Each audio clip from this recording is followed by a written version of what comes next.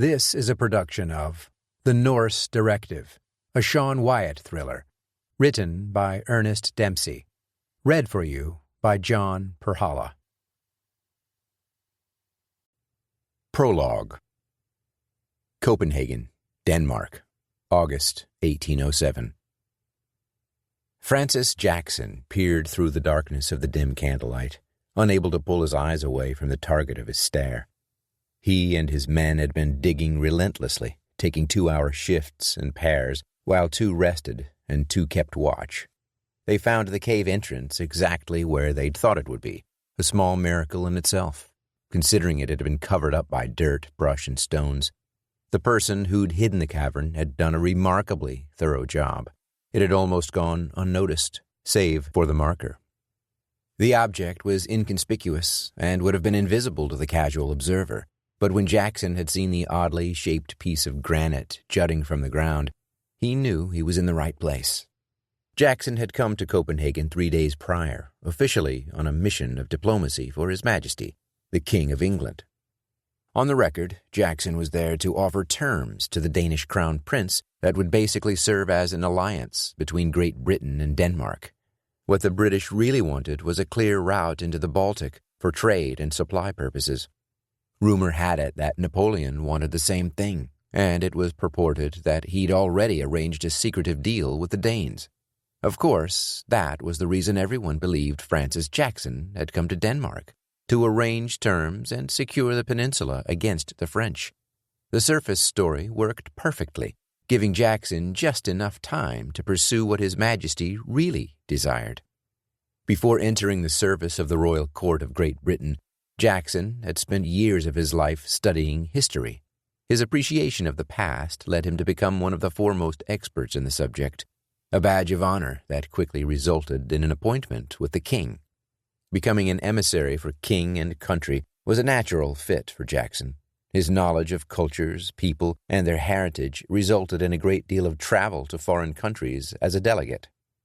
It wasn't the first time the king had sent a representative to Copenhagen. 6 years prior, Great Britain had attacked the Danish navy in the straits on the edge of the city. It had been a strange battle, and one that the Danes seemed to be able to win, despite their much heavier losses. They'd kept many ships in reserve as reinforcements, and were about to send them into the battle when a flag of truce was raised. While Parliament debated whether or not the First Battle of Copenhagen was a worthwhile venture, behind closed doors another discussion took place. One of the men aboard the HMS Agamemnon, a young sailor named Jonathan Stewart, had been ordered to go ashore when the ship ran aground while trying to make it through the channel. He and 11 others were to get to land and scout ahead to make sure there were no enemy vessels lurking in the bends along the shoreline.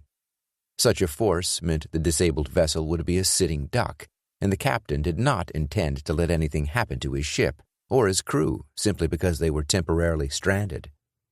Francis Jackson recounted the tale in his mind as he took a wary step toward the darkened hollow in the cavern, leaving the flickering yellowish light of the candles behind. Behind him, a stomach grumbled, echoing through the cave. They'd not eaten since breakfast. The tea, biscuits, and thick slices of salted ham had long since been worked off through the labor of the day. As he crept steadily forward into the recess of the chamber, Jackson wondered what Jonathan Stewart must have felt when he discovered the cave 6 years before. Stewart's platoon had stumbled across a Danish militia encampment, and while trying to reconnoiter the enemy force, a routine patrol and a bulk of the troops in the camp had sandwiched them in. The element of surprise had helped the small British force, and they sent a volley of musket balls into the confused militia patrol. The targets had dropped almost instantly, clearing a path.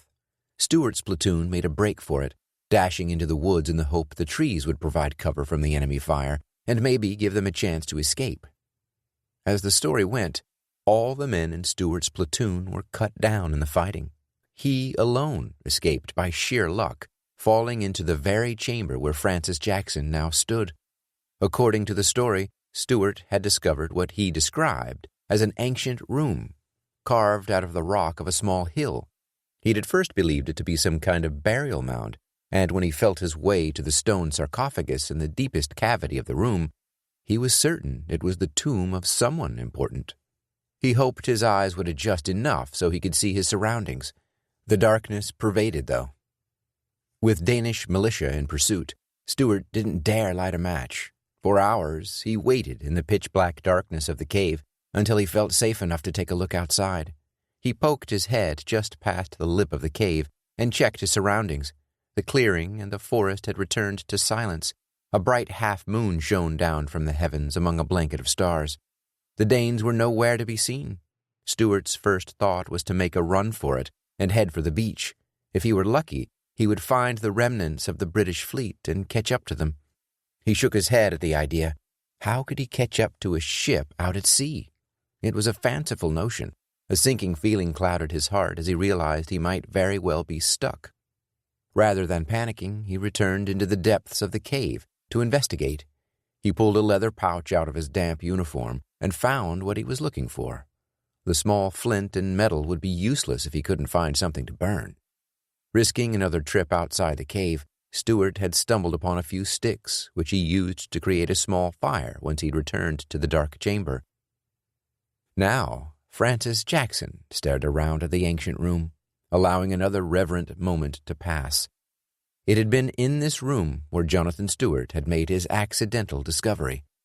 Jackson's eyes beheld what Stuart's had seen in the warm glow of the makeshift fire several years before. The sarcophagus was unlike anything Jackson had seen during any of his journeys. The long, smooth box had been carved from black stone.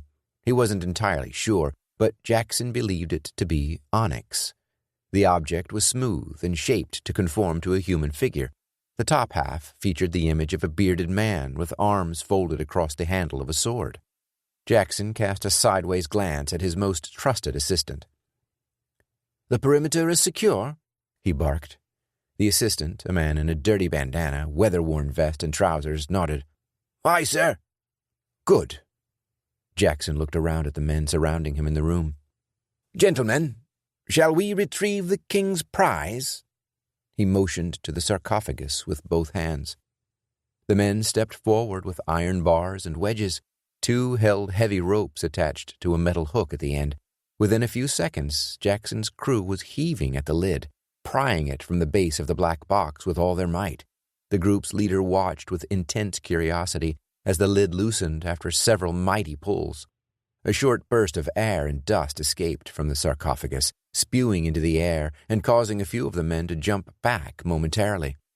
Jackson stepped in, grabbing one of the iron bars and pushing down hard onto it. He was close now, and he couldn't let the fears and superstitions of his men slow their progress. The lid continued to slide, grinding across the top edges of the box until it began to teeter. "Get out of the way!" Jackson shouted. The last thing he needed was some of his crew to have their feet crushed under the enormous weight. The man on the other side obeyed and jumped back just as the sarcophagus top crashed to the cave's floor. Another plume of dust shot into the air, making it difficult to see anything for a few moments. As the air began to clear, Jackson grabbed a torch from one of his crew and took a wary step forward. Ever since he'd heard the legend, he'd striven for this moment, this time, when he would uncover one of the greatest weapons known to the ancient world. Jackson would be called a hero back in England.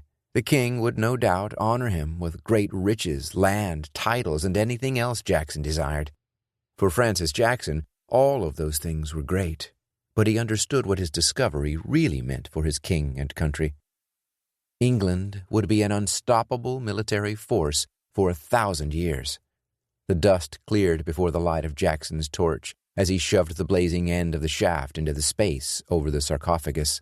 His eyes blinked rapidly as he peered into the hollow box.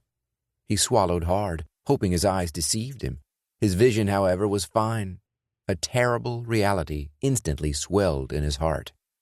Save for the skeleton of an unknown Viking, the sarcophagus was empty.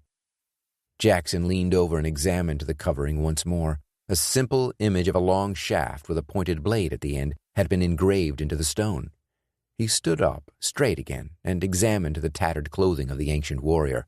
The shield displayed the intricate braids known to the Norsemen. A cannon fired off in the distance, shaking his mind from its heavy despair. Jackson's men turned to him simultaneously, confusion filling their eyes. "That wasn't one of ours." Jackson's voice weighed heavy with the realization. "Whoever it is, they aren't targeting us, sir." The second in command reported what Jackson had already surmised. "They must have spotted our ships." Another cannon fired, this time from a greater distance. It was followed by several more like it. "The battle for Copenhagen has begun," Jackson said. "We must return to our ship at once." "But, sir," one of the men protested, "we can't just leave empty-handed." Jackson surveyed the room. There were a few trinkets of historical value lying around, pieces of armor, some ancient swords and knives, a helmet or two. No treasure, though. "Take what you like, gents, but travel light. We have to hurry. I don't know how long this bombardment will last, and they're only doing it to cover our tracks. Amidst the chaos, we should be able to make our way back out to the ship undetected." The men grabbed what they could, scattering to the far edges of the room, like pigs scrambling for the last scraps of slop a farmer throws out. Jackson watched them carefully to ensure no one was eyeing his movements. Slowly, he lowered his hand down into the sarcophagus and pried loose a small disc from the rib cage of the skeleton. His eyes shot around quickly, still wary someone would notice what he'd done. The round object fit easily into his jacket pocket. It was no larger than the palm of his hand, and only about 1/4 of an inch thick, seemingly made of pure gold. He handed out orders in rapid succession, directing several of the men to move the covering stone back into place over the narrow entrance. It had taken several hours of work to get it out of the way. Only minutes would be required to put it back. "Once you're done, make your way back to the ships, lads. They won't wait for us all night." Jackson's crew obeyed and quietly slipped back out of the cave and into the cool night air. He made sure all of his men were clear before he took one last glance around the room. His mission had failed. The king would be extremely disappointed. Jackson would be deemed more than a failure. He would be called a charlatan for having promised so much, only to discover an empty tomb. The crown's resources were extensive, and sending a fleet to Copenhagen for a second siege of the city wouldn't hurt the British finances. The king's most trusted military advisers told Jackson that even though they believed him to be crazy, they would be more than happy to keep the rambunctious Danes in their place with another attack on their prized city. It was of little solace to Jackson. His career would be over. He wondered about the strange object in his pocket. Jackson prayed silently that it would give him a second chance. Chapter 1. Chattanooga, Tennessee. Sean's reflexes were instant. His right hand squeezed the throttle and twisted it back while his left hand released the clutch, launching the motorcycle out onto the street like it was shot out of a cannon. He tried not to be as obvious as tucking in right behind the car he was chasing. He couldn't exactly hang too far back, either. Whoever was driving seemed to be in a hurry. Sean allowed another car to pass on his side of the road, and 2 more on the other side before doing a quick U-turn and falling in behind the 3 vehicles as they sped down the road. His Triumph Thruxton's engine was more than enough to keep up with the black Cadillac CTS that had caught his attention, but keeping up wasn't necessarily his priority at the moment. Sean had been cruising down Main Street in the thriving South Side district of Chattanooga. He'd come to the city to close the deal on a new home close to where he'd pulled off the road. Getting a house back in his hometown was something Sean had been planning on doing for quite some time. For the longest time, he'd believed that a place on the beach down on the Gulf Coast of Florida would make him happy. While it brought a certain amount of joy, his hometown always beckoned him to return. He loved his place just north of Atlanta, and he'd always keep that residence. But the pace of life and the seemingly endless traffic had got to him over the years. Returning home had always been in the back of his mind. He'd grown up in Chattanooga, living in the scenic city for much of his early life, before going away to work for the government and eventually the International Archaeological Agency based in Atlanta. Sean was amazed at how much things had changed since he'd lived in Chattanooga. The town boasted the fastest internet in the world outside of South Korea, with the gigabyte fiber optic network. Some people were calling it the Portland of the South, and it seemed new startups and companies were flocking to the area every year. When one of his realtor friends, a feisty Italian woman with a penchant for finding great homes, called him about a place, he didn't hesitate to hop on his motorcycle and drive up to check it out. 2 weeks later, he was back and signing the paperwork. While visiting, Sean had decided to catch up with a few old friends. He had lunch with some college buddies earlier in the day.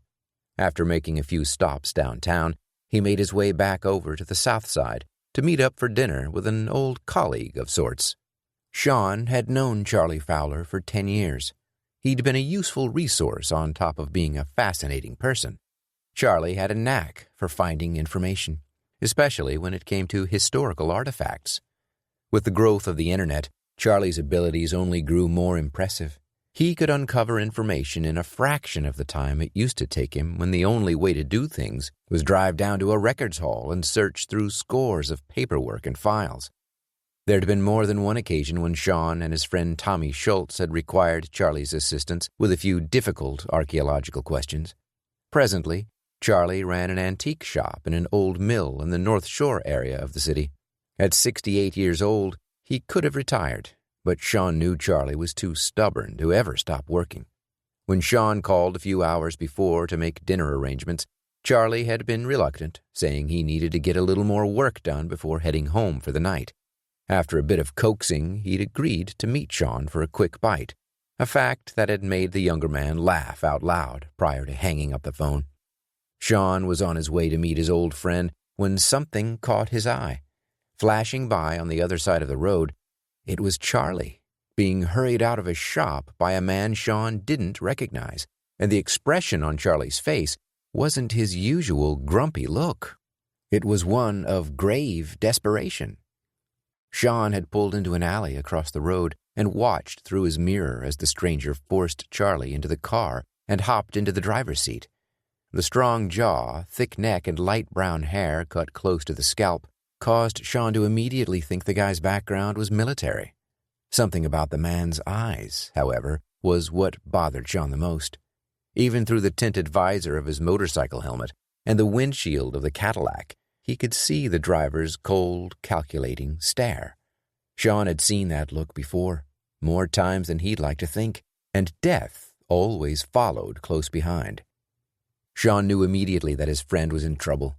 For a second, he wondered why Charlie didn't try to escape.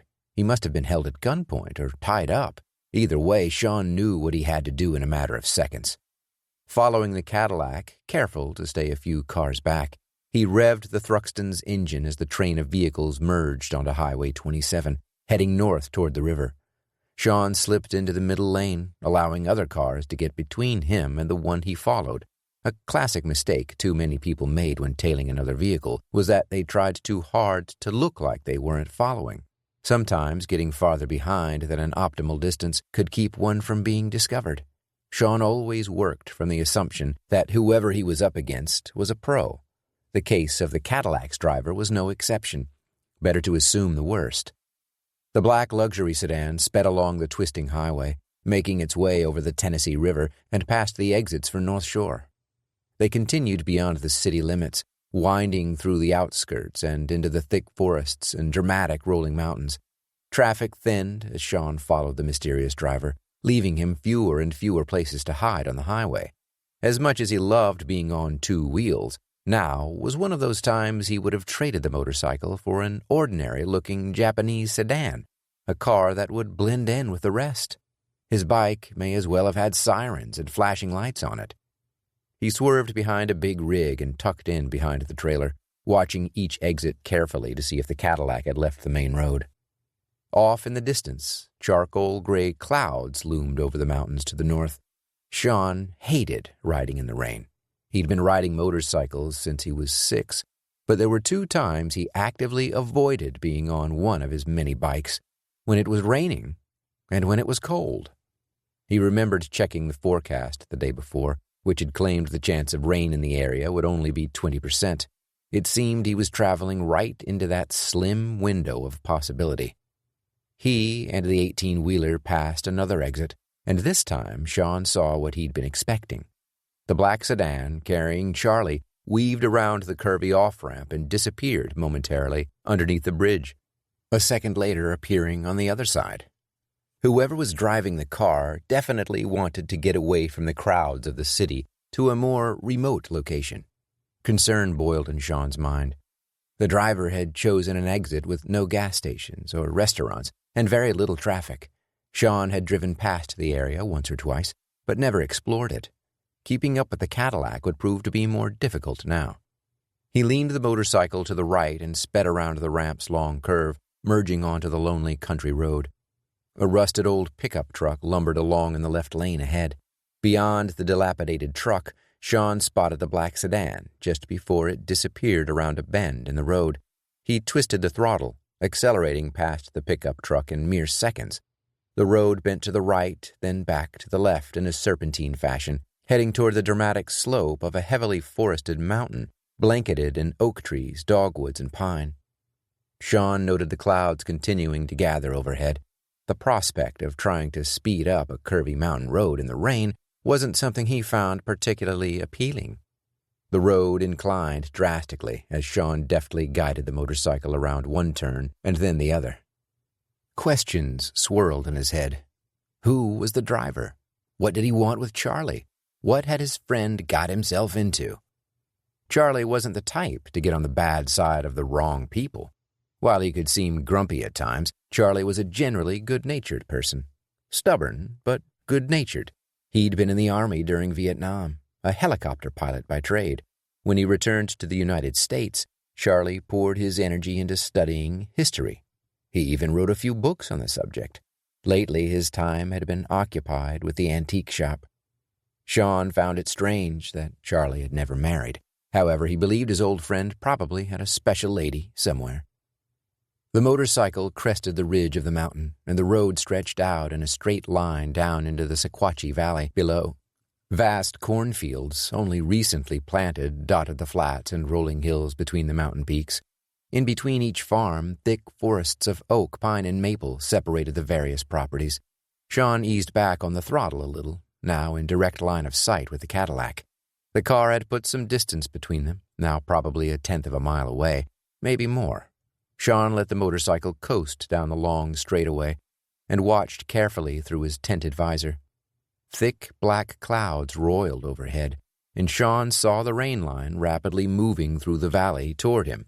The sedan entered the deluge first, causing visibility of the car to dim slightly. 10 seconds later, Sean plunged into the monsoon. The heavy raindrops pounded his arms and chest like huge BBs, instantly soaking his clothes. Fortunately, he always rubbed his helmet's visor with Rain-X just in case, so the droplets that hit it rolled away, keeping his vision somewhat clearer. In the pouring rain, however, visibility had decreased exponentially. Sean squinted instinctively. It didn't help much. He could only see 20 feet ahead, but managed to notice the red flash of brake lights through the deluge. Sean cautiously applied his own brakes. He'd seen several motorcyclists try to stop too quickly on wet roads and lose control as the tires slipped on the slick surface. His Triumph responded well to the action, and his speed slowed easily. The lights of the car were gone, but it appeared as though they were turning right when they'd flashed a few moments before. He kept his eyes on the side of the road as he crept along the flat stretch of valley road. He only noticed the dirt road to his right as it passed by. Sean squeezed his brakes a little harder, bringing the bike to a quick stop. He flipped up his visor to get a better view. The back end of the Cadillac turned right, disappearing into the forest. Sean knew his motorcycle would be useless on the mud driveway. He would have to leave it on the side of the road. Using his feet, he pedaled backward 10 feet and then carefully eased the bike onto the road's shoulder. He tilted it onto its kickstand in some tall, wet grass and turned off the engine. A second later, he removed his helmet and hung it on one of the handlebars. The warm downpour soaked his shaggy blonde hair instantly, and droplets dripped continuously off his nose. Unsure of how far back the sedan's driver would go, Sean took off at a brisk jog. He needed to catch up before anything happened to his friend. A sudden flash of lightning crackled a few miles away, followed closely by a booming clap of thunder only seconds later. Sean hated being out in a thunderstorm. It was one of the few things that scared him. dwarfed only by his fear of heights and venomous animals. He knew the odds of being struck by lightning were low, a random occurrence that rarely killed someone. Still, he wanted to keep those odds as low as possible. Running through the woods in the middle of a storm didn't seem like a good way to keep them down. Sean reached the bend in the road and jumped off to the side into a stand of poplars. He took cover behind a particularly broad trunk and peeked around it. Of all the times to not carry a weapon. He usually kept his Springfield XD-40 caliber with him at all times.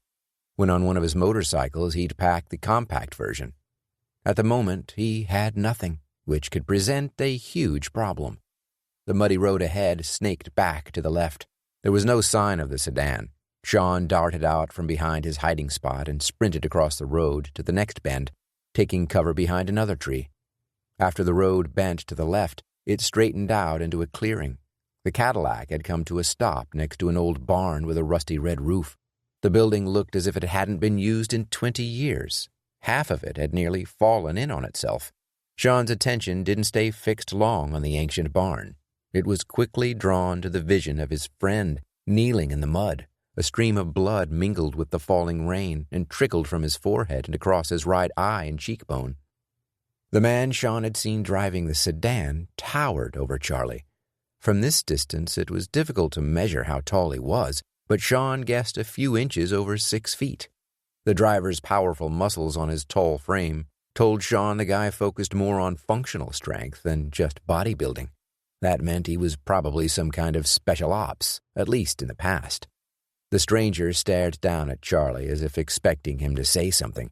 It was a scene Sean had witnessed before in different parts of the world. He'd even been on his knees once or twice and had been fortunate to get out alive. He blinked away the rain dripping down his forehead and into his eyes, squinting to get a better view of what was going on. He was still too far away to hear what the man was saying, but from what he could tell, it was an interrogation. What could he possibly want with Charlie? The question effortlessly popped into Sean's head. Charlie never bothered anyone. From what Sean knew of him, the older man didn't have any enemies, and he doubted Charlie had any vices that would get him in trouble with the wrong kind of people. No matter what the answer was, Sean knew he had to do something. He cursed himself for not bringing a gun with him. He had a conceal and carry permit, but he figured it wouldn't be a necessity for a short trip to see his friend. A motto he'd learned long ago echoed in his mind. Always be prepared. The tall man in the skin-tight T-shirt suddenly smacked Charlie across the face with the barrel of a gun. The blow toppled him over, sideways, into the mud. Sean could see now that his friend's hands had been tied behind his back with some plastic clips. Those weren't readily available to the public and only reinforced Sean's notion about the guy. Sean had to act fast before anything else happened. He scanned the wet leaves and twigs around him for something, anything that could be used as a weapon. There were a few rocks lying around, but nothing that would do enough damage. The other problem with using such a primitive weapon would be that he'd have to get close enough to hit the guy with it. By then, his target would have put 4 rounds into Sean's chest. There had to be something else. His eyes drifted to the Cadillac idling between him and the 2 men. The driver's side door had been left open, the man letting it rest against the frame instead of closing it completely. Sean had no idea why. At this point, he didn't care. His idea was risky at best, but it was the only one that had a chance to work. With the decision made, Sean darted out of his crouching spot and padded quietly along the grassy edge of the muddy road. He stayed low, trying to use as much of the car's body as possible to keep out of sight. With every step, his feet made an ever-so-slight squishing sound on the soft ground below. He kept his eyes trained on the gunman, wary that the slightest noise could draw the man's attention. Thunder rumbled through the dark sky above, and the rain fell harder still. Sean was close enough to hear the low murmur of the car's engine amid the sound of raindrops striking the wet earth and the tin roof of the nearby barn. He reached the back edge of the sedan and braced himself on the trunk with his right hand, risking just a peek around the front edge so he could see Charlie. His friend lay sideways in the mud, grimacing in pain. The old man's eyes were open, though, and caught a quick glimpse of Sean hiding behind the car. Sean hoped that was the case, at least. The success of Sean's plan hinged on the ability to stop the car on the slick surface, or Charlie's ability to get out of the way. Sean was good with either, but not with the other possibility. This was his only play, and he knew it.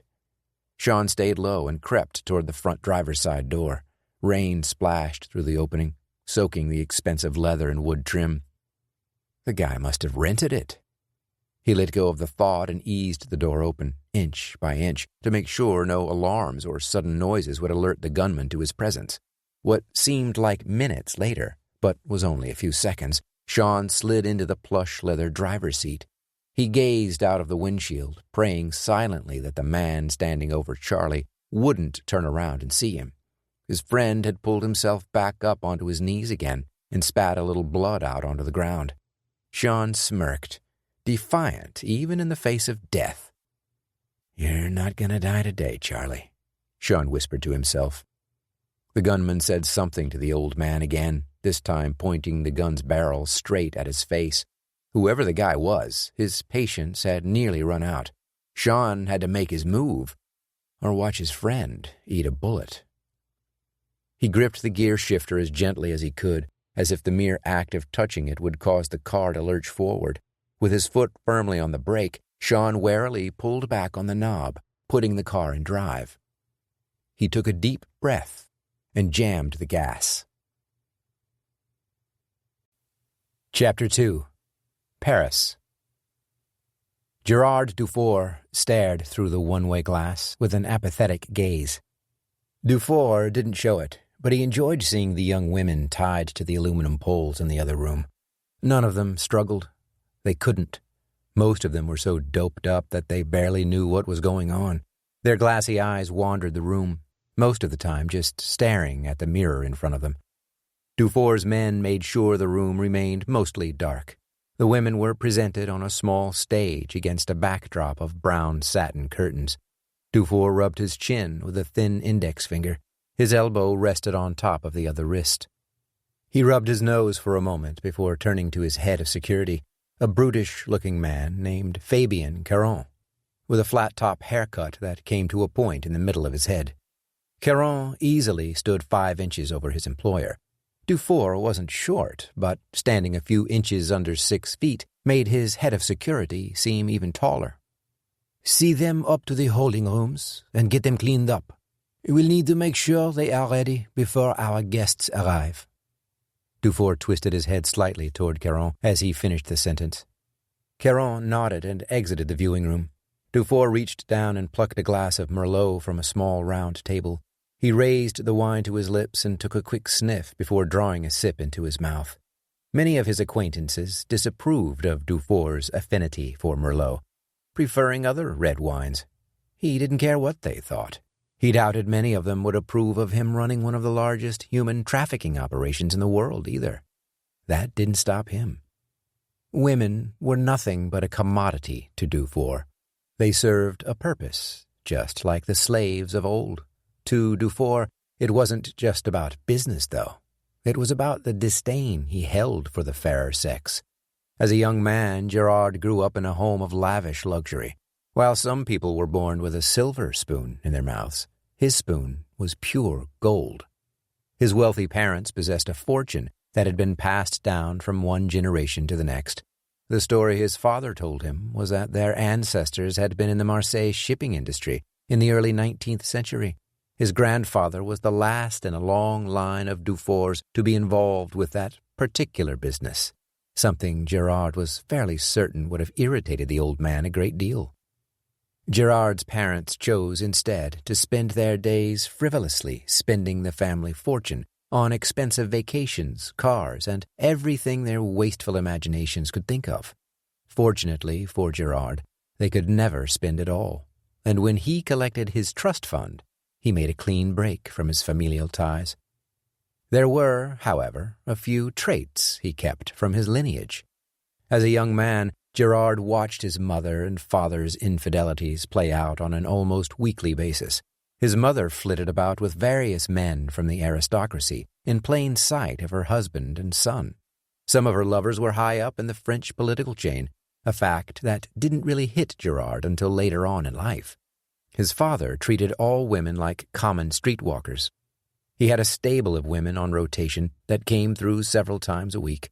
Sometimes Gerard wondered why his parents kept up the ruse of staying married. He assumed his mother stuck around for the money, while his father must have needed someone on his arm for the galas and banquets he attended on occasion. It was all about keeping up appearances. Gerard learned at an early age that women were nothing but objects. Even his mother was no different. After she died in a violent car accident, Gerard rarely expressed any emotions for the woman. His father seemed somewhat regretful on the outside, despite the fact that he continued his debauchery up until the point he jumped from a 30-story building, ending his life in the same drunken haze in which he lived it. When the news of his father's passing reached the younger Dufour, it felt as if a weight had been lifted from his shoulders. His parents had made a spectacle of themselves for too long, constantly drawing criticism in the public eye. Gerard had decided early on that he wanted to live a life closer to the shadows. With his familial inheritance fully in his possession, there was nothing to stop that from happening. Over the last 15 years, he'd built one of the largest human trafficking rings in the world, with channels funneling new bodies to him on a weekly basis. Dufour provided outstanding quality and diversity with his product. His clients knew that he always had something for every appetite.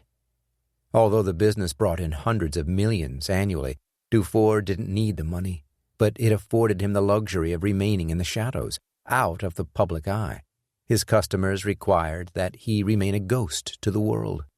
From American politicians to some of the wealthiest businessmen on the planet, not one of them could afford to be implicated in what had evolved into the modern-day version of slavery. Aside from his affinity for young women and expensive wine, Dufour had one other passion. His collection of ancient weapons, artifacts, and art was beyond significant. Few private galleries could compare to the rarity of his items. It was one of the things of which he was most proud. Nearly each piece within could only be deemed as priceless. He, however, knew the price. It had cost him almost €500 million, a number he never once regretted paying. As a member of a highly exclusive collectors club, the sense of accomplishment and pride he gained from showing off his wares was beyond any gratification he got elsewhere. The other men in the club envied his collection. For the few dozen people who could afford entry, having the most impressive display of artifacts was a lifelong quest. They would spend entire fortunes on one or two pieces if it meant their status in the group could rise. Dufour didn't care about the status. For him, it was more about competition. Since he didn't play any sports as a young man, he had to get his competitive exhilaration from something else. Collecting had become an addiction and an obsession. When he'd initially been granted admission to the Collectors Club, he heard some of the other members gossiping about his parents and how vain their lives had been. He wasn't offended by the comments. They were right. Dufour's parents were worthless human beings. What bothered him was the hypocrisy. Not a one of them was innocent of the same crimes of which they accused his parents. Because of that, he made it his mission to become the envy of the entire organization. There was one piece he'd been searching for that he believed would solidify his position in the club for the rest of his life.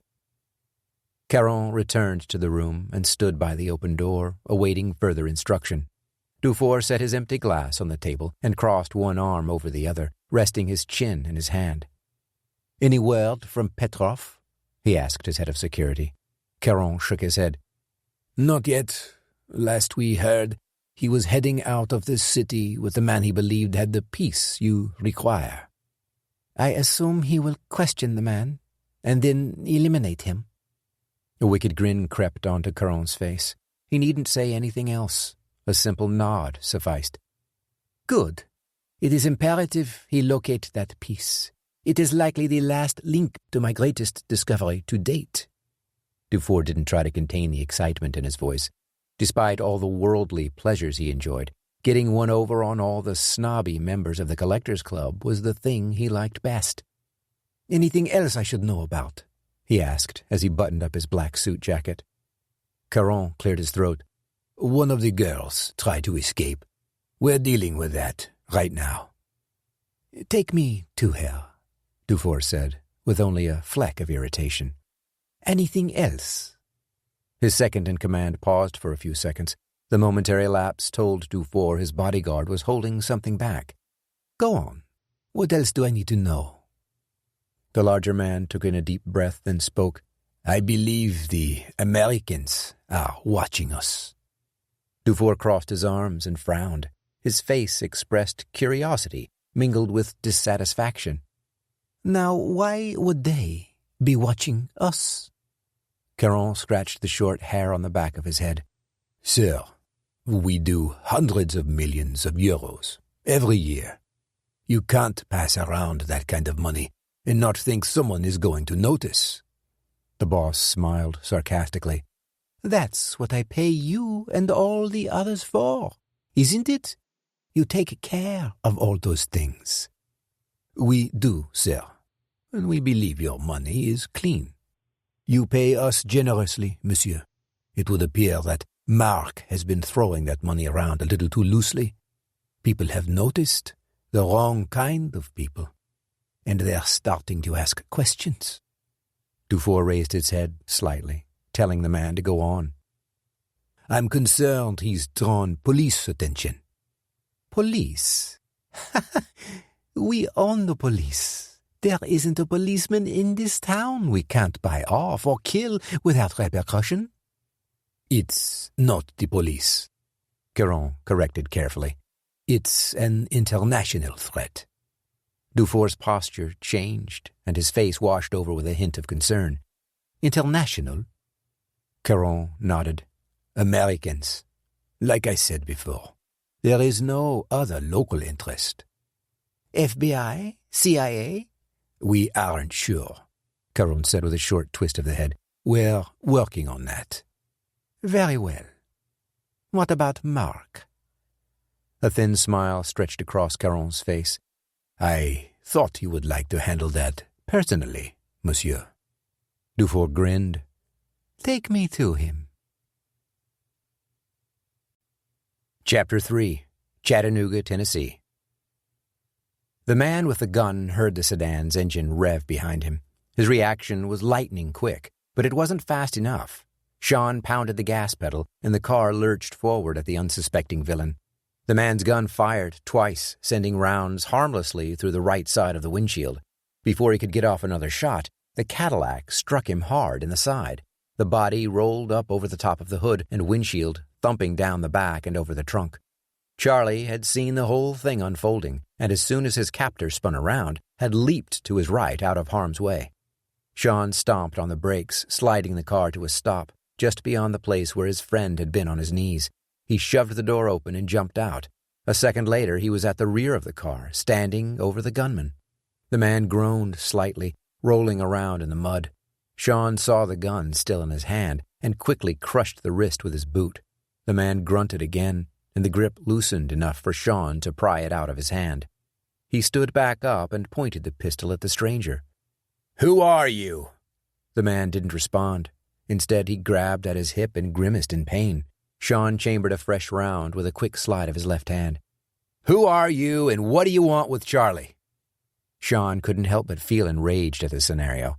The man said nothing again. This time he looked up with insolence in his eyes. He wasn't going to say anything, and Sean knew it. "Okay," Sean said. "We'll do this the hard way." He lashed out with his boot, striking the man across the face as hard as he could. The man stopped moving, lying limp in the mud as the rain continued to soak him. Sean gave a quick glance back at his friend, who was only now picking himself up off the ground. "You okay, Charlie?" He spit a little blood onto the wet ground and answered in a gravelly southern accent. "I guess so." "Good."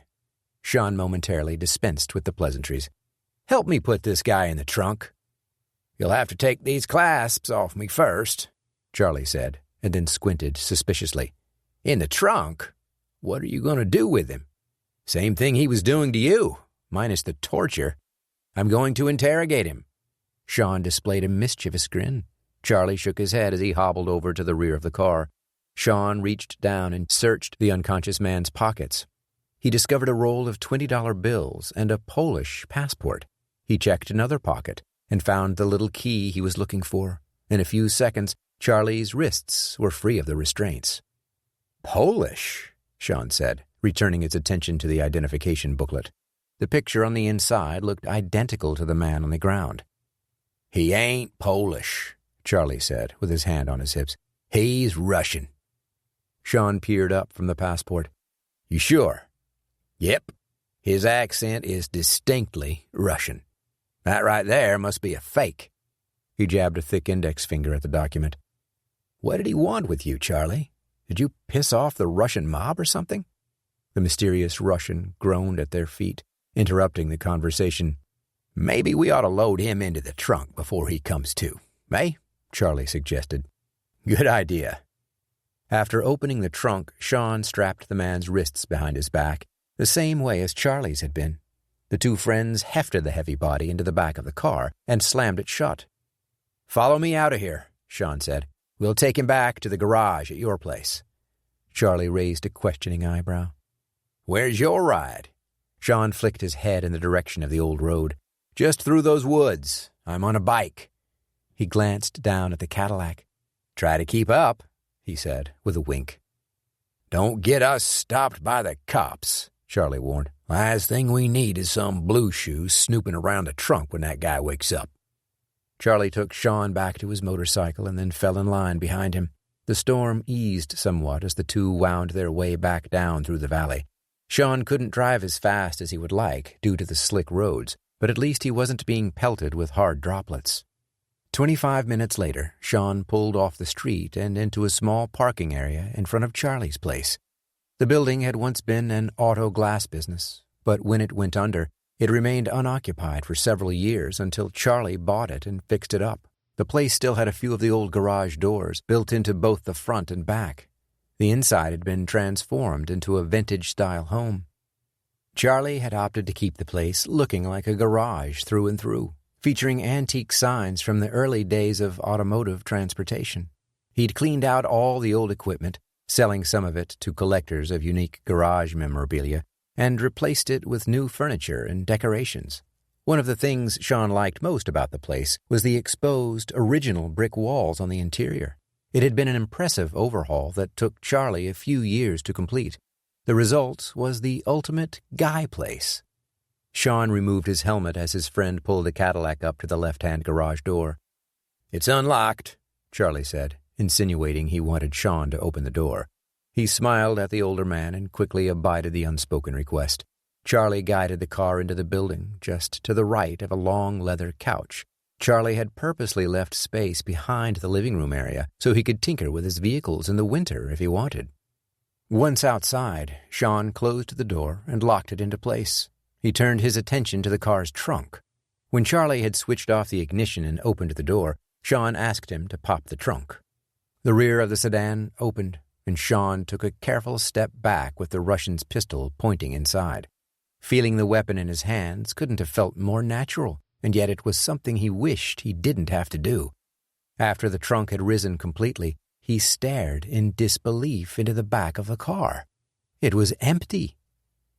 Sean glanced over at his friend, who returned the same confounded gaze. "Where did he go?" Charlie shrugged. "Beats me. He should be in there." Sean took a quick peek through the garage door windows. He didn't expect to find anything. It was more of a natural instinct. He slid the gun back into his belt and leaned into the trunk to get a better view. Some wet grass and mud still lingered on the previously immaculate carpet, but there was no trace of the occupant.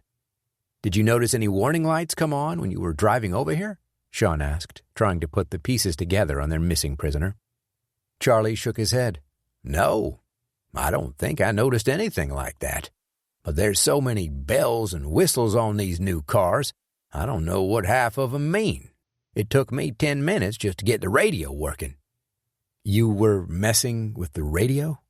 "Of course I was. I don't like to drive without having the radio on, especially with an unconscious body in the back. You might be used to that sort of thing, but I ain't." His tone sounded half humorous and half irritated. It was the way Charlie almost always sounded. I'm not pointing fingers, Charlie. But if he got out of the trunk, there would have been a light or something like that. Sean stepped around to the front of the car and leaned in the driver's side door. Sure enough, a small, illuminated image of a car with a trunk open glowed on the dashboard. He decided not to pursue the argument. Some fights weren't worth fighting, and he didn't want Charlie to feel bad about losing the guy.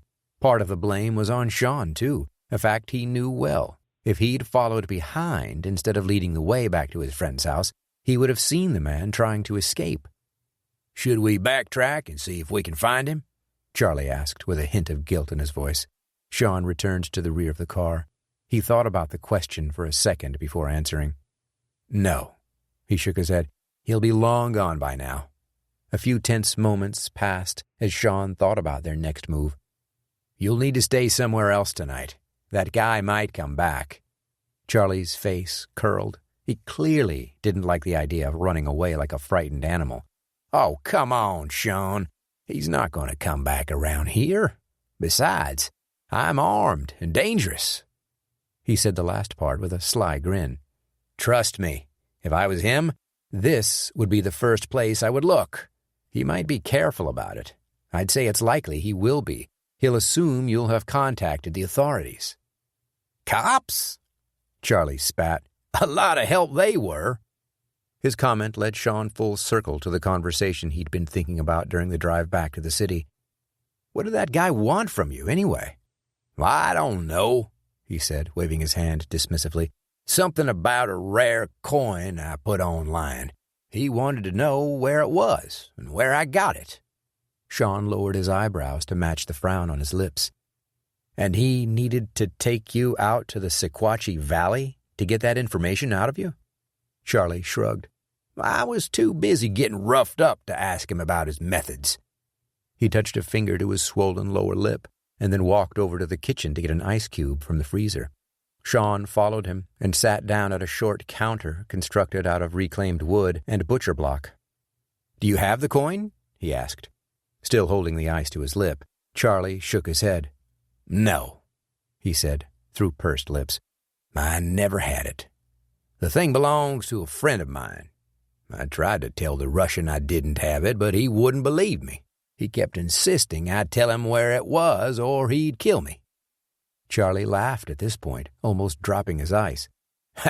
"I told him if he killed me, he'd probably never find the coin." "I doubt he appreciated that." "Screw him," Charlie said bitterly. "We should have put a bullet in his skull while we had a chance. Isn't that the sort of thing you normally do?" Sean winced internally at the comment, but passed it off. His friend didn't know any better. "I'm trying to avoid that nowadays," he said, smiling. "Well, I wish you would have made an exception." Finding out who the guy works for seemed like a better idea at the time. And look where that's got us. Charlie's charm hadn't changed in all the years Sean had known him. Then something occurred to the older man. "Guy he works for? Did the Russian strike you as a collector of rare coins?" Sean's sarcasm couldn't have been thicker. Charlie's eyes squinted as he tried to hold back the laughter that crept up from his pot belly. After a few seconds, he couldn't keep it in any longer and erupted. "That's a good point, Sean.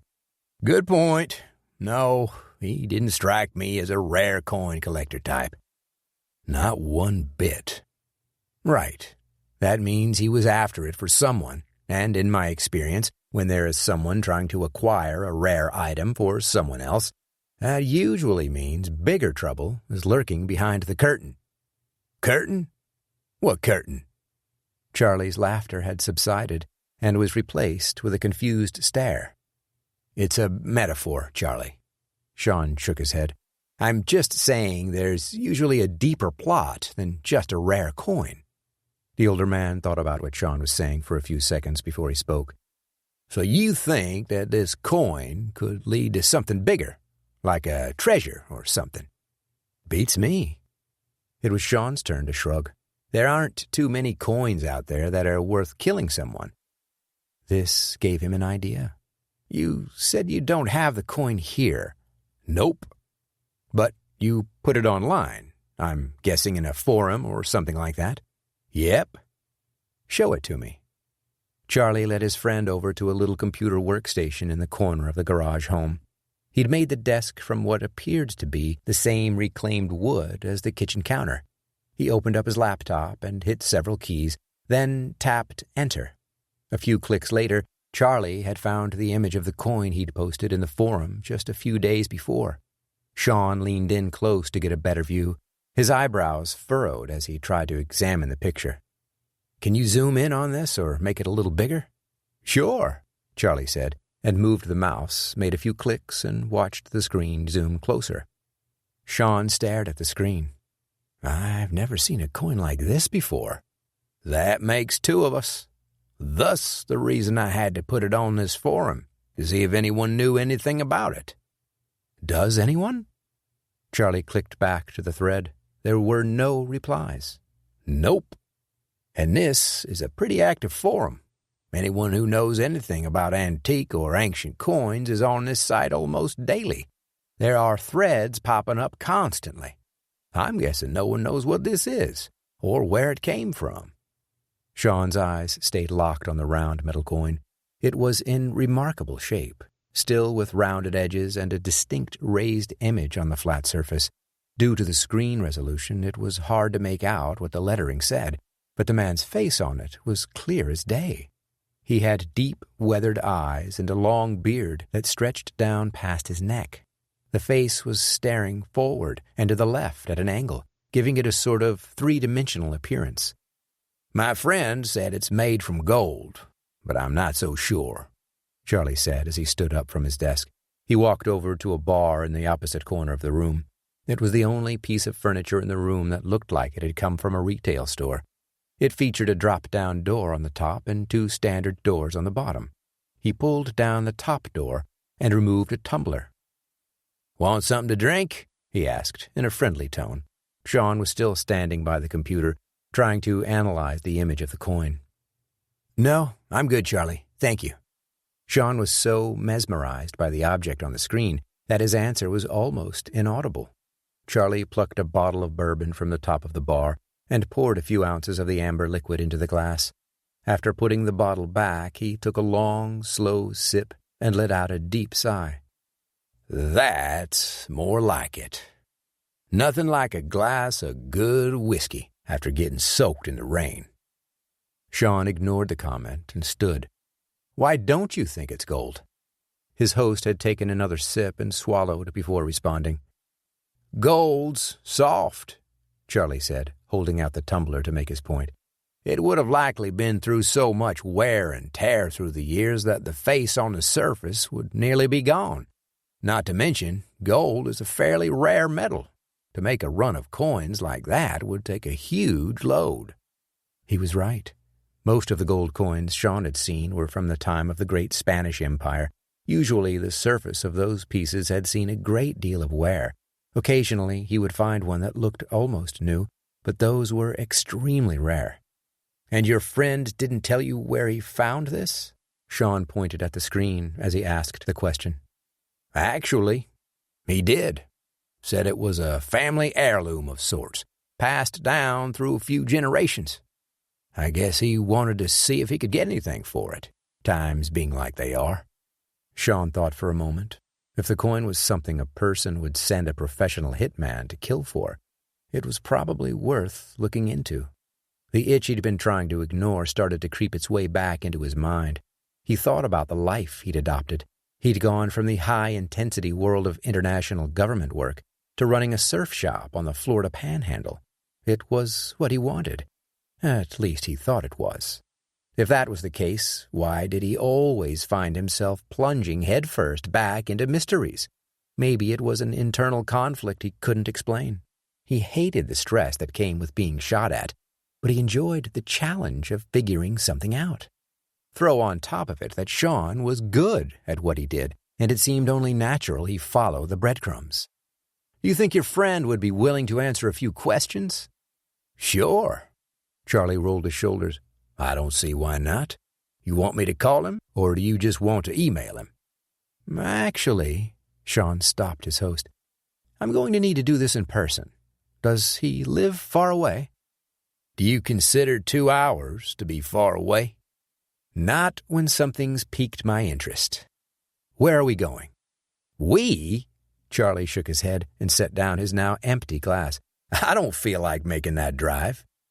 "Well, it's that or stay here and die." Sean raised a playful eyebrow. He was only half kidding. "Very funny." "Come on, it'll be fun. You have someone to watch your store. You'll have a good time, I promise." "You don't even know where we're going," Charlie huffed cynically. Sean grinned. "I'm going to guess we're heading to Knoxville." Charlie stared at his guest with a hint of irritation. "Fine, Sherlock. We're going to Memphis." "You're an irritating little cuss. You know that?" Sean knew his friend was joking. Memphis was a good 6-hour drive from there. "Yep, it's one of the reasons you love me." Sean's childish grin caused Charlie to shake his head. "Well, I did save your life, so there's that." "That you did. And thank you." Charlie thought for a second. "Wait, how in the world did you even find me?" Sean's face scrunched as if he was keeping a secret. "It was dumb luck, actually. I was on the way to meet you and just happened to see you getting ushered to the car as I passed by. It was dumb luck that I arrived when I did." "Well, I'm glad you're punctual." Something about his comment smacked of Charlie's trademark lack of joy. There was another pause before he said, "What should we do with this thing? Ditch it somewhere?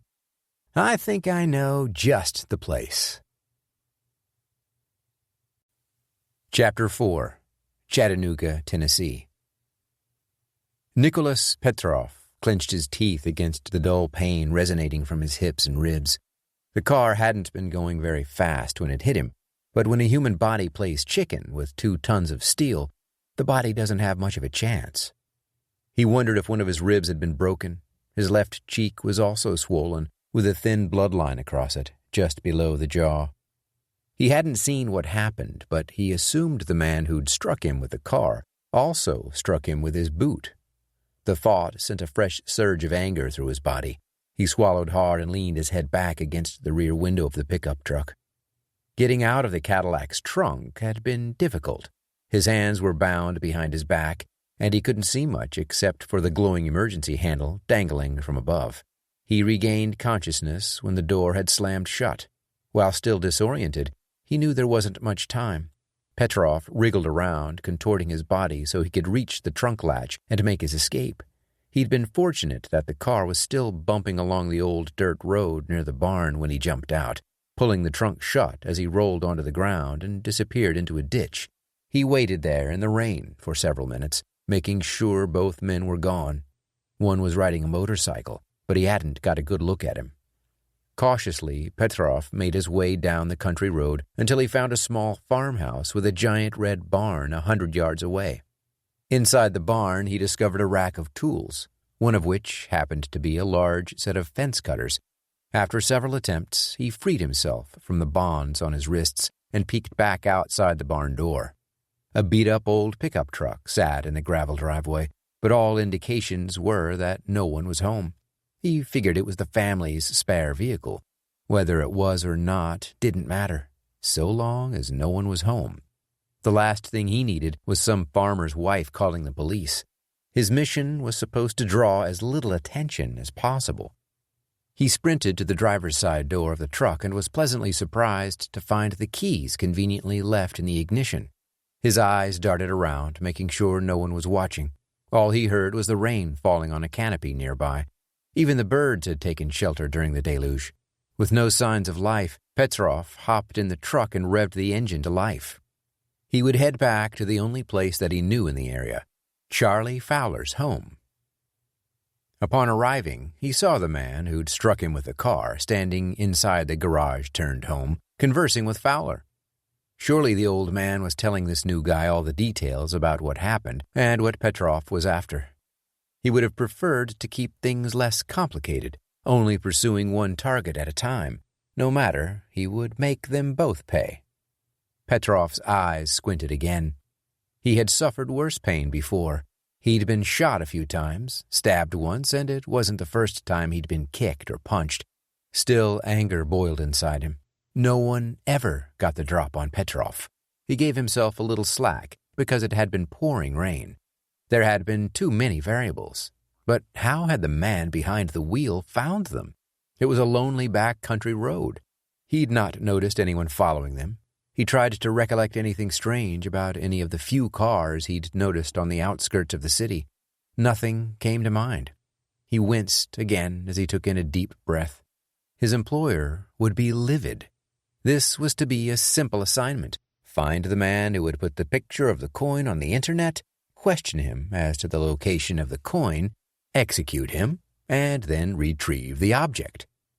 Petrov had performed much more difficult tasks when serving in the Russian military, and he'd done far worse than what he'd done to the old man. Now that was going to change. He would make the old man suffer, along with whoever had struck him with the car. During his time in the Russian army, Nicholas Petrov had earned a reputation for cruelty. He would put that reputation to the test soon enough. First, he had to figure out where his targets were going. The huge Russian had never attended college, choosing to go straight to the military after finishing secondary school.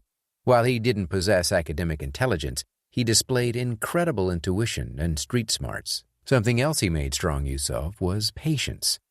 He sat perfectly still in the old truck as the late afternoon waned into dusk, watching the old man's residence like a hawk eyeing a rabbit hole.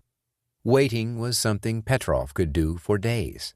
When his mind was locked on a mission, there was almost nothing that could take him away from it.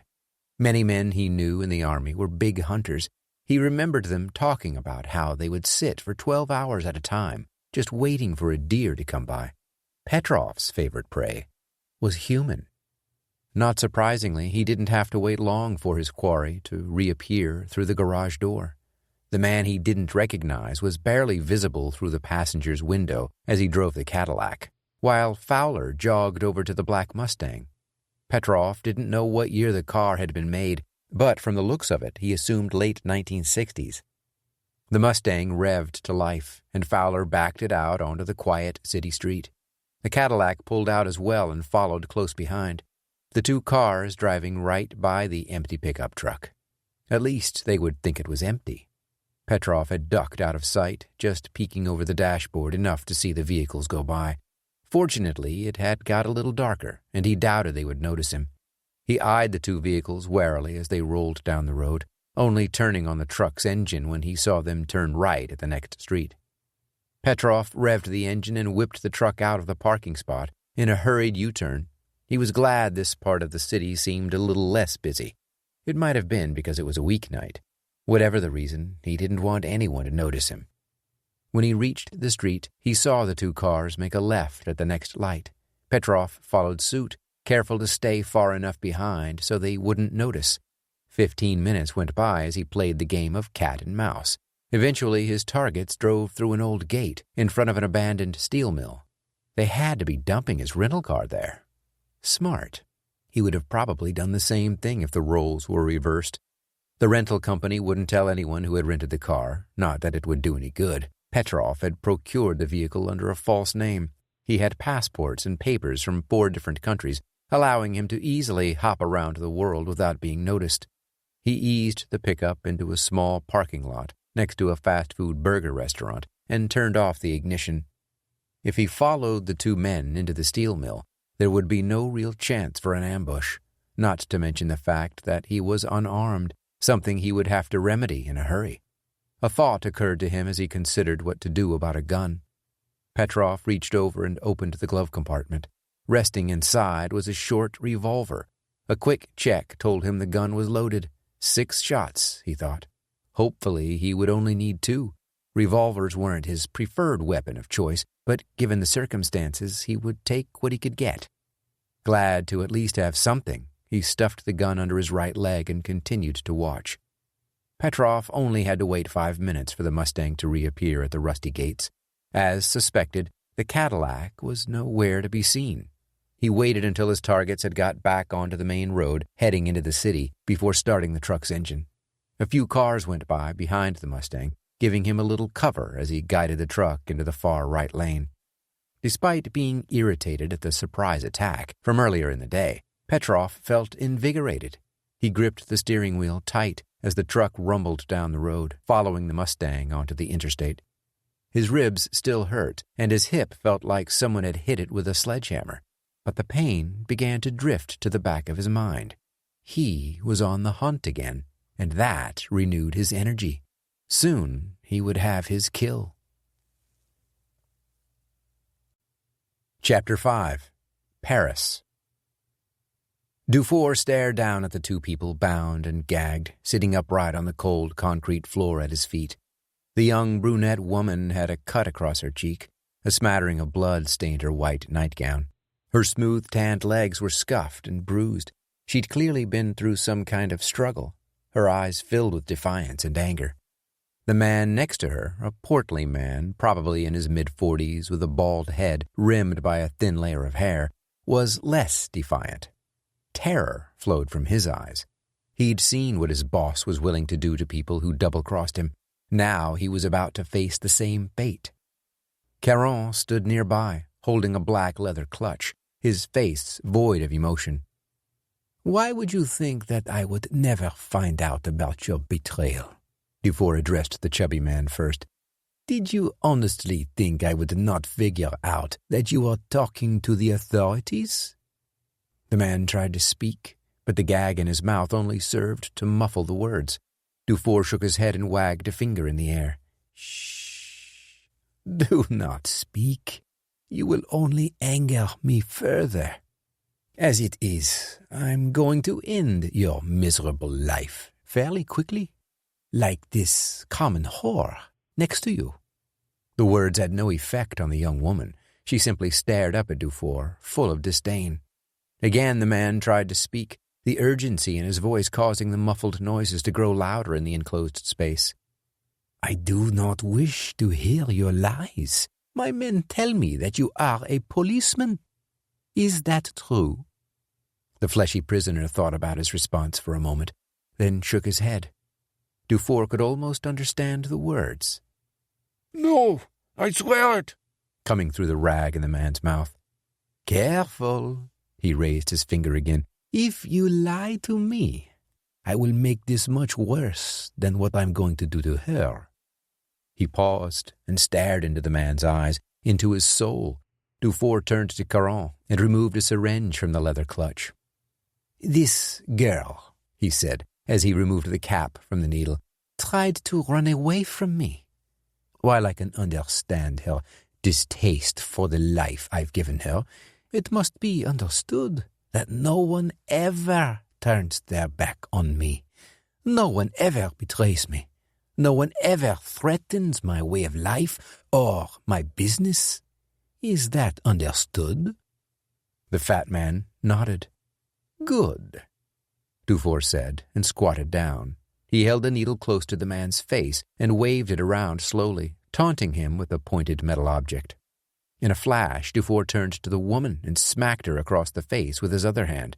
The force caused her to topple sideways momentarily. Using the momentum of his strike, Dufour forced the girl onto her face and yanked up on her bound wrists. In a quick motion, he stuck the needle into her arm and injected the clear liquid. A second later, he stood up and watched as the drug did its work. The chubby prisoner also watched, his eyes filled with fear as the woman began to shake violently, rolling around on the concrete. Her eyes rolled into the back of her head. He turned away, unwilling to watch the scene play out, but Caron stepped over and forced the prisoner's head back, making him observe the entire event. It took 3 minutes for the woman to die. She never screamed, never said a word, but her suffering was evident. When the body went limp, Dufour returned his attention to the man on the floor. "Who did you talk to?" he asked as he yanked the gag out of the man's mouth. "No one. I swear it. I did not speak to anyone. I would never betray you," the prisoner pleaded with tears rolling down his face. Dufour made a clicking sound with his tongue. "My good man, do you honestly expect me to believe that you are innocent when I have it on good account that you recently spoke to an American agent?" A sudden look of concern washed onto the man's face. "American agent?" he asked. "I know of no such encounter." "Ah, I see. You do not recall meeting a woman at a bar a few weeks ago and rambling on about what you do and whom you do it for?" A window opened for a second in the man's eyes. It was a sudden moment of realization. Dufour's voice grew louder as he continued to press harder. "You were drunk. You told her whom you worked for, and how if she knew what was good for her, she'd let you have your way with her, or else I would put her to work like the other girls. Didn't you?" He yelled the question so loudly it almost hurt his own ears. The man's sobs drowned out the echoes of Dufour's voice. "I didn't know." "What did you not know?" Dufour leaned over the man, sneering into his face. The captive shook his head back and forth dramatically. "I didn't know she was an agent. I was so drunk. I just thought she was a common streetwalker." Dufour frowned at the response. "So, you just mouth off to a prostitute about what we do here. Is that it?" The man froze for a moment, realizing he was only digging the hole deeper. "No, she was the only one." "The only one you remember," Dufour interjected. "I swear she was the only one. She kept asking me so many questions. I thought maybe I could lure her back here as a gift to you. You could make her one of your girls." "Oh." The wealthy Frenchman stood up straight and flattened out his jacket. "I hadn't realized you were considering bringing me a gift. Why didn't you say that in the first place?" "I meant to. Please, forgive me. She was to be a gift, but when I woke up, she was gone." The man's begging was quickly becoming severely irritating. Dufour held up a hand, signaling for the man to cease his blabbering. "Tell me, my good friend, do you know how to find this woman again?" "Yes," he said confidently. "And you could tell me where to find her?" The man nodded his pudgy face rapidly. "Of course. I want to. I will take you to her." Dufour half turned around and rubbed his chin. It was an old habit he'd picked up so long ago he couldn't remember. Whenever he had something important to consider, he would stroke the tip of his chin with his thumb. In this case, he wasn't considering anything. He'd already made up his mind about what to do with the insubordinate fat man. His reckless behavior could cause problems, especially if the woman he'd been talking to truly was an American agent. Dufour knew exactly what he was going to do when he came down to the basement to dole out his brand of justice. The only reason for the inquisition was to find out if the man had talked to anyone else. The whereabouts of the woman in question was already known. 3 of Dufour's men were on their way to pick her up at that very moment. He tilted his head back toward the man on the floor, whose heavy breathing had subsided slightly. "Thank you for being honest with me," Dufour said, "and thank you for being so considerate. To think of giving me such a wonderful prize." He drew closer to his prisoner and gazed into the man's eyes again, this time with a kind look. "You're very welcome. I knew you were a man of keen tastes, and I—" Before he could finish his sentence, Dufour swung around and kicked him in the side of the head with his boot. The chubby man fell over onto his side, stunned from the sudden blow. Dufour pounced on him before he could right himself. The needle sank deep into the man's arm, causing a sudden look of horror to wash over his face. "No!" he screamed as loud as he could. "No, please!"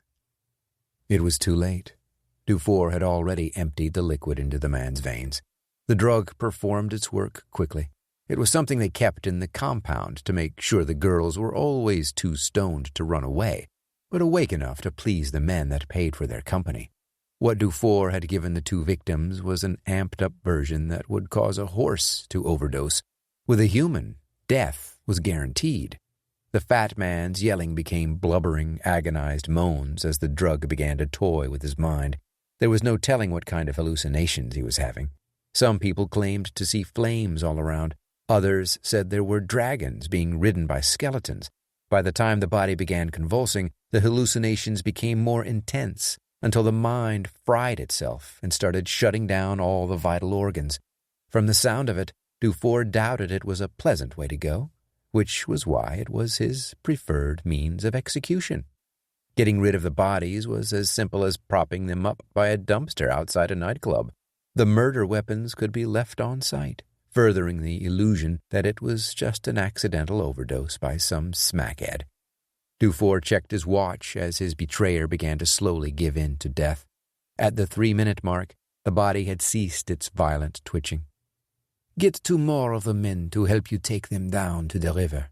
Leave them by the bridge," Dufour ordered Caron. "Yes, sir. Same game as usual." "Yes." Dufour nodded as he turned away and headed up a darkened staircase. With that problem taken care of, he could focus his attention on other things, like why Petrov hadn't reported in yet. Chapter 6. Knoxville, Tennessee. "I can't believe you dragged me all the way up here at such a late hour of the night," Charlie grumbled, staring out the window at the mountains in the distance. He'd been complaining almost the entire 80 minutes they'd been on the road. Darkness had settled across eastern Tennessee over an hour ago. Sean tried to be understanding of his friend's irritation, but that patience was wearing thin. "It's only 8:30, Charlie," Sean said, still attempting to keep a calm voice. "Relax. I'll have you home before midnight." That was the wrong thing to say. Charlie erupted. "Midnight? Son, I don't think you understand that when you get older, you can't be running around all over tarnation until Lord knows when in the morning." Sean just shook his head slowly, eyeing the road ahead. "Where did you say your friend lived again?" He thought changing the subject back to the mission at hand would help. "South of the city, near West Town. Should be coming up here in the next few exits." The subsequent minutes passed in silence. Sean had called Adriana earlier to explain that he would likely be spending the night in Chattanooga and that he'd see her in the morning. He didn't go into all the details about what had happened, although at some point that conversation would have to occur. Instead, he simply told her he was helping a friend with a problem and couldn't make it back. She understood, as she always did. Sean smiled as he thought about his Spanish girlfriend. A strange twist of fate had brought them together. Their relationship had been a funny one so far. Both of them were extremely independent. It seemed Adriana still had a taste for adventure, while Sean actively tried to avoid anything involving danger. Well, he did get out on his paddleboard in the ocean, but that was hardly adventurous. He never gave Adriana a hassle about the things she did with her time, despite some of the trouble she got herself into. She was her own woman, strong and free-willed. There was no way he would ever try to change that about her. It was one of the things about her Sean loved. Being somewhat of a loner himself, he didn't mind having several days or even a few weeks to himself on occasion. If she went out of the country chasing a new discovery, he could occupy himself. Lately, he'd been reading more than ever before in his life. The ironic part was that most of his studies centered on ancient mysteries. Sean had encountered plenty of strange and fascinating things while working for the International Archaeological Agency out of Atlanta. He didn't miss traveling all the time, but he did miss all the interesting things he and his friend Tommy discovered. Tommy was a good friend. He'd not put up a fight when Sean decided to leave IAA, even though he'd probably wanted to beg Sean not to leave. Tommy understood, which was further proof of their strong bond. They were more like brothers than friends. An old familiar feeling crept up in Sean's gut as he thought about his friend. This whole episode with Charlie might require Tommy's help. Fortunately, he knew Tommy could always be counted on. Something else popped into Sean's mind, too. The man that had escaped from the trunk was still on the loose. The Russian knew where Charlie lived, and if he was willing to kill for a coin, there was little doubt the man would be back again. For the moment, Sean purged the thought from his mind. He didn't want to upset his friend. Well, more than he already had by dragging him on a 90-minute drive. "Is it this exit coming up here?" Sean asked, pointing at the large green sign. "Yeah, that's the one. Hang a left when you get off the highway and keep going. I'll tell you where to turn." Sean nodded at the directions and steered the Mustang off the interstate. It hadn't taken much to get Charlie to agree that Sean should drive. It was probably what the older man preferred. If he was going to have to go on an early evening road trip against his will, he wasn't about to get behind the wheel. "I have to admit, Charlie, I was never much of a Mustang guy, but I love this 68. It's got more power than I expected." Charlie let a grin escape onto his face. He loved that car, and when people complimented it, his passion for it was reaffirmed. "I can't believe you don't care for Mustangs. Some of the best muscle cars ever made." Sean wanted to say he didn't really consider Mustangs to be muscle cars. He always thought of them as more like a coastal cruiser. That was an argument he would never win. Likewise, telling Charlie he much preferred the '69 Chevy Camaro would also be a losing battle. "I've always preferred motorcycles to cars," he said, diffusing the potential situation. "I use cars when I need them, but bikes have always been my thing." Charlie nodded. "That's right. You always had a love for the two-wheelers. Well, I guess I can forgive that." He winked at Sean as he finished. Sean did as told when he reached the light at the top of the exit and swung the car left onto the overpass. In only a few minutes, the lights of the busy exit were left behind, and the two men found themselves winding through the suburbs south of Knoxville. Many of the homes along the road were spread out, each built on a few acres of surrounding property. Occasionally, they would pass a new development, but for the most part, the homes in the area looked to be over 30 years old.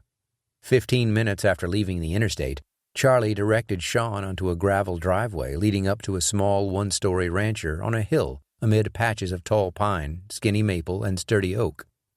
One oak tree stood out from the rest. Its size reminded Sean of a tree at his grandparents' house from his childhood. It had been the typical front yard tree, complete with a tire swing attached to a weathered old rope. As the car rounded the curves leading up to the home, Sean was a little disappointed to find there was no tire swing hanging from above. He smiled at the silly thought. No matter what he'd done in life, he would always be a boy deep down inside. The Mustang came to a crunching halt on the gravel. Several lights were on inside the home, and a television flickered through the curtains in what Sean assumed was the living room. The two men got out of the car and stretched. The drive hadn't taken that long, but even after 90 minutes, Sean felt the need to move around a little. He imagined his companion likely needed to do more than he did. Sean took a few seconds to look around. The evening sky to the north had a pale glow to it, evidence of the city lights of downtown Knoxville a few miles away. The rest of the sky, however, had already darkened, producing a smattering of stars from one horizon to the next. A half-moon peeked over a ridge several miles away, shining its eerie glow down onto the countryside of rolling foothills and swaths of forests. "Ain't a bad view up here, huh?" Charlie commented. A door creaked at the front of the house before Sean could agree. "Glad you like it," a voice spoke smoothly from just within the threshold. Sean twisted his head and saw the property's owner, leaning with one hand against the doorframe, the other in a front pocket. His thick, graying brown hair was combed to one side and matched an almost equally bushy beard. Something about him told Sean that the guy was close to Charlie's age, but his eyes claimed to be younger. Only momentarily startled by his friend's sudden appearance, Charlie quickly stepped over and greeted the man with a firm handshake. "Good to see you, Coop." "You as well," the man replied with a grand smile. Charlie turned to Sean, who had approached slowly, letting the friends have their moment. "This here is Sean Wyatt. He's a spry young cuss, this one." Sean extended a hand, which was taken firmly. "Pleasure to meet you, sir." "Browning Cooper," the man said, still grinning. "Call me Coop." "Yes, sir," Sean said politely, letting go of the handshake. "That's an interesting name. Browning." Coop threw his head back momentarily, feigning a laugh. It must have been something people said to him often. "Yes, apparently my parents were something of gun aficionados. Their favorite variety of shotguns was Brownings. I'm not quite sure what that says about me, but that's the story I was told. Anyway, where are my manners? Please, come in, both of you." Charlie had sent a quick text message to Coop on the drive up, letting the man know they had some urgent questions to ask about the gold coin.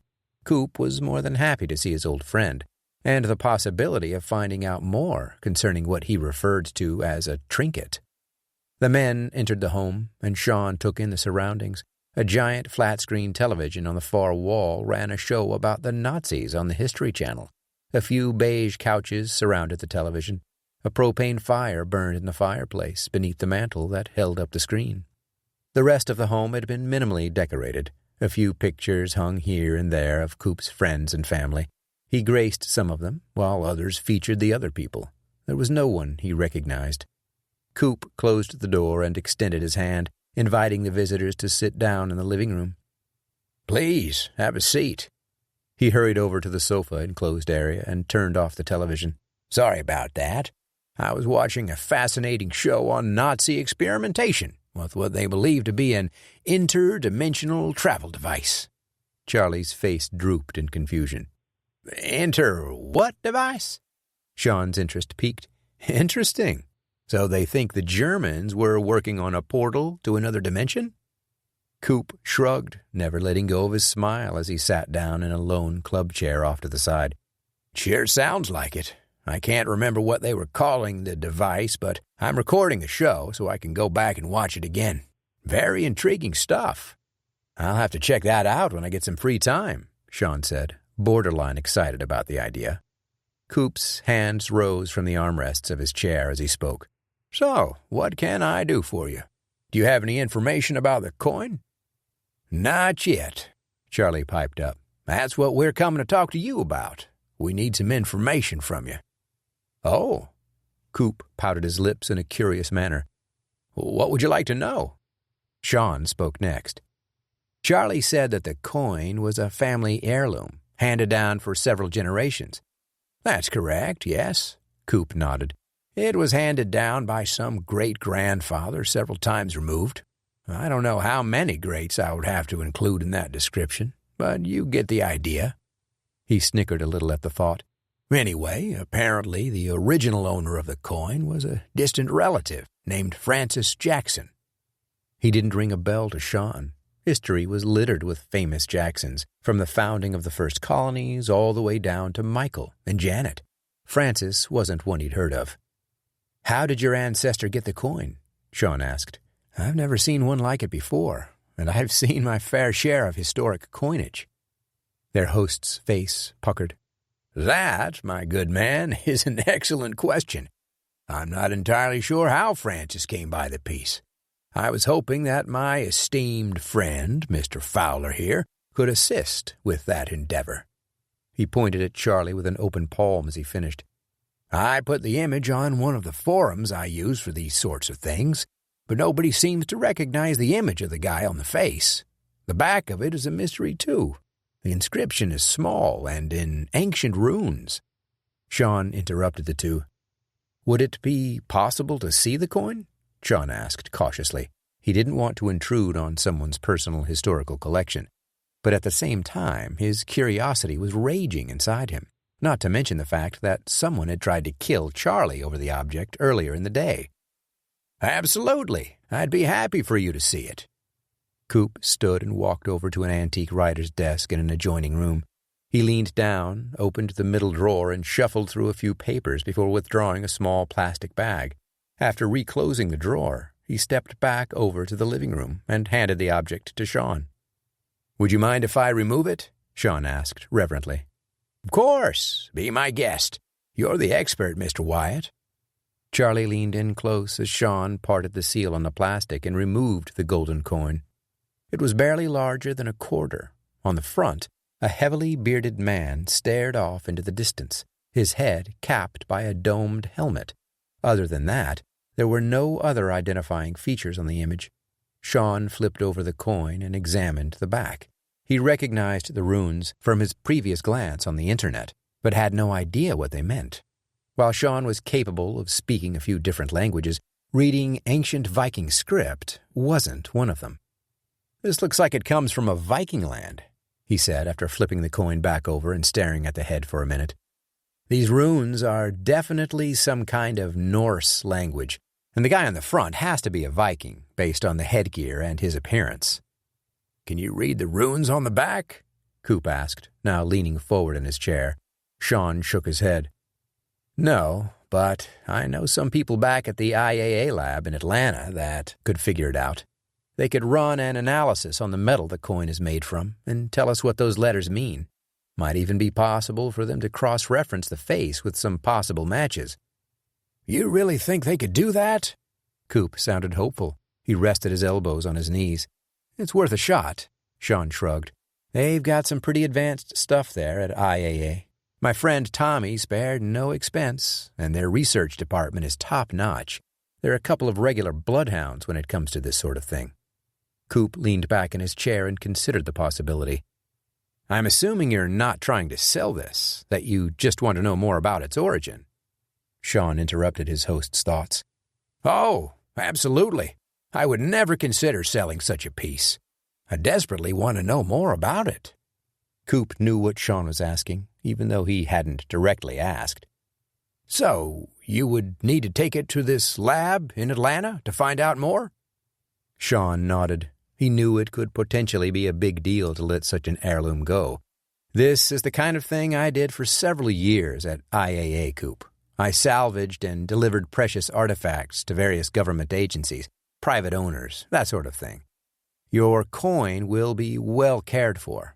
I'll take a few pictures if that's okay, and send them to Tommy so they can get a head start on the investigation. Might speed things along somewhat. Coop thought for a few more moments before answering. I love it, and I have no doubts that you'll take care of my coin, Mr. Wyatt. Call me Sean. Very well, Sean. Coop clapped his hands together as if to seal the arrangement. By all means, take as many pictures as you like. He turned to Charlie, who appeared as though he'd just watched a tornado zip by. Chuck, are you hungry? I know how much you love a good barbecue. It's not too late for supper, is it? I could eat, Charlie responded in a gruff tone. Sean, do you like barbecue? Seeing as we missed supper earlier, that actually sounds amazing. But we might need to get back to Chattanooga, Sean argued, despite the grumbling in his stomach. He wasn't sure if Charlie wanted to hang around or not. Gentlemen, I have extra beds here. We can go have a nice meal, you can get some rest, and then head back early in the morning. Coop would have made a good salesman. Sean wasn't sure what the guy did for a living, but if it wasn't in sales, Coop had missed his calling. Sounds good to me, if Charlie's okay with it. Let's eat, Charlie said, seeming happy about something for the first time all day. Their host clapped his hands together again and stood up. Perfect. Finish taking your pictures and we will head out to one of my favorite places. I'm sure you'll love it. 30 minutes later, they were seated at a stereotypical red and white checkered tablecloth in a place just south of the city. The smells of a wood fire grill and a smoker filled the entire place. Wooden beams, lattices, and rafters gave the restaurant the sense that its patrons were in a giant log cabin. Sean chewed through a heavily smoked brisket, while Charlie and Coop tore through some baby back ribs. On the way to the restaurant, and before their food had arrived, Sean had learned about Coop's background. Browning Cooper had served as a medical officer in Operation Desert Storm during the first war the United States had with Iraq. After his tour of duty, he'd gone back to school to finish a degree in dentistry. Having completed a 4-year degree before entering the military, it only took another 4 years of school and a few more of what he referred to as red tape years before he opened his own practice. Cooper had got a late start on his career because of his time in college and then the military. Sean never asked him his age, but he guessed the man to be somewhat in his mid to upper 50s. Coop's original plan had been to get his degree, go into the military and put in his 20 years and then retire. Like it happened so often in life, plans change. He met a woman. She'd turned his whole world upside down in a good way. Coop had never felt like that for anyone before. They got married and he went back to school. Everything seemed like it was going perfectly. Just 2 years after opening his practice, though, things went south. His wife was diagnosed with an aggressive form of pancreatic cancer, and she died only a few months later. As Coop relayed the story, Sean sat quietly, observing the reflections in the man's eyes. It was the first hint of sadness that had shown itself in Coop since they'd met. Sean had learned long ago never to tell people he was sorry for their loss after something like that. It didn't make things better. In fact, Sean believed that it was a disservice to the person going through the trials. To say one was sorry meant that they were a victim. Sean believed people could choose to be a victim or not. Coop had clearly chosen not to be. The kind and happy demeanor the man displayed was no accident. Though he had faced an extraordinary tragedy, he had come out of it on the other side. Sean didn't pry further. He didn't need to ask if Coop ever wanted to remarry or try to find someone else. He could tell that was never going to be in the cards by the way their host told a story. Coop went on with his tale of how he worked for 15 years in dentistry before retiring to his little home on the hill just south of the city. Now he just sits around and watches TV all day, Charlie said, clutching a half-eaten rib with fingers from both hands. Coop let out a genuine laugh and reached for a fresh mug of beer. He lifted the glass to his lips and took a big swig, then placed it back on the table. He rubbed his nose and then threw his hands up. He's not wrong, Sean. I definitely watch too much television. But I much prefer that to the delicate art that is antiquing. He let the words sink in as Charlie gnawed on the remainder of his last rib.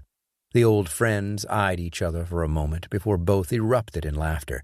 Sean hadn't really heard Charlie laugh much before. He'd just accepted the idea that his friend was going to be grumpy all the time.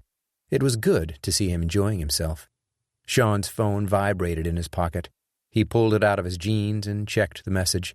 The text on the screen was only 2 words from Tommy. Call me. Chapter 7. Knoxville, Tennessee. Before heading out to the barbecue place for dinner, Sean had taken some photos of the coin and sent them to Tommy in Atlanta. At Sean's request, Tommy had forwarded the images to his 2 best researchers, Tara Watson and Alex Sims. They were 2 of the best in the world at what they did, though Sean wasn't really clear on what exactly their jobs entailed for so many hours of the day. Sometimes Sean wondered if Tara and Alex slept at the IAA labs. The way Tommy made it sound, they probably did. It was well after dark, and the 2 researchers had likely been there since 9 a.m. When Sean had asked Tommy if they were still there, his friend had responded in a just-between-us tone. I think they never leave. The text message Sean had received could only mean one thing. Alex and Tara had found something. He excused himself from the table and left the noisy restaurant, stepping outside into the warm evening. The phone rang twice before his childhood friend picked up. Hey, man, you still in Knoxville? Yeah, we're probably going to stay the night here and come back early in the morning. What have you got for me? Tommy ceased the pleasantries and pushed the conversation forward. This is an extremely interesting piece. We really need to get it into the lab and get a better look at it. Analyze the metals and all that. I know. I'm bringing it to you in the morning. Oh, good. Tommy paused for a second before continuing. We still don't know who the guy is on front of the coin. It could be a Norse god, a king, or someone else. Definitely some kind of Viking. So far, our software hasn't come up with a match. The kids are working on it, though. Tommy frequently referred to Tara and Alex as the kids. The 2 were only 5 or 6 years younger than he, so the term was probably more playful than anything else. What about the runes? Sean asked. He always preferred to be direct. Wasting time wasn't something Sean did very often. That was why I wanted you to call me. It's strange. The runes only spell out one word. Awaken. Sean paced back and forth on the sidewalk, thinking about the new information. Awaken? What in the world could that mean? The thoughts started mingling with others. Tommy went on. Whatever it is, this coin is extremely rare. We won't know for sure until we run some labs on it, but that kind of writing is definitely old. Where did you say this guy found it? I didn't. Sean stopped at the corner of the building, pivoted around, and started strolling back toward the entrance again. I need you to dig around for a guy named Francis Jackson. Who's that? Tommy asked through the earpiece. This guy in Knoxville says that the coin is a family heirloom, handed down originally by Jackson. I want you to find out all you can about him. Sean imagined Tommy busily taking notes on the other end of the line. Okay. Anything else? Other than figuring out who the guy is on the face of the coin, no, Sean said after a few seconds of consideration. That'll do for now. You know, Tommy's voice took on a salesy tone. For someone who's retired from historical work, you sure seem to be interested in this case. Sean snorted a quick laugh. Ha! I knew you were going to say that. And the answer is no. I'm not coming back to work at IAA. I didn't say anything. You were going to. Come on, Tommy urged. You know me better than that. I know you're happy with your life, but I have to ask, what's up with this case? Why the interest?" Sean glanced around the parking lot, eyeing each car suspiciously. He'd been trained to always be observant, to never take anything for granted. In the years following his service to the United States government, some of that training had lapsed, but there were other old habits that died hard. "I'll talk to you more about it in the morning. I'd rather have that conversation in person than over the phone. And I'm not entirely sure I'm clean right now." There was a pause on the other end of the line. A long time ago, Sean had taught Tommy a term they could use in case one of them was being followed. It was a word he'd brought to IAA from Axis. When an agent thought they'd picked up a tail, they said they were dirty. If they lost the person following them, they would say clean. Since the Russian escaped from their grasp earlier, Sean wasn't about to make any assumptions. "Understood," Tommy replied. "I'll see you in the morning. Be careful," he added. "Thanks, Dad. I will." He grinned and shook his head as he hit the end button, muting the laughter coming from the other end. Sean opened the door to the restaurant and let out a family dressed in orange and white University of Tennessee gear, then re-entered the building. His companions still sat at the table, which had been cleared of all the empty plates. Coop was happily signing the bill. Charlie begrudgingly allowed it. "Hey, Coop, you don't have to pay for our dinner," Sean protested. "Sorry," he responded. "It's already been done. You're my guests, and I'm happy to do it." "I tried to stop him," Charlie defended, returning to his grumpy demeanor. Coop folded his hands on the table and took on a serious expression. "The truth is, I feel a little guilty, too." Sean's face scrunched. "Why's that?" Coop shrugged. "I haven't been completely upfront with you, gentlemen. I've been keeping something from you regarding the coin." He looked down at the table for a second with a face awash with guilt. "The coin isn't the only thing that was handed down by my ancestors. It came with something else." Sean's lips creased in a smile as if he knew what was coming next. "What do you mean you haven't been upfront with us?" Charlie asked in a demanding tone. "Someone tried to kill me over that darn thing." Charlie's statement startled Coop for a second. "Tried to kill you?" "Charlie, relax. Let him finish." Sean tried to ease the momentary tension between the two friends. "Coop, we'll fill you in later. Please, go on." Their host seemed concerned about Charlie's statement, but continued what he was saying nonetheless. "Very well, but I apologize for any problems this may have caused. The coin has been handed down through generations of my family, along with Francis Jackson's personal diary." Charlie stared at his friend for several seconds without saying anything. His mouth drooped wide open, and his eyes remained narrow. Sean remained unfazed. He had a feeling there was something missing from the whole coin story. Now he knew what it was. "Where is the diary?" Sean asked evenly. Coop's bearded face creased into a grin. He reached into his jacket pocket and withdrew a worn leather book. It wasn't much more than a notepad, but there was no question of its age. Sean wanted to say something about keeping an important piece of history like that somewhere safe and not around 6 kinds of barbecue sauce, but he decided to keep it to himself. The diary belonged to Coop. He could do with it what he wanted. Charlie, on the other hand, was less discreet. "Why in the world would you have that thing on you? And why would you bring it here?" "I wanted to show it to you two, and I didn't want to wait," Coop explained innocently. He handed the little journal over to Sean, who accepted it reverently. He'd seen his fair share of those sorts of things. Whenever he found something so old, so personal, he couldn't help but feel a connection to the history and life of the person who'd created it. Over 200 years ago, someone had been making notes in the book he held at the moment. Sean wondered what trials and journeys the diary had made through the last few centuries to end up in his hands. Carefully, he opened up the leather as if it would tear asunder. Inside, the pages were still in good shape. Vellum, he thought. Paper would likely have not survived that long, at least not with the owners of the diary taking it out to restaurants and exposing it to the elements. The writing on the pages had been done in dark ink that was still easily readable. The dramatic cursive lines demonstrated that the person who'd written it was well educated. Sean started reading. warily making sure he didn't do any damage to the book. I managed to convince the king to let me and my men go to Denmark on a secret mission, one of utmost importance. After learning about Jonathan Stewart's fascinating encounter with the hidden Danish tomb in 1801, I set about learning all I could about the location of it. The details were hard to come by at first, especially considering the fact that Stewart and his men discovered the burial mound quite by accident. Our ship let us go ashore before the main bombardment of Copenhagen began. We only had a small amount of time to complete our task before our rendezvous with the fleet on the return trip. One of my men discovered the burial mound not far from the famous castle Kronborg, near Helsingør.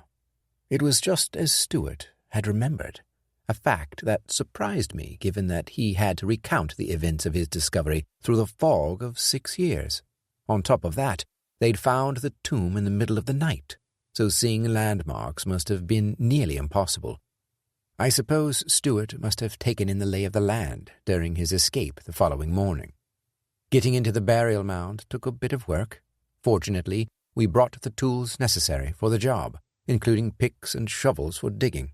The task of uncovering the entrance took less than an hour due to the fact that it had been opened only 6 years prior.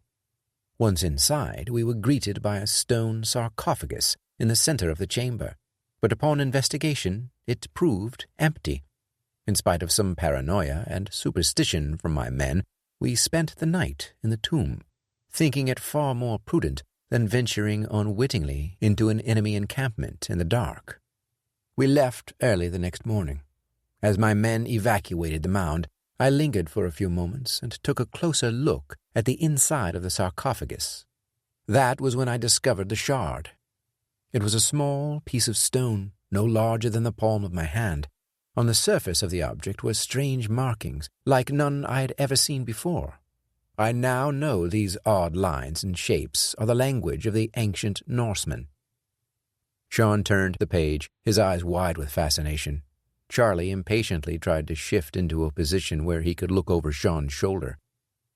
My men and I found a frigate flying the king's colors, hailed them from the shore.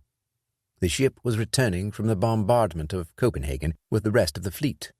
Once back in England, I began my work in earnest to discover what secrets the shard was hiding. Deciphering the code of the old Viking language took a great deal of time. It did not help that the shard was incomplete. There was enough information, however, to afford me the opportunity to begin my journey. The shard, as it turns out, was part of a map. What it leads to, I still do not know, and fear I never will. My health has taken a turn for the worse as of late, and I fear my days in this world are numbered. I write these words for the future generations. My son is but a boy at the time of writing this. If you are reading this, Stewart, I hope you will carry out this last of my missions. If you do not, I forgive you, but ask only that you pass this logbook down to your child, that generations of our family may keep it safe.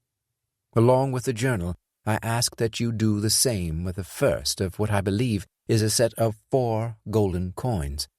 Unfortunately, I was only able to complete a quarter of the journey, but you, future generations of Jacksons, may take the difficult path and finish my mission. To date, I do not know the face of the bearded man on the coin. I likely never will. I have searched through books and scrolls, pouring years of my life into this endeavor. Still, I cannot find a clue as to whom the man is. I believe him to be an old Viking king or god, but that is mere speculation. The language on the back is different from the other Norse verbiage I found on the shard. I continue to attempt to decipher it. Good luck on your journey. The southern gate opens the way for those who pay the toll. Sean's wide eyes narrowed as he finished the last passage. The southern gate? That was a strange way to end the entry. He thought for a minute before looking up at Coop. The bushy, bearded man stared across the table, his eyes full of wonder. "Well, Sean, what do you think?" He didn't respond for a second, reverently flipping through a few more pages of the diary first. There were strange symbols and more notations from Jackson on the latter pages. Coop's ancestor had begun a quest to find something. What it was None of the men at the table knew for sure, but whatever it was had been important enough that it had consumed Francis Jackson until the day he died. "It's interesting stuff," Sean said finally. Coop gaffed and leaned back in his chair. "I was hoping for something a little more substantial than a baseline answer like that, Sean." His barb was only partially serious, though he crossed his arms after saying it.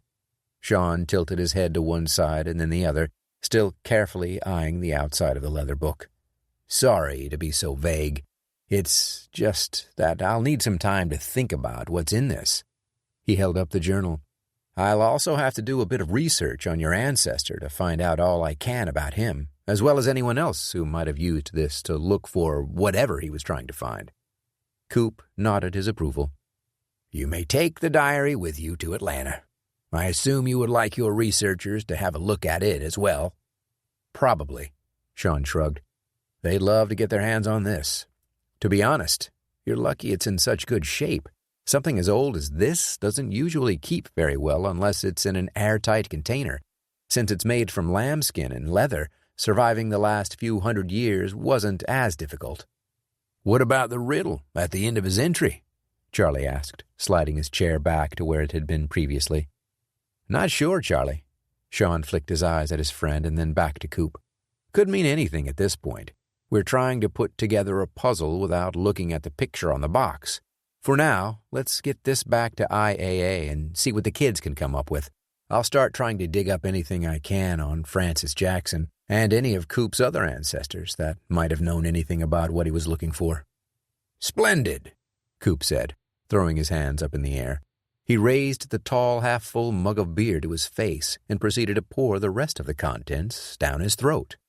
Setting the mug back onto the table, he sighed as if a great thirst had been quenched. "Well then, gentlemen, shall we head back to the house for the evening? I've got some good bourbon if either of you are so inclined." "That's the best thing I've heard all day," Charlie said. "I'll pass." Sean waved a dismissive hand, "but I appreciate the offer. Besides, I'd rather keep a clear head right now. Something is strange about this whole scenario." A few minutes later, the three men were back on the road, returning to Coop's house. He'd had a few large beers while at the barbecue joint, and his speech carried the slightest slur to it. "Tell me, gents, what happened to Charlie? You said there was some sort of altercation earlier?" Coop said, his arms outstretched across the back of the rear seat. "Some commie kidnapped me and tried to kill me," Charlie grumbled. Sean laughed at the way he said it. "To be fair, Coop, the guy was Russian, and they aren't communists anymore." "Once a commie, always a commie," Charlie corrected. Coop took on an air of concern, leaning forward in the back seat. "Someone abducted you and tried to kill you?" Charlie nodded. "Guy said he was looking for your coin. Didn't say why. He wanted to know where it was and where I got it." Coop's eyes were wide in disbelief. "I had no idea. I'm so sorry that my family heirloom has caused you so much trouble." He thought for a second before continuing. "Sean, how did you come to be involved with all this?" Sean switched lanes and sped past a slow-moving 18-wheeler before merging back into the center lane. "I was on my way to see Charlie, noticed him in the passenger seat of the Russian's rental car, followed, saved his butt." He grinned as he said the last part, knowing it would annoy his friend. Charlie remained silent, but Sean figured he wanted to say something to the effect that he had the situation under control. Coop shook his head slowly. "I am so terribly sorry. I did not realize asking you to help with this would bring about such trouble." Regret filled his voice. "I'm fine," Charlie said, half twisting around to look in the rear seat. "Don't worry about it." Coop forced a smile back onto his face. "But I do want some of that bourbon," Charlie added with a chuckle. Another 15 minutes later, Sean steered the Mustang back into the gravel driveway and up the hill to Coop's home. The men got out of the car and made their way to the front porch, but stopped short on the landing just before reaching the door. The wood where the door frame met the deadbolt was in splinters, and the door hung slightly ajar. Sean held up a finger to the other two and patted back to the parked car. He opened the door and reached in, pulling out the weapon he'd taken from the Russian earlier in the day. He pulled the slide back, chambering around, before rejoining the other two at the front door. "Stay here," he mouthed. Coop and Charlie nodded. Sean kicked open the door and scanned the left side of the area first, then the right. Next, he rushed to the back of the living room where it adjoined the dining area, rounded the corner, and cleared the kitchen. Once the main parts of the house were checked, he swept through the 2 bedrooms and bathrooms to make sure the rest of the house was empty. It was a routine he'd performed many times before. In total, the entire process only took him about 90 seconds. Once he was sure the house was clear, he went back to the front and motioned for the other two to come inside. "It's clean," Sean informed them. "Well, sort of." He waved a hand around at the scene before them. Papers were strewn across the floor near the overturned desk. Sofa cushions had been cut open and the stuffing pulled out. As the men made their way to the kitchen, they discovered drawers lying on the floor with silverware and various items of stationery scattered about. A quick tour of the home revealed to Coop that the same treatment had been given to every room. His wide, disbelieving eyes said it all. "Looks like our Russian friend followed us," Charlie said with his hands on his hips, observing the scene. "Yeah," Sean agreed. "And it also looks like we're going to have to find another place to crash." Chapter 8. Knoxville, Tennessee. The phone rang twice before Petrov's employer picked up. "What is the holdup?" the Frenchman on the other end of the line asked in an annoyed tone. Petrov didn't like Dufour, per se. He found the skinny man to be arrogant. It came as little surprise to the Russian, since Dufour had basically been spoiled rotten his entire life. The two men were nearly the same age, but had grown up in very different worlds. Petrov's had been a life of struggle, scraping by with whatever dirty skills he could be paid to use. Nonetheless, he had to be respectful. While Petrov didn't respect the man, he certainly respected the amount of money he was given. "We had an unforeseeable problem." He didn't want to tell Dufour what had happened, but not giving an explanation would be worse than honesty. Silence would cause more questions to arise. Better to give the story, he thought. "Problem? What kind of problem?" Dufour's tone only increased in its level of irritation. "I pay you to take care of problems." "And I will," Petrov responded calmly. "All will be handled shortly." "Did the old man give you trouble?" Petrov snorted at the comment. "No, the old man was not the issue. Someone else showed up. He appeared out of nowhere and ambushed me. It will not happen again." The Russian knew his employer did not tolerate failure. Dufour's reputation of being ruthless had spread like a virus through the underworld. From what he'd heard, the man had personally killed hundreds of people. Petrov didn't mind killing. Some people couldn't handle it. They would hallucinate the faces of the people they'd murdered, spending their lives riddled with guilt. Petrov had a sort of twisted respect for Dufour in regards to this. Anyone else who was blessed and cursed with the same irreverence for life earned a small portion of his admiration, even if he didn't like the spoiled brat. "What of the coin? Surely you must have at least retrieved that." Strike two. Petrov decided on this point a lie was the better way to proceed. "The old man did not have it in his possession. It was the last bit of information I got out of him before I was ambushed." Dufour sounded dubious. "You're positive he did not have it?" "I have looked into the eyes of many men. I know when they are staring into the face of death, whether or not they are lying. This one was not lying. He did not have the coin, but fortunately, I was able to track down the man who does. I will have it for you shortly." Nothing wrong with a little fiction mixed in with the truth, Petrov thought. There was a short pause on the line before Dufour spoke again. "Good. See to it that you have the coin before our next chat. I must have it. Without the coin, the treasure is lost." "Understood. Relax. I will have it for you soon." The Frenchman started to say something else, but Petrov pressed the end button on his phone before Dufour could finish. Hanging up on his employer wouldn't win him any brownie points, but that wasn't something he cared about. Petrov wanted to make sure his employer knew that he was like a venomous snake. He must be treated with respect and care, otherwise he could bite the hand that feeds him. He slipped the phone back into his pocket and pulled up the binoculars again. In the dark of night, seeing what was going on at the little rancher was difficult. After the three men had gone to dinner, Petrov ripped through the home in search of the golden coin. He thought the homeowner had put it back in the desk, but when Petrov examined it, there was nothing to be found but a bunch of bills and research notes. He'd literally searched everywhere, but there was no sign of the coin. Petrov realized the man they called Coop had probably taken it with him for safekeeping. The thought caused the Russian to wonder if they knew he was there. That would be impossible, though. No one would think that he would have been able to track down Fowler and his friend to Knoxville. This meant Cooper was probably a paranoid sort. Petrov knew that when the men returned and found Cooper's home in total disarray, they would probably leave and find another place to stay. Unless he missed his guess, the Russian figured they would head back south, where they likely had more friends. Knowing his targets were going somewhere public to eat, Petrov figured he had at least 45 minutes to find another car. The old truck had served his purpose, but it was nearly out of gas, and he'd already grown tired of the musty smell. Up the road he discovered a much nicer sedan parked outside a supermarket. The leather interior was a huge upgrade to the old vinyl seats of the truck. He spotted some movement at the top of the hill and watched as the three cautiously exited the house and climbed into the Mustang. Petrov had found a perfect place to hide, just behind some bushes that had grown up around an abandoned house 2 driveways down. The Mustang revved to life and descended the driveway, turning right and heading back toward the interstate. Petrov started his new car and hurriedly wheeled it onto the road.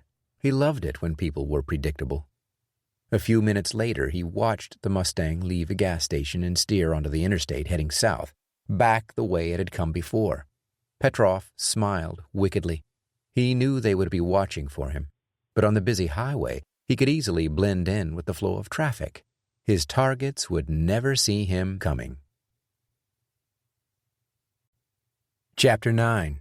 Atlanta. The drive from Knoxville to Atlanta took just over 3 hours, with a short stop in between. Charlie demanded to be dropped off back at his place, or at the very least be allowed to stop by and grab a few things, but Sean wouldn't hear of it. "It's not safe to go back there, Charlie," he'd warned. "I just need to get my toothbrush and some clean clothes, Sean. Nobody's going to get the jump on me if we're there for 2 minutes. His protests didn't work. "I'll buy you some clothes when we get to Atlanta.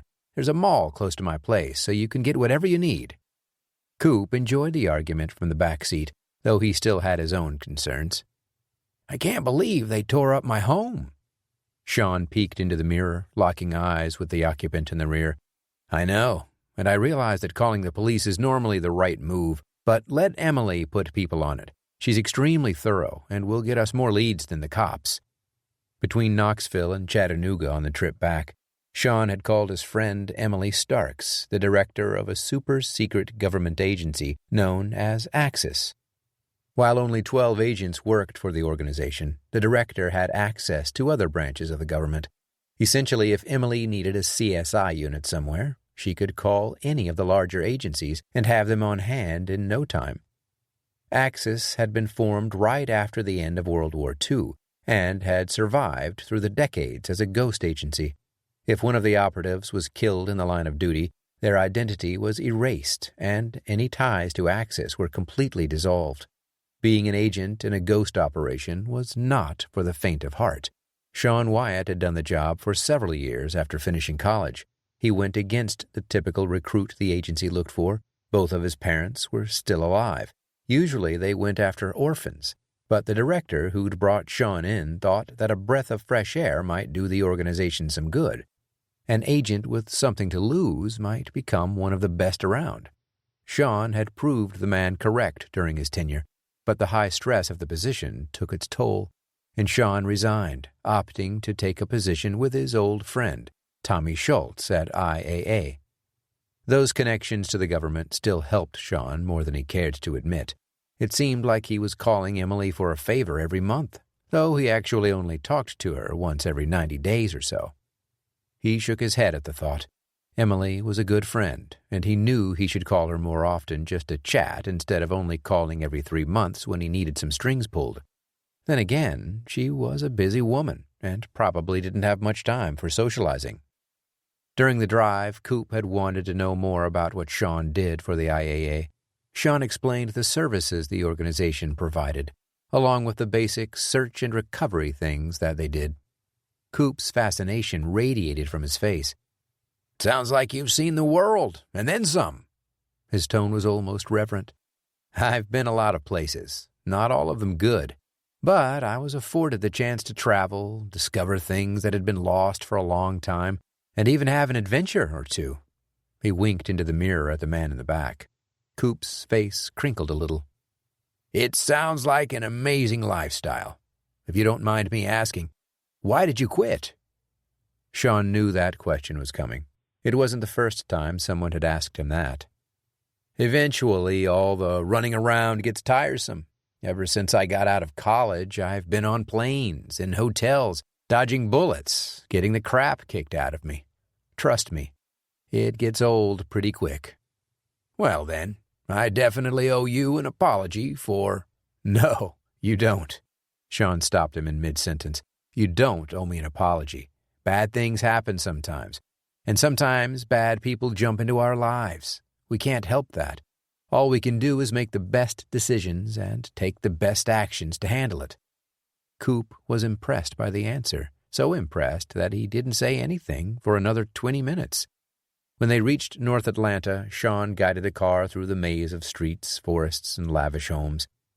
"I'm always impressed with how many trees there are in Atlanta," Coop said, staring out the window into the dark. "Most cities are laid out with one home right next to the other, leaving no room for natural vegetation or plant life." Charlie snorted a laugh. "Oh, you'll love Sean's place then. He's got trees out the yin-yang." Sean simply shook his head as he steered the car off the road and into his driveway. The iron gates opened slowly, allowing the vehicle to pass through. Coop's eyes grew wider as he observed the property. The driveway wound its way up a gradual hill, weaving between rows of huge trees and lush bushes. In the dark, he couldn't tell exactly what kinds of plants they were, but the sight was impressive nonetheless. At the top of the hill, Sean's terracotta manor rested amid what Coop assumed to be a stand of massive oaks. Floodlights illuminated the sides of the building, showing off the dark shutters and beige siding. Several interior lights were on, giving the impression that someone was home. "Adriana got here ahead of us," Sean informed his passengers. "I have 2 guest rooms, so you guys won't have to share a bed." He snickered at the thought. "Oh, I was hoping Charlie and I could cuddle for the night." Coop ribbed his friend. Charlie merely shook his head. Instead of pulling the car around to the bottom of the driveway to the garage, Sean steered it to the loop in front of the home and parked in front of the fanned sandstone staircase. As he got out of the car, the heavy walnut door to the house swung open. A woman in gray cotton pajamas and a black tank top appeared in the entrance. Her dark brown hair was pulled back into a tight ponytail. She crossed her tanned arms, pouting her lips slightly to feign irritation. "She doesn't look happy," Coop whispered as he climbed out of the back seat. Sean knew better. He trudged up the steps to the open doorway and wrapped his arm around her waist, pressing his lips against hers for a few seconds. When he pulled away, she sighed and smacked him on the chest. "You know, you make a terrible worried girlfriend," he joked. "Usually women like that aren't international badasses." She couldn't help but laugh. "Well, I tried. I don't know if I can ever truly be domesticated." She shrugged. "The pajamas are pretty sexy, though," Sean added with a grin. She shook her head and turned her attention to the other 2 men who were hesitantly making their way to the home's threshold. "Welcome, gentlemen." She extended a hand to the weary travelers, first Charlie, then Coop. "My name is Adriana Villa. I hope your journey wasn't too difficult." "Other than my butt being numb, not too bad," Charlie grumbled. Coop shook his head and stepped past his grumpy friend, taking Adriana's hand in his. He was surprised by the firm grip, although when he took a second look at the definition in her arms, the shock soon dispersed. "My name is Browning Cooper," he said. "My friends call me Coop." "A pleasure to meet you," she said with a polite smile. "And it's nice to see you again, Charlie." She raised an eyebrow with a look that could have melted an iceberg. Charlie blushed and let a little crease escape across his lips. Good to see you too, Audie. He was the only person that called her that, and while she wasn't sure she liked the shortened version he'd come up with, Adriana knew it was a term of endearment, so she let it pass. I've arranged the guests' rooms for you. If you'll follow me, I'll show you where they are. I'm sure you're all exhausted. We will have more time for chatting in the morning over coffee. She put her hand out, motioning for the men to go in ahead of her. Sean gazed at her quizzically. Look at you being all domestic after all. She shook her head at his kidding. There's nothing wrong with being a good host, she said, stepping inside the home. I know, I was only... Sean started to say he was just messing around when the door closed hard in his face. The sound of the lock turning added to the drama of the moment. He shook his head and started laughing, expecting her to open the door in a second. 30 seconds later, he was still standing there. She just locked me out of my own house, he said to himself, still giggling. The lock turned again, and the door reopened. She leaned against the frame with a sly grin on her face. He shook his head and followed her inside. The following morning, smells of fresh coffee, turkey sausage, eggs, and toast wafted through the home. Sunlight poured through giant windows into an open kitchen that featured a Tuscan-style stone backsplash, sandstone tile floor, black granite countertops, and cream-colored cabinets. Sean sat on a stool at the bar, reading through emails on his smartphone, sipping coffee, while Adriana busily scoured the internet for information on the diary and gold coin. It was a wonder she'd been able to sleep through the course of the night. Sean was startled awake every time he heard a noise outside. Visions of the huge Russian kept him on the thin edge between slumber and alertness, which meant he'd hardly slept at all. The two older men scuffled their way into the elegant kitchen in their robes and slippers. Adriana had dug out some old things Sean didn't wear much anymore, and offered them to the guests before heading to bed the night before.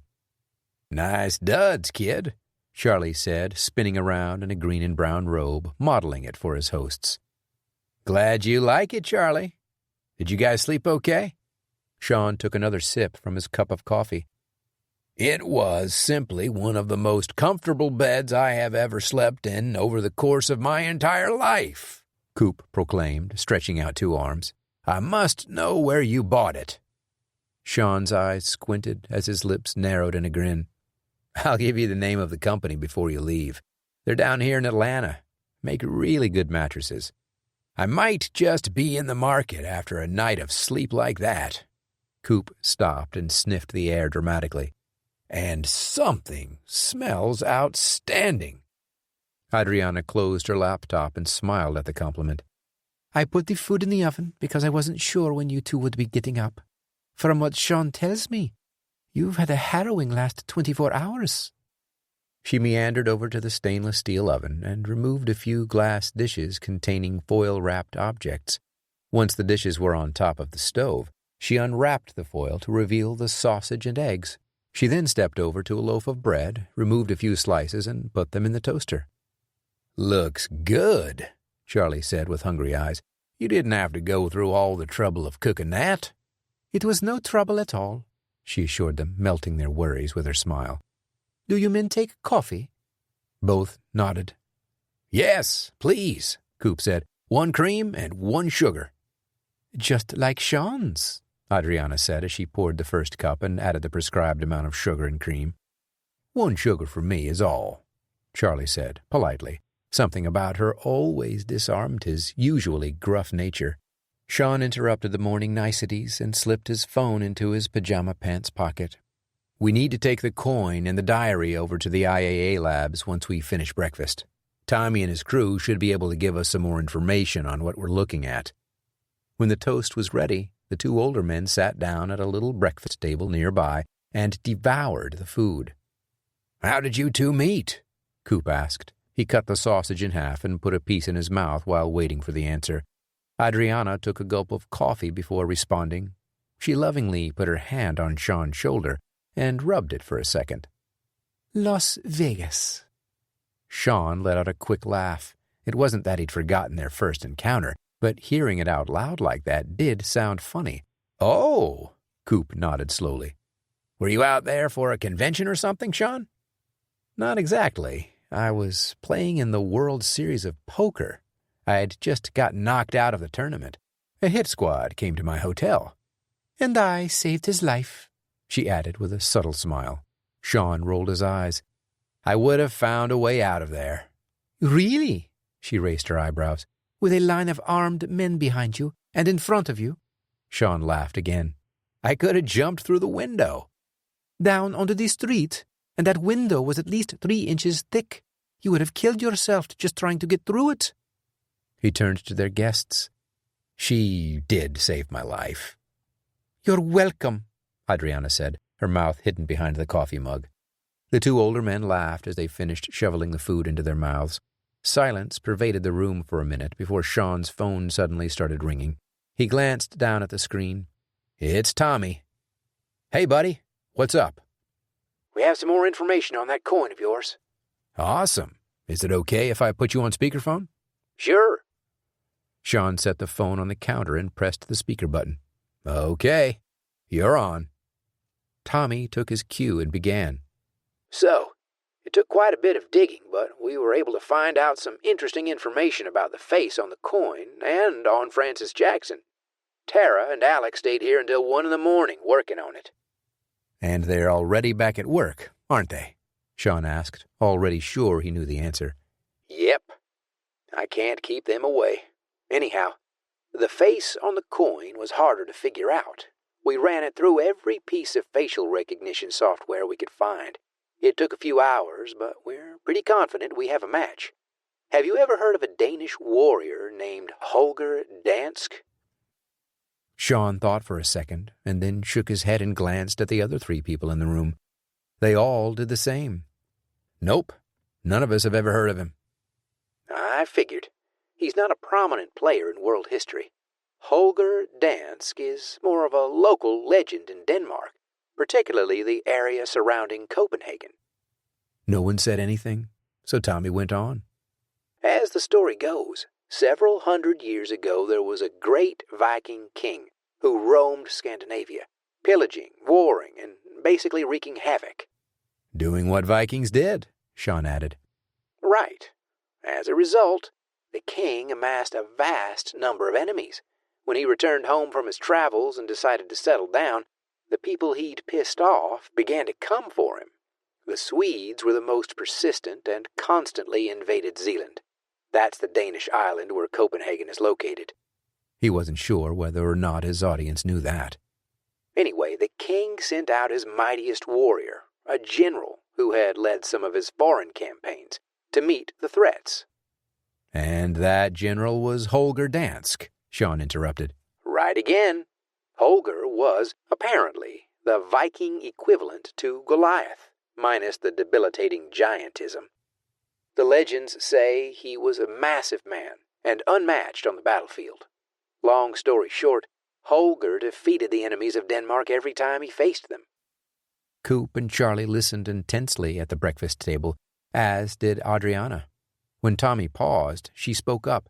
That's a lovely bedtime story, Tommy. But what does any of that have to do with the coin Coop showed Charlie? Glad you asked. I'm getting to that. After sorting through the myths and legends, it's hard to find any definitive ending to the tale of Holger Dansk.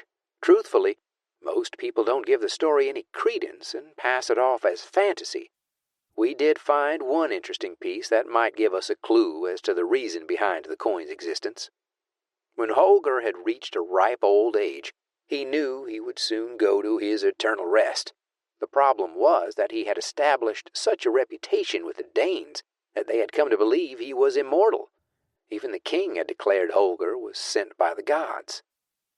He was basically their version of Hercules, Sean cut in. Exactly, Tommy said. And this must have gone to Holger's head. He didn't want the reputation he'd built to come undone by dying. So he did the only thing he could think of. He ran away. Before he did, he planted the seed that he was going to sleep and would only return when Denmark needed him again. Sounds like a comic book storyline, Charlie grunted. Indeed. But then it gets deeper. Holger believed that there were lands far to the west, lands that he'd heard other Vikings talk about. It was his wish to see those lands before he returned to Denmark to die. Sean's curiosity picked up. He'd heard stories of Vikings visiting North America long before Columbus was born. There had even been some evidence of their presence from as far northeast as Newfoundland to the American Midwest. Ah, any idea where he may have gone? Any relation to the runestones that were found here in the U.S.? Maybe. Tommy sounded uncertain. The story trails off after that. All we know is that Holger disappeared and was never seen or heard from again. Something was bothering Coop at this point. A piece of the story didn't quite fit. I'm sorry to bother you. My name is Browning Cooper. I'm the owner of the coin. Who is the source of this story? Great question, Mr. Cooper, Tommy answered. The tale was handed down by Holger's second-in-command, a captain in his army. He was a man by the name of Asmund. We believe that he created the coin. On top of that, from the accounts we could find, it seems there are probably more than one of them. It seems that Holger's captain created the coins as a way for Holger to find his way back to Denmark when he awoke from his slumber. So there is more than one coin? Sean asked. He glanced over at Coop and Charlie, waiting for the answer. Yep. It was tricky to find any definitive information since we really are dealing with legends and myths at this point. According to the tale passed down by Asmund or someone close to him, he helped Holger leave before he died to protect his reputation. Asmund alone knew the location of Holger's final resting place. Tommy took a deep breath after relaying the information. Silence sank into the kitchen as the four soaked in the details. You said you were able to find something on Francis Jackson, too? Sean asked suddenly, trying to get the conversation back on track. Right. Glad you reminded me. This entire thing is quite the rabbit hole. It seems Francis Jackson found the first of Asmund's breadcrumbs. Chapter 10. Atlanta. Before falling into a semi-state of sleep during the night, Petrov made a phone call to Paris. This time, however, it wasn't to Dufour. He preferred not to allow his employer to know everything he was doing. Wealthy men of privilege, didn't understand the subtle blend of art and science behind his skill set. The phone only rang twice before a tired French voice picked up on the other end. What do you want? The man on the line was clearly irritated and tired. Petrov knew that would be the case, given that it was 4 a.m, Paris time. I need you to find out all you can about the American in the picture I'm about to send you, along with any of his associates. There was a brief pause on the other end of the line. Petrov imagined the man groggily grabbing a pen and a notepad to jot down the request. Anything else? The voice rasped through the earpiece. I need it immediately. In hurry, eh? Very well. I will call you back shortly. Petrov's research guy was top-notch. He'd found the man through the intelligence underworld. Alain had worked for the French Central Directorate of Interior Intelligence. After being charged with various crimes, none of which could be proven, Alain had gone rogue, selling his talents to various people who needed information and had the money to pay for it. Though he went by the name Alain, Petrov assumed that was an alias. Not that it mattered. All he cared about was that the Frenchman could be called at any hour of the day and would produce quick, reliable results. In the case of getting information on Sean Wyatt, Alain delivered again. The phone rang less than an hour later, just as Petrov's eyes were getting heavy. Yes, he answered the phone expectantly. What is it you want with this man, Sean Wyatt? The question came as a surprise to the Russian, as did the name. It wasn't like Alain to ask something like that. Typically, he just did as told, happy enough to get paid handsomely for his services. You let me worry about that. What do you have on him? Alain drew a deep breath. He's dangerous. Worked for an American agency for several years. CIA? FBI? No, Alain replied in French. it was something else. The reports I have on him say he is rumored to have worked for Axis. Axis? You've heard of it? Petrov went silent for a moment, digging deep into the recesses of his memory. I've heard of it, but I don't know much. Mostly just rumors. From what I understand, no one really knows who works for them and who doesn't. Elaine went on. The small amount of information I was able to find on him suggests that he did work for Axis. If that is the case, he is someone you must handle with extreme caution. The Russian let out a short snicker. He wasn't one to be frightened of anyone, in spite of the fact that Wyatt had got the drop on him earlier. He's just a man. Perhaps. Elaine didn't sound convinced. After he left the United States government, he went to work for the International Archaeological Agency in Atlanta. There are several documented instances where he used extreme measures to escape difficult situations. Petrov knew what that meant. Extreme measures was a tempered way of saying Wyatt had used lethal force. So he is accustomed to killing. That's good. So am I. He heard enough about Wyatt. What about his associates? He has a lot of them. Where do you want me to start? With the closest to him. The sound of papers shuffling rippled through the earpiece. Elaine let out a long sigh and then spoke up. Thomas Schultz is his longest-known associate. He runs the IAA, where Wyatt worked until recently. It seems he has retired from international activities. The Russian had doubts about that, especially given the current situation. Elaine continued. Schultz found the IAA when his parents died in a mysterious plane crash. There are some peripheral characters he's been known to interact with. A Joe and Helen McElroy, both of whom work for IAA now. After that, there's a list of people, but no one special. A question remained in Petrov's mind. What about a woman? The papers shuffled again through the earpiece. I don't have anything about a woman. Is there a woman with him? Yes. Did you get a picture of her? I could dig around. No, but if that need arises, I will let you know. Petrov thought for a minute. The fact that there was nothing on the woman in Wyatt's house didn't set off alarm bells in his head, but it didn't make him at ease either. Usually when someone was an unknown, it was because they kept off the radar on purpose. Will there be anything else? The Frenchman yawned as he asked the question. Not right now. I'll be in touch. He ended the call without thanking Elaine for his diligence. Petrov didn't have to thank him. His money did that.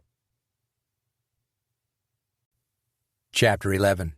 Atlanta. "How much do you know about the Battle of Copenhagen?" Tommy asked through the speaker. Sean looked around the room to see if someone else would answer before he spoke up. No one said anything, each passing questioning glances at one another. "Which one?" he finally asked. A short laugh popped through the phone. Very good, Tommy responded. I'm impressed. The second battle, to be more specific. The first bombardment of Copenhagen in 1801 was an attempt to secure the shipping lanes to the Baltic, which Great Britain needed to maintain trade with that region. There were fears among the British leaders that if the Danes aligned themselves with the French, new defensive positions could be set up, thus blocking the trade routes. That was around the time of the French Revolution coming to a close, correct? Adriana chimed in. Correct. The Crown Prince of Denmark was trying to keep the French at bay to the south. Napoleon had not fully taken command of the French forces yet, but that was only a short time away. France knew how important Denmark was. They'd been trying to bully the Danish leadership into an alliance for some time, as had the British. All King George needed was an excuse to attack the Danes and force submission to terms. When a rumor floated back to England about a potential alliance between Denmark and France, that was all he needed. Funny how these rumors pop up just when people in positions of power need them, Sean quipped. Indeed, Tommy agreed. Anyway, To shut off the alliance with France, King George sent a large contingent of his navy to bombard Copenhagen. Initially, they were met by some resistance from the Danish fleet in the straits near Helsingør, before going on to rout the Danes at Copenhagen. After the defeat and loss of many ships, the Danish government conceded. "I don't mean to be rude," Charlie piped up. He'd been quiet for too long, and Sean knew it. "But what does this have to do with Coop's stone and the diary?" "Diary?" Tommy asked. "We'll get to that," Sean explained briefly. "Go on." "Right. Well, as it turns out, a man named Jonathan Stewart was on board one of the British vessels that came under attack near Helsingør. He ended up marooned on shore with some of his crew. The accounts say that while they were running for their lives, they stumbled into an ancient Viking tomb. Safe from the Danish patrols, the men hid there in the crypt until dawn. The men were able to hail a British frigate that was returning from Copenhagen, and they were taken safely back to England. Once there, Stewart relayed his tale to Francis Jackson, who had a keen interest in things of a historical nature and was one of the king's principal advisors. Jackson was fascinated by the discovery, and after a few years of research had determined that Stewart and his men had stumbled onto a burial site of someone significant. Jackson read the stories of Holger Dansk and believed that Stewart had unwittingly found the great warrior's grave. According to the legends Jackson read, whoever possessed the sword of Holger Dansk would never be defeated in battle. Another silence pervaded the room for a minute before Tommy's voice cut it. "You said you have a diary?" "Yeah," Sean answered. "We think it belonged to Jackson. We're going to bring it by and let you take a look at it. There are some strange symbols in it, and a riddle. I know how much you like those." He was right. Tommy loved trying to figure out ancient mysteries. It was a big part of why he did what he did. It could be frustrating at times, but it was worth it to figure out something no one else was able to. "Guilty as charged. We're already here, so head over when you've had enough coffee." Adriana shook her head. "You two know each other a little too well," she joked. Sean ignored her. "We'll head over as soon as we finish breakfast. Thanks, buddy." "No problem. This is an interesting tale, to say the least. I'll see y'all in a bit." Sean ended the call and turned to face the two men at the table. "Sounds like we've got ourselves a little mystery to solve." Charlie shook his head. "Not me, my friend. I'm too old to run around chasing after treasure on one of your little adventures. I've heard the stories about what happens when you and Tommy get to sniffing around. Besides, I've got a store to run." It was a response Sean had expected, and Charlie was right. He would only slow them down, but he didn't like the idea of his friend going back to his store just yet. "Charlie, I know you need to run your shop, but it still might not be safe. That guy is still out there, and if I know the type, he or one of his cronies is probably camped outside the store right now." "Well, what am I supposed to do then? Just sit around on my keister and close up? I ain't one for living in fear, Sean. You know that." "I'm not asking you to close the shop. Just saying you should maybe lie low for a day or two. Call your buddy Dale and see if he can run it for you." Charlie grumbled something under his breath about Dale and not wanting to call up people to run his store. It was a trait Charlie hadn't been able to let go of since Sean had met him. He always wanted to do things himself. "What was that?" Sean asked in a snappy tone. "Nothing." Charlie shook his head. "I'll call Dale. But I'm going back to work tomorrow." "I'd be happy to tag along and meet your friend at IAA," Coop piped up. "This all sounds fascinating." "Good," Sean said. "We'll get this cleaned up and head out in a few minutes. We can take my car, Charlie." "Finally. I don't like driving Sally around too much. She's already been worked too hard going to Knoxville, and now here." "Sally?" Adriana asked. Sean rolled his eyes. He named his Mustang Sally, after the song Mustang Sally. He thinks he's being clever. Not super original, by the way.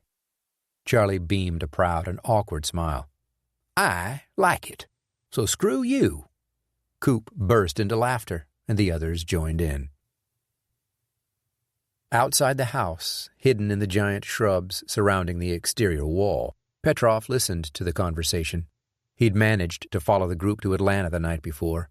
When he discovered his targets were going to stay put, he returned to his stolen vehicle and made a few phone calls before falling into a fitful sleep in the back seat.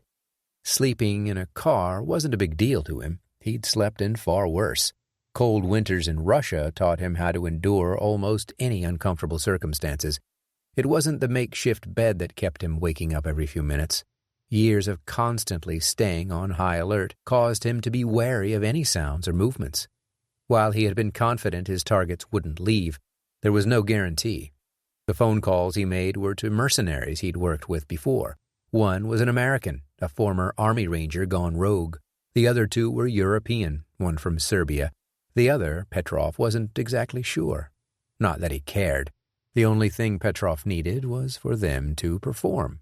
And in the times he'd used these men before, they always had. They'd been alerted to what was going on earlier and were waiting in a hotel in New York. Once the call was made, they flew to Atlanta and met up with Petrov in the early morning hours.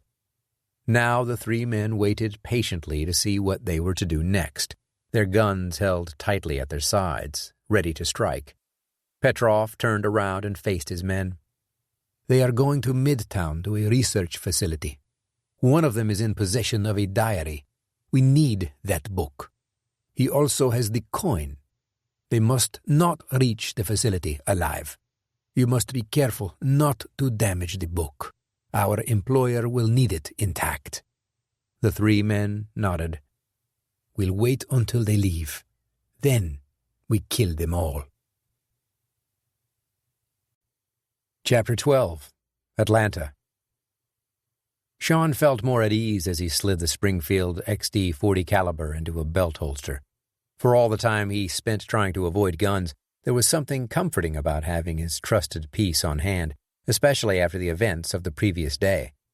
The four made their way down a flight of stairs and turned sharply into a basement door. When Sean opened it, a long 6-door garage and 20 shiny motorcycles greeted the group. The two-wheel vehicles varied in style and color, though most were cafe racers. Some of the cafe bikes were Japanese, made in the 1960s and 70s, refurbished and converted to Sean's preferred style. Others were true cafe bikes, British in origin. The two Nortons and the Vincent were the pride of his collection, though he loved every one of his rides. "You certainly have quite a collection here, Sean," Coop said, admiring the bikes as the group made their way to an Audi Q5 parked in front of the closest door. The garage featured doors on both sides of the showroom, allowing easy pull-in, pull-out access. "Yeah," Sean said, gazing at the beautiful sight. "Originally, I didn't mean for it to be a collection, but every bike has its own distinct qualities. I couldn't help myself. I fell in love with every one of them, and still love them." "You might want to watch how you say that around your lady friend," Charlie quipped, and cast a playful glance at Adriana. "Actually, Charlie," she replied curtly, "I'm only with Sean for the bikes. I think I may love them more than he does." "Perfect. Now there are two of you." The older man grumbled and climbed into the back of the black SUV. Sean had been converted to the Audi after an intrepid journey in Adriana's Q7 while in Las Vegas. Impressed with the way the automobile performed, he decided to go with a slightly smaller, quicker model. He slid into the driver's seat and revved the engine to life. After a second of thought, he peered into the rearview mirror at Coop.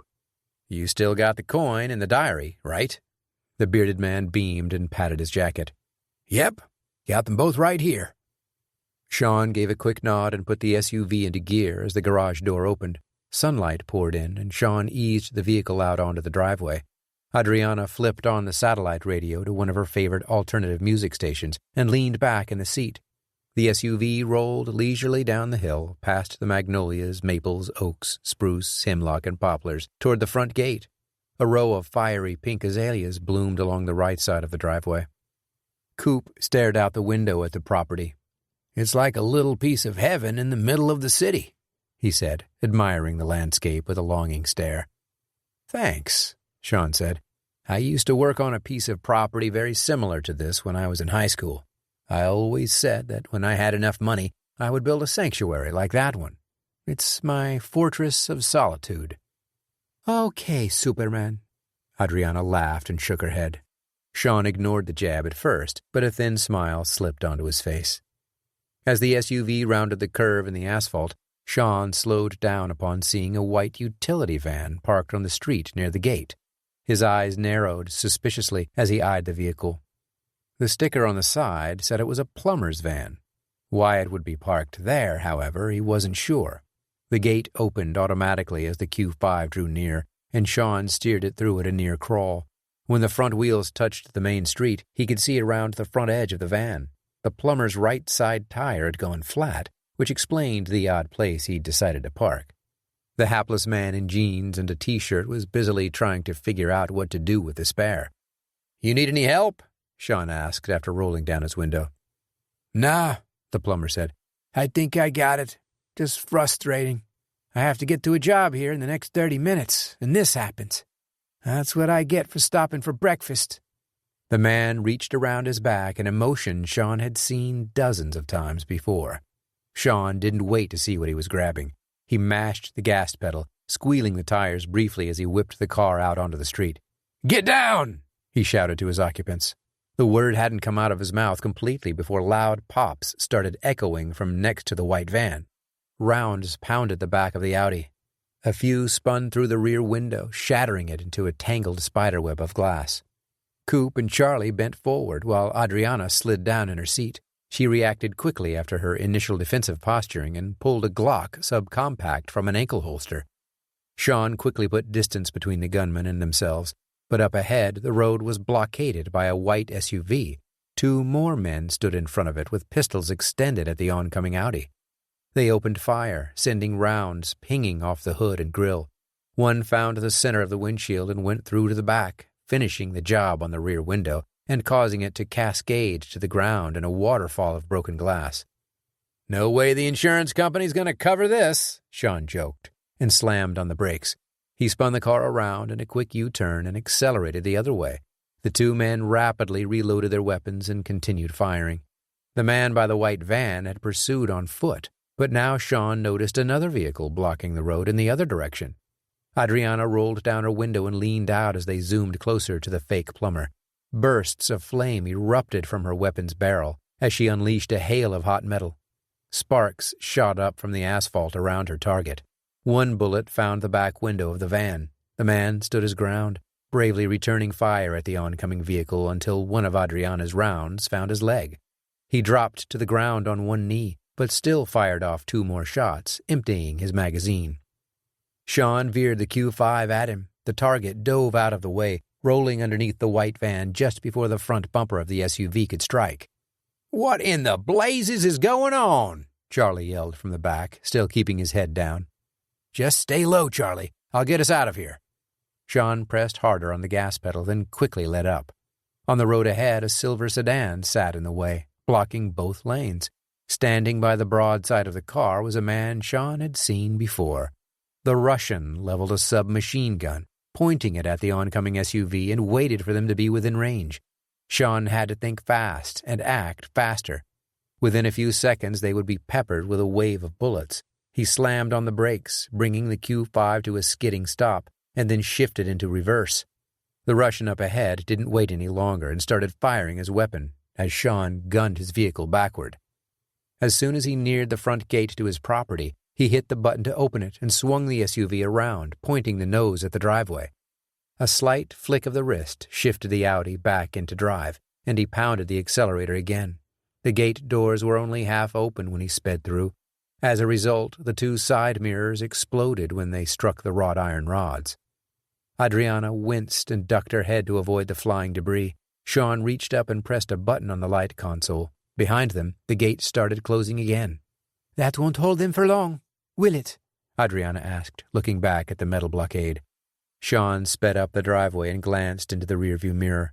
"It's stronger than you think. At worst, it will slow them down." Charlie looked up, noticing the immediate danger of flying bullets had momentarily passed. "We're going back to the house? Now they'll have us cornered like rats." "Back door to the Batcave," Sean said, his face grimly focused on the asphalt in front of him. "What?" Charlie said. but was involuntarily shoved against the door when Sean spun the steering wheel hard to the right, guiding the SUV around the house. The trees and shrubs zipped by outside. Sean kept his foot on the gas pedal, forcing everyone in the SUV to lean to the right. A few seconds later, everyone jerked upright as Sean straightened out the vehicle and aimed it down a narrow drive through a thick stand of maples and hemlocks. Another gate lay closed at the bottom of the second driveway, but began to open right after Sean hit another button on the overhead console. The rear gate differed from the front in that it was a single unit and slid open on wheels as opposed to the two doors that swung open on the other. "Use this exit often?" Coop asked, finally brave enough to sit up straight. "More often than I'd like," Sean answered. The SUV zipped through the opening and out onto the road, narrowly missing a sedan full of young commuters. The guy behind the wheel honked his horn angrily, which Sean responded to with an apologetic wave of the hand. "Sorry," he said, and pounded the gas again, whipping the SUV into the other lane. "If they knew where we were," Adriana said with a tone of warning, "they'll probably know where we're headed." A cough echoed from the back seat. She looked back where Coop sat clutching his left side.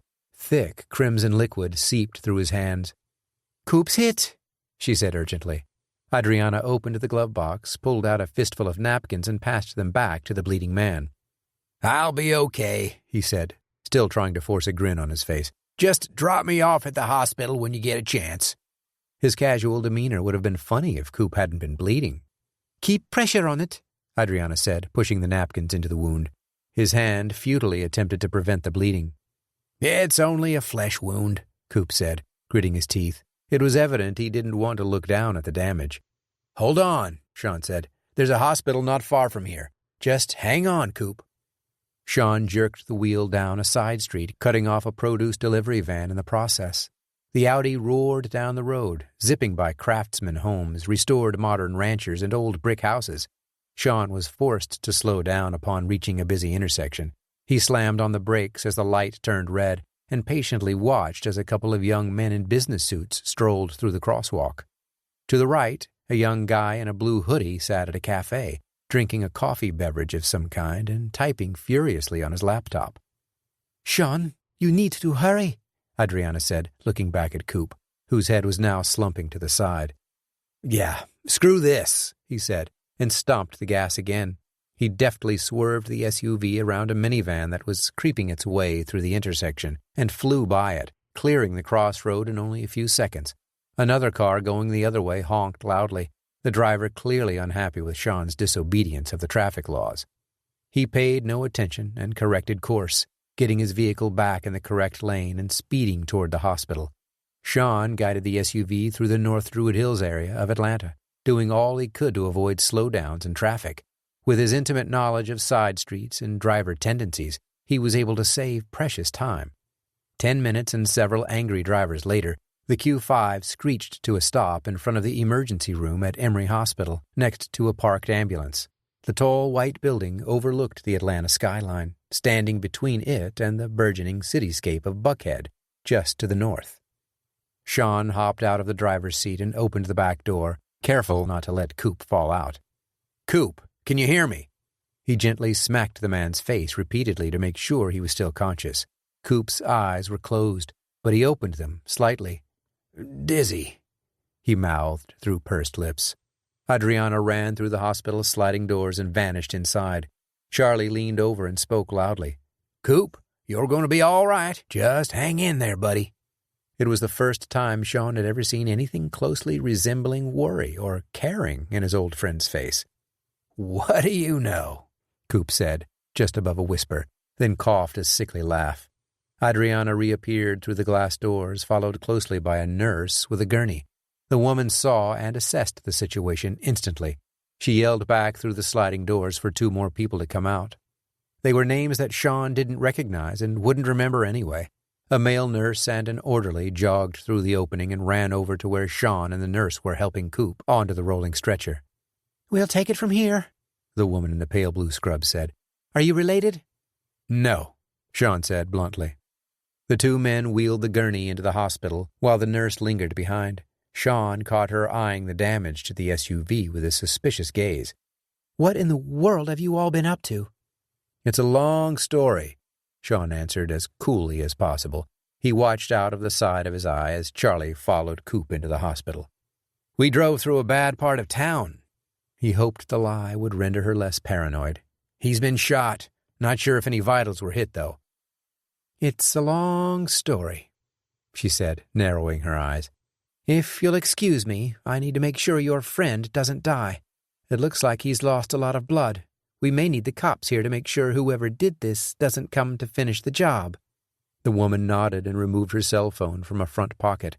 She hurried through the doors and disappeared inside. The police would be there within a few minutes, which was good for Coop and Charlie. Possibly not so good if they showed up and found Sean's Audi looking like Swiss cheese. "Get back in the car," he directed Adriana under his breath. "We have to hide the car." Adriana didn't need to be told twice. She skipped around the SUV's hood and jumped back into the passenger seat. Sean quickly got back in, leaving the back door open as he did so. The engine revved to life again, and before the nurse could completely turn around, he stepped on the gas and squealed the tires. Sean looked back and saw her start to take a few running steps in their direction. The phone was pressed to her ear, and she was yelling something. A moment later, Sean zipped the SUV around the corner of the building and disappeared from sight. "What now?" Adriana asked. "There will be police surrounding the place in less than 2 minutes." Funny, he'd thought the same thing. "We need to ditch the car," he said, with a hint of regret. "They'll be looking for this. And there's no way that nurse didn't just give the cops my plate info." "Where then?" He slowed the vehicle down a little and then suddenly jerked the wheel to the right, turning into the parking garage. Adriana saw where he was going and raised a questioning eyebrow as she turned her head toward him. "In there?" "Sometimes the last place people will look is right under their noses." He spun the wheel to the left, driving the SUV up a ramp and then around a curve onto the second deck of the parking garage. He leaned forward, checking the ceilings and corners for any cameras. Some hospitals had installed security cameras to prevent crime. So far, he hadn't noticed any, but he kept his eyes peeled as the vehicle rolled to the end of the row of cars and descended the second ramp. "What about Charlie and Coop?" Adriana asked quietly as if someone would hear her. "We're not just leaving them. I just want to ditch the car so it doesn't draw too much attention. Although Coop's in good hands, he's going to be fine." Sean didn't tell her that he had some doubts about that. At the moment, it didn't seem prudent to be completely honest. "Charlie will watch after him. Truthfully, it's probably safest if they stay here. If those gunmen know where we're going, I'd rather not have the two of them around if things get crazy again. I already feel a little guilty about Coop getting shot." Sean turned the SUV up another ramp toward the 4th floor. So far, they'd not seen anyone, except a large woman in purple scrubs waddling her way into an elevator. She'd not paid them any attention, instead focusing all her attention on the smartphone in her hands. "You think your friend Charlie is going to be okay with staying here at the hospital?" She didn't sound like she was sure that was the best course of action. Right now wasn't the time to get into a disagreement. He also knew that Adriana was a woman that appreciated certainty. "A hospital is a much safer place for them than riding with us. Besides, he'll probably want to stay with Coop." Sean found an empty parking spot and swung the SUV around in a dramatic arc before backing it in against the concrete wall. The two got out of the vehicle and ran the 100 feet to the stairwell. Once they'd made their way back down to the main level, Sean led the way to the emergency room. Hospitals had always been confusing places to him. There were so many narrow halls and corridors, all leading to different, seemingly random areas. As a boy, he'd got lost for half an hour in a hospital when he was visiting his grandfather. Fortunately, the hallways at Emory were well marked with locations and directions. Getting from the parking garage to the ER took less than 2 minutes. Sean burst through the door and found himself staring face to face with a large woman in pink scrubs. She was momentarily caught off guard, but quickly regained her composure. "Are you the one who dropped off the guy with the gunshot wound?" Her heavy southern accent reminded him of childhood trips to the Blue Ridge Mountains of North Georgia. He hesitated for a second before answering. "Yeah. Is he okay?" The young nurse nodded, but her face looked grim. "He's lost a lot of blood. If you hadn't got him here when you did, it might have been a lot worse. They rushed him into surgery. The other man you dropped off is in the waiting area if you want to join him." Sean nodded appreciatively. "Thank you. They found Charlie sitting on the edge of a fake leather chair in the surgery waiting room. He had his elbows on his knees and rocked back and forth in a short, quick rhythm. Sean had never seen his friend so distraught, not even when he'd been staring down the barrel of a gun the previous day. "Charlie," Sean said as he and Adriana approached. The older man looked up with a worried expression. "I wondered if you left or not." "No, buddy," Sean said, shaking his head. "We just wanted to put the car somewhere it wouldn't draw as much attention, you know, with it being shot up and all." His friend snorted a laugh, then his face grew grave again. "Coop's in surgery." "We know." Adriana touched the old man's arm. "He's going to be fine, Charlie."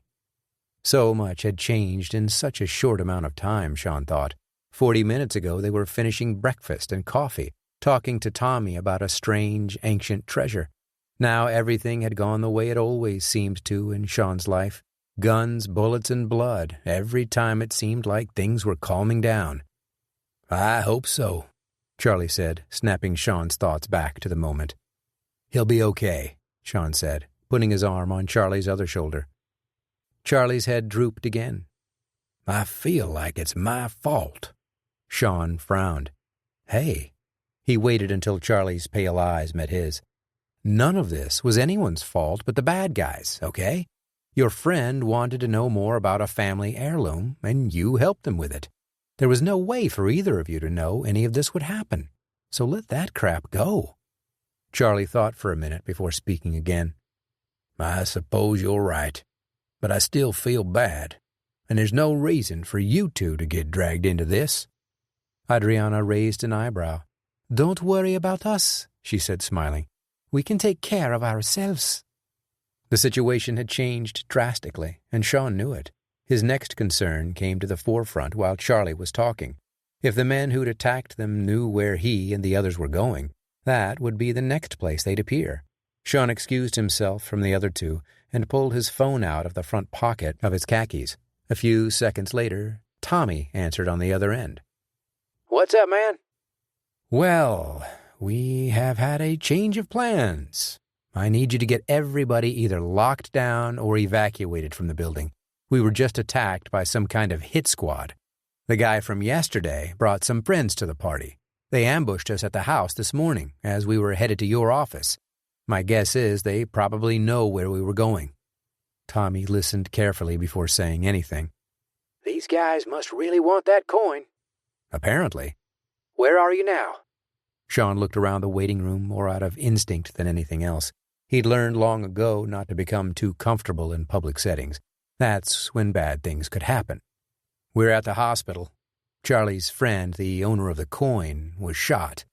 I think he's going to be all right. I've definitely seen worse, but he's in surgery right now. I need you to come to us." "Understood. I'll bring the kids too. They may have some more information you'd be interested in hearing." "Sounds good. Thanks, bud." "No problem." Tommy hesitated for a second. "Sorry about your friend. I hope he's okay." "He will be," Sean said, as much to convince himself as anything. "Just hurry up and get out of there." Chapter 13. Atlanta. Sirens blared in the distance. It would have been impossible for the gunfight to go unnoticed in the peaceful suburban area. Petrov figured they had less than 90 seconds to get clear. He and his men had opened fire on Wyatt's SUV in plain daylight. Wyatt had gone one direction, then been herded to Petrov's end of the street, where he peppered the vehicle with hot metal. He continued walking toward the SUV, hammering it with a fresh magazine of bullets as the Audi changed direction again. Only when Wyatt shot through the metal gate did Petrov spin around and hurriedly return to his sedan.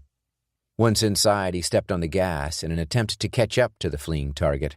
Wyatt's gate had closed too quickly, though, and the iron supports would have done more damage to Petrov's car than the other way around. He was forced to slam on his brakes and back out of the driveway entrance. The man playing the role of the plumber limped over to Petrov's car, dragging his bloody leg behind him. He waved at the Russian, trying to get his attention. Petrov rolled down his window. "What's your plan?" the man gasped through clenched teeth, his accent distinctly from Eastern Europe. "Distract the police." A baffled look replaced the agony on the man's face. How do you expect me to do that? Petrov raised a black handgun and squeezed the trigger 3 times. The long sound suppressor on the end kept the noise resigned to a puff with each shot. The rounds lodged deep into the man's chest and sent him reeling backward onto the asphalt. The Russian set the gun back on the passenger seat and sped down to the other end of the street where the 2 remaining men awaited orders. Follow me. I know where they're headed. What about the police? The American mercenary asked. The man's head was shaved, and his trapezius muscles bulged around his neck, almost tearing his skin-tight black T-shirt. We'll lose them on the way. Neither of the remaining men asked about the dead man Petrov had left at the gate. They didn't care, so long as it wasn't them that were dead. The code of mercenary life was to survive at all costs. Sometimes that meant leaving co-workers behind. The 2 jumped into their SUV and tucked in behind the sedan. The 2 cars turned down a side street 3 blocks away, disappearing from view just before the first police car arrived on the scene. Petrov slowed down slightly, despite his foot feeling the natural urge to speed through the back streets of North Atlanta. The last thing they needed was to be noticed fleeing the scene by one of the swarming police officers. Casually, the Russian led the way through the outskirts of the city, careful to obey all traffic laws if at all possible. After several minutes of watching rearview mirrors and twitching at every sound that resembled a siren, the convoy reached an intersection just a few hundred feet from the interstate. The light went from yellow to red before they could get through, so Petrov stopped at the white line to wait his turn. Across the street, in the lane going the opposite direction, sat a city police car. Petrov glanced in the rearview mirror to make sure his 2 men were keeping their cool. Both of the muscular men acted as casual as possible, even appearing to keep up a conversation complete with fake laughs and smiles. The Russian returned to stare to the police unit on the other side of the intersection, disappearing intermittently as cars crossed by in the other directions. The reflection of the lights turned yellow, and Petrov noticed the cop suddenly reach for his radio. He seemed to be staring directly at the sedan and the SUV behind it. Petrov's fingers gripped the leather steering wheel a little tighter, and he readied his foot to hammer the accelerator. They were so close to getting clear of the area, only to be found by a random officer. The blue lights flashed on the top of the squad car, and it suddenly swung around in front of one of the cars in the turn lane and sped away down the street to Petrov's right.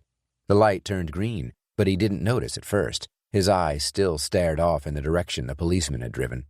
He snapped back to the intersection and stepped on the gas, before his comrades behind him had to wake him up with a polite honk of the horn. The 2 vehicles eased through the crossroads and down the sloping interstate on-ramp. Close call averted, for now. Chapter 14. Atlanta. Tommy strode purposefully through the hospital corridor, his canvas laptop bag slung over one shoulder. The minute he'd hung up the phone with Sean, Tommy evacuated the entire IAA part of the Georgia Historical Center. His agency only took up 2 floors, and one of those was for secure storage of artifacts. The other floor housed the research facilities, labs, and offices. With most of the IAA agents out in the field at the time, only he and 3 others had to leave, one being the receptionist, the other 2 being Alex and Tara. Wary that he might be followed, Tommy took an extra 20 minutes to reach the hospital, ducking down offshoot roads and alleyways to throw off anyone who might be trying to keep up. While he desperately wanted to reach Sean and the others as quickly as possible, he also didn't want to lead trouble to their doorstep again. From what Sean had told him, they'd somehow lost the hit squad for now. He wondered, though, if they could find them again. Really, it wasn't a question of if, but when. Tommy had spent enough time in the field dealing with the seedy underbelly of the world. He'd seen his fair share of thievery and killing. Wealthy men, men without morals, would do anything to get what they wanted. From time to time, that put Tommy and his IAA agents squarely in the crosshairs. He turned a corner and found the waiting room where his friends sat on burgundy-upholstered leather chairs. Sean was the first to see him and immediately stood up, grinning from ear to ear. "Glad you made it out okay," he said, full of relief. Tommy nodded and slipped his bag over his head and onto one of the seats. "Yeah. I told everyone to get out of the building as soon as we got off the phone. Of course, the kids resisted. They do love their toys." "They didn't come with you?" "Nah, they went to the safe house over near Inman Park. They'll be fine there." Only a few of us even know about that place. Plus, there are plenty of toys for them to play with." Sean knew what his friend meant when he said toys. Alex and Tara had a reputation for being addicted to laboratories and research equipment. It was part of why they almost never seemed to leave IAA headquarters. The only thing Sean could compare it to was when he'd lost track of dozens of hours in the photography lab in college, back before the digital age, when cameras still used film. He'd gone into the darkroom at one point and come out 4 hours later, thinking only 30 minutes had gone by. Considering that comparison, he could understand the kid's love for research. "Adriana," Tommy gave a short nod. "Good to see you again," she replied with a smile. "You as well." "Charlie." Tommy stepped over to the older man who stood and offered his hand. Tommy gripped it firmly for a few seconds, shaking it twice before letting go. He sat down next to his laptop bag and crossed his legs. A second later, he had the computer on his lap. The others took a seat as well. "I don't mean to dispense with the pleasantries, and I'm assuming that since these men tried to kill you, time is probably of the essence, yes?" "Affirmative," Sean answered. "Good. I just didn't want to step on any toes. Although I am sorry about your friend, Charlie. He is in good hands here at this hospital." "I appreciate it," he said gruffly. "Now," Tommy directed his inquisition at Sean. "You said there was a diary?" Sean's eyes grew wide. "Yeah." He hesitated for a second. "But Coop had it, and the coin." "He doesn't anymore," Charlie cut in. He reached into his jacket and pulled out the small leather book. "He gave it to me on the way in."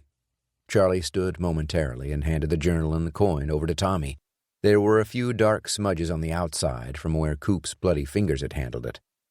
"Ah." Tommy examined the outside of the diary and then reverently opened the first page. "Late 18th century. Sean winked over to his older friend as if to say, "I told you so." Tommy read through the pages, turning them carefully so as not to damage them. When he reached the final line, he flipped back to the pages containing the odd symbols and then returned to the last entry. "The Southern Gate?"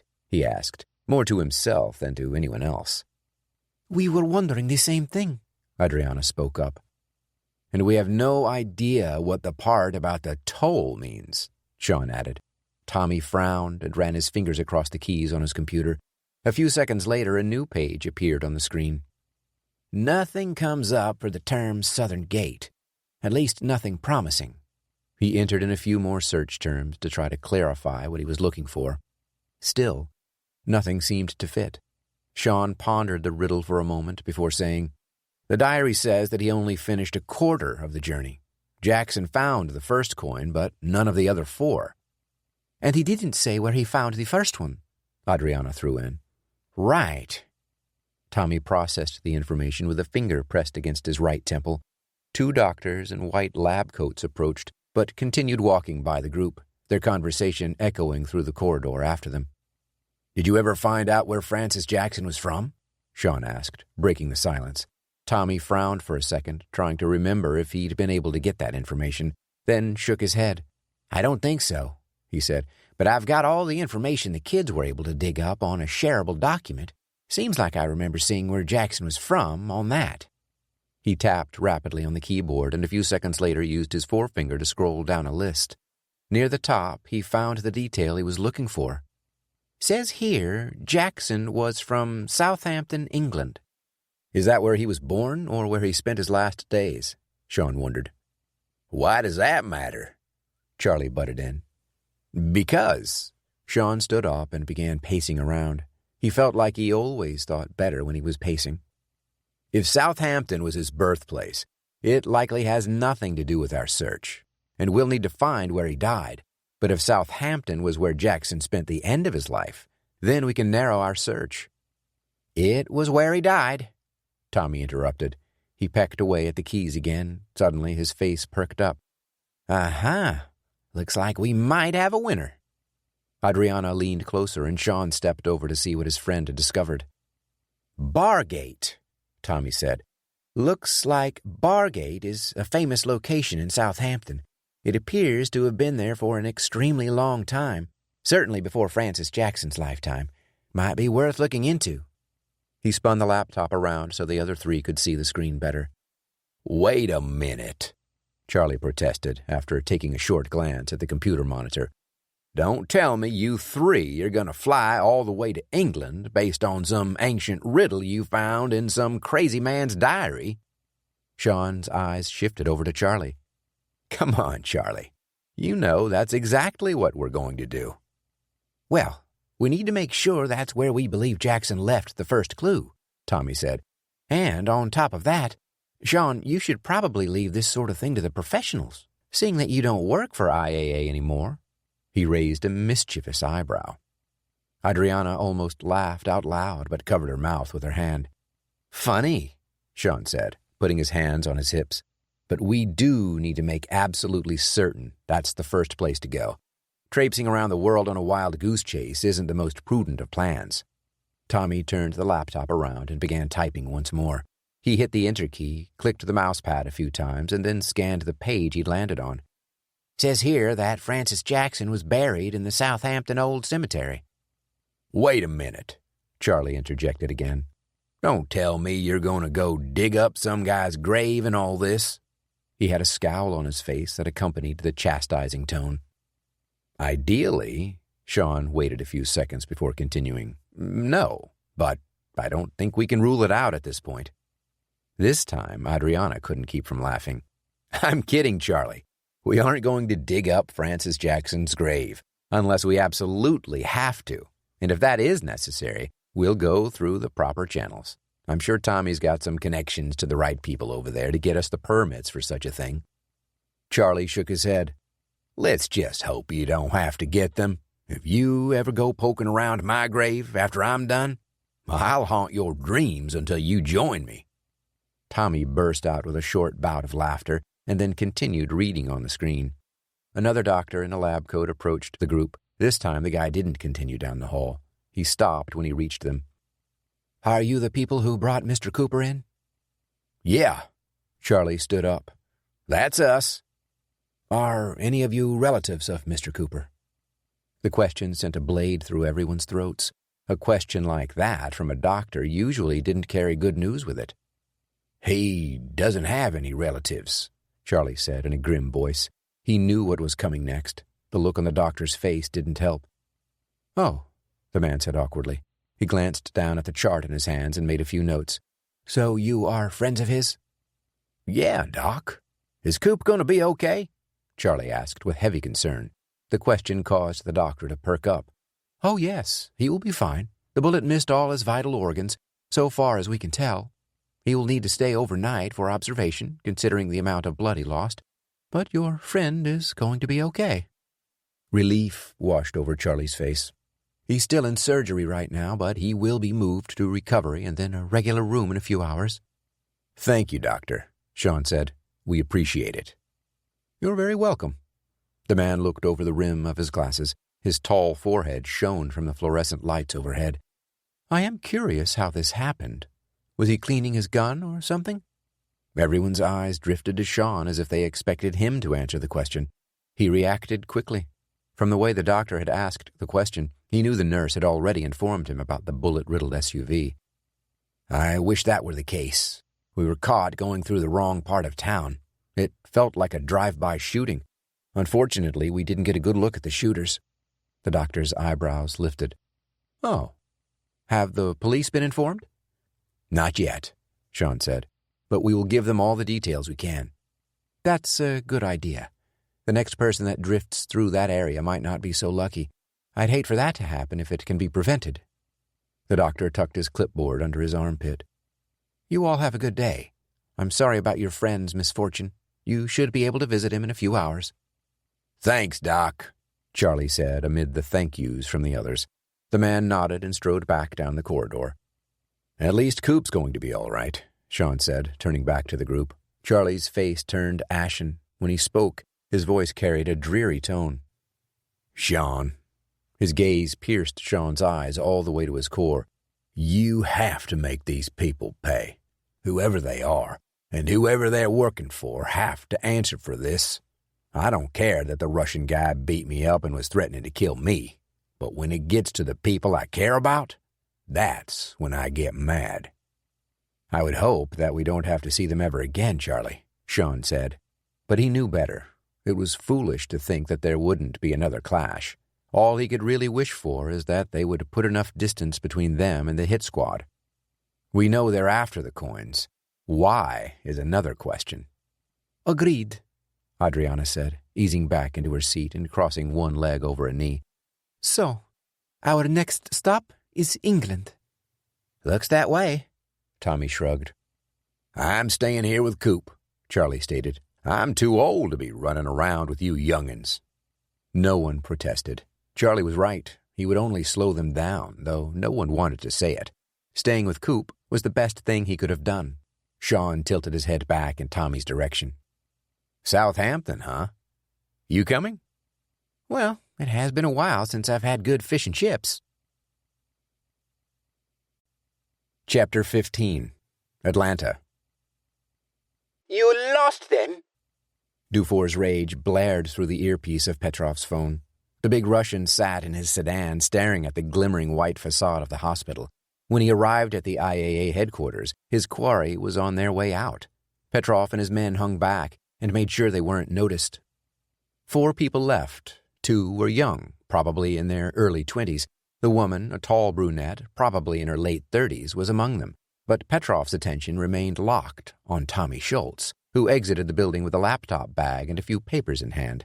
The way Schultz was looking around, checking for anything suspicious, told Petrov that the man had been alerted to their presence. No, I didn't lose them. They're at the hospital as we speak. One of them must be wounded. My team is waiting outside in the parking area. If they come out, we'll be here to nab them. Dufour didn't apologize, but the explanation seemed to soothe his tone a little. Where is the coin now? Petrov knew that question was coming. It was also a dumb one, though he wouldn't tell his employer that. Obviously, the coin was with his targets. If he had it, he'd be on a plane back to France right now. Sean Wyatt has the coin. He figured a white lie wouldn't hurt. After all, it was a reasonable assumption. I need that coin. The Russian knew that. His irritation bubbled up inside him, but he suppressed it. I know. We will have it shortly. His phone vibrated, and he pulled the device away from his ear to glance at the screen. A message from an unidentified number appeared. He read it and smiled, putting the phone back against his ear. We know where they're going next. He imagined the sentence changed Dufour's demeanor. How do you know that? It's what you pay me for, isn't it? I get things done. True. Petrov gave a signal to the other men and started up the car. A new flight plan was just filed from one of the private hangars at the Atlanta airport. They're going to London. London? Dufour's voice sounded troubled again. They must have discovered the first clue from Francis Jackson. Petrov steered his car out of the parking space, through the thick maze of parked vehicles, and out the exit onto the road. What would you like me to do? He could tell Dufour was thinking about the issue, which meant the man wasn't sure. Petrov hated uncertainty. He always paid close attention to detail. Follow them to London. If they find the next coin, take it from them, and return it to me. And what about Wyatt and his companions? Do what you do best. Chapter 16. London. By the time the IAA private jet landed in London, it was just a few minutes past 1 in the morning. He, Tommy, and Adriana had departed the hospital, leaving Charlie with Coop. The 3 felt bad about ditching the 2 older men, but each knew it was the right thing to do. Before they left the hospital, Tommy made a phone call to his private pilot and had him file a flight plan for London. Having their own plane and pilot made spontaneous international travel much easier. On the airplane, the 3 poured through as much information as they could find about Holger Dansk and the 2 battles of Copenhagen. Thanks to the Wi-Fi set up on the plane, they had easy access to the wealth of knowledge the internet could provide. The 2 bombardments of Copenhagen were both strange altercations. Great Britain didn't necessarily have issues with the Danes. Rather, it was their fear of French allegiance with Denmark that troubled the British. In both attacks on the Danish capital, The battles seemed more like a parent spanking a child to remind them who was the adult.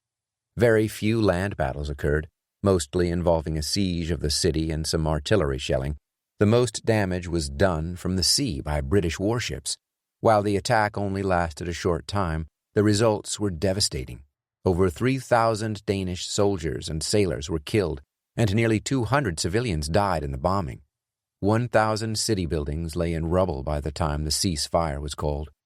The Crown Prince had no choice but to submit to the British forces once more. This time, the entire Danish fleet was turned over to Great Britain, which cleared the trade route through the Sound between Sweden and Denmark.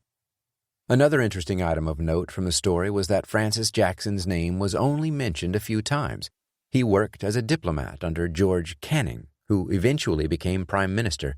Jackson's reputation for diplomacy was less than stellar. He preferred a direct, unbending approach to almost everything he did, and was rumored to have offended several members of state who represented other countries. Jackson's mission to Denmark was odd in that the few documents Sean and Tommy found suggested that he had barely spent any time in the city. Jackson's meeting with the Danish ambassadors had been swift. Based on the diary, it must have been because the man knew what was coming and only had a short time to complete his secret mission. The research on Holger Dansk added little to what the three already knew. It was mostly a fairy tale with vague pieces of legend mingled together with a few real facts, dates, and places. The airplane came to a stop, and the flight attendant opened the door. "You're going to need these," she said, producing 3 black umbrellas for the passengers. "Quite rainy out." She wasn't lying. When Sean set foot onto the steps, he was greeted by a cold gust of air and a steady downpour. "Good to be back in England," he said sarcastically over his shoulder. Tommy laughed as he opened his umbrella. Down on the tarmac, a black SUV waited in the deluge.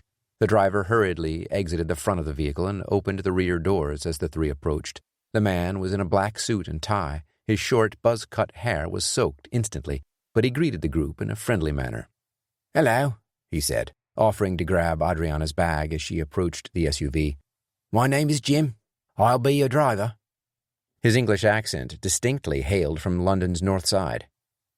Adriana allowed the burly man to take her bag. Tommy and Sean followed him to the rear of the vehicle and tossed their things into the back hatch.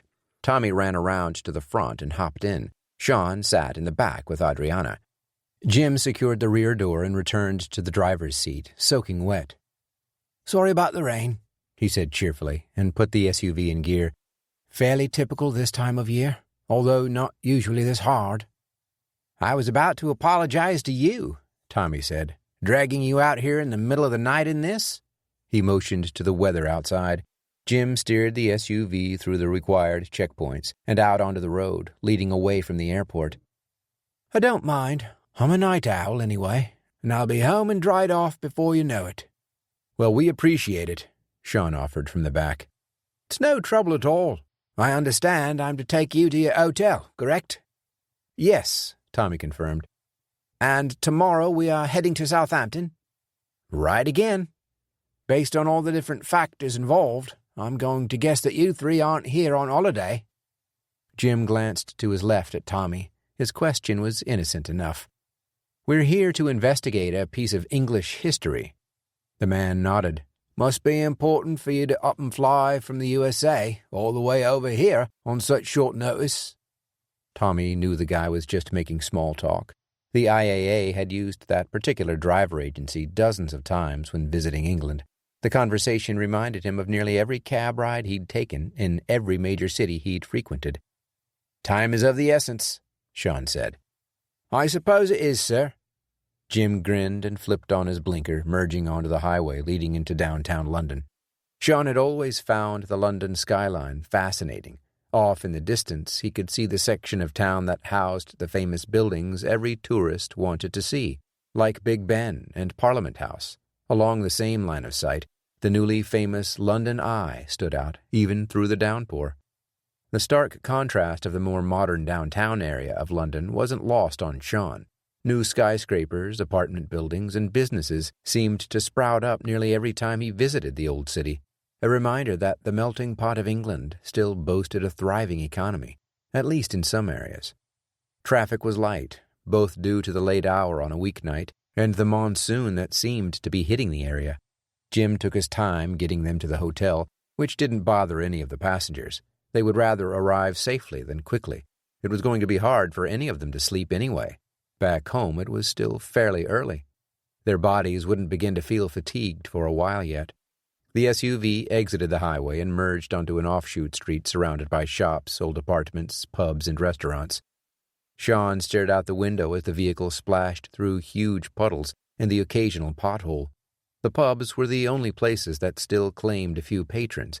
The businesses and restaurants long since closed for the day, save for one late-night fish and chips place with bright blue neon lighting on the sign. A few minutes later, Jim pulled underneath the burgundy awning in front of a tall gray building. The hotel was one Sean and Tommy had both stayed in several times. Tommy booked the rooms while on the plane, able to pull a few strings on the other end as a result of his consistent and financially worthwhile patronage. The hotel staff had been more than happy to accommodate the request, especially considering the weather probably kept the place from being completely full. A bellhop working the late shift emerged from the entrance's metal-encased glass doors and hurried to open as many doors as he could before the passengers exited. Jim had already opened his, and the young man only succeeded in getting to Sean's. "Good morning," Jim said to the beleaguered bellhop as he stepped around and opened the back hatch. "I'm just dropping them off. They only have a few bags." He turned his gaze to his three passengers. "If you need anything else from me, here's my number." He reached into his jacket pocket and fished out a plain white business card with black lettering on the surface. "I'm a light sleeper, so feel free to call whenever you want." "Thanks, Jim," Sean said, taking the card and stuffing it into a front pocket. "We'll see you in a few hours." Jim gave a quick nod of the head and jumped back into the SUV. The bellhop busily loaded their luggage onto a cart and then followed the three Americans into the hotel. The inside of the Hotel Bacard felt like going back in time. The pinkish marble floors stretched out in three directions. A bar sat off to the side, surrounded by a small seating area for a lounge. The bartender, a man in a white shirt and black bow tie, was nearly finished closing for the night, locking one of the cupboards and then wiping down a last section of the counter. Straight ahead, a set of grand staircases wound upward like a double helix to a mezzanine above. Off to the right, the concierge desk housed three computer stations behind a wall of gray stone and black countertops. A giant chandelier hung from the ceiling in the center of the room, glistening with hundreds of little crystals. 4 cubed pillars wrapped in English oak stood at the corners of the lobby. Roaring lions' heads jutted out from the surface, carved directly from the same piece of wood. Tommy admired the craftsmanship as he strode by one of the reliefs before reaching the concierge. He returned to the other two a few moments later and handed them each a card key. "This is a lovely hotel," Adriana said as she slid the key into an empty pocket. "It really is," Tommy said, staring up and around at the huge room. "It's a little off the beaten path, which is nice because you won't have to deal with as many tourists here. The location is great, though. Here we are kind of in the middle of everything." She nodded. "It's rumored," Sean said, "that Winston Churchill stayed here semi-frequently to get away from his primary residence." Adriana frowned. "I would think he would have spent more time out in the country or somewhere away from the city." True. He did like to get out and enjoy the countryside at the Prime Minister's other residence called Chequers, but he also loved the city of London. Being the Prime Minister of one of the most powerful nations in the world doesn't lend itself to a ton of anonymity. During the war, however, he found it necessary to evacuate his home at 10 Downing Street due to the bombings or other security threats. She shook her head at him and smiled. "You really are such a nerd." "You both are," Tommy said, turning and leading the way toward an elevator at the other end of the room. He twisted his head around and looked back at them as they laughed. "We all are." The rooms of the Hotel Bacard were luxurious despite their modesty. The interior designers had done all they could to make the most of the somewhat small spaces, featuring hunter green curtains and golden ropes to accent them, a cherry writer's desk in the corner, and accompanying leather chair, and a beige microfiber club chair by the window. Tommy entered the room across the hall and joined Sean and Adriana a few minutes after getting settled. "What time do you guys want to get up in the morning?" "I doubt I'll sleep much," Sean answered. It's always hard for me to adjust to new time zones when I travel." "Really?" Adriana said. "I never seem to have that problem." "You're lucky," Tommy commented. "Let's just say 7:30. Sound good?" The other two nodded. The phone in Tommy's pocket trilled suddenly. His eyebrows lowered, signaling he had no idea who would be calling him at that time of day. Then again, back home it wasn't that late yet. A quick look at the screen told him it was Tara. He hit the green button and answered. "Hey, Tara, I'm going to put you on speakerphone. What's up?" Tommy hit a blue button on the device's screen and held it down so everyone could hear. "I assume you arrived in London without any other incidents?" The young woman's voice crackled through the speaker. "No problems on this end," Tommy reported. "Got something new for us?" When she spoke, her voice carried a tense excitement. "Do we ever? Remember the pictures of those symbols you sent us from the diary?" "Of course." "Right. Well, obviously you remember. Anyway, from what we can tell so far, it looks like our friend Francis constructed what we call a skyscraper cipher." "Skyscraper cipher?" Adriana frowned. "Yeah," Tara answered. "Obviously that's not what they called it back then. Originally it was called a stacked cipher. Essentially, you have to look at the symbols from a three-dimensional perspective. Each line and shape has its own meaning. They stack them on top of each other to produce a code that is 3, 4, even 5 levels deep, just like constructing stories of a building one on top of the other. By doing the cipher this way, unraveling the secret it contained was almost impossible 200 years ago." "I can see why," Sean chimed in. "Do you have any idea what it says?" "We're still working on that. Alex is running a program right now that peels back the layers and looks for a common thread. From what we can tell, though, these particular symbols are most likely the cipher key." "That means we're going to probably find more symbols like that," Tommy said. "Exactly. If you guys are on the right track, you will probably find another one of these.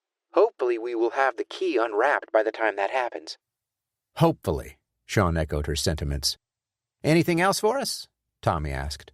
"Not at the moment." Sean had been pondering something for the duration of the conversation. He spoke up when he had an idea. "Tara, Sean here. Can you get access to the security cameras?" She hesitated for a second. "Yeah, I think I can do that. I could do it a lot faster if you give me the necessary codes and passwords. Why?"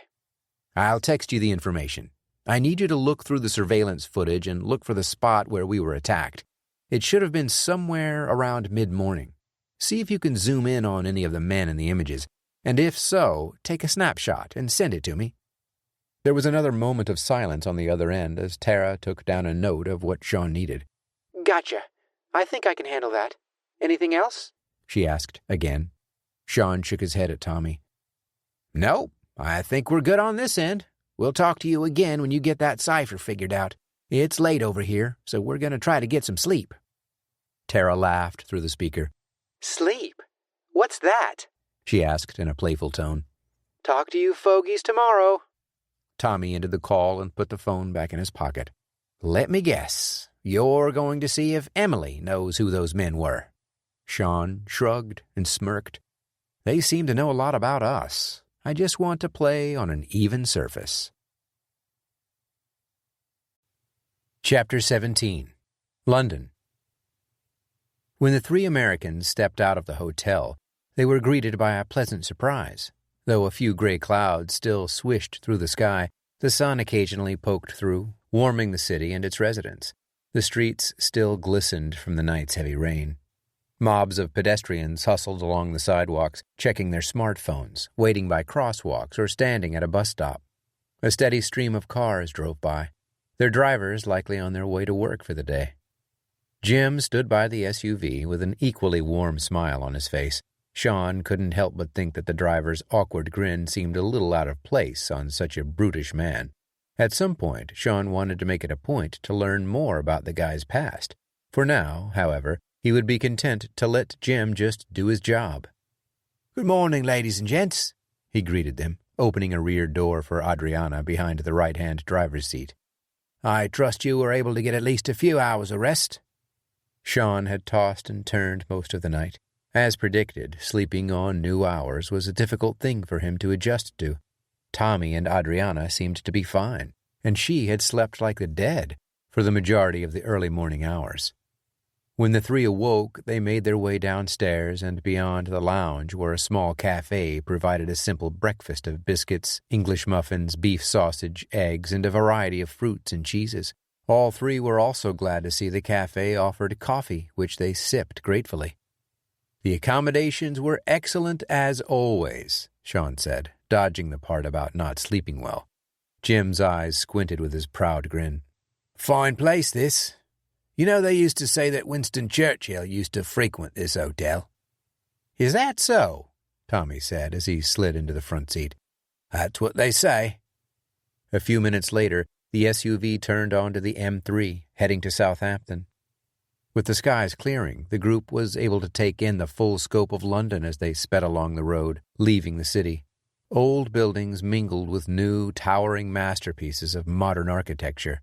On the outskirts of the city, there were fewer high-rises, giving the feel of a bunch of small towns that grew together hundreds of years before. Thick patches of trees and chunks of forest surrounded the outlying communities, eventually giving way to vast, rolling farms. Occasionally, a castle would pop up on the horizon, sometimes still in pristine condition, as if time had never touched it. Others were mere shells of themselves, reduced to ruin by the elements and centuries of neglect. About halfway into their 2-hour journey, Tommy had just begun to wonder why he'd not heard back from Tara or Alex when his phone started to vibrate in his pocket. "Hey, kids, what have you got?" "Good morning to you as well, sir." Alex's voice sounded craggy. "Sorry, Alex. Good morning. What have you got?" "Not one for pleasantries, are you? You do realize it's like 3 in the morning over here, right?" Tommy detected the hint of irritation and apologized. "I'm very sorry, Alex. We appreciate your extra effort on this." There were a few seconds of silence before Alex started laughing. "I'm just messing with you, man. You know we love this crap." "I should have known." "Yeah, well, I do have something for you. We were able to translate the stacked cipher. Tara said she told you about that." "She did?" "Okay, good. It took a bit of doing. Those things are pretty rare. Fortunately, our software worked out the key. I'm sending you the translation now. You should be able to use that to unravel anything you might find that was written with the same kind of code." Tommy's phone vibrated again, and he checked the screen. A new email had arrived from Alex's account. "Got it." "Great. I'm going to get some sleep now. Here's Tara. She said she needed to talk to Sean." "Thanks, Alex. Good job by both of you kids." He handed the phone over to Sean. "Said Tara wanted to talk to you." Sean put the phone to his ear. "Hello?" "Hey, Sean. I was able to pull some images from your security database. I'm glad you guys were able to get out of there. From the looks of it, that was a bad situation.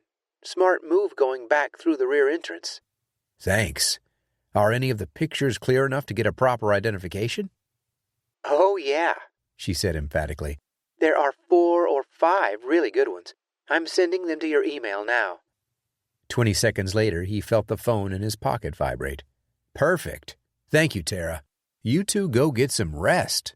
We'll touch base with you if we need anything else." "Will do. Always happy to help." Sean ended the call and passed the phone back up front to his friend. "Were they able to get what you needed?" Tommy asked. Sean reached into his pocket and pulled out his device. After a few taps on the screen, he scrolled down and then zoomed in on an image. It was a nearly perfect photo of the Big Russian. He flipped through a few other pictures and found them to be of comparable quality. "Yeah, these should do nicely." He opened up a new message and added the files to it, then typed in Emily's email address. His thumbs flew across the miniature keyboard, spelling out the sentence, "I need an ID on these guys ASAP. Thanks." After sending the email, he typed out a quick message and sent that as well, knowing that she could possibly see the phone message faster than the email. Sean put his phone back into his pocket and looked up at Tommy. "What about you? Decoded the cipher?"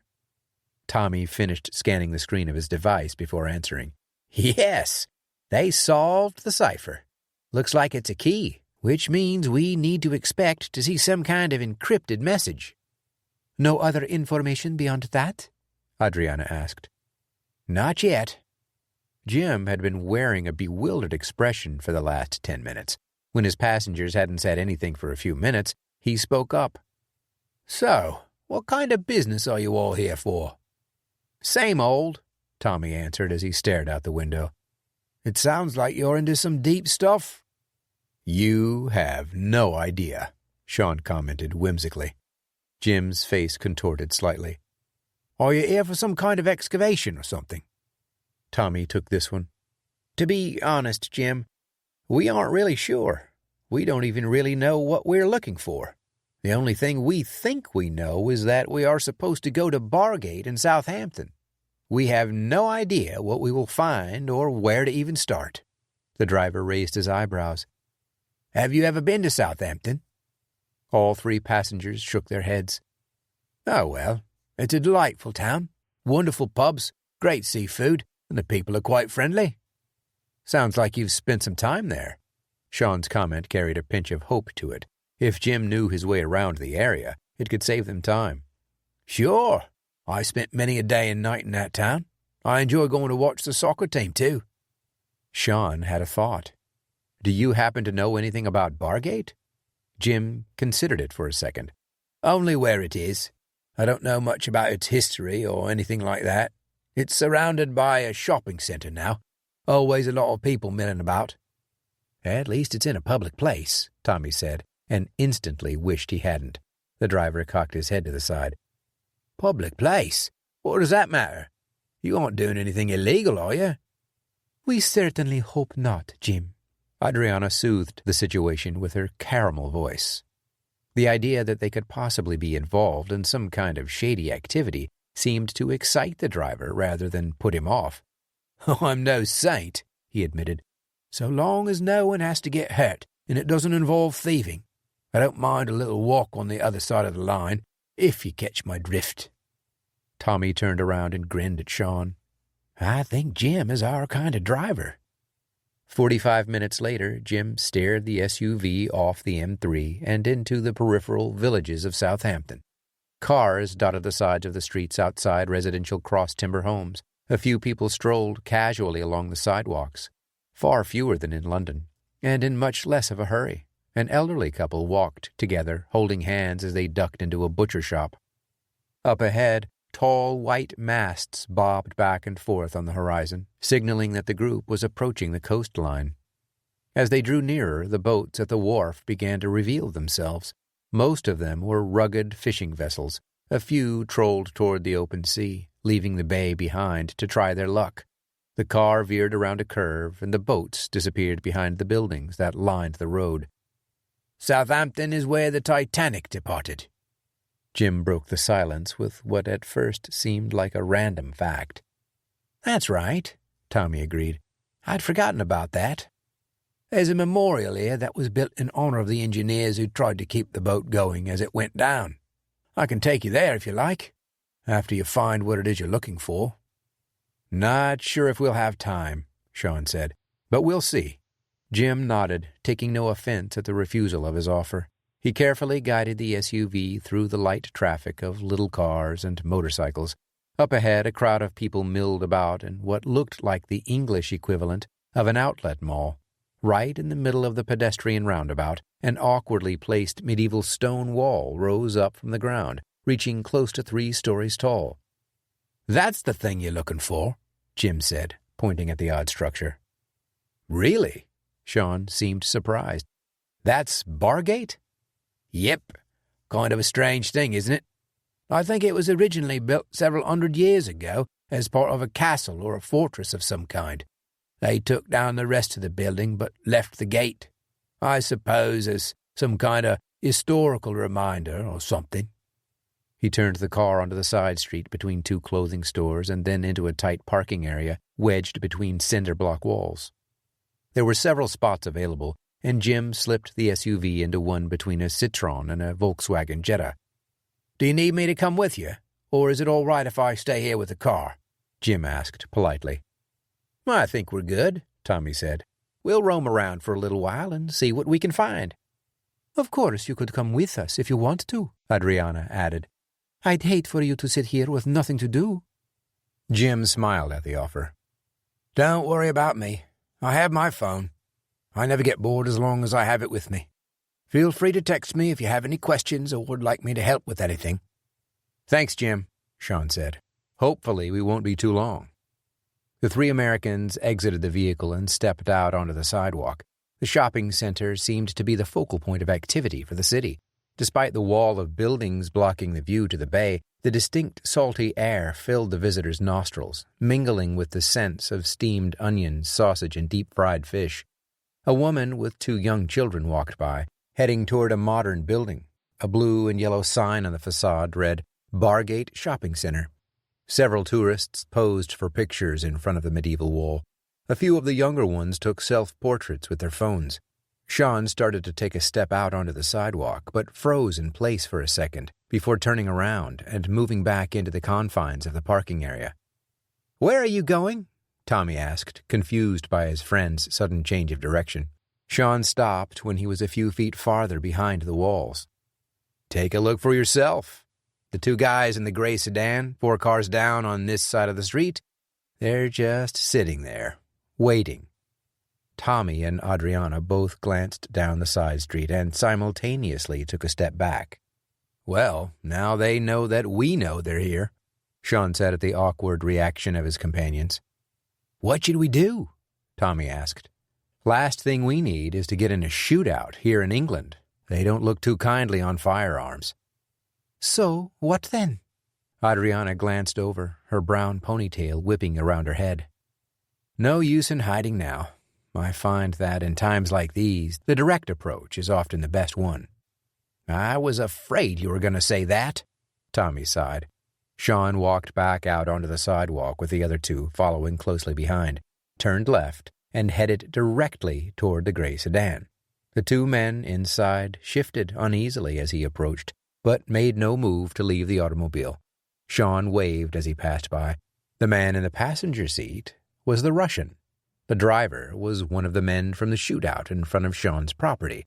He wondered how much longer it would take Emily to get an ID on the men. At the moment, he couldn't worry about that. They stopped at the crosswalk and jogged across to a boutique that appeared to sell plates and knickknacks for the kitchen, then slowed their pace as they entered the throng of people hovering in the plaza. "Okay," Tommy said. "Now what?" Sean glanced over his shoulder. Through the busy mass of bodies, he saw the doors to the sedan open. The Russian and his assistant got out and hurried across the street. The question in Sean's mind was, where were the others? He knew better than to think this guy would only bring 1 person with him. There had been 3 others at his house in Atlanta. He turned around and narrowed his eyes, searching the faces for anyone that might look familiar. At the moment, he didn't see anyone he recognized, but that hardly helped him relax. "We'll need to keep an eye out," he said.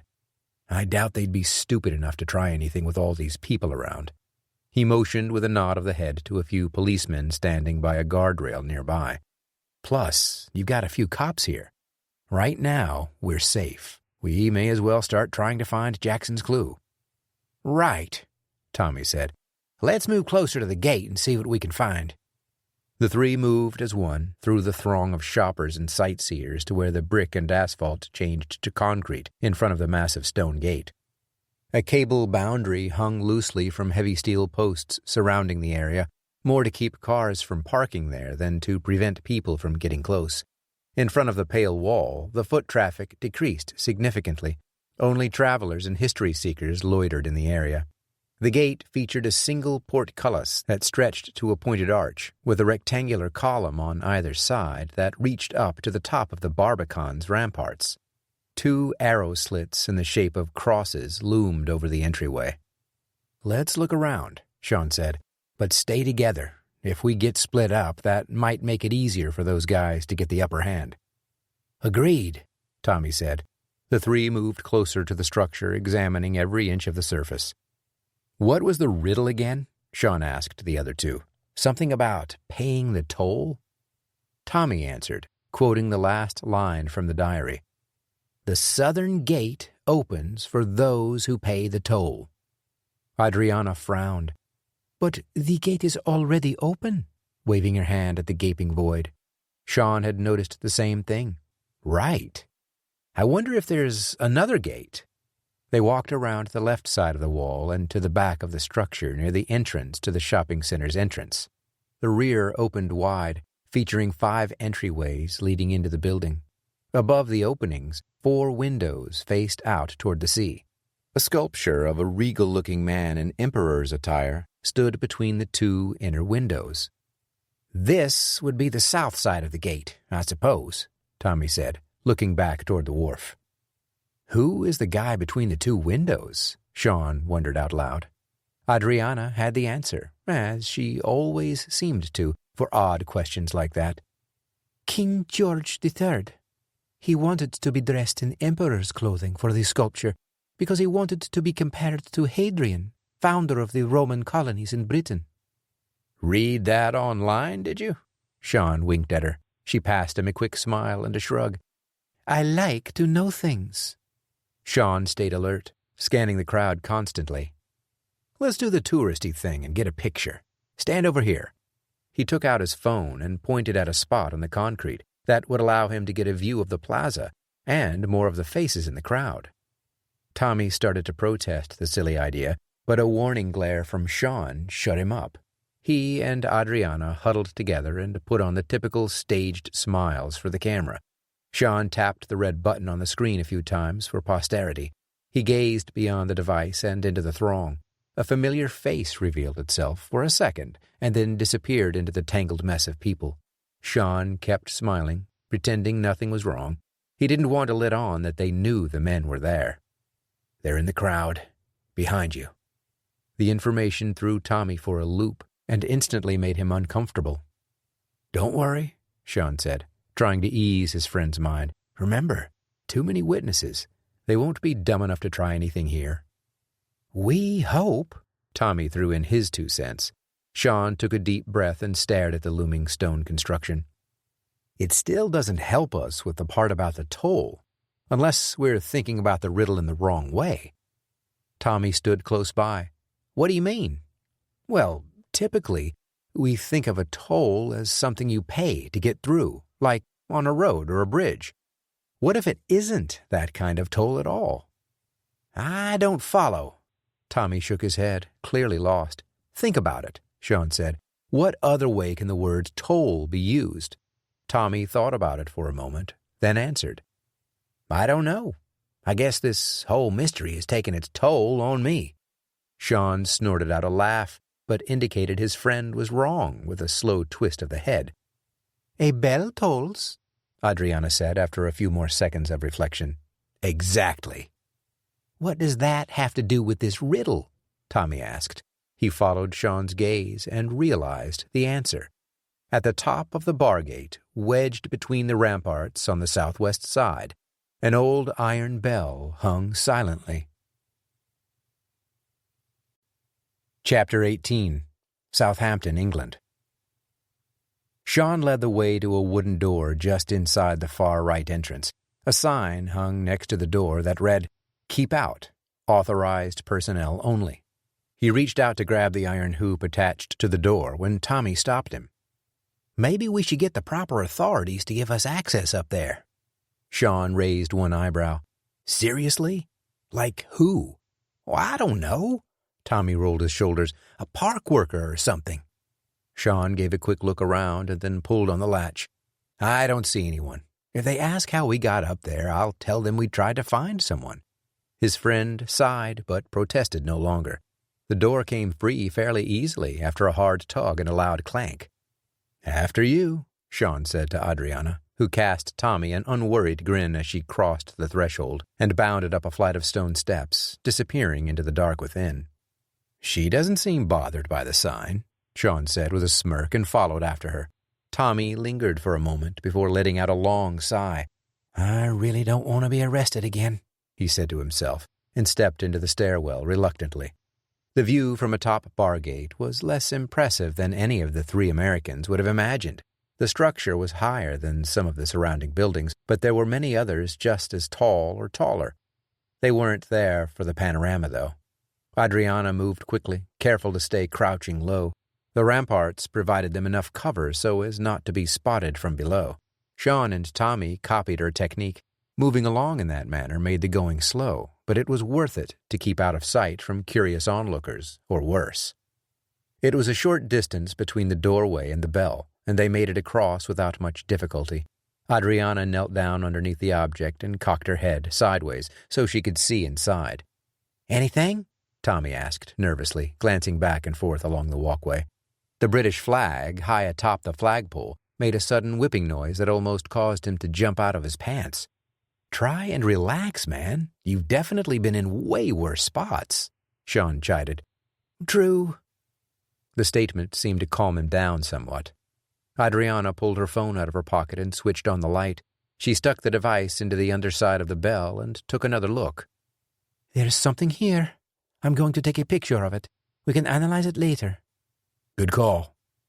She tapped the screen a few times, and a moment later the light flashed inside the bell. She shot a quick glance down to the ground level to check if anyone had noticed. It didn't seem like anyone was paying any attention. She put the phone back in her pocket and turned around. "Let's get back to the car." Tommy twisted to go back the way they came, but a voice froze everyone in their place. What are you doing up here? Tourists are not permitted in this area. Their eyes converged across the top of the barbican to see a man in a police uniform. The guy had to be pushing 60, probably resigned to security details like this one in the waning years of his career. Now he represented a huge problem. Stand up, all of you, he ordered in what Sean was certain was a Welsh accent. Inch by inch, the three Americans stood up, careful to keep their hands away from their bodies. "We just came up here to have a look around," Sean explained in a calm tone. "We're doing an archaeological study on this tower." He wasn't exactly lying, but he wasn't telling the truth either. The less this guy knew, the better. Americans? The man's loose facial skin jiggled as he spoke. Yes, sir. We don't have any authorization to be up here. We can get it if you need us to, though. The policeman seemed to be considering the situation. I'm going to need to see some identification. Won't try any funny business. He kept his hand firmly pressed against the radio on his shoulder, ready to call additional support if needed. "That's fine." Sean tried to speak calmly. The last thing he wanted to do was startle the old man. "I have my passport in my jacket. May I take it out?" The policeman nodded and took a few cautious steps in Sean's direction. Sean ever so cautiously unzipped his jacket halfway down and reached inside. He took out his passport and held it out for the old man. Sean had the distinctly odd memory of going through the same kind of process when he was trying to feed a feral cat in his neighborhood as a child. If he moved too quickly, the beast would run off. In this case, they would probably end up in a Southampton jail cell. A fleshy, wrinkled hand took the passport and retreated a step to keep a safe distance. The policeman, whose name tag read Martin, flipped open the little blue book and scanned the identification page. His eyes shifted from the book to Sean and back as he double-checked to make sure it was really who the passport said it was. After what seemed like 5 minutes of uncertainty, the policeman seemed to calm down and stepped forward again, handing the passport back to Sean. The signs below clearly state that only authorized personnel are allowed up here, Mr. Wyatt. Do you realize this means you're trespassing? Yes, sir. We realize that now. Sean could see that Tommy and Adriana were happy to let him do the talking, which was also fine with him. Through the years, Sean had learned something about himself. He liked to be in control of tenuous situations like this one. Once too many mouths started yammering, things could spiral downhill quickly. Sean stretched his hand out again to retrieve his identification when he noticed a sudden movement out of the corner of his eye on the other end of the barbican. It only took him a second to realize the policeman was squarely between him and the long barrel of a sound suppressor. "Get down!"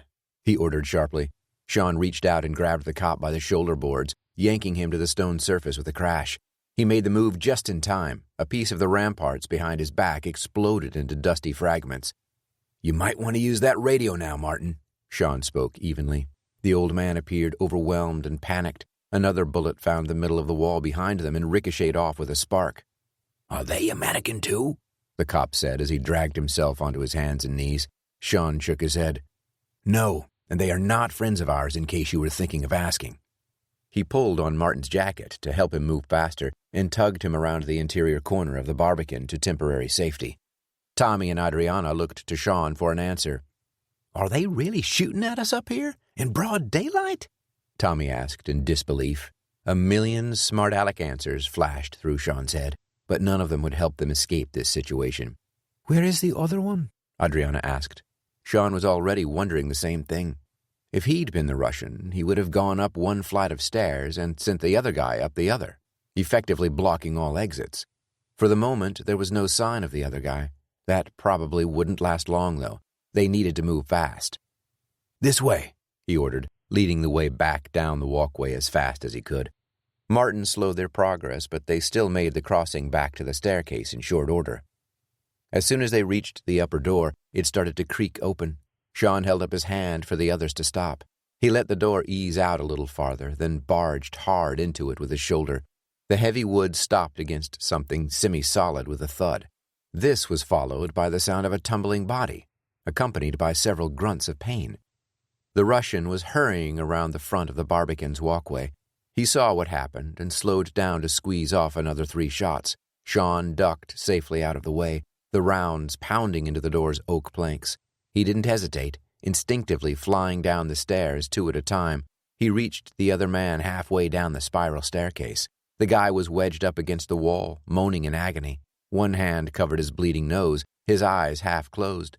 Sean noticed the man's weapon lying on a step as he approached and scooped it up en route. Sean shoved the gun into the back of his belt, and in the next motion grabbed the hit man by his pants and heaved him downward. The immediate look on the henchman's face was panic as he tumbled into the dark toward the exit below. Sean and the others followed behind, reaching the bottom where the Russian's assistant lay in an unconscious heap against the wall. As soon as the 4 cleared the doorway, Sean grabbed the unconscious man under the armpits and dragged him outside. The policeman didn't understand what Sean's plan was. "What are you doing?" Sean dropped the body and slammed the door shut, then rolled the hitman over and pressed him against the wooden entrance. "It's the only way we can bar the door, but it won't keep him long." Martin got on his radio and called for backup. When he'd finished his request, he turned to Sean with a serious look on his face. "What are you 3 up to? And why are these men trying to kill you?" A bump on the door told them that the Russian had reached the ground floor. "I wish I had time to explain, but you're going to have to trust us, Martin. We're the good guys." The officer searched Sean's eyes for a few seconds. The door heaved under the weight of the Russian trying to force his way through.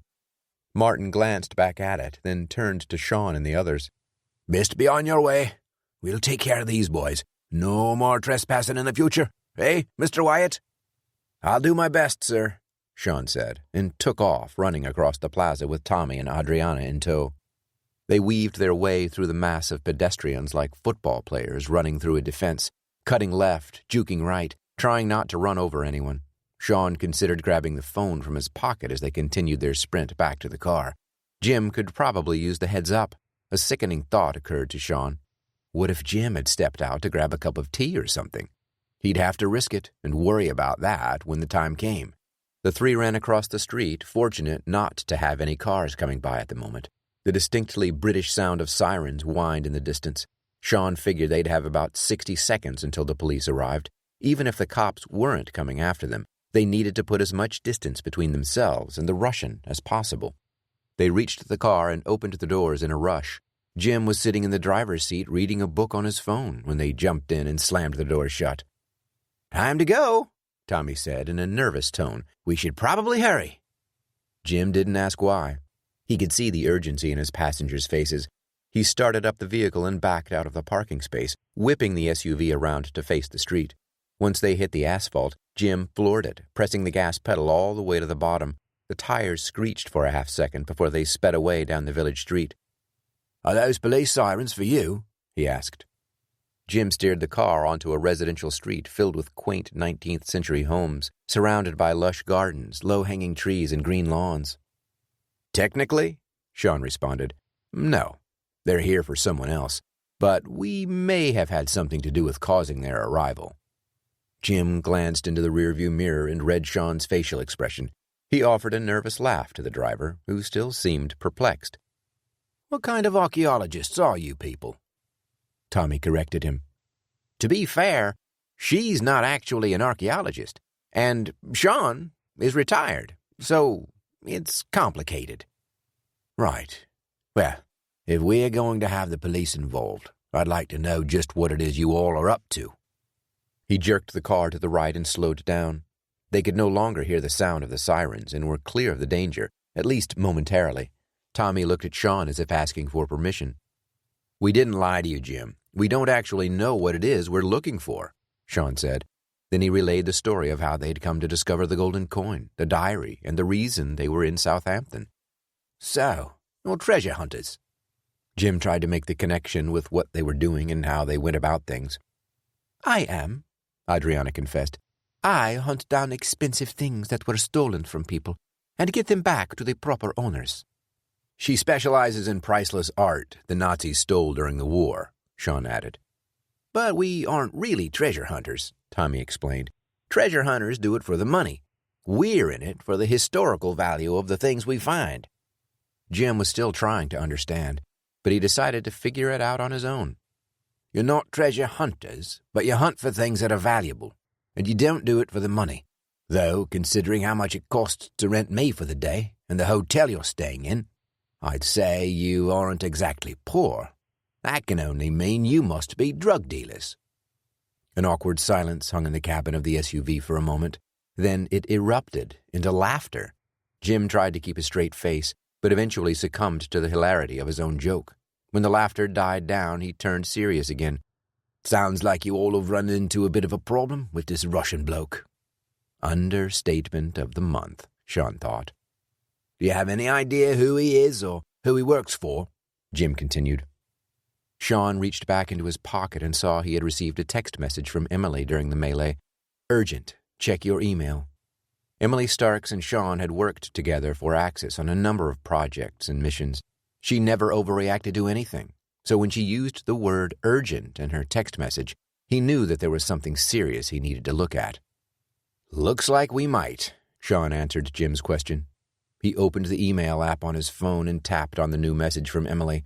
He looked at the image of the Russian and read the file rapidly. Next, he scanned through the information on the other guys. There wasn't much on them. It seemed they were peripheral characters, most likely hired guns the Russian brought in to be a part of his unit. Sean scrolled back to the top and stared at the lifeless eyes of the man who'd been pursuing them. His name is Nicholas Petrov. He's former Russian military, Special Operations Division. Seems he's made a name for himself as being the go-to guy for things no one else wanted to do. Like dangerous missions? Tommy wondered out loud. And then some.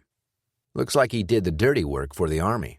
Torture, execution of prisoners, you name it. Then he went rogue, was dismissed from the military for insubordination. After he left the Russian army, Petrov decided to sell his talents to the highest bidder. Adriana listened carefully. A mercenary? Appears so, Sean nodded. He's had over 60 confirmed kills in the line of duty, and that doesn't include his private body of work. From what Emily says, Petrov is ruthless and will stop at nothing to finish whatever mission he's on. Jim had been following along quietly as he drove the SUV through another village. So that guy is after you?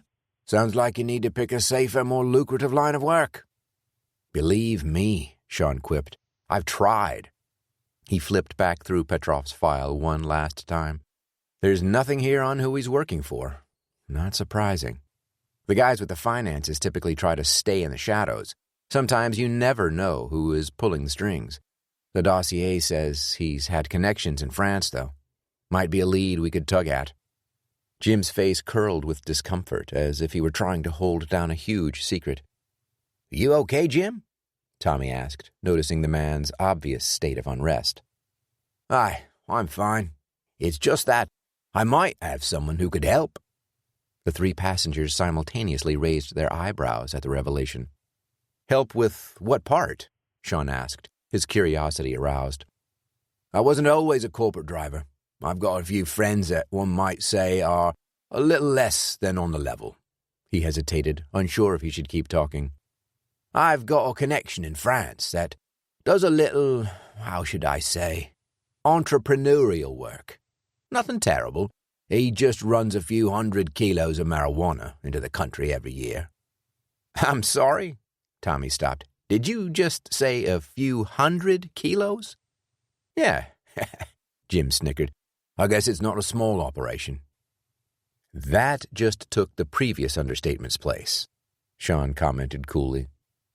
"Anyway, he knows a lot of black market types. Doesn't usually collaborate much with them since he's sort of got his market cornered. But he still hears things from time to time. I can give him a call if you'd like." "Do it," Sean directed. "I have a feeling we're going to need all the help we can get, from whoever is willing to give it." Chapter 19. Southampton, England. The door budged but wouldn't open. Petrov hit it again, leaning into it with his shoulder, but he still couldn't push through. Through the crack near the doorframe, Petrov saw the feet of the man who'd been helping him. That meant Wyatt had either killed him or knocked him out and used the body to blockade the door. Smart. Petrov wondered if he would have thought of the same thing. A voice yelled out, muffled by the thick wooden door. "Don't try to resist! Drop your weapon! We have you surrounded!" The police. Great. Petrov had gambled, taking a shot at the cop on the roof of the old castle gate. He typically didn't miss, but the span between him and the target was farther than optimal. His employer had told Petrov to follow Wyatt and his companions and wait to strike when they'd retrieved the second coin. He wasn't sure they had it, but he knew that his quarry had discovered something inside the bell atop the barbican. The only assumption he could make was that they'd found the coin. If he were wrong, he'd sort it out one way or the other when his targets were dead. Now they'd got away, though. He had no idea how they'd got past his man. Fortunately, he had two more waiting. After shooting one of his team on the street in Atlanta, he found a replacement in London who suited his needs, and at the price Petrov was willing to pay. He turned away from the door and pumped his legs hard, running up the steps 2 and 3 at a time. When he reached the rooftop door, he fished his phone out of a pocket and hit the number on the screen. A man with a Cockney accent answered after only one ring. "Cops are on their way." Petrov could hear the sirens in the distance. When he opened the door, the sound grew exponentially louder. The cop downstairs had been bluffing. Petrov wasn't surrounded. Not yet, anyway, but if he stuck around another 2 minutes, he would be. "Did you get the boat?" he asked, crouching low as he moved toward the other end of the walkway. "It took a bit of doing on such short notice, but it's ready and running. Pier 3. Look for a small fishing boat with a blue hull and a white pilot house." "Untie and be ready to go." He hit the end button and slid the phone back in his pocket. Scaling the north-facing side of Bargate would draw too much attention from gawking onlookers, making his escape nearly impossible, not to mention the police would likely come in from that direction. Petrov's only option was to go down the side. Falling would surely break a bone or two, and result in his capture. Petrov did not intend to let that happen. He flung his legs over the edge of the wall and grabbed onto the bottom corner of a rampart. His feet wiggled around, desperately trying to find a ledge wide enough to hold. The right foot came to rest on a flat surface, no more than 2 inches across, but it was enough. Petrov lowered himself cautiously, making sure the tiny ledge would support his weight. His left foot found another groove, and he jammed the toe of his boot into it. Next, he reached down with his left hand and found a lip between 2 stones that had worn away over time. It was smoother than he would have liked, but fortunately, years of training and hard work had made his fingers as strong as sailors. Petrov repeated the process as fast as he could, wary that a wrong move could result in catastrophe. While it seemed to take 10 minutes, he managed to climb down the side of the wall in less than 30 seconds. When he reached a point about 7 feet high, he dropped to the ground and rolled to his feet, taking off at a dead sprint toward an offshoot street that led to the wharf. In the background, sirens blared, the irritating noise echoing through the short canyon of storefronts and pubs. The sound got progressively louder as he took a left down an alley. He skidded to a sudden stop, nearly running straight into a police officer. They'd cut off Petrov's rear exit. "Hold it right there," the officer commanded. This man was much younger than the cop Petrov had seen on the top of Bargate. While that could make things slightly more difficult in a fistfight, Petrov found that inexperience often crippled men at that age.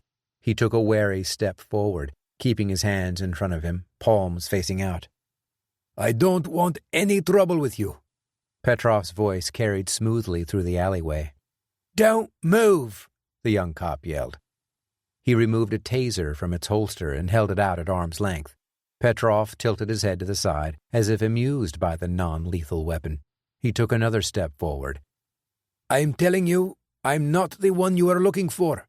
I heard shooting up near the castle wall, and I panicked." The policeman faltered for a second, slightly lowering the weapon. "Stay back," he ordered. "We were told to secure the area." "I understand." Petrov continued to speak in a calming tone. "You're just doing your job, and I am in no mood to be electrocuted today."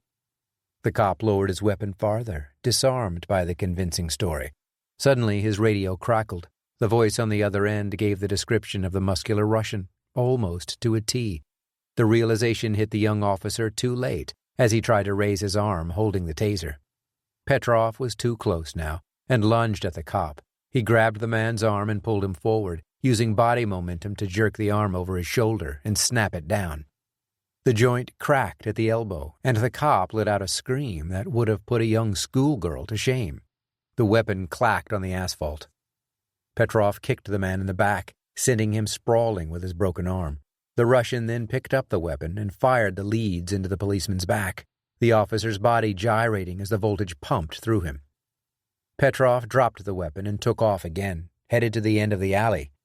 As he reached the end of the thoroughfare, another policeman stepped around the corner. His face barely had time to react with shock before Petrov smashed the man's larynx with his forearm, never losing speed as he did so. He didn't look back to see the cop drop to his knees, grasping at his throat. He turned right and pushed ahead, down a slight hill toward the pier. The one in front of him was marked Pier 7. His man had said to look for the number 3, a blue hull. Reaching the dock, Petrov paused for a second to look down the gangway. To the left, the numbers went up. He took off to the right, still running hard despite his thighs burning from the exertion. Dark clouds rolled across the sky from the west, spitting sprinkles of rain down onto the dock.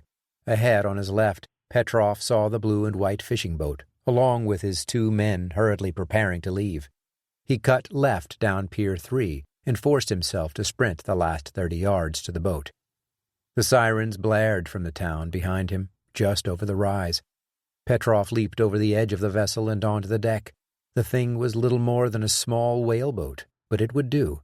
If the police were clever enough to check the wharf, they would blend in with all the other boats, especially considering several men were making their way out to sea. He scurried into the pilot house. One of his men was at the helm, awaiting orders. "Let's go," Petrov ordered, as he tucked behind the rear wall of the pilot house. The man at the helm eased the throttle forward. The engine grumbled underneath the deck. The water foamed and gurgled as the little vessel started inching its way forward. It felt like an eternity to reach the end of the pier, but when they did, the pilot steered the boat into line with 3 others that were heading out to sea. The single windshield wiper thumped quietly, working hard against the falling rain. Petrov risked a glance back at land. He made out a few shapes of uniformed officers scouring the hillside in the periphery of the docks, but pursuit never came. He sat down on a wooden bench affixed to the wall and leaned back for a few seconds. His legs still burned, but he didn't complain. The other member of his team worked busily on the main deck, pretending to be preparing nets and lines. Only an acutely trained eye would realize the man had no idea what he was doing. Once Petrov caught his breath, he addressed the pilot. "We'll need to get back to land, quickly." "Were you able to get what you came for?" the pilot asked in an American accent. Petrov shook his head, staring forward through the windshield. The breakwater appeared off to port and open water beyond the bay. "No, they got away with it." "Any idea where they might be headed?" "Not yet, but their car was rented from a company in London that uses anti-theft tracking systems." The pilot knew what he was getting at. "Perfect. I should be able to hack that without much trouble." "Good." Petrov stood up and looked back at the diminishing wharf. Off to the starboard, beyond the breakwater, A solitary pier jutted out from the rocky shore. He pointed at the protruding structure. "Let me take the helm. We'll head for that pier. We can get back on land from there. You have your laptop with you?" "I never leave home without it," the American mercenary said with a sly grin. Petrov stepped to the oversized wheel and took over. "Find out where they are going." The man obeyed and opened his laptop. The screen blinked to life, and he connected a smartphone to the USB port to provide hotspot internet access. "Where are we going to get another car once we're back on land?" the American asked, never looking up from his screen. "You let me worry about that." Chapter 20. Southampton, England. Jim parked the SUV behind an unoccupied cottage. The for sale sign out front made it a perfect place to lie low while Tommy worked out the cipher. The small, cream-colored home featured a quaint garden in the back. The steep roofing was covered in dark ceramic tiles. Thick shrubs wrapped around the front yard and stretched down both sides of the cottage, providing a little extra privacy for potential residents. The shrubs were one of the reasons Jim had chosen the place to hide while Tommy did his thing. Even with the key, the code was extremely complicated, and the translation of it came slowly. Tommy's eyes darted back and forth between the image on Adriana's phone and the one on his phone screen. Due to the size of the key, he had to occasionally scroll up or down, depending on which letter needed to be found. "I'm glad you're good with these things, buddy," Sean said, staring at his friend as he worked out the cipher. "I don't really have the patience for it." Tommy wrote down another letter in a little notepad. He'd been working on it for the last 15 minutes and already had a significant portion of the translation complete. "I've always loved puzzles," he said in a hushed tone, "and this one is particularly interesting." Sean kept a wary eye through the windshield just over the driver's shoulder. He hoped that the man he now knew as Nicholas Petrov would have been apprehended by the authorities. Escaping Bargate would have been tricky. Sean and his companions narrowly escaped before the police arrived. Even if Petrov were able to get away from Bargate, he would have been seen, and the police all over the region would be alerted to his presence. Somehow, that didn't exactly imbue Sean with a ton of confidence. If what Emily said about Petrov were true, and he had no reason to believe otherwise, it would take more than a few local cops to bring him in. The rain picked up, pounding the roof and windshield with heavier drops, driven by a light coastal breeze. "You're welcome for the beautiful weather," Jim said in a sarcastic tone. Sean snorted a quick laugh at the comment. "Yeah, this is one of the reasons I never bought a place over here." "Ah, you get used to it, just like anything else." "Not sure if I could," Adriana said. "I prefer warmer climates and sunshine." The seconds ticked by like a hammer on an anvil, one inching by after another. Jim seemed relaxed enough, while his American passengers feared that the men pursuing them would magically appear at any moment. Tommy's writing pace increased, reaching an almost frantic pace, until he stopped and said, "I've got it!" Sean and Adriana leaned forward simultaneously, eager to hear what their friend had deciphered. "It's a location and a clue," Tommy said, tapping on the translation. The sheet read, "Histon Road Cemetery. Find the one who started the journey." "Is that near here?" Sean asked after reading the 2 lines. Jim thought hard. "I don't know of any place by that name around here.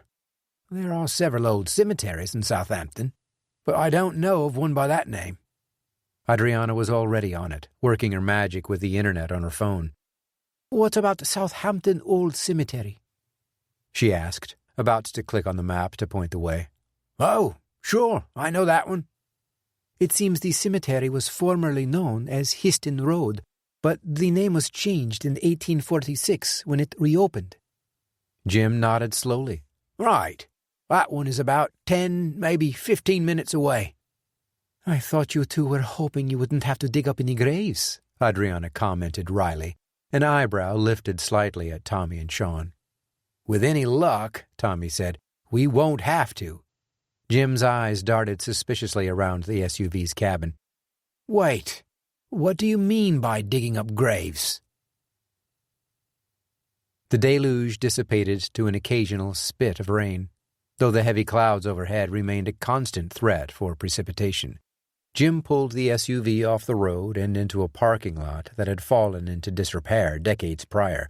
The asphalt had more cracks than not, and in several places had been worn away by time and erosion. A moss-covered red brick wall with faded concrete coping wrapped around the Southampton Old Cemetery. Just beyond the wall, homes built from similar red brick lined the other side of the street. "Would you like me to stay in the car?" Jim asked. He sounded as if he already knew the answer. Sean stepped out and leaned in through the open door. "Yeah, and do me a favor. Circle around to the other side of that wall over there. There should be some parking spots along the sidewalk, and you'll be out of sight. Just keep the motor running. I have a bad feeling we may need to get out of here quickly." Jim didn't seem worried when he responded, "Understood." The three passengers walked toward the concrete arch leading into the cemetery. Behind them, Jim eased the vehicle back onto the road and disappeared behind the wall at the intersection. "Expecting more company?"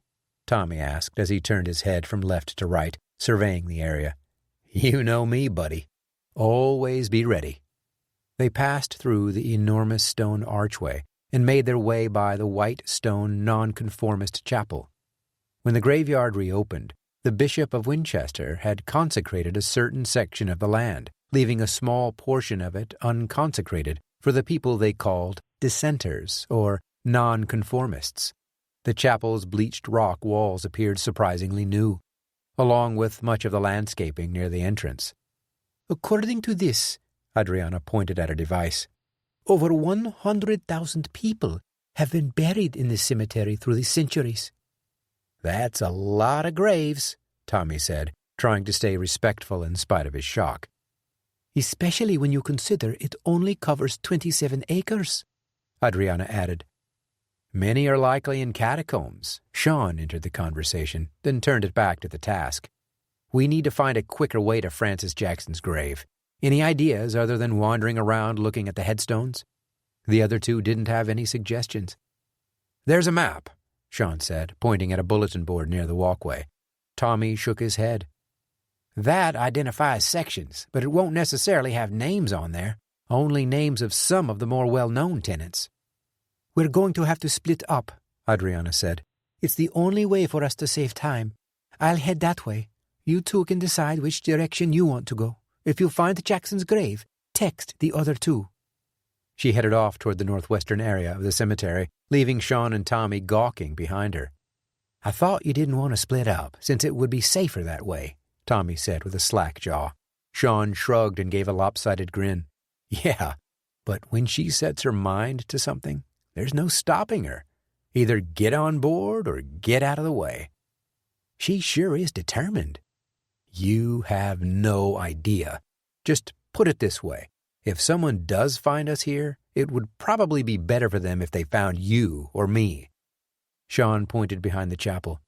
"I'll head back there. You can take this area over here. Like she said, text us if you find something." "Will do," Tommy answered with a short nod. Sean strode around the back of the chapel, hurrying his steps as he moved. The blackish-gray clouds rolled ominously through the sky above. It was still a few hours from twilight, but walking around a several-hundred-years-old cemetery had a huge creepy factor, no matter what the time of day. He wouldn't have been ashamed to admit that being there at night would be somewhat unnerving. As he made his way around the corner of the little church, Sean realized he'd probably given himself the toughest assignment of the three. Tall weeds grew everywhere among the headstones. Some of the monuments were nearly half covered by the overgrowth. Skeletons of old trees popped up here and there, adding to the eeriness of the graveyard, occasionally mingling with an old oak bursting with green leaves. Thick patches of clover ran across some of the burial mounds, and atop flush headstones on the ground. Finding Jackson's grave back here would be a difficult task, to say the least. He remembered his days of working in the landscaping industry during college and wished more than ever that he had one of the old weed whackers he'd used so many times on his employer's property. Unfortunately, he was going to have to pull back the overgrowth by hand to check the tombstones. Sean stepped from one grave to the next, reverently trying not to step on the sunken mounds as he searched each monument. Some of the older headstones were so old that the engravings were barely visible. Visiting cemeteries had always been a point of fascination for Sean. While he was saddened to be surrounded by those who had passed, he also marveled at what they might have accomplished during their lives, what their personalities were like, and what kind of work they did. Many of the tombstones were tilted at awkward angles from years of weather, erosion, and the earth shifting beneath them. Some featured 18th century crosses carved out of the stone tops. Sean stepped high over some of the taller weeds and proceeded deeper into the cemetery's oldest section. The rolling field stretched at least 100 yards to a tangled strand of ancient trees on the other side. Each tree stood like a guardian on the boundary of the place of rest. Sean took in a long breath and sighed. I need to be more methodical about this, he thought. One thing he'd noticed was the loose grouping of headstones according to the year they died. It made sense. The more he thought about it, the people in charge of the burials would have filled out the available land as needed. With that logic, Sean assumed those on the far end of the field could be eliminated as potential candidates for Jackson's grave, since he died in the relatively early 19th century. He checked a tombstone nearby with a date of 1797, then another that displayed 1802. A third revealed 1803. If Jackson were buried in that section of the cemetery, he'd have to be nearby. Sean found a few anomalies to his theory. People who outlived their relatives were buried close to loved ones in their family plots. Those headstones had dates in the 1830s. As he circled around the dense overgrowth, a particular monument stood out above all others. It was an angel, carved from granite, watching over the entire eastern section of the cemetery. Sean made his way over to it and knelt down. He swiped away the tall weeds and read the name. Francis Jackson. He pulled the phone out of his pocket and sent a quick text to Tommy and Adriana, then returned his attention to the elaborate monument. The angel's face stared off to the south, pointing with one finger outstretched in the same direction. The eyes drooped as if overcome with sadness. Sean noticed another cipher symbol below the birth and death dates on the placard. A minute later, Tommy and Adriana rounded the corner of the chapel and stomped their way through the unkempt area, lifting their knees high as they moved. Tommy spoke first as they arrived at the stone angel. Hardly a subtle burial place. Right, Sean affirmed. And there's another cipher below the name and dates. Tommy knelt down and pulled his little notepad out of his jacket. Had a feeling I would need this again. He started working through the symbols one after another. This particular cipher wasn't as complicated as some of the others, and when he'd finished working out the lettering, they all realized why. The words on the paper read, "The End." Adriana frowned, as did the two men. The end? What does that mean? Tommy scratched his head. I guess it could mean that the end is death. But that doesn't help us with the riddle. Why would Jackson have put that on his tombstone? Sean didn't have an immediate answer. He took a step back and glanced around the area. A car door closed somewhere, the thud echoing across the field. If it were the men who were after them, they would have been a little more subtle. Still, he'd not been alert enough for the past few minutes while searching for the grave. Adriana and Tommy continued discussing the potential meanings of the message, aimlessly trying to find a solution. Sean stared down at the base of the angel monument. His eyes weren't trained on the dates or the strange cipher symbol below them. Instead, his pupils were fixed on the name of Francis Jackson. Suddenly, something occurred to him. We're not looking for Francis Jackson, he blurted out. The other two stopped in mid-sentence and turned their heads. What do you mean? Tommy asked, his face representing a lost confusion. Sean crossed his arms and thought for another second before answering. He pointed at the headstone as he spoke. We're not looking for Francis Jackson. Remember? The message he left in his diary said that we have to find the one who started the journey. But wouldn't that be him? Adriana asked, frowning. No, Sean answered, because Francis Jackson wasn't the one who started the journey. He began his own personal journey to unlock the mystery of Holger Dansk, but he wasn't the first to discover evidence of the mythical warrior's existence. He could see that his companions were thinking hard, but couldn't completely see where he was going with his line of thought. Jonathan Stewart was the one who began the journey after the First Battle of Copenhagen in 1801. Jackson mentioned it in his diary. He said that Stewart and his men found some kind of burial mound and hid inside it until they felt it was safe to leave. It was Stewart who told Jackson the location of the mound. Sean's face took on an air of certainty. It was Stewart who started the journey. Jackson just picked up where he left off. Okay, Adriana said, understanding Sean's thinking now. So, we look for Stewart's grave. Tommy shook his head. We don't even know if he's buried here. He should be, Sean cut off his friend. We have the right cemetery, just not the right person. Let's spread out, but keep to the same section this time. From what I can tell, most of the burials here work their way around in a semicircle toward the front entrance. That means if Stewart died sometime in the early 1800s, we should be able to find his grave in one of these 4 rows. He motioned to the loosely organized headstones that looped around the field toward the dividing hedges in front of the chapel. The 3 waded through the grass, only spreading out enough to check a few outlying headstones as they moved through the cemetery. Even with 3 people checking the monuments, their progress went at a snail's pace as they inched their way along. A crow cawed in a tree overhead, adding to the eerie feel of the place, and startling Tommy while he checked a gravestone. After 10 more minutes of searching, they reached an aged crypt, wedged between several stone crosses at the edge of a stand of oak trees. The crypt featured 2 smooth, cylindrical pillars on either side of the entrance, rising to a flat overhang at the base of a triangular roof. A recessed circle with a Templar-style cross was carved out of the triangle's center. The arched wooden door in the middle hung from 2 rusty hinges, but the hinges on the door had seen better days, the wood deteriorating in many places from centuries of rot. It was a wonder it hadn't disintegrated. Engraved into the entrance's awning was the name they'd been looking for, Jonathan Stewart. "How do we get inside? Should we go see if the sexton has the key?"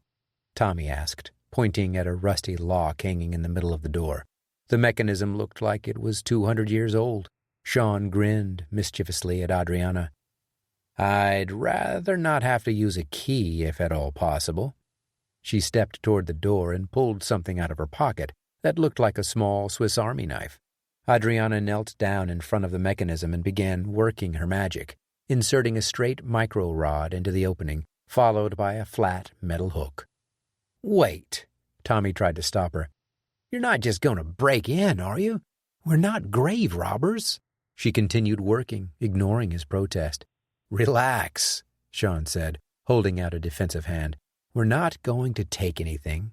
Well, we're not going to take anything of value that anyone knows about. And, to be perfectly honest, if we don't get it, those other guys might. Not to mention the fact that they could possibly show up at any second now, which means we don't exactly have time to go find whoever is in charge of the cemetery and politely ask them to go find a key that may or may not exist." He exhaled after finishing the spiel. Tommy pursed his lower lip and shrugged. "Good point." "If you 2 are done bickering and have made a decision," Adriana interrupted, "I've got it." The lock made a short, creaking sound, then clicked and dropped a little, hanging loosely from its housing. Sean looked over at his friend and smiled. "Not too late to go find someone." Tommy shook his head. "Nope, I'm good. But let's hurry. Last thing I need is to get arrested for grave robbing." Chapter 21. Southampton, England. The rickety doors creaked open as Adriana fiercely led the way inside. Sean and Tommy cautiously followed her into the shadowy sanctum of Jonathan Stewart's crypt. They all turned on their cell phones' flashlights that instantly bathed chunks of the room with bright LED light, their nostrils filled with musty air and dust. A mouse scurried across the floor and disappeared through a crack in the far corner. The crypt ran around 10 feet in length and 8 feet wide. In the center, a massive stone sarcophagus sat around 4 feet high. The sides and top were carved flat from heavy granite. Sean leaned close to the stone box and inched toward the head. He shone his light on the surface and ran his free hand across it, scraping away years of dust and fallen cobwebs. Tommy waved his hand around in an attempt to dispel the debris Sean's action had aroused. Adriana angled in from the opposite side of Sean and stared at the engraving on the top. It read, "Here lies His Majesty's servant, Lieutenant Jonathan Stewart. May he rest in God's peace forever and ever." "That's a pretty nice parting sentiment," Tommy commented when he twisted his head and read the sarcophagus lid. "Indeed," Adriana said, pointing at the emblem below it. "The royal seal of King George himself? That was reserved for royalty or people extremely close to the monarch." Sean looked up at his friends, whose faces were only slightly illuminated by the white glow of their phone lights. Based on Jackson's story, it was Stewart who originally discovered the clue regarding Holger Dansk. Stewart convinced Jackson that Holger Dansk was a source of great power that could somehow solidify England's empire. That surely must have won him a great deal of admiration from the king. Anyone who could find something of such importance would be honored highly. "Good point," Tommy agreed. Then his shoulders drooped. "The question is, how do we get the lid off this thing?" "Perhaps you can use this." A new and hauntingly familiar voice jumped into the conversation. The three Americans' heads snapped toward the door and found Nicholas Petrov standing just outside it. In one hand he held a black pistol, in the other a crowbar. Just beyond him, two other muscular men in burgundy rain jackets stood waiting with weapons cautiously folded over their abdomen, in case a casual passerby happened to wander near. "I was beginning to wonder if you were going to show up," Sean said, keeping his frustration level as low as possible. "I'll admit, Sean, leaving me there to be arrested in the city was a pretty good idea. Unfortunately for you, I'm more clever than you give me credit." "Oh, I give you plenty of credit, Nicholas." Sean waited to see if his mention of the Russian's name caused any kind of physical reaction. It didn't, so Sean went on. "A man with your reputation doesn't get caught easily. I had a feeling you'd get away from Southampton's finest." The only change in demeanor was the slightest expression of curiosity. "Why leave me, then?" "You didn't give us much choice. After all, you were the one doing all the shooting." The Russian cocked his head to the side with a shrug. "Either way, I'm here now." He took a wary step forward, sure to keep the gun leveled at the trapped quarry.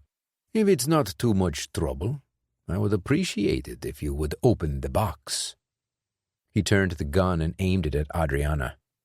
"I wouldn't do that if I were you, Miss Via. I know about your knives and how you like to use them. Please, drop the blade." While Sean was talking to Petrov, Adriana had lowered her free hand to her hip and raised her boot. She always kept a dagger there, strapped to the inside of her right ankle. She thought her movement had been subtle enough for the Russian not to notice, but he had. The knife clanked to the hard floor, rattled a few times, then went silent. "That's better," Petrov said. "Now, please, stop stalling and remove the lid." "Don't want to have your goons outside do it?" Sean slung one more jab. Petrov's reaction was simple enough. He raised the weapon at Adriana's head. "By removing the lid, you buy her a few more moments of life in this world. Or I can make you watch me kill her, then execute the both of you before I bring my men in to remove the lid. It's your choice, but I'm pulling the trigger in 3 seconds." Sean didn't wait for Petrov to start counting. "Fine, I'll remove it. Just lower your weapon. You don't need to bring her into this." "I will point the gun where I find it to be most effective." He jerked the barrel slightly. Okay, take it easy." He turned the crowbar around and shimmied the thin edge into the narrow opening until he felt it was deep enough. He pulled down on the top end of the bar and felt the lid lift slightly. "Tommy, I'm going to need you to push it that way." "Addie?" Sean gazed over at her for a second. "You should probably step back." Petrov kept the gun trained on her, but allowed her to shuffle back against the wall. Sean leveraged the crowbar again, this time bringing it a few inches from its seat. As it came up, Tommy pushed hard on the outer edge. At first, it didn't move much, but when Tommy leaned harder into it, the lid began to slide toward the other side of the room with a low, grinding rumble. "Watch out," Sean said, grunting, as he helped Tommy continue the top's momentum. The weighty piece of stone teetered on the opposite edge of the sarcophagus for a second, and then tipped over, crashing to the ground with a loud thud. Adriana jumped out of the way, barely avoiding getting her feet crushed. A fresh plume of dust wafted into the air, catching the beam of light from Adriana's phone in a wide, shiny beam. Tommy coughed a few times and covered his mouth with his forearm. Petrov seemed content to let the dust settle in the crypt before making his next move. When the lid had fallen, he took a cautious half-step back out of the chamber to stand clear of any danger. Now he was back in the threshold. Some of the light debris still lingered in the air. "Miss Via, please step outside. Move slowly, no funny business, or I will kill you right here." Adriana hesitated for a second, casting a questioning glance over at Sean, who only responded with an almost unnoticeable nod of the head. She obeyed the order from the gunman and made her way by the fallen lid, inch by inch, until she reached the entryway. Petrov stepped to the side and allowed her to pass. She was immediately grabbed by one of the gunmen, who pressed the end of his gun barrel to her temple. Sean took a breath, suppressing his anger. "We did what you wanted, Petrov. Now let her go. She doesn't need to be a part of this." The Russian shrugged. "She should have thought of that before she came with you." He motioned to Tommy with the gun, waving him in the direction Adriana had gone. "Please, join her outside." "You can go to—" "It's okay, buddy." Sean snuffed out his friend's retort. "Everything's going to be fine." He didn't know how. In fact, he wished he believed it himself. Everything wasn't going to be fine. They'd been trapped like rats, and unless there was some kind of miracle, Sean didn't see any way out. Tommy eased his way through the entrance and into the arms of the second gunman. "Good," Petrov said. He finally started to seem somewhat satisfied with the circumstances. "Shine your light into the box. I want to see what it is you came here for." He moved a few feet closer to the sarcophagus, eyeing Sean suspiciously. Sean did as he was told and pointed the broad LED beam into the coffin within the stone box. Centuries of decomposing had stripped away all of Jonathan Stewart's body, leaving nothing but an exposed skeleton. The skull still had some brittle hair attached. The man had been buried in full military dress. His torso was covered in a faded red jacket. The once bright cherry color had deteriorated into a dingy version of its former self. The white breeches also displayed signs of aging and stains. Stewart's arms were placed across his chest, one over the other. A black commander's hat rested underneath bony fingers. Stewart's ceremonial sword lay next to his leg, still in its scabbard and attached to the belt. Sean's light scanned the body, stopping momentarily on the medals pinned to the left breast of the jacket, then continuing on to the neck where something glimmered oddly in the light. He bent over to take a closer look, peering through the settling debris at a shiny yellow piece at the top of the skeletal ribcage. "What is it?" Petrov said in an even tone, repressing any urge to sound excited. Sean reached into the coffin and reverently lifted the golden coin. "Stewart must have asked that to be placed on his chest when he was buried," he said, lifting the object to eye level to get a better look. The same bearded face adorned the surface, though it was in much worse condition than the one Coop's ancestors handed down. Despite the dirt and wear that the coin had been through, Sean could still make out the image of Holger Dansk and a few runic letters inscribed below. "Give me the coin, Sean, and do it slowly," Petrov ordered. "Set it on the edge of the box, right here." He tapped on the lip of the sarcophagus with a thick index finger. "If you try anything funny, well, you know what will happen." "You're going to kill us anyway," Sean resisted. Petrov took in a deep breath and sighed. "Da," the Russian word for yes. "I am going to kill you anyway. But isn't it human nature to cling to every moment we have on this earth? Our survival instinct is hardwired into the fiber of our minds. So, knowing you want to hold on to every second, please place the coin on the edge here. Then I will let you say goodbye to your friends before I shoot you in the face." Sean stared through Petrov's cold, soulless eyes. A storm raged in his heart. But there was nothing he could do at the moment. If he tried anything, the man would pull the trigger. But that was going to happen anyway. He set the coin down on the ledge and took a step back. "You're wrong about me," he said defiantly. "Oh?" Petrov cocked his head to the side as he picked up the piece of gold with a non-pistol hand. "Sure, we all have that survival instinct built into us. But some of us are different. I don't care if you kill me. Just leave those two out of it. Once I'm gone, there'll be no threat to your little treasure hunt."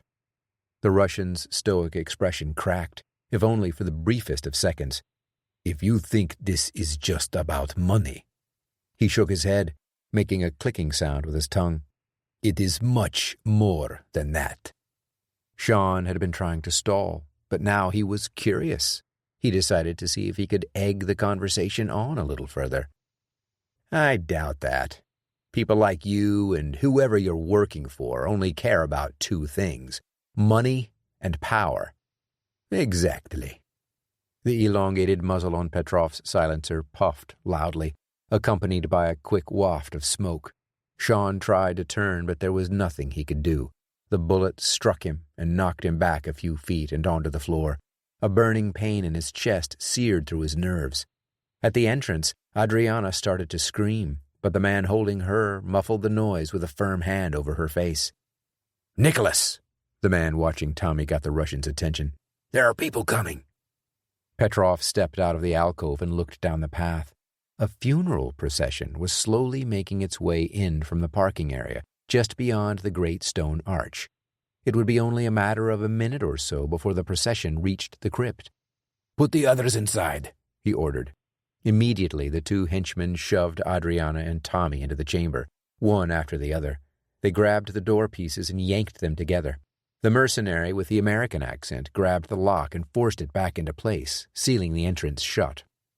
Petrov shoved his weapon back into the holster inside his jacket. His men followed the cue. "Let's go," he said quietly, and started walking casually toward the funeral march. As the three men passed the line of mourners and the coffin being carried along, they bowed their heads in faux reverence.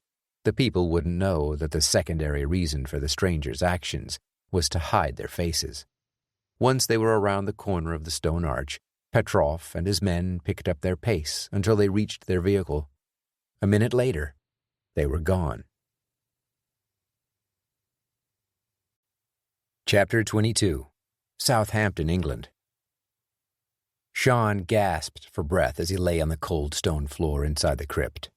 Adriana and Tommy hurried over to him and turned on their phone lights to illuminate the eerie darkness. "You're gonna be okay, buddy," Tommy said, though his tone was full of distress.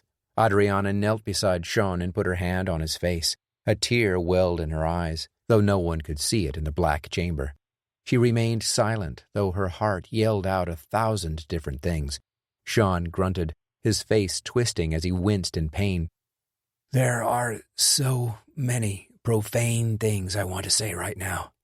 His eyes squinted hard. Tommy checked Sean's torso. He saw where the bullet entered through the jacket, but there was no blood. "Why aren't you bleeding?"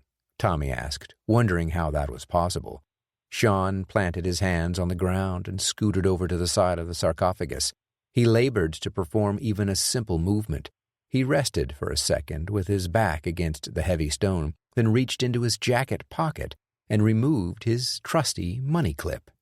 The flattened bullet was firmly embedded into the metal, as well as his driver's license and a few debit cards. But it hadn't penetrated. He forced a laugh. "Looks like I'm going to need a new one of these." Adriana slapped his shoulder. "I thought you were dying, rolling around on the ground in pain like that." Sean tightened up again at her reaction. "Trust me, sweetheart, it does hurt." He gently touched his chest where the bullet had stopped. "That's going to be a nasty bruise tonight." Better a bruise than dead, you lucky son of a gun, Tommy said with a smile. Can you stand? Sean swallowed hard and nodded. Yeah. With the help of his companions, he wobbled back onto his feet, bracing himself on the edge of the stone box. They locked us in. Tommy overstated the obvious. Sean passed on the opportunity to reply sarcastically. Yeah, and they have the coin. He reached into his pocket and retrieved his phone. Seconds later, he was on the phone with Jim. Hello? Jim answered in his jovial accent. Jim, it's Sean. We ran into a bit of a snag. Sean proceeded to tell their driver of their predicament and how to find them, giving a few quick and easy-to-follow directions. When it sounded like Jim had the details he needed, Sean hung up. He tried to take a deep breath, but it still felt like there was a 20-pound weight sitting on his chest. His hand involuntarily went up to the spot where the bullet had miraculously stopped. Sit back down, Tommy ordered in a kind tone. Just take it easy. Sean shook his head. I'll be fine. He looked around and took in their surroundings again. He switched on his phone light and scanned the room, shining the light back and forth before stopping on the skeletal remains in the coffin. Adriana looked at him, puzzled. What are you looking for? Sean leaned into the stone box and began patting down the dead man's tattered clothing. Anything we might have missed. The coin isn't necessarily the clue to the next location. It's possible that the coins are simply the markers or the beacons. The other two thought about his logic for a moment and then circled around to the other side to assist with the search. Tommy hesitated for a second, staring down at the corpse. Sorry to disturb your rest, he said reverently. The comment caused Sean to pause for a moment as well.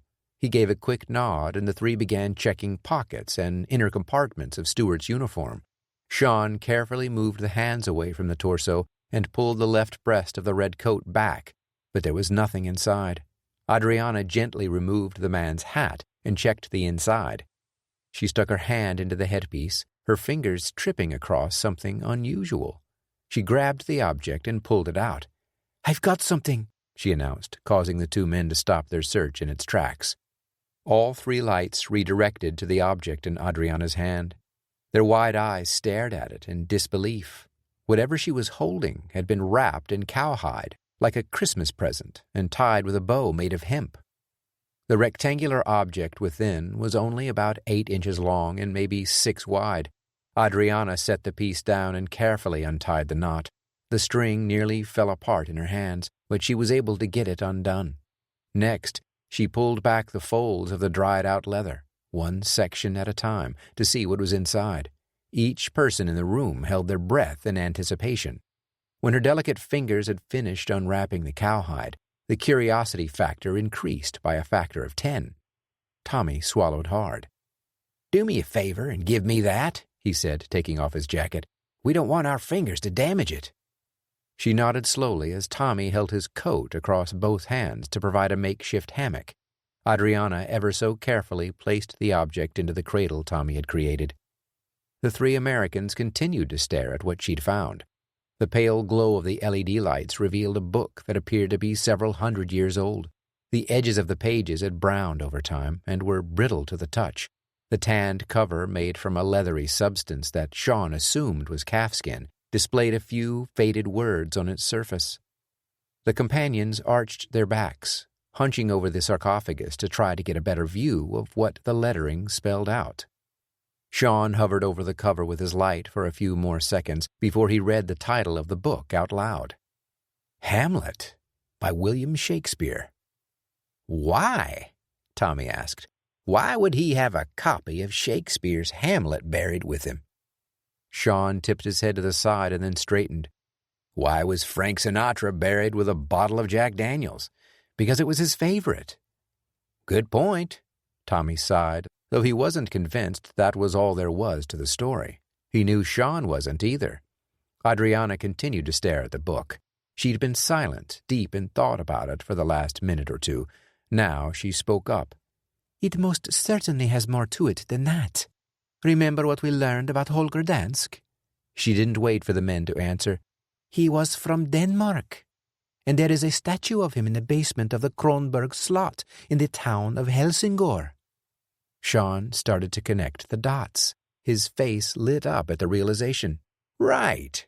That castle was the setting for Shakespeare's Hamlet. Exactly. She emphasized the answer with a point of her index finger. Tommy began gently rewrapping the book in its protective leather casing. We need to get this book back to the kids at the lab and let them analyze it. I don't think it would be wise to open it here with all the moisture. There could be another clue inside, but it's not worth the risk of damaging it. Agreed, Sean said. As much as I'd love to go straight to Denmark from here, we don't need to get ahead of ourselves. He rose back up and winced again at the pain in his chest. You probably need to see a doctor, Adriana advised, putting her arm on his shoulder in a caring manner. She's right, Tommy said. You could have a broken rib or something. Tommy's depth of knowledge of history was unrivaled. He knew more about the ancient world than anyone Sean knew. His medical wisdom, however, was quite the opposite. Sean looked back to a moment from college when Tommy thought he was going to die. He'd been hit on the ear with a baseball, and the ear was bleeding from a cut on the lobe. Tommy panicked, thinking that the blood was coming from inside his ear, and requested to be rushed to the hospital.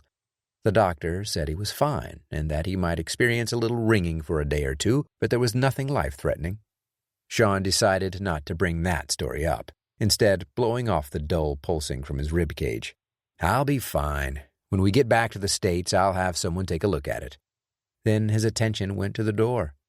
Right now, we need to focus on getting out of here.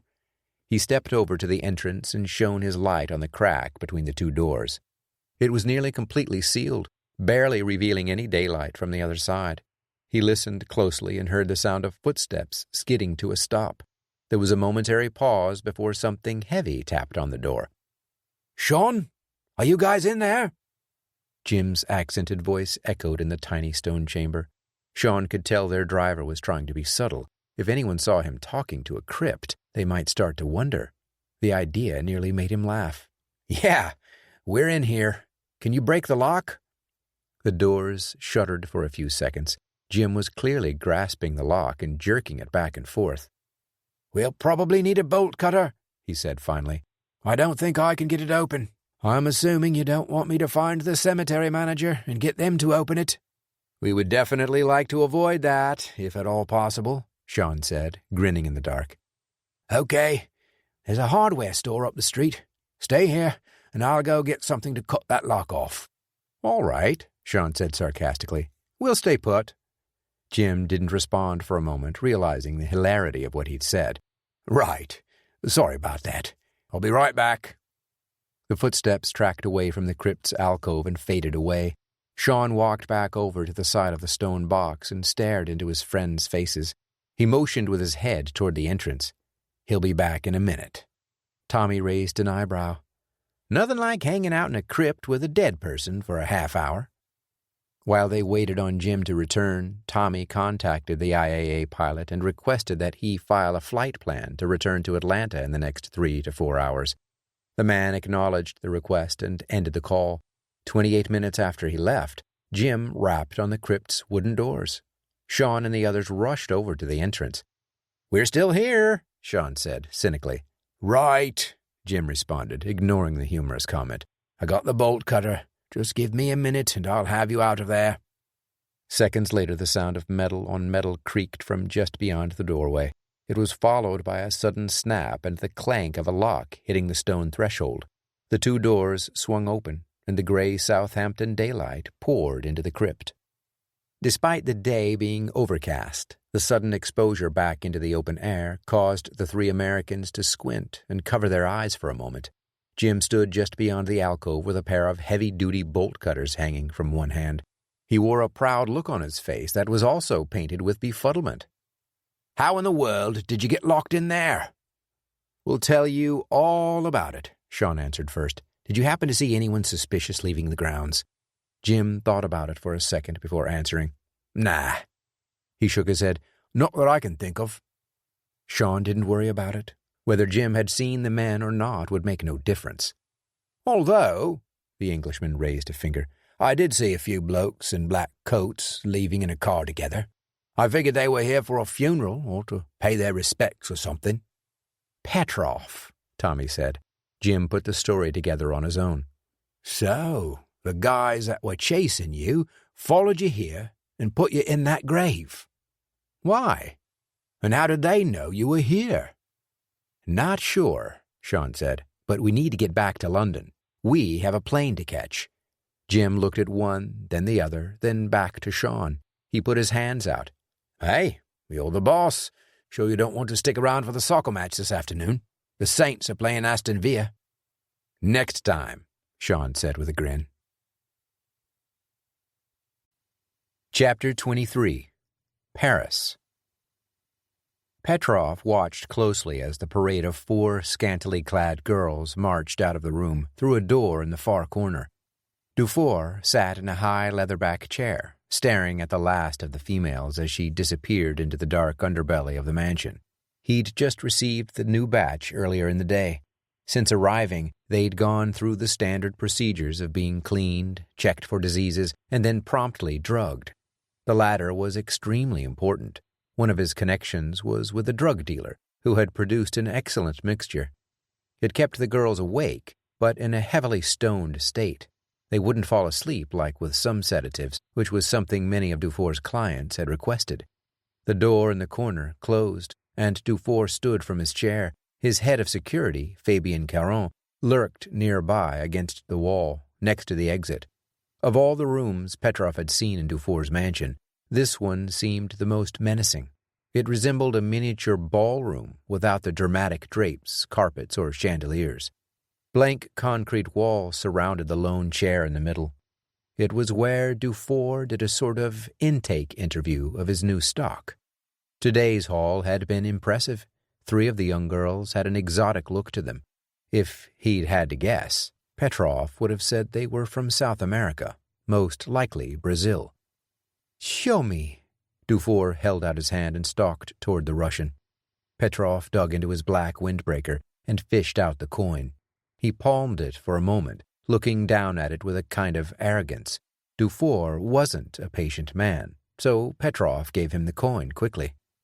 "It took a lot of effort to get that thing," he said, as Dufour turned around and held the piece of gold up to the light. The Frenchman didn't respond, still eyeing the coin carefully. He flipped it over and stared at the back, examining the surface with narrow slits for eyes. "Fascinating," he said, finally. "Absolutely fascinating." "I am glad you are impressed." "Very. I am very impressed." Dufour turned around and faced the Russian with an expectant expression on his face. "What else do you have for me?" He held out his hand again after the question. Cluelessness washed over Petrov. He shook his head. "What do you mean? You said you wanted the coin. I got you the coin." Dufour's demeanor changed instantly. He held up his hands as if trying to stop a car. "Wait, you're telling me that you only have the coin? That you have nothing else?" "That was what you said you wanted. There was nothing else in the coffin, except the coin." "Are you sure?" Petrov got defensive. "Yes, of course I'm sure. There was nothing in the box but the body and the coin. It was on his chest. I made sure Wyatt took nothing else."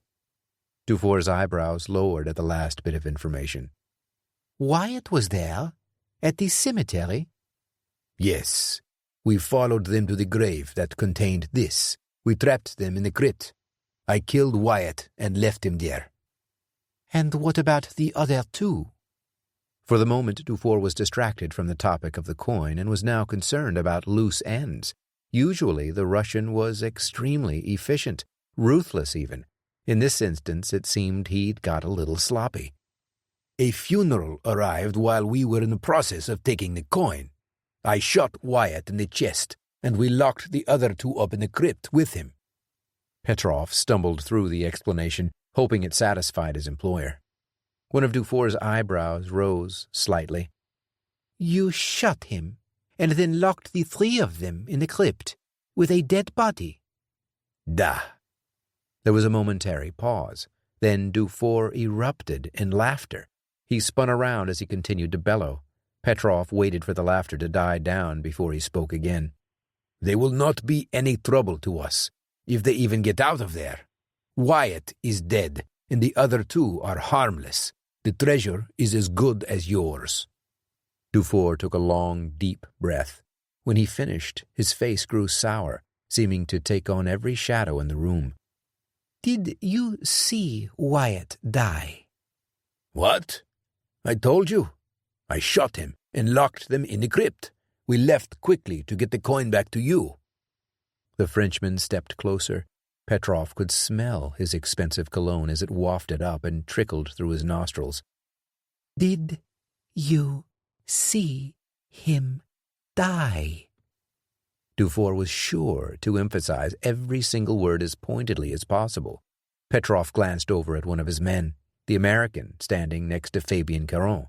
He swallowed hard and then turned his head quickly from side to side. "No, but he is dead." "So, you didn't see him die, but you know he is dead." "It would have taken a miracle, even if someone had got them out of the crypt. He would have been dead by the time he reached the hospital." Dufour's eyes peered through Petrov. He was growing tired of the Russian's blubbering explanation. "Let's assume, because that's what you're doing, assuming that Wyatt is dead. What about the other two? You said they were still alive?" Petrov continued to stumble through his words. "We couldn't shoot them. The funeral was approaching too fast. We barely had time to throw them into the crypt before anyone could notice." "I see. You do realize that we have two loose ends running around now, and we have no idea where they are." Dufour's irritation had reached boiling point. "No," Petrov shook his head. "They will not be any trouble to us any more. They are harmless." Dufour spun around suddenly and took several steps away before turning back to face the Russian. "Do you know who Tommy Schultz is?" "What?" The Frenchman yelled at the top of his lungs this time. "Do you know who Tommy Schultz is?" The shouting caused Petrov to shudder for a brief second, but he stood his ground. He feared no one, respected power and money, sure, but fear? Never. "Of course. He was the friend of Wyatt." "And what does he do for a living?" "He's an archaeologist. Nothing to worry about." "Oh, and what about the girl? Is she harmless as well?" Petrov didn't have an immediate answer, at least not one that he wanted to blurt out. The truth was that he'd not been able to find out anything about her. His top resources had scanned through databases all over the world, hacking into every possible nook they could find to get information on her. As of yet, nothing had turned up. "Niet," he answered with the Russian for no. "No. We do not know anything about her." Dufour cocked his head to the side. "I am absolutely baffled by this, dear Nicholas." His voice carried a heavy sentiment of regret and cynicism. "You have worked for me all this time, going above and beyond to provide tremendous services for me. Are you slipping? Perhaps you are too old for this sort of thing." Petrov suppressed the urge to swear at the Frenchman. He could snap the smaller man like a twig, but he would never make it to the exit.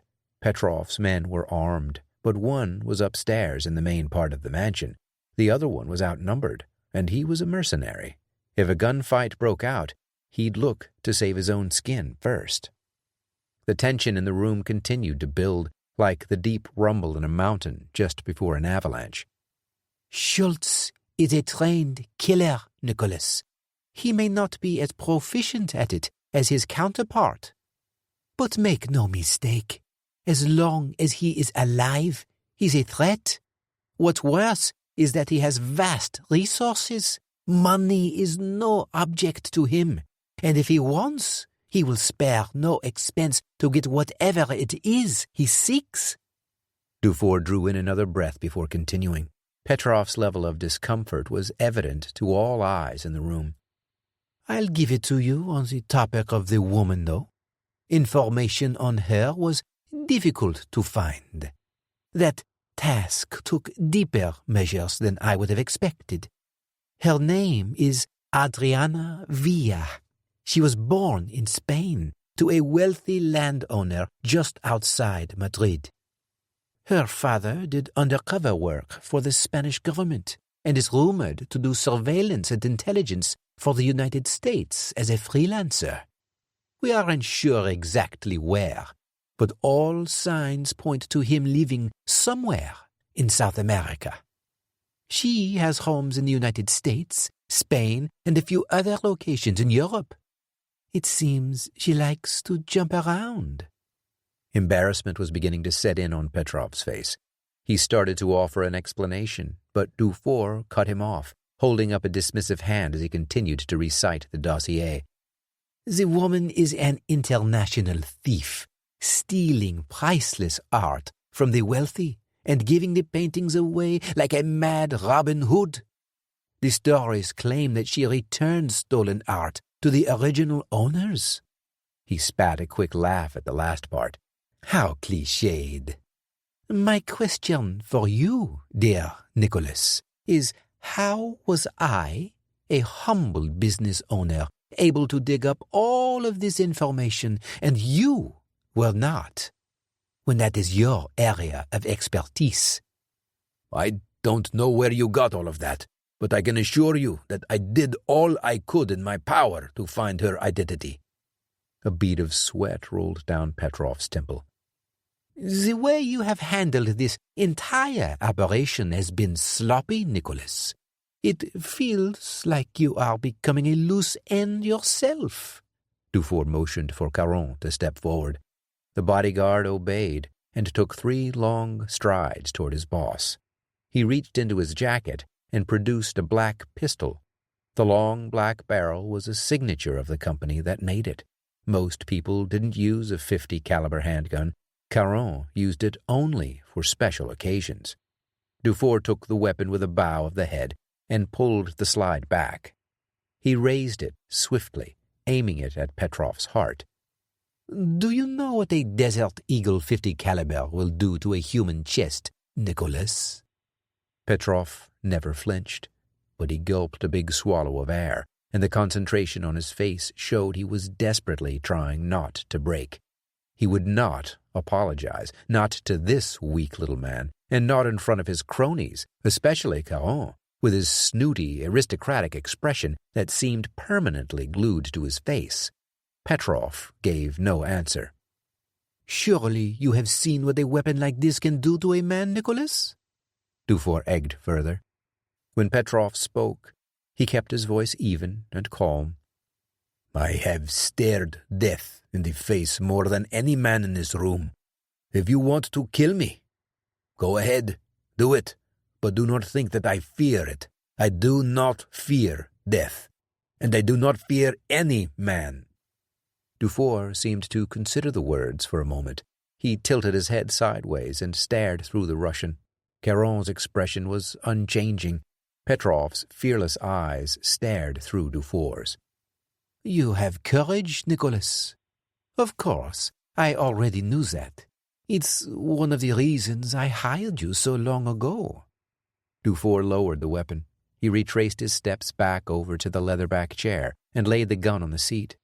You have done poorly, though, he said, taking off his $2,000 pinstripe suit jacket. He hung the expensive garment over one side of the chair and started loosening his tie. I did what you asked, the Russian defended. I brought you what you asked for. You have the coin. So what if I let the Americans live? We can kill them later if that is what you want. He held his hands out as he pleaded his case. No, Nicholas.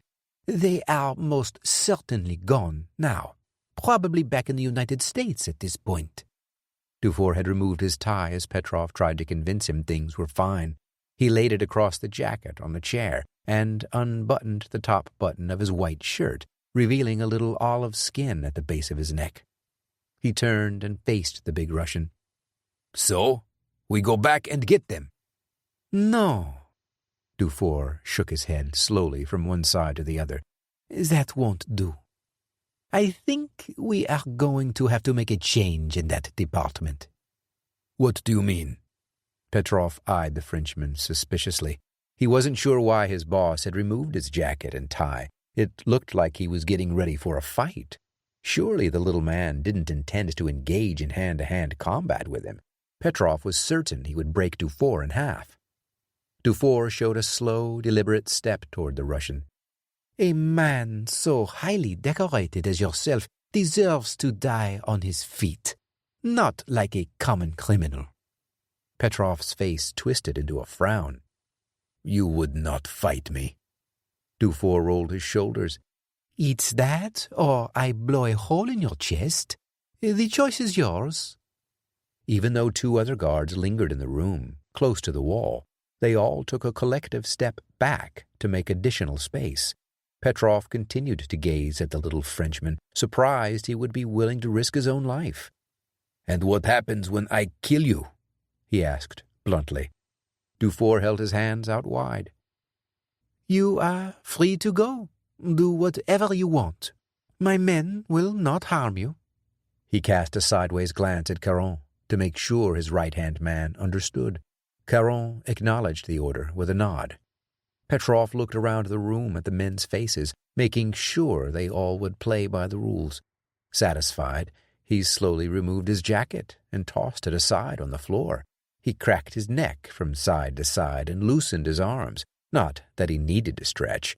This was a fight that would be over in a matter of seconds. The moment Dufour got too close, he would grab him and crush him like a walnut. By all means, the Frenchman teased, let's begin. Seeing that I have to clean up the mess you've made, I would prefer to get this over with quickly. Arrogant prick, the Russian thought. Enough talk. It was time to shut up the little rich boy for good. Petrov replied to the comment by lunging forward and striking out with a huge fist. Dufour easily sidestepped the punch and ducked behind the Russian. Petrov instinctively spun around, instantly switching his stance to prepare for a counter. Instead, Dufour merely stood with his hands at his side and a cocky smirk on his face. Petrov jabbed with his left hand this time, again missing the target. But this time, he followed the punch with a roundhouse kick. Dufour's hands moved fast. He jerked his head to the side to avoid the punch, then spun and knocked down the heavy-booted foot. The Russian took a step back and stared at his opponent with evident surprise. I didn't know they taught rich boys like you how to fight. Dufour only replied with a hands-out shrug. I guess your parents must have had to pay for you to do something with your time. Too bad it will be money wasted. He took a bold step forward and leaped through the air, his right foot out in front, aimed at Dufour's chest. The Frenchman took a step to the side and swung around with his elbow, bringing it hard into the Russian's chest as he flew by. The blow hurt, but hardly knocked Petrov down. He doubled over for half a second when he landed, then stood up and attacked again. You're an annoying little gnat. This time he went full force at Dufour, but he was aware of his opponent's counters. Petrov faked a short kick, a jab, and then brought a right hook at the man's jaw. Dufour was clearly faster, parrying the kick and the jab, but he was too slow to block the right hook, and the huge Russian's fist smacked into his cheek just below the eye. Pain seared through his face, but he recovered quickly enough to block the uppercut Petrov threw next. He deflected the punch, stepped to the side, and chopped hard into the Russian's spine with his elbow. Petrov grunted and took 3 steps forward, spinning around to face Dufour again. The Frenchman's face throbbed, and a thin cut oozed thick blood down the side of his face. You have spirit, Petrov said. I'll give you that. He lunged again with another jab. Dufour swiped the punch aside, twisting his body as he did. Petrov reached out to grab the smaller man, wrapping his hand around Dufour's head. He knew if he could get the Frenchman within his grasp, the fight would soon be over. Petrov could crush him like a rodent. His fingers locked in on Dufour's hair, and he pulled him close. Dufour punched hard at Petrov's ribs, but his scrawny fists did little damage. Petrov was a highly trained, highly fit killing machine. It would take much more than what Dufour could offer to bring him down. The Russian's other arm wrapped around his prey like a boa constrictor, bringing him in suddenly and squeezing him to his chest. There was no look of panic in Dufour's eyes, despite the desperate situation. Petrov tightened his grip, lifting Dufour off the ground by a few inches. He stared into his victim's reddening face. The Frenchman struggled, wriggling around. "It will be over soon," Petrov said in a sinister tone. He felt the bones in Dufour's back cracking. He wondered how long it would take until they broke. The Frenchman stared with bulging eyes into Petrov's cold, icy blue orbs. There was no fear on Dufour's face. Rather, it was the kind of smug expression someone wore when they knew something someone else didn't. Petrov's grip tightened again as he tried to squeeze the last moments of life out of his former employer. He felt Dufour's body begin to go limp, and the chest of his victim ceased its struggle to bring air into his lungs. It would only be a few more seconds now. Petrov grinned wickedly, ready to see his victim's life come to an end. Suddenly, Dufour's head cocked back and then snapped forward, bringing his forehead straight into Petrov's nose. He repeated the move, thrashing his head into the Russian's face over and over again like a heavy metal headbanger. Petrov's grip loosened, and he stumbled backward, grabbing at his face. Blood poured freely from the nostrils, the bone inside likely broken in several places. The fresh pain ripped through his entire body, but he remained focused in spite of his vision being blurred by the involuntary tears brought on by the injury. He staggered forward, fists in front to defend himself. Dufour circled the Russian like a hawk, soaring above an unsuspecting rabbit. He still said nothing, allowing Petrov to reel in the agony he'd just been dealt. Petrov wiped his nose and regained his bearings, now angrier than ever. He moved quickly at the Frenchman, but his attack carried less precision than before. His furious attack proved fruitless as Dufour blocked and parried punches and kicks, turning every one aside. The effort was wearing down Petrov, and he knew it. He normally wouldn't have been so exhausted, but the broken nose clogged with blood was making breathing a strenuous venture. Dufour fended off the flurry, waiting patiently for the right moment. Finally, Petrov's patience wore thin, and he overextended on a left hook, leaving his front open. Instead of taking the opening, Dufour grabbed the man's arm and jerked it over his shoulder. He used momentum and leverage to snap the bone at a painfully awkward angle, rendering the appendage completely useless. Petrov screamed, but his voice was muffled when Dufour's shoe struck him in the cheek. A spray of blood and spit slung across the room. The Russian collapsed to the floor. He struggled to get up with the one good arm he had left. Dufour kicked the man's wrist, and Petrov's face smacked the floor again. His breathing became more labored. He spit more blood onto the floor, mingling it with the crimson dripping from his nose. Dufour took a step away and walked over to Caron, who held out a towel. Dufour took the towel and wiped his face and neck with it, then tossed it at Petrov. It landed on his back as the Russian dragged himself across the floor, inch by inch toward the chair in the middle of the room. Caron motioned with a nod of the head to the defeated man, noting the direction he headed. Dufour shook his head and laughed. "Nicholas, my dear friend, where are you going?" The Russian grunted, but said nothing. He continued dragging himself toward the chair, now only a few feet away. He glanced back through narrow, tear-filled eyes, then hurried his clumsy movements, desperately trying to reach the chair before someone stopped him. Dufour stepped out into the middle of the room and watched as Petrov reached up to the seat and grabbed the Desert Eagle. He collapsed to the ground and leaned up as far as he could, holding the weapon in his good hand. "Now, Nicholas, I thought we agreed we wouldn't use weapons," Dufour said, with his hands out. He spoke to Petrov as if he were a child. The big Russian's hand trembled, but he kept the barrel trained on Dufour. "I will see you in hell." He pulled the trigger, but instead of the loud pop, the gun only clicked. A terrified confusion poured over Petrov's bloody face. He squeezed the trigger again, only to be greeted by the exact same sound.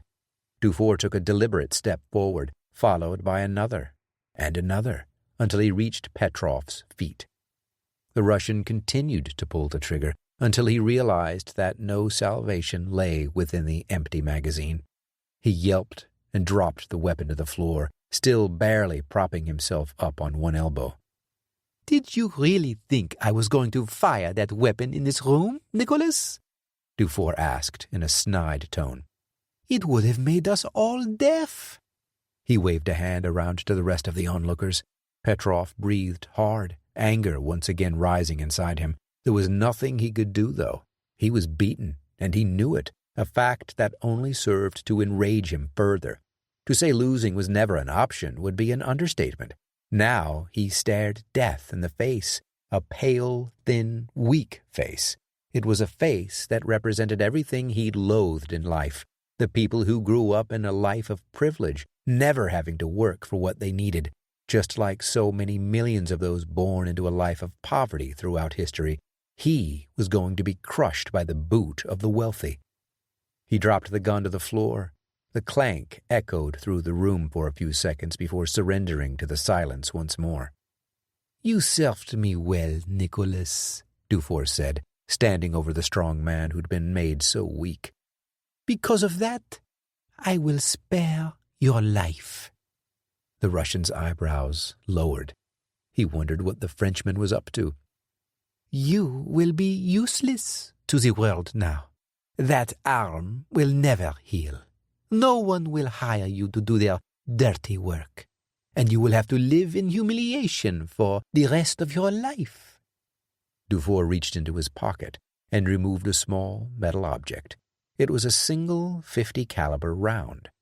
He held it up, pinched between two fingers and his thumb. "I will not take your life, Nicholas. That is my reward for the years you served me." He spun around and walked toward the exit, stopping halfway. Dufour bent over and set the bullet on its flat end with the primer facing the floor. Then he straightened up and left the room. His bodyguards followed, save for Caron, who stared at the American Petrov had hired. "You work for Monsieur Dufour now," Caron said in a monotone voice. The American stuck out his lower lip for a second, glancing at Petrov one last time. "Sounds good to me," he said, finally. "Good." Caron put his arm around the man's shoulders and led him out of the room. The door bolted behind them, leaving Petrov alone in the room. Up on the main floor, Dufour was waiting for the rest of the men.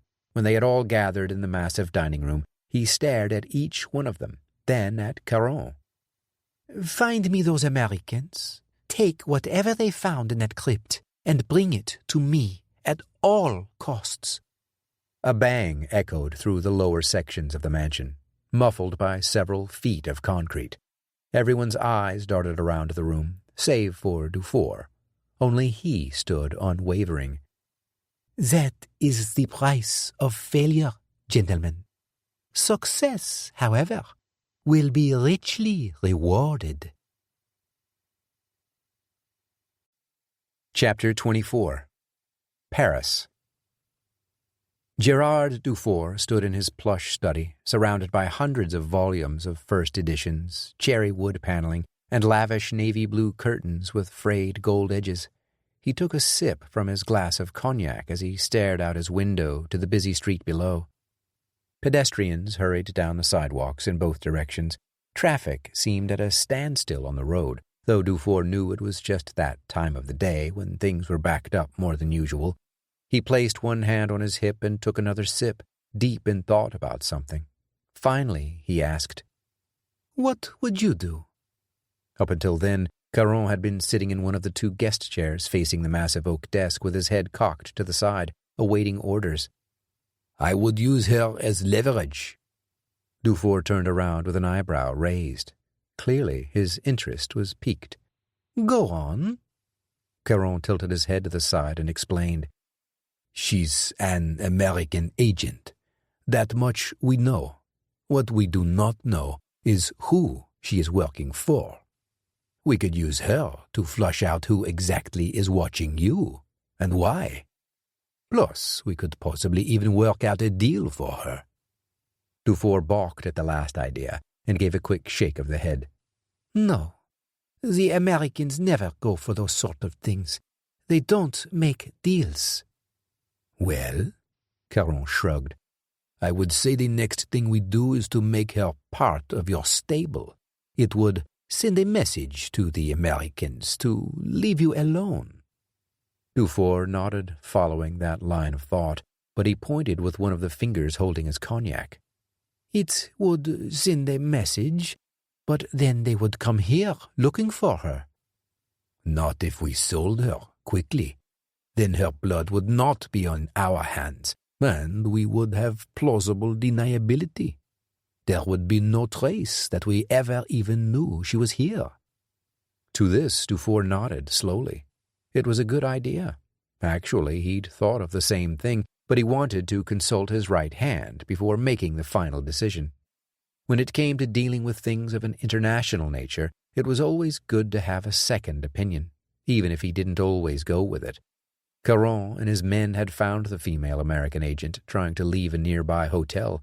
They followed her to a cafe where she met with another woman, a brunette, probably in her late 30s or early 40s.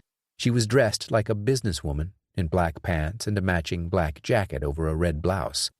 When the blonde finished her coffee, she excused herself and quickly left, heading back toward the hotel. Caron had 2 men in place, waiting for the American to return to her hotel room. When she entered, one of the men grabbed her from behind, while the other pointed a gun at her chest. The man holding her quickly placed a rag over her face, the ether doing its work in a matter of seconds. When she'd come around, Caron and his men questioned her for a few hours, but she wouldn't break. They hadn't tortured her, at least not yet. He figured that his employer might not want such a pretty prize damaged. Now in Dufour's office, the young blonde woman stared straight ahead. Her eyes were still somewhat glazed over, the after-effects of the drug still lingering. In spite of the daze, she was still aware of what was being said. She tried to respond, but the gag in her mouth only allowed a few muffled words to escape. She tossed her head back and forth, trying to free herself of the rag wrapping around her face and into her teeth, but to no avail. "Shh," Dufour said, turning around to face her full on. "You got yourself into this mess."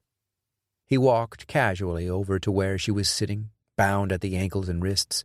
One of Dufour's bodyguards stood behind her, making sure she didn't try any sudden movements or attempt to get up. Dufour stopped and reached out a hand, taking a strand of her golden hair and letting it fall through his fingers. She snapped her head away from him. He smiled wickedly and grabbed her jaw between his bony fingers. "You have been a very naughty girl."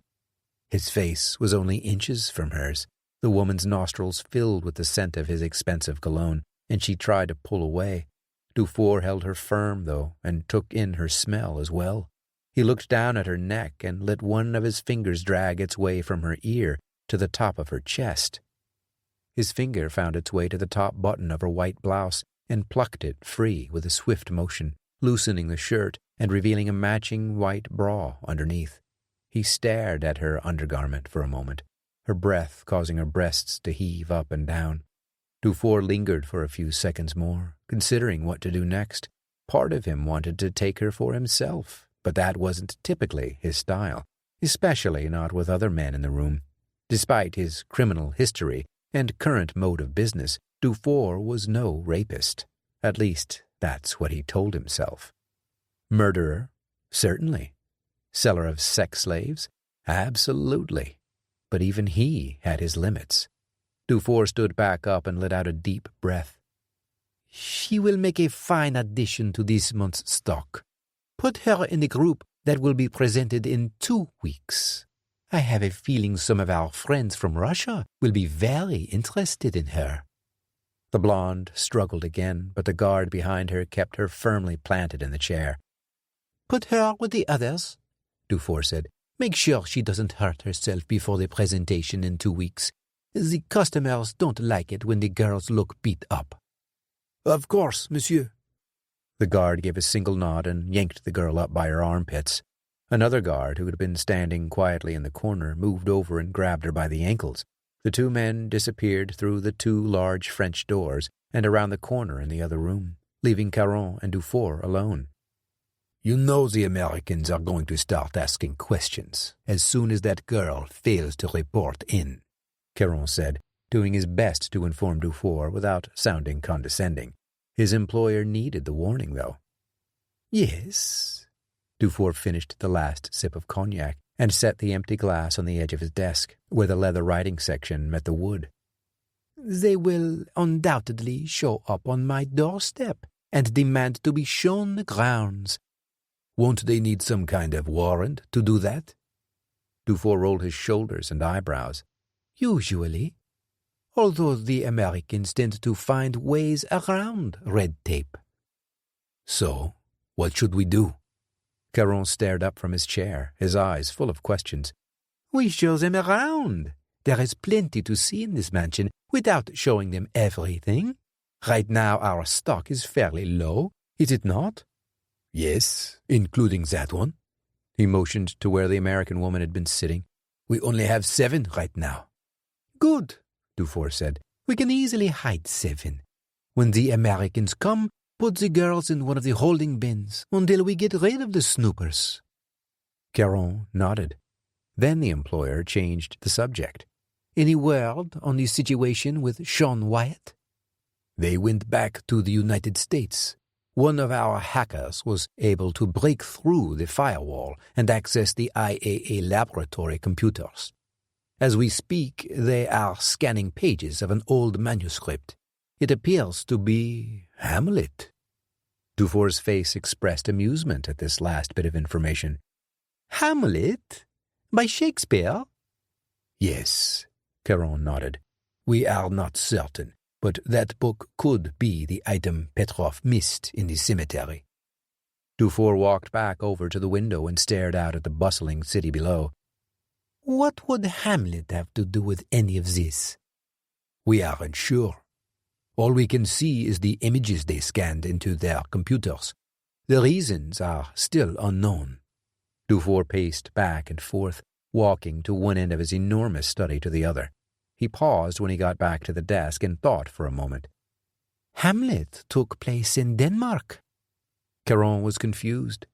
The story happened in a castle not far from Copenhagen.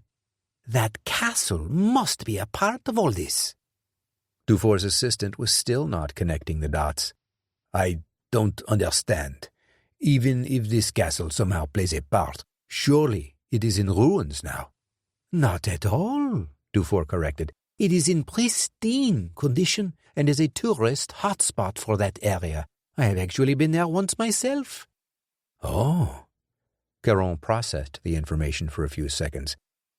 So, the Americans will be heading to this castle?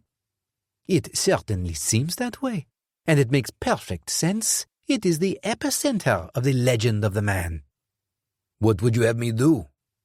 Dufour considered the question for a moment. He put his trust into someone else once before. Now he wondered if he could manage things from afar, or if he would need to personally oversee the operation from here on out. Go to Copenhagen and wait. Take a team with you. I want a unit watching that airport 24 hours a day. As soon as Wyatt or one of his companions walks through the doors, you let me know immediately. Understood? Caron nodded. Of course, I'm on it. The bodyguard stood up and exited through the double doors in the same direction the other 2 men had taken the American woman a few minutes before. Dufour was left alone in his expansive study to ponder what would happen next. If things went according to plan, soon he would have one of the most coveted relics on the planet. His status in the Collectors Club would be of small importance once he possessed this item. Presidents would beg to see it. The Pope himself would offer unimaginable sums of money for it, and greater than all of that, Dufour could prove his powerful lineage among the most powerful rulers in Earth's history. Chapter 28. Atlanta. Tara pulled back a loose strand of blonde hair and tucked it neatly behind her ear. Her eyes never left the object on the laboratory table, as the other hand expertly peeled back one of the brittle pages. "You really should wear a hat when you're doing something like this," Alex said. He hovered over her like a fog, watching her every movement.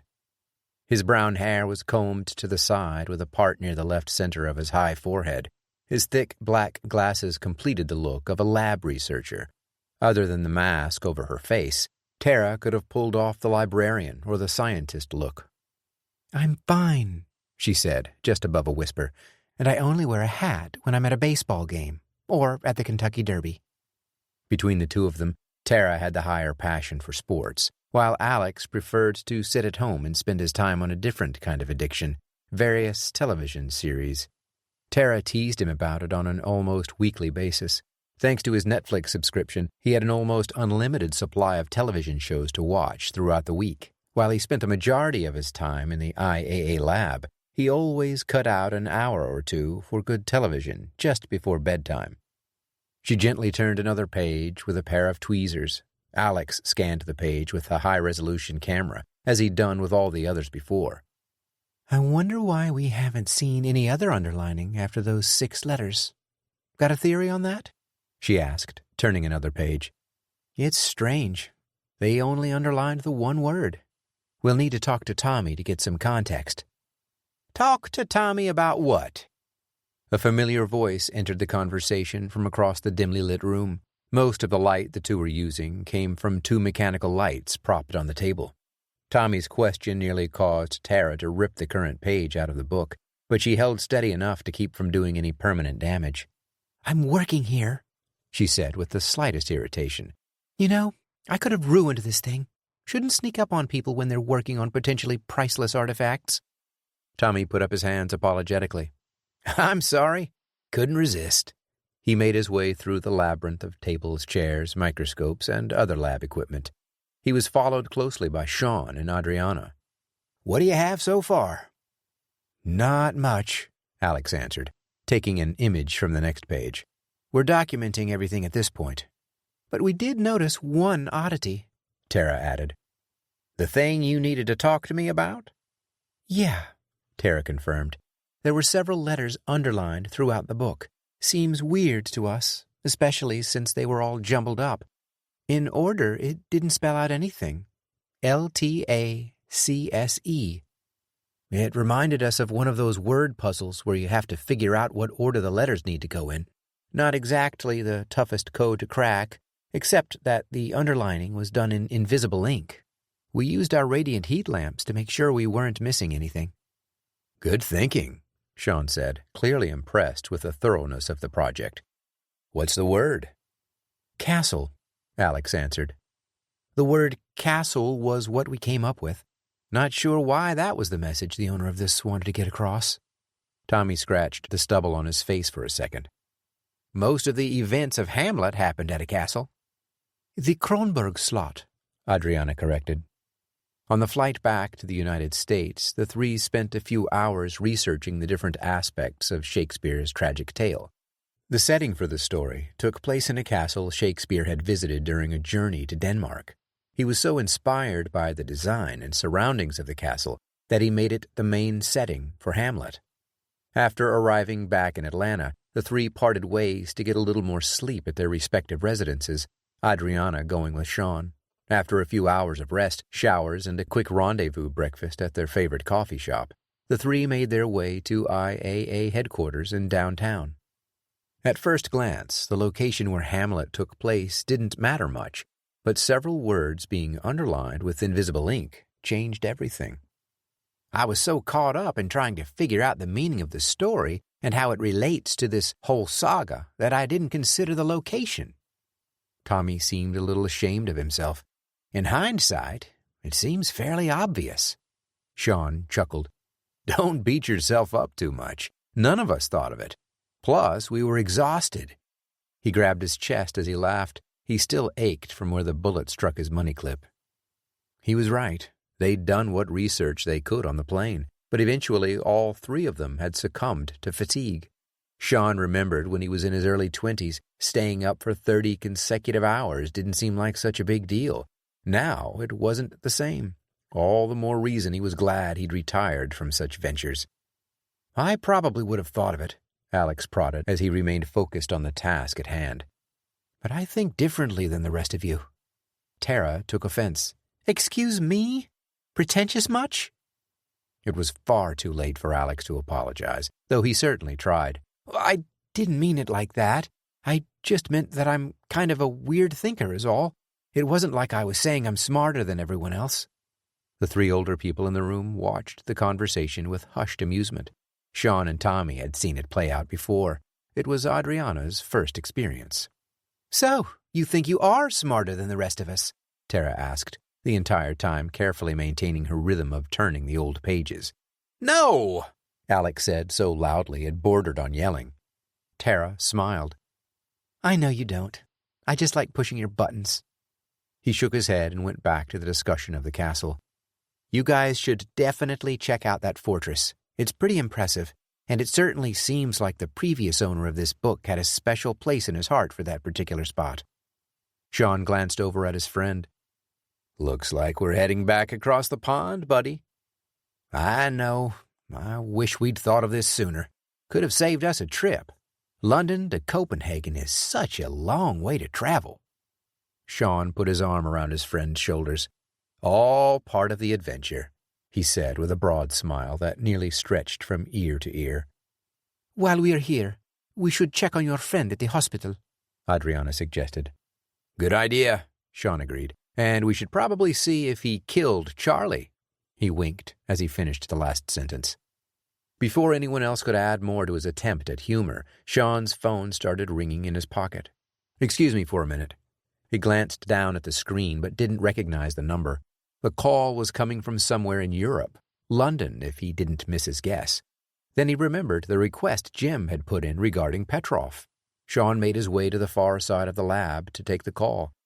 "Hello?" he answered, still unsure if it was their English driver or not. "Sean, it's me, Jim," he clarified. "Got a minute?" "I'm all yours."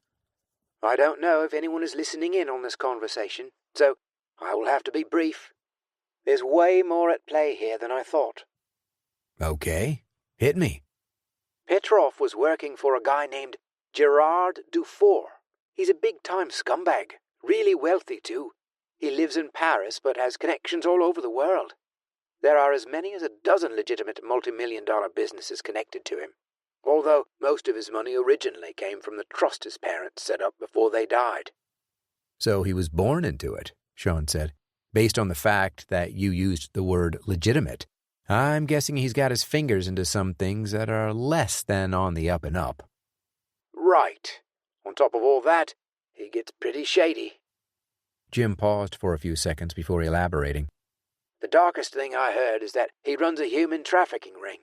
No one is really sure where the transactions happen, but he owns enough properties that it could be from almost anywhere."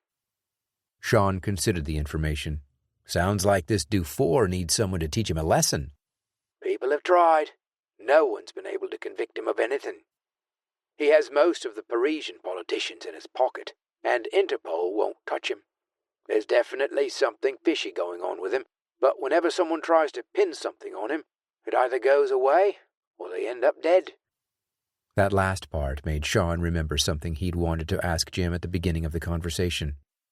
"You said Petrov was working for Dufour." "You don't miss much, do you?" "Not usually. I try to pay attention. It's an old habit, I guess." "Good man. Well," there was a slight hesitation before Jim went on, "French police found Petrov's body this morning. A tourist stumbled across it a few miles outside of the city. There was a self-inflicted gunshot wound to the head." The last bit of information threw Sean for a huge loop. Why would Petrov kill himself? It didn't make any sense, unless he owed money to someone. The big Russian didn't seem like the type to owe. He seemed more like the collector. "He wouldn't," Jim answered. "It gets stranger. The reports say that his face was pretty beat up, like he'd been in a fight, and one of his arms was severely broken." Sean wasn't sure what any of it meant. The man that had tried to kill him was dead less than 24 hours after their encounter. But why? Sean's mind ran through various scenarios, trying to connect the dots that would bring about the answer. "What else do you know about Dufour?" he asked, after a minute of silent contemplation. "Enough to know that he would kill his own mother if she weren't already dead." The gears in Sean's head were spinning at Mach speed. Dufour was the one behind all this. He was pulling the strings. That much Sean realized now. But to kill his head mercenary would mean that Dufour either believed he had all the pieces to the puzzle, or that Petrov had screwed up. I don't suppose you know anything about how Dufour usually dispenses with people, do you? I've only heard some of the rumors. Tell me. It's stuff that sounds more like urban legends, really. But the word on the street is that when Gerard Dufour has somebody killed, they're never seen or heard from again. Sean absorbed the last bit of information. That means he wanted to make a statement. Say again? Jim sounded thrown off by the statement. Dufour's victims are not usually found, according to what you've heard. And you said that Petrov's body was found by some tourists outside of town. Yeah. Kind of weird, actually. It wasn't very well hidden. Looks like they wanted to make it look like Petrov really killed himself. That, or Dufour wanted to make a statement, Sean added. Odds are Dufour knows we are on the same trail. He might be trying to scare us away. Nothing would do a better job of that than letting us know that he's willing to kill one of his most trusted aides to get what he wants. So, you're going to walk away from this one? Not a chance, Jim sighed. I figured not. Thanks for your help, Jim. I'll be in touch. We may have need of your services again sometime. Happy to, the Englishman said, and ended the call. Sean strode back over to the others. Alex was just finishing the final scan of the book, and Tara was removing her mask, stepping away from the table. Petrov is dead, Sean announced, his voice subdued. Tommy's eyes brightened for a moment, then narrowed. Why don't you seem happy about that? He worked for a wealthy Frenchman named Gerard Dufour. It seems this Dufour is not one to be trifled with. Turns out, he's dirty. Real dirty. Jim said the rumors are that he runs a human trafficking ring out of Paris, but no one has been willing to take him down. He's got heavy influence with the local authorities and the French government. Sounds to me like they're on the take, Tommy commented. Right. But why kill Petrov? Adriana asked. Why now? He surely delivered the coin. I wondered the same thing. Maybe they had a disagreement. Based on Dufour's reputation, I doubt Petrov would say much to the man, but you never know. Why kill him now? Adriana posited. Sean crossed his arms and straightened his back. The only thing that makes sense is that Dufour knows about the book. He pointed at the open copy of Hamlet. Maybe not specifically that it is a book, but that there was another clue Petrov was supposed to bring back. From Jim's description, the body wasn't exactly hidden, so either Dufour wants us to back off and give up, or it could be something else. Tommy was puzzled, but the answer came to him before Sean said it. He wants to send us a message. That's what I'm thinking. Adriana's mind was running now, too. What could be so important that he would kill one of his own men to try to keep us from pursuing it? Must be pretty valuable, Alex said from the wall near the doorway. He flipped on the overhead fluorescent lights, bathing the room in a sterile glow. His comment was an obvious conclusion, but anything's value depends on how much someone wants it, a fact Sean knew well. Dufour's actions proved that whatever secrets the legend of Holger Dansk held, he was willing to go to extreme lengths to possess them. Tara, Sean spoke up, taking the subject on a slight detour. Were you and Alex able to dig up anything new with the Holger Dansk story? She shut off the spotlights mounted on the desk and removed her protective gloves. Not much, she said, pulling up a stool at a computer station directly behind where she'd been working. But the story is certainly interesting. Sean made his way back to the group and listened closely as she relayed the tale. It took quite a bit of digging, as you put it, to find this little tidbit. She tapped on the keyboard a few times and motioned for Alex to plug the camera into the USB. After he'd done what she asked, she clicked the mouse a few times and then spun around while the computer automatically imported the images. There's a poem involving Holger, or Ogier le Danois, as he is referred to in the writing. The poem is actually French. It's called The Song of Roland. As the story goes, he was the son of the Danish king Gudfred, the major enemy of Charlemagne, the medieval king who laid the foundations for modern France. The problem with this story is that Gudfred didn't have a son named Ogier or Holger. Nothing close to that. So who was he then? Tommy wondered out loud. Tara went on. As best we can figure, he was actually one of Gudfred's Viking knights. According to some of the Danish historical archives, there was a Danish knight that served under Charlemagne for a time, most likely during the king's campaign in Spain. How long he may have served exactly, we don't know, but we do know that at some point the knight fell out of favor with Charlemagne and ended up having to fight his way out of the country. It's rumored that he killed one of Charlemagne's sons in the process. A question stuck out in Sean's mind. Why did Holger go to Charlemagne in the first place? If he and Gudfred were rivals, it would seem the last thing he would do is send Holger to serve under his enemy's banner. We thought the same thing, Alex said. At some point in the tenuous relationship, there was a time of peace. Charlemagne held out an olive branch to his nemesis and offered a truce. In exchange, Gudfred offered his mightiest warrior. Something still doesn't add up, Adriana interrupted. Even if there were a ceasefire, you never give the enemy your biggest weapon, no matter how much you want to convey trust. Right, Tara agreed, which means there had to be an underlying reason as to why Gudfred would send Holger to Charlemagne. He had a vast treasure, Tommy offered. They're still recovering some of the relics, artwork, and gold that disappeared over the last 1,200 years. It would have to be something more important than money, Sean corrected. The Danish coffers of the time were doing just fine. Well, Tara said, and then paused for a second. There was something else that Charlemagne was rumored to have in his possession. She waited until everyone was staring anxiously at her. Please keep in mind that I already know what the claims are in regards to this particular item.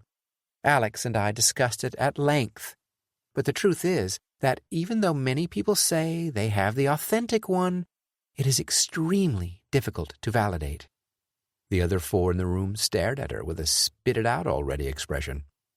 "The Holy Lance," Alex blurted out. Alex, I was just about to say that, Tara chastised him. "You were taking too long."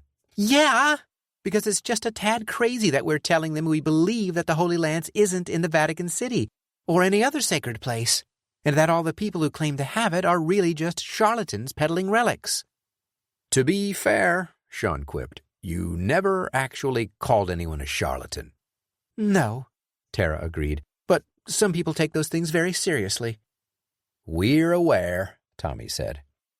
Adriana cut in again. So, you are saying that the real reason Holger Dansk went to serve in Charlemagne's court was so he could steal the lance that pierced Christ's side? It's the only thing that makes sense, Alex defended. During the coronation of Charlemagne as king of the Lombards, the accounts tell us that he grasped the shaft of the spear. That is a fairly well-known part of the story. What's interesting about this is the word that was used to describe Charlemagne's action. It was translated into English and many other languages as grasp or take hold. But looking back on the records of the event, the word that was used had another meaning. This other translation suggests that Charlemagne took the lance. Tommy stopped her right there. Wait, you mean he stole it? We're not entirely sure, but it looks that way. There are records from the Lombard historian, Paul the Deacon, that say there were several instances the lance was seen tucked away in Charlemagne's throne room. Though he didn't have it in his possession at all times, the accounts suggest that he might have showed it off when he needed to assert his power. Alex interrupted. Basically like a kid showing off their new bike to a friend. Or an enemy, Tara corrected. The Holy Lance is one of the most prized relics in the Christian world.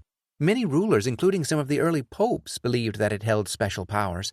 Some thought that it was a weapon handed down by God that would redeem mankind. Others believed that the blood of Christ is what gave the weapon its supernatural power. Either way, that spear has been one of the most coveted items in history, right behind the slightly better-known Holy Grail and the Ark of the Covenant. The three older members of the group were impressed. Tommy commended them. "I have to say, that's an intriguing story," Sean agreed. "Something like that would be pretty intimidating, holding the spear of destiny like that." "Right. The question is," Tommy considered his words for a second, "did Holger Dansk get his hands on it? And if he did, how did he escape? Where did he go? And what did he do with the lance?" Alex frowned. "That part we don't know. But now it seems like we have a good place to start." There was still something troubling Sean.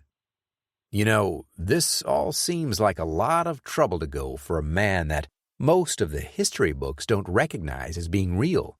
Holger Dansk is just an old fairy tale to most Danes. It seems a little odd that if he did something as incredible for his home country as stealing the Holy Lance, he would have been recognized for it in some way. Instead, it's like they wanted him to disappear." "Which makes sense," Adriana continued for him. "Think about it. Charlemagne's power covered all of Western Europe by the time he was crowned emperor in AD 800. Holger would most likely have had to disappear completely to stay safe. Once he had the lance, his mission for King Godfred was complete.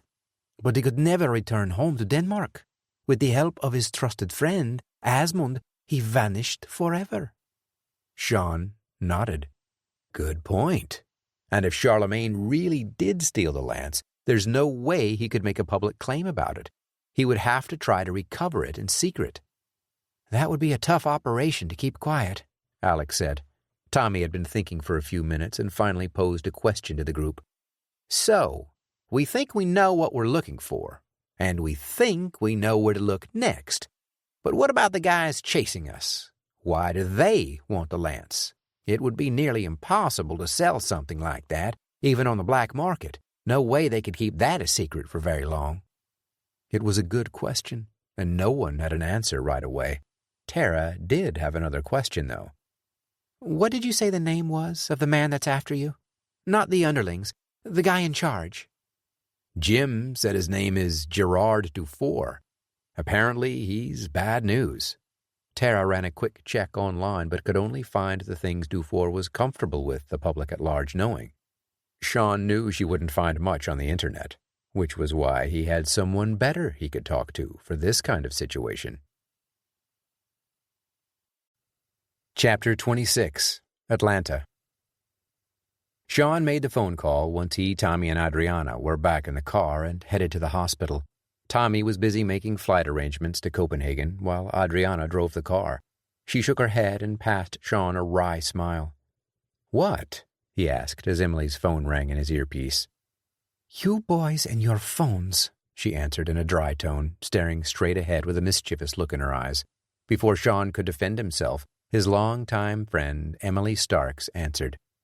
"What can I do this time for you, Mr. Wyatt?" she answered in a sarcastic tone. "Nice to hear your voice again, too, Em." "Cut the BS, Sean." True, he thought. Emily Starks wasn't one for too much chit-chat. She liked to get to the point, which put her and Sean on the same playing field most of the time. It was one of several reasons they made such a great team when he worked with her at Axis, and why she desperately tried to get him to stay when he decided to retire. "I need information on someone." A short snicker came through from the other end. "Funny, the last guy you wanted information on ended up dead. That wasn't you, was it?" "No," Sean said. "I'm pretty sure it's the guy I need info on now." "Oh."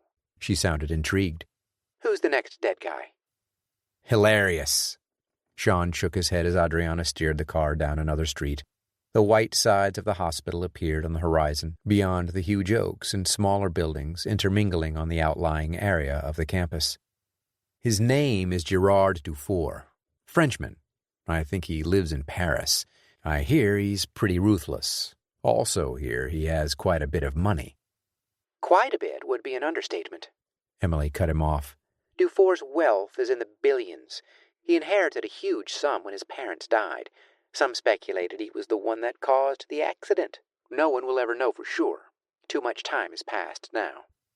"Wait," Sean stopped her. "You know this guy?" Emily sighed. "I am in the intelligence community, you know." Yes, I know who Dufour is. We've had our eye on him for a while. He runs one of the largest human trafficking rings in Europe, maybe even in the world. The sex slaves he sells come from around the globe, and from all walks of life. We have an agent watching him, but she hasn't checked in today. I'm worried something's up.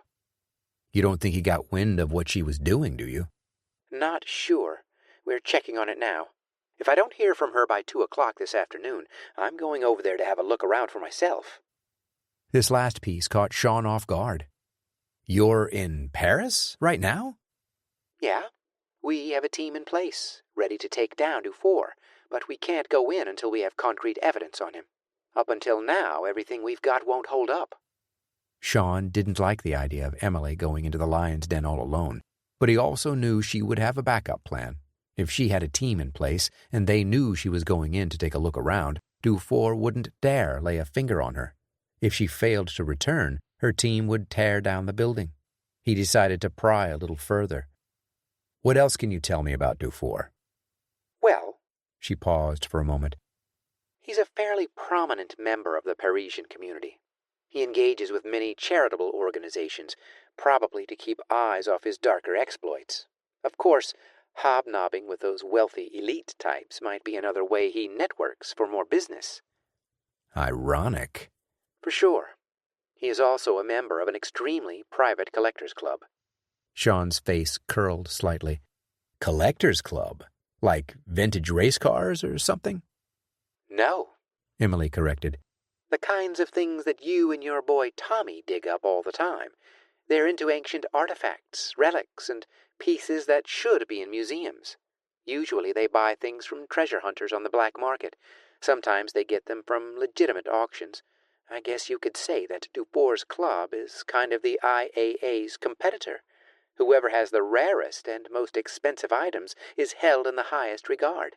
It's like some kind of fraternity, where whoever has the best collection is the most powerful.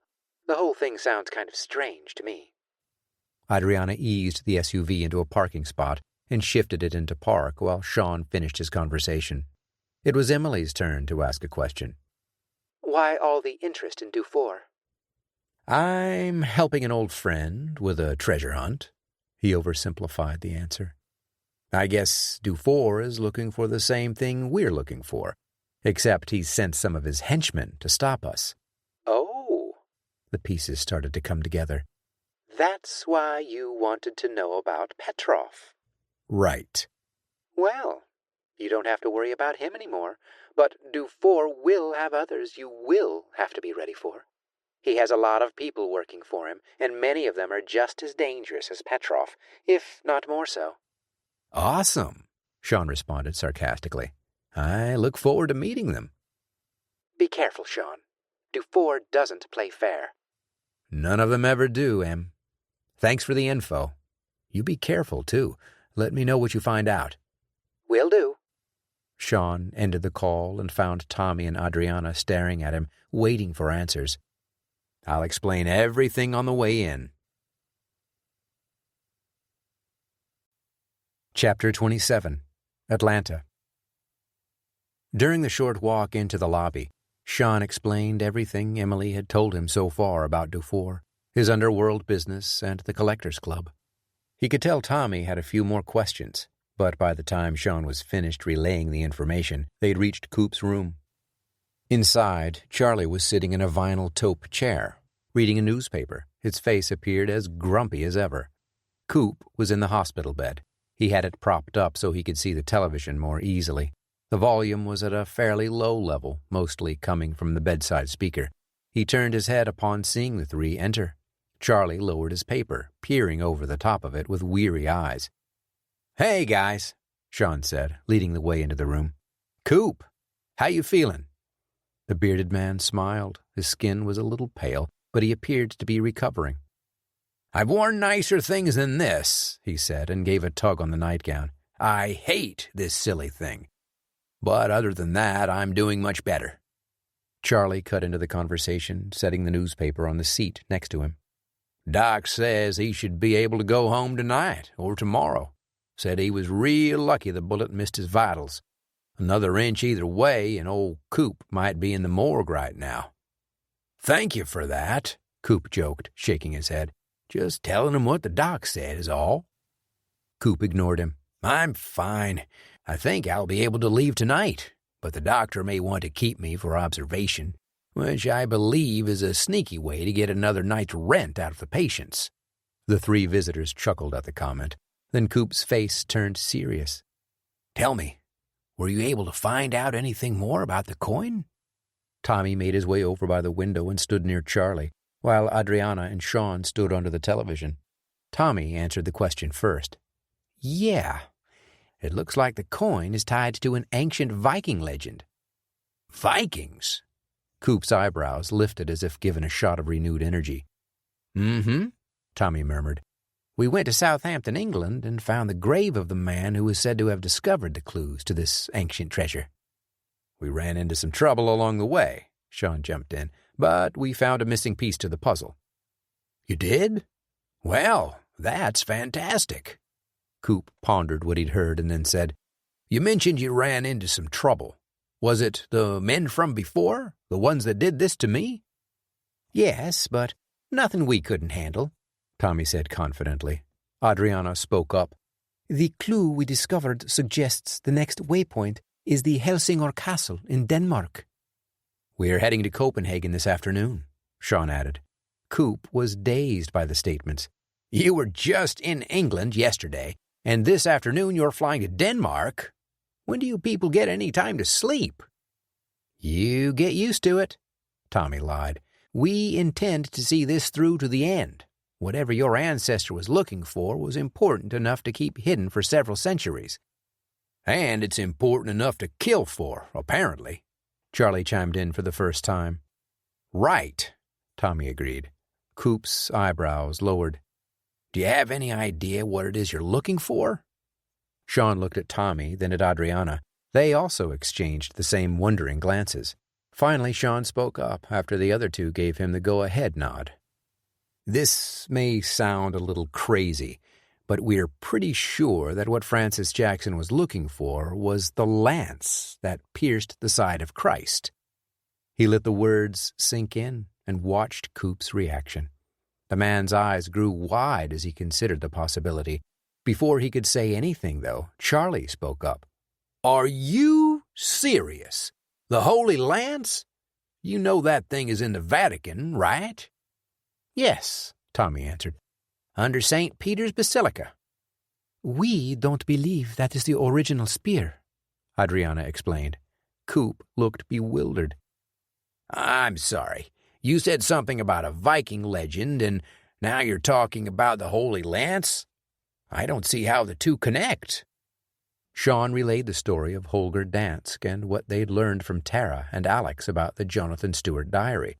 Tommy explained that Holger served Charlemagne for the sole purpose of stealing the lance for his king, but upon taking it, didn't feel comfortable relinquishing it to anyone. So he fled? Coop asked after listening to the entire story. It seems that way, Sean said. Holger might have believed that the lance was too powerful a weapon for any one man to possess. So he took it somewhere to hide it? We think so. He had a captain, his friend, Asmund, that made the journey with him. Fascinating, Coop said. And you think that at this castle you will find another clue? Actually, Tommy answered, we hope to find Asmund. It could be that the grave Jonathan Stewart found and that Jackson discovered several years later was where Asmund was buried. Maybe they missed something that will give us a hint as to where the two Vikings went. You said Asmund's grave. What about this Holger? What about this Holger, whatever his last name was? Dansk, Sean said. We don't know the answer to that question yet. The grave Stewart and Jackson found couldn't belong to Dansk, because the legend would be moot if there were a body. Dansk would have to be buried far away. Asmund, on the other hand, could have returned to his homeland. If he did and left clues along the way, we might just be able to find the final resting place of Holger Dansk, and possibly the lance as well. A knock came at the door, and everyone turned to see a nurse in pale blue scrubs standing there, with a small cup and a Sprite. Sorry to interrupt, but it's time for Mr. Cooper to take his pills. We have to be going anyway, Sean said to the young woman. We'll get out of your way. Tommy stood and offered an apology to Coop. Sorry we couldn't stay longer. If we want to beat these guys to whatever the finish line is, we have to move quickly. 2 muscular men in dark blue windbreakers stalked toward the open door and stopped short. They spun around and faced out toward the nurse's station. Who were those guys? Charlie asked with narrow eyes. Sean noticed them too. We took the liberty of bringing in a few bodyguards. They'll make sure you 2 are safe until all this settles down. We don't think you're in any danger now, but you can never be too careful. Charlie resisted. I don't want any babysitters. It's really for the best, Tommy urged. They won't be any bother, and it's just for a few days. Coop threw up a dismissive hand. It's fine. We'll let those guys take care of us for a couple of days. Now don't let me hold you young people back. I'm fine, and I've got my trusty friend Charlie here to keep me company. Besides, I want to know if you're right about this legend. I can't wait to hear what you find. Charlie stood up, shook Tommy's hand, and waved to Sean. I'll follow you into the hall, he said, making like he wanted to leave Coop alone with the nurse. Once he and the other 3 were in the hall, Charlie eased the door shut. He had a serious look on his face. Down the corridor, a doctor in a white lab coat was busy talking with a nurse, going over another patient's chart. You all need to be careful, he said in a warning, fatherly tone. He paid particular attention to Sean. Those guys you're up against aren't Boy Scouts. They're trained killers. I appreciate your concern, Charlie. We'll be careful, I promise. Sean put his hands on his friend's shoulder. It wasn't like the older man to be worried like that. Maybe seeing his friend in a hospital bed changed his perspective on things. I know you are, Sean. You worked for the government and did all kinds of crazy things. You might think you're invincible, but you're not. No one is. Trust me, I know I'm not invincible, but we'll be careful. Charlie stared through him for another 30 seconds as if searching for the truth. Finally, he seemed satisfied and gave a nod. I'll see you when you get back. The door to the room opened, and the nurse stepped out, a broad smile revealing pearly white teeth. I better get back in there, Charlie said, twisting his head and glancing into the room through the open door. Not sure how he'd get by without me. Well, I'm pretty sure I could manage. Coop's voice came from inside the room. Sean and the others laughed. We'll let you know what we find when we get back. Chapter 28. Paris. Emily stood under the awning at the entrance to the enormous stone mansion. The gray, soupy clouds overhead spat rain from the sky, soaking the streets and sidewalks. Pedestrians shuffled along under umbrellas, trying to keep as dry as possible on their way to offices, homes, cafes, and bars. It was a terrible day for tourism, one that would keep visitors to the old city locked up in their hotel rooms, watching television they didn't understand.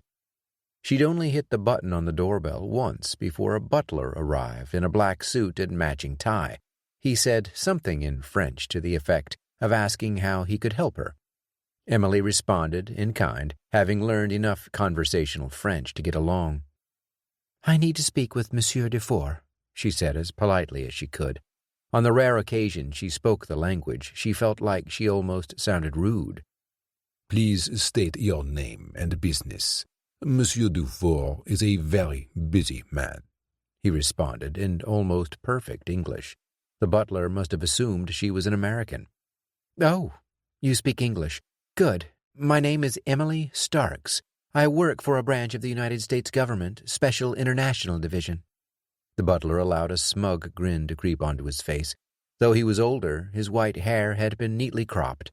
He must have been in his 60s, but the man's face didn't look a day over 40. As you can see, he put out a hand, displaying the city behind her. We are not in the United States, Miss Starks. She ignored the smart-aleck answer and pushed on. I'm here with the authority of the French government as well. She held out a piece of paper, which he scanned briefly. Before he could say anything else, another man's voice drifted through the entryway. She may enter, Baston.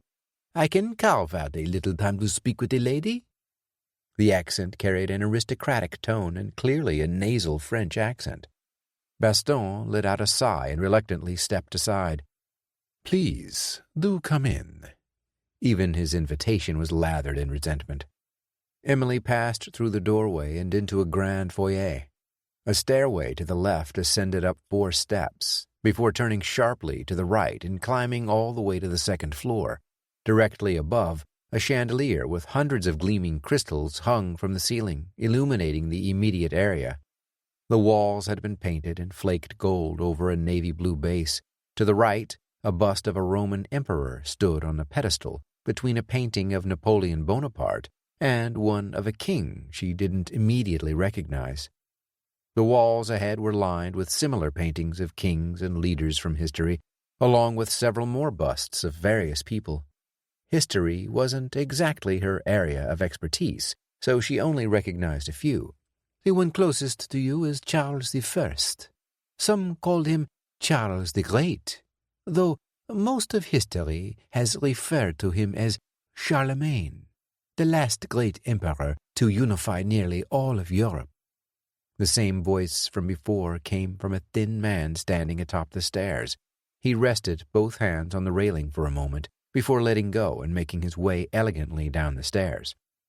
Baston, please take the lady's coat. I doubt she wants to visit my home in a damp rain jacket. The butler begrudgingly offered a hand, which Emily accepted. She removed her wet coat and hung it over the man's forearm. "Thank you," she said in a mocking, cheerful tone.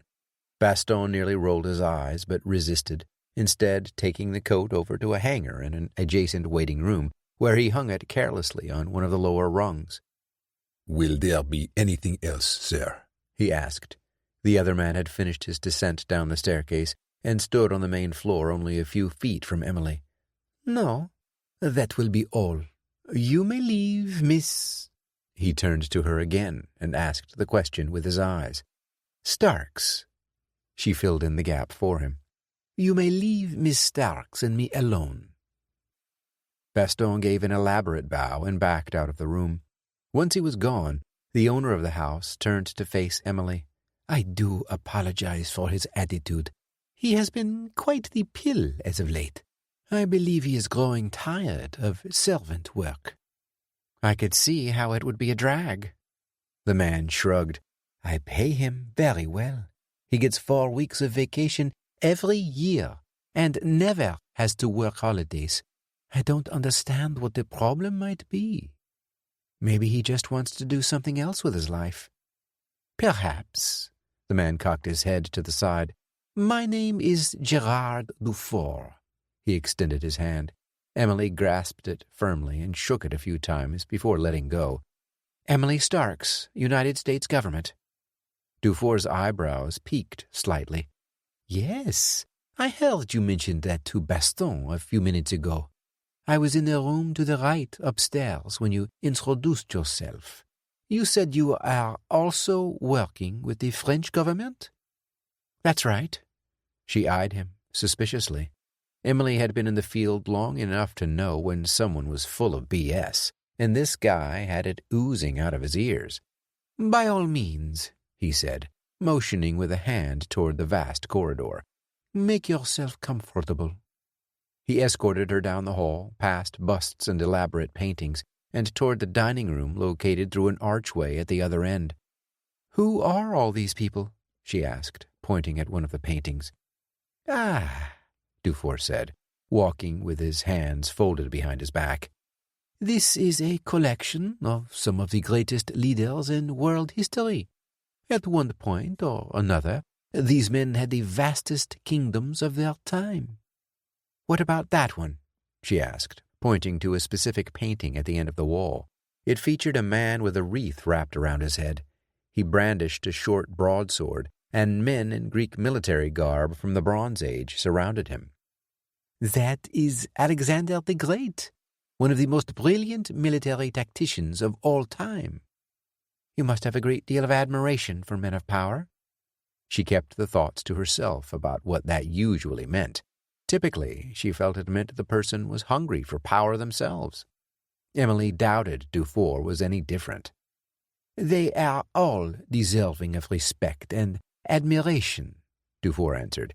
Each one of these men had certain characteristics that I aspire to incorporate into my own life. You mean global domination? Emily asked the question and waited a moment before allowing a narrow smile to cross her face, a look that said, just kidding, even though she wasn't. He held up a finger at her and smiled. I like a woman with a sense of humor, Miss Starks. No, I do not seek to conquer the world.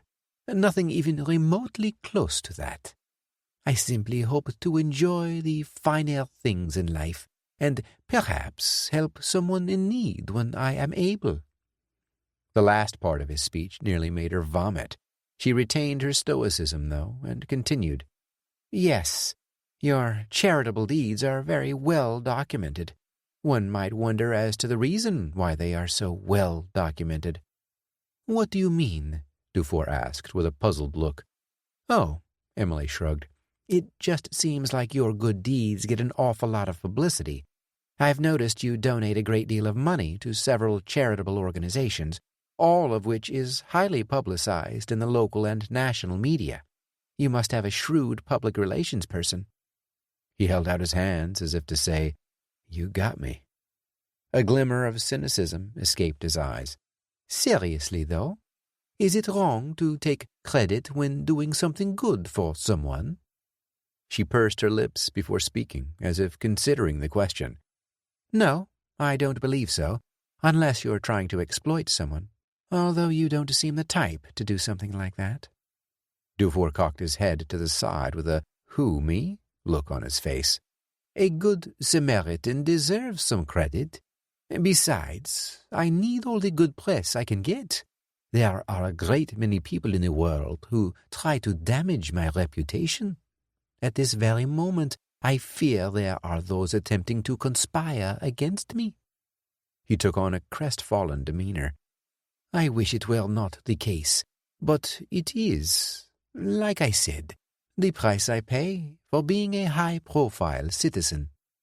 He turned at the end of the hall and motioned to another chamber at the end of the next corridor. Please, step into my sitting room. We can discuss whatever you like, although I am quite curious as to what the American government wants with me. I don't believe I have ever crossed a line with your country. I work with a special unit within the U.S. government, she said, following the host down the hallway. She gave a quick glance back. Habits from years in the field died hard. Emily was thankful for her desk job, but it made her weaker, less alert. A big part of her actually liked the rigor of field work. It kept her sharp. Yes, I believe you mentioned that, he said, and motioned for her to enter the sitting room ahead of him. He left the door open, whether on purpose or not. She wasn't sure. A 19th-century fireplace adorned the far wall, surrounded by a granite frame. The mantel matched the gray stone and featured a few pictures of people Emily immediately recognized as Dufour's parents. She'd done her homework on the man before beginning operations to figure out what he was up to. The rest of the room was as elegant as anything she'd ever seen. Luxuriously upholstered chairs faced each other, with ebony drink stands sitting next to them. A cigar ashtray rested in the center of a square coffee table, nearest a 2-seat chocolate-brown leather couch. The maroon drapes were speckled with various golden emblems, likely symbols from Dufour's family crest. At the top of the window dressings, golden tassels hung from matching ropes. Dufour motioned for her to have a seat and made his way over to a bar made from deeply stained poplar. "Would you like something to drink?" he asked in a welcoming tone. "No, thank you," she said, and looked around uneasily. "I never drink on the job." Even though a team of special agents knew where she was, there was an overwhelming sense of danger that came with going behind closed doors with a known criminal at the level of infamy Dufour had achieved. "I don't blame you," he said, pouring himself a glass of light brown liquid from a crystal decanter. "I enjoy a bit of cognac myself. Cliched, I know, but what can I say? I'm French, and I like to indulge in local things." Emily didn't care what he drank. What she did care about was where her missing agent was, and every second she spent listening to this guy BS his way along was a second her agent could be moving farther and farther away. After she sat down on one of the club chairs, Emily crossed one leg and folded her hands over her knee. "I'm going to cut through the bull, Monsieur Dufour, and get right to the point of why I am here." "Good," he said, replacing the top of the decanter. He took a sip from the clear glass and winced slightly as the quick burn of alcohol eased down his throat. "I don't like to waste time." Emily didn't wait for him to go on. She decided a bit of a ruse might be the best plan of action to extract the information she needed. "My team is here in Paris to investigate a possible nuclear arms purchase, and we need information. Sooner rather than later would be better, to say the least." Dufour's face turned puzzled. "Nuclear arms? What would I know about such a thing? You think I am a smuggler of some kind? Or perhaps a terrorist?" His voice expressed offense with the latter two questions. "No," she quickly defended, "nothing like that. But as a man of, as you put it, a high public profile, we believe that you may know one of the people involved with the deal. It could even be someone you consort with on a regular basis." Dufour was genuinely surprised at the suggestion, but after she explained her angle, he seemed more at ease. "I see." He took a seat across from her and crossed a leg over the other knee. "I have to say, Miss Starks, I do not believe I have heard anything of that sort in my inner circles. And I keep my circles very tight, I assure you of that." "I'm sure you do." Time to ramp up the pressure a little and see how he will react. She pulled a picture out of her inner jacket pocket and handed it to her host. "Do you know this man?" she asked plainly. Dufour stared at the image for a few seconds, but his reaction was as bland as a professional poker player. "I don't believe so."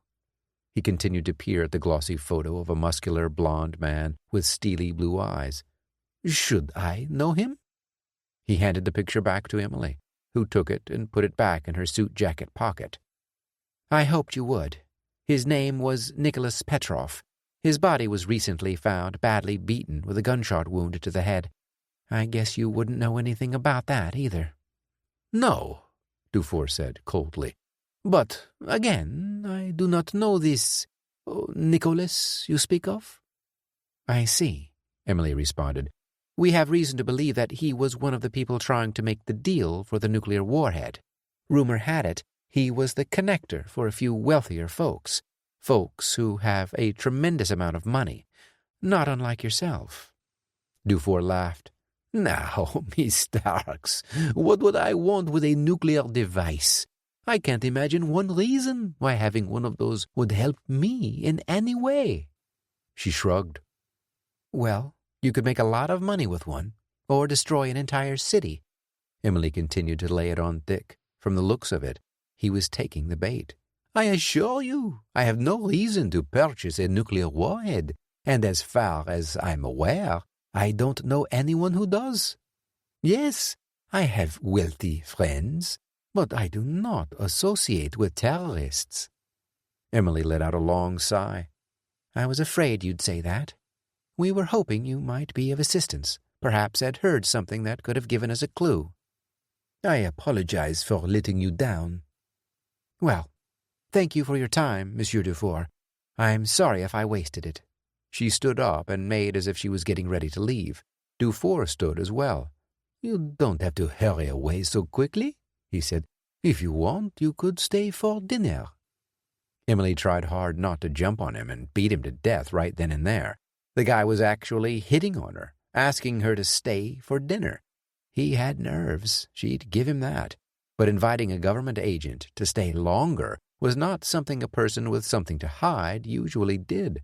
That thought struck home and instantly presented cause for concern. If Dufour was willing to let Emily stay at the mansion for an extended period, that meant the girls, including her agent, had been taken somewhere else. At least that was the conclusion to which her logic brought her. More questions flooded her mind. Where had the girls been taken? What had he done with their agent? She needed to have a look around. Until the invitation to dinner, Emily wasn't sure how she could make that happen without completely blowing the real reason she was there. If that happened, her agent would be dead for sure, and all the girls would be lost. Her mind drifted for a few seconds, wondering about Sean's involvement with Dufour. The Frenchman was particularly interested in something Sean was looking for. Emily decided to use Dufour's interest in history as a wedge into a new line of questioning. Maybe there would be something she could use against him. She put on her most flirty facial expression and smiled. I think government work can wait for a few more hours. Chapter 29. Paris. Baston finished bringing out the assortment of dishes and placed them on the table. The last were a few sauces to accompany the extravagant dinner of herb-roasted chicken, fire-grilled asparagus, and stuffed peppers. While Dufour and his guest waited for the food to be prepared, he'd given Emily a tour of the mansion at her request. She'd played the curiosity card as best she could, but it had yielded nothing. Emily had checked every nook and cranny in the enormous home. She'd carefully kept her eyes open for anything suspicious or out of the ordinary. A sign of a struggle, a book that was out of place, a secret door, anything that might lead to the missing woman. She paid particularly close attention to sounds that could betray Dufour. In spite of all the effort, she came up empty-handed. There was no sign of the women in the Frenchman's home. Emily cut into the chicken with a sharp knife and dipped it into the yellow glaze Baston had drizzled onto her plate. She put the meat in her mouth and savored the bite. Dufour may be an evil criminal, she thought, but he has one heck of a good cook. How is the chicken? He asked, forking a few pieces of asparagus into his mouth. She finished swallowing and smiled. Delicious. Did your butler make this? As a matter of fact, he did, Dufour answered with a small amount of pride. Baston is a man of many talents, some of them hidden, others are more obvious. Emily cut a few heads from the asparagus and stabbed at them with her fork. You have a beautiful home, monsieur. Call me Gerard. No need for pleasantries now, my dear. Very well, Gerard. She cringed at the thought. Every piece of her being wanted to draw the weapon from her jacket and empty the clip into the man's body. Instead, she continued with her point of conversation. You obviously have a keen interest in history, along with an impressive collection of items that must be worth quite a bit of money. That would be an understatement, he said in a tone that didn't sound bratty. Rather, he made it seem like a burden. Yes, well, I am wondering how it is you come by these artifacts. Do you procure them at auction, or do you find them yourself? Dufour sliced a piece of chicken and scooped it into his mouth. He chewed for a few seconds and then looked under the rim of his eyelids, keeping his face pointed down at the plate. Some of them are purchased at auction. Others, he admitted, are not got so easily or legally.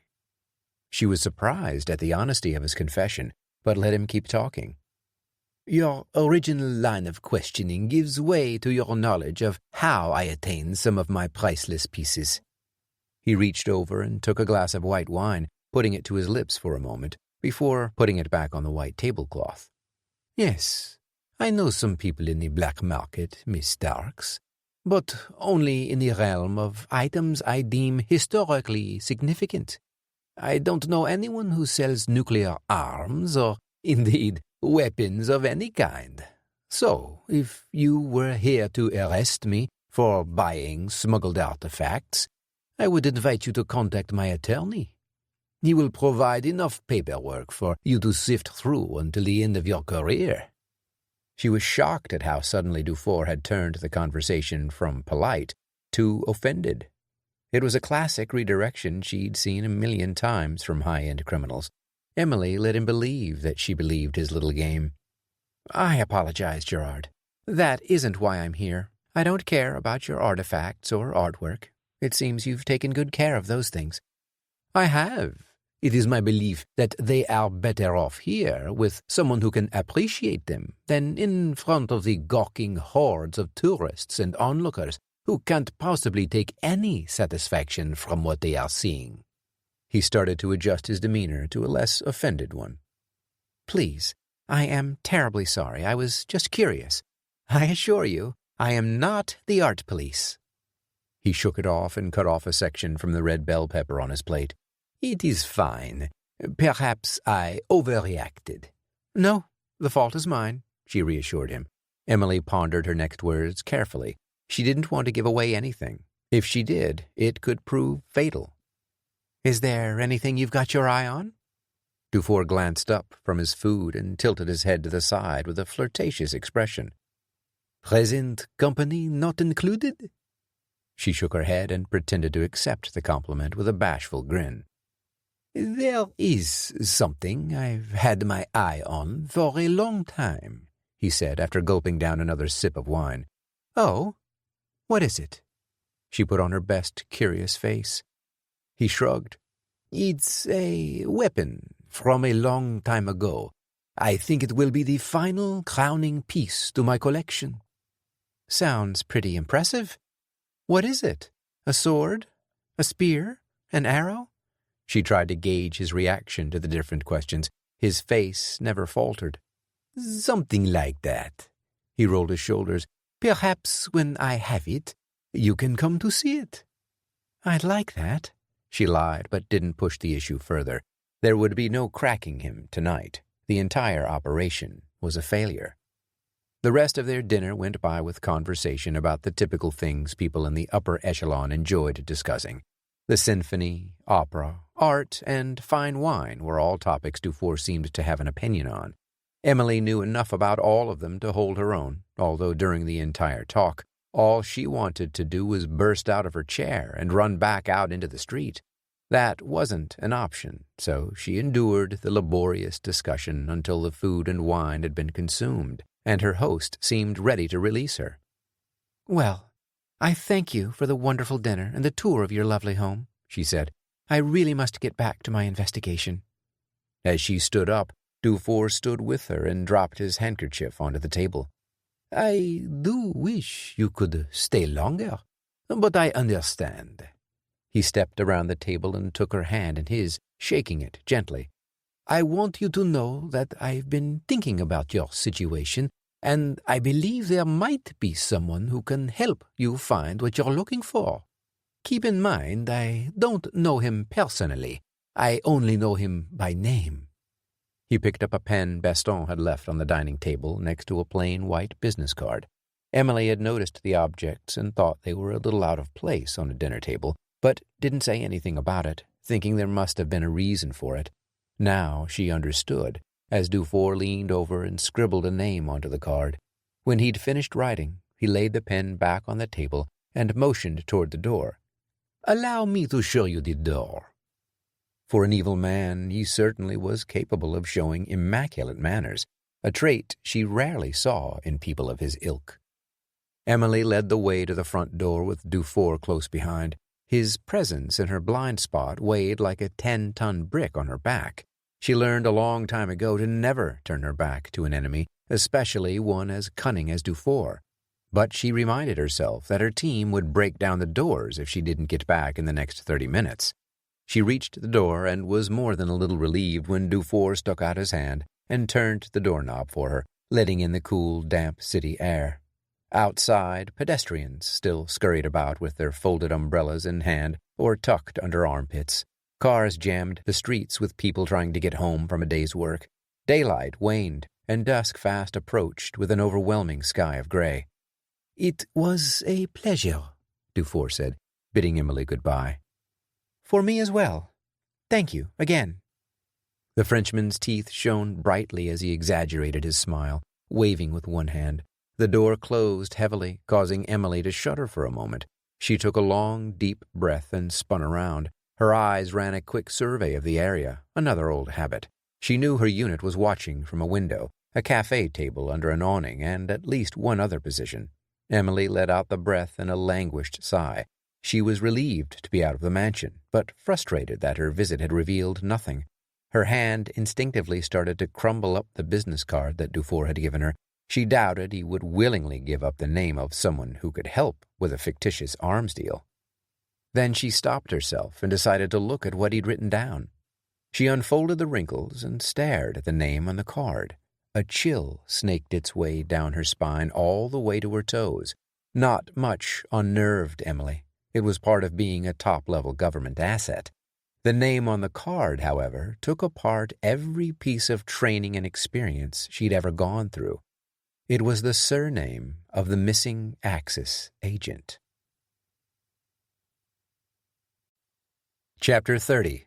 Copenhagen. Sean woke up in a sweat. Adriana was standing over him, looking down with a concerned expression. "Are you all right, Sean?" He took a few deep breaths and nodded, rubbing his eyes with both hands. "Where are we?" "We are at the hotel in Copenhagen. You had a nightmare." He pulled down the sheets to get a little more air on his skin. "I did?" he asked, more to himself than to her. "I did, didn't I?" Sean hadn't experienced many nightmares during the course of his life. It was something that happened to people who had regrets, or who actually got a good night's sleep most of the time. Usually, Sean was a light sleeper and didn't get more than 4 to 6 hours on a given evening. "Are you sure you're okay?" Adriana asked again. "Would you like some water?" She held out a bottle to him, which he took gratefully.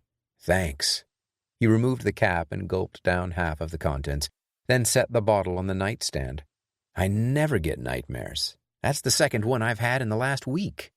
Adriana sat down next to him and put her arm around his shoulder. She'd already got dressed and ready for the day's mission, her hair pinned up in a bun. "Tell me about it." He shook his head slowly. "I wish I could. I can't really remember much, just random things, I guess. But most of them were bad." "Did it involve anyone you know?" He had to think about it for a minute before answering. "I don't think so. It was just random faces, strangers I've never met before in my life." Adriana took a long breath and sighed. "I wish there was something I could do to help. Psychology was your strong suit, remember?" She passed him a caring smile and kissed him on the neck. "Maybe you should take a hot shower and get dressed. Tommy will be waiting for us in the lobby in 40 minutes. That should give you some time to get your wits back." He nodded. "Yeah, maybe you're right." 45 minutes later, Sean gripped his coat tight around his torso as they left the Christian Gate Hotel. Adriana hadn't mentioned the nightmare again, for which he was grateful. He'd been taught to put those kinds of things aside and get the job done. It wasn't just part of his training. It was just what he did. The city on the coast was typically not extremely frigid. It experienced its fair share of snow, but due to the location between the Sound and another section of open sea, the climate was fairly mild compared to some of the other Scandinavian regions. Today, however, was one of the exceptions. The temperature was in the low 40s, but with the breeze it felt significantly colder. At least the sun was out, shining brightly from a nearly cloudless sky, desperately trying to warm the city and its occupants. They'd packed enough warm clothes just in case the weather acted up. A fortunate bit of planning Sean had suggested, having been to Copenhagen several times throughout his career. On the streets, the three companions were surprised to see people pedaling about on their bicycles, seemingly invulnerable to the cold. Copenhagen's citizens were famous for their love of using bicycles as their primary means of transportation. Wide lanes, specifically for biking, occupied a significant portion of the city's roads. They rounded a corner and stepped out onto the main square adjacent to the main train station. Hundreds more parked bicycles rested outside the train station's red brick walls. The dramatic, arching white window frames dotted the sides of the structure, underneath sloping, angled slate roofs. The main entrance ahead featured a large antechamber with a steeper, pyramid-shaped roof surrounded by 4 steeples and topped with a 5th. Across the massive plaza, the internationally known Bank of Copenhagen was positioned in the financial hub of the city. A large sign hung from the building across the street, proclaiming Carlsberg beer to possibly be the best beer on the planet. Tommy pulled a hat down over his ears in an attempt to keep them warm as they walked toward the train station's entrance. Adriana, on the other hand, seemed unaffected as usual. If she was cold, she didn't let on. Her black leather jacket appeared to be too thin to keep her comfortable. Instead of mentioning her lack of layers, Tommy asked about something else. "You know, I usually don't question your plans, Sean." Sean fired a sideways glance at him that would have melted the polar ice caps. "You always question my plans." "No, well, not always. Maybe, usually, whatever. Look, I just think it's a little crazy for us to hop on a train and head all the way to Helsingor when we don't even know what we're looking for or where to find it." "It'll come to us," Sean said coolly. His friend was less optimistic. "It'll come to us? That's your plan? During the flight here, you couldn't think of something better than that? I told you we needed a plan. Relax, Tommy. We need to see if the—" Sean stopped in mid-sentence. "Need to see if what?" his friend asked. Sean kept smiling and kept his demeanor level. "I think right now would be a good time for you to see some of the other parts of Copenhagen." "What?" Tommy asked. The bewilderment on his face twisted into an odd shape. "What are you talking about?" Adriana caught on first, following Sean's eyes across the plaza to the shape of a muscular man in a black toboggan and red windbreaker. It was a face they'd seen before in England, one of Petrov's goons. Either he or someone else was in charge now, but there was no mistaking the face. "Good idea," she agreed and grabbed Sean by the arm and looping her forearm through, she pulled close and put her head on his shoulder to give the impression they were just two lovers strolling through the plaza with a friend. Tommy quickly realized what had changed their minds about the train trip, spotting the red windbreaker a moment after their unusual behavior. "You know what? I think you're right. Why don't we take a walk over to the Strogue? I hear there are a lot of things to see and do in that area." "Absolutely," Sean agreed and veered left, going through the crosswalk to the square's center. He kept smiling as he spoke. "There will be a ton of people over there. At least there usually is. We might be able to lose them and circle back around to the station." The three made their way past one of the seemingly infinite number of bicycle stands and across the next street where they made a right and proceeded toward the next intersection. They quickened their pace slightly, trying to appear less in a hurry while putting some distance between themselves and Red Jacket. On the other side of the road, people milled about, taking pictures of the Hard Rock Cafe. Farther down the sidewalk, they passed the entrance to the half-amusement park, half-concert park called Tivoli. The roller coasters and other rides sat silent in the cold, probably closed until the spring weather warmed a little more. Ahead, another huge plaza opened up. To the right, the old Rathaus government building rose up from the flat space. Its appearance was strikingly similar to the train station, featuring the same brick, angled slate roofs and steeple. Looking around, Tommy realized there were many buildings that featured the same kind of architectural design. Other structures were built in the Dutch tradition with high A-frames atop the multicolored facades, a result of Danish admiration of Dutch culture several hundred years prior. Throngs of people milled about on the plaza flat, while a steady stream of them entered and exited a particular street between an American fast food restaurant and an American convenience store. "That's where we'll lose them," Sean said, barely giving a pointed nod with his head. Adriana pulled out her phone and handed it to Tommy. "Here, take a picture so we can take a look and see if they're following us." She passed him the device, putting on her best fake smile. Tommy took the phone as Sean and Adriana huddled close together in the center of the square.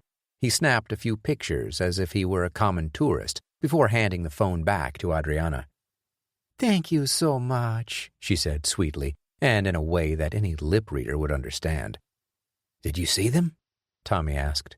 "Yep," Sean said as he turned and started walking arm in arm with Adriana. "And now there's at least 2 of them." "How far back?" The 3 stopped at a crosswalk and waited for the signal to change. None of them dared turn around lest they give away their one advantage. 20 seconds oozed by like dark Danish syrup on a January morning. Finally, the big orange numbers hit 0, and the small group of people crossed in front of a growing line of cars and bicycles. Sean gave a quick look to both sides, glancing down the sidewalk to see if anyone might be trying to cut them off. He sensed several other pedestrians behind them as they strolled onto the Strogue and were enveloped by the mob. The cavernous walls of shops, retail outlets, cafes, apartments, and restaurants herded the throng through like cattle. If they weren't trying to lose a few men who likely wanted to kill them, Sean would have taken in the sights and smells of a city he loved dearly. The scent of slow-cooked meat and onions drifted through their nostrils from a shawarma place on the left side of the street. Soon the aromas of a Danish coffee shop replaced the salty, meaty aroma. Now Sean decided to risk a look back, feeling confident that the hundreds of people around them provided some cover. He glanced over his shoulder and quickened his pace noticeably. You see him? Tommy asked. Nope. Let's pick it up. Don't run yet. We should be able to put some distance between us and them. Should we duck into one of these shops? Adriana suggested. Yeah, but not yet. There are some better hiding places up ahead. These have too many clear windows. I have a spot in mind. They walked faster, almost at a slow jog. Moving was difficult, and more than once Sean or Tommy bumped into a morning shopper with a bag or two. They quickly apologized and pushed on, winding their way through the seemingly endless rows of buildings lining the street. The three proceeded this way, bobbing in and out of other pedestrians, for 5 more minutes until they reached a spot where the street began to open up at a 3-way intersection. A street performer was breakdancing in front of an Irish pub, and a few tourists gawked and plopped money into a hat sitting near a stereo. Just past the pub was a small bookstore Sean had visited once before. It was run by an American expatriate. He was a nice guy, and Sean had enjoyed talking with him on his last visit to the city. He'd discovered the little shop by accident, and seeing some of the selection through the window and having a penchant for old books, Sean had to go inside.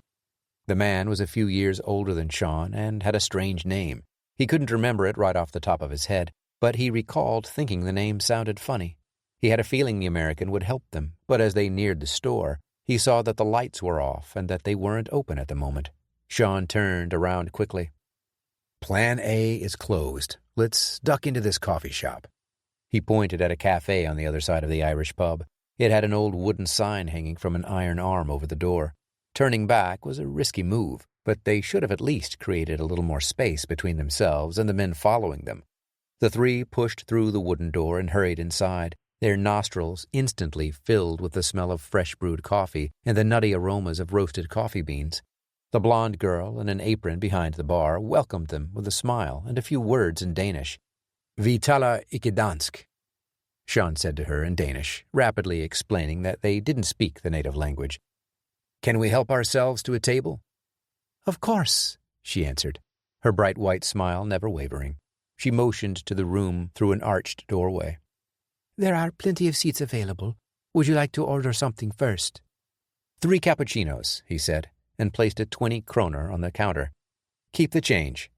They rushed through the doorway and into the larger sitting room, the whole time trying not to look like they were in a hurry. The windows in the street-side wall didn't expose the cafe to a lot of curious eyes from outside. The dark curtains also prohibited an inside view of the cafe from the street. Sean and the others slid onto a wooden bench, all facing outside. Tommy, sit across from me. If they look in here, they'll see us if we sit like this. Right, he said, and spun around the table to the opposite chair. Sean and Adriana kept bunched together for a minute, carefully watching out the windows for any sign of the man in the red jacket and his comrade. The hissing sound of the espresso maker filled the air as the young barista steamed the milk for the cappuccinos. Then Sean saw them. 2 men, muscular and stalking intently down the street. One of them was wearing a red jacket. I see them, Sean said, staring over Tommy's shoulder. They're walking by. Did they look in here? Tommy wondered nervously. Not yet. He watched as the men appeared and reappeared in the consecutive windows until they were out of the line of sight completely. Here are your drinks, the blonde said cheerfully, appearing seemingly out of nowhere. She had carried a round tray with the 3 steaming beverages on top. She placed them on the table and nodded her head as she walked away. Thank you, Tommy offered, still wary that the men following them could come through the door at any moment. He turned his attention to Sean. Should we double back? Not sure, Sean said. They'll be expecting that move too. If I had to guess, I'd say they'd put someone back there at the entrance to Stroke. We get in behind them then, Adriana said. And we loop back around, Sean added. We can go through the Kongs Nichow and circle back to the train station. I'm guessing those 2 guys split up at the fork out there. One went toward the Park Palace, the other toward the river and the Parliament building. He took a sip of his cappuccino after laying out the plan. You're actually going to drink that? Tommy asked incredulously. Sean shrugged. I don't like to waste good coffee. Besides, we need to let those two put some distance between us. What if they double back? Adriana asked. Then we'll see them. Hopefully that's exactly what happens. Chapter 31. Copenhagen. The three companions sat patiently in the coffee shop, waiting to see if the guy in the red jacket and his partner would walk by again. 5 minutes went by, then another 5. Still no sign of them. Sean had finished his coffee and had decided to stand up and make their move when he froze in place. The two men had stopped directly outside the cafe and were looking around with puzzled expressions on their faces. Stay in your seats. They're right outside. His warning came just above a whisper, keeping Tommy and Adriana likewise glued to their seats. Red Jacket's partner, a broad-shouldered brute in a peacoat, was pointing in one direction and then the other, back toward the entrance of Strogue. It was evident they were confused as to what had happened to their quarry. The one in the red jacket was clearly furious. Tommy stared down at his nearly empty cup and breathed calmly. What happens if they come in here? I don't think they can see us, Sean said. He flicked his eyes around at the dim lighting. Too dark to see in here from outside. Yeah, but what if they do? He looked up from his cup, staring at his friend with a questioning glare. Then I guess we'll have to have a talk. The two men outside continued their brief discussion before deciding to head back to the main entrance to the Strogue. 10 seconds later, they had disappeared. Okay, they're gone, Sean said, getting up. Now's our chance.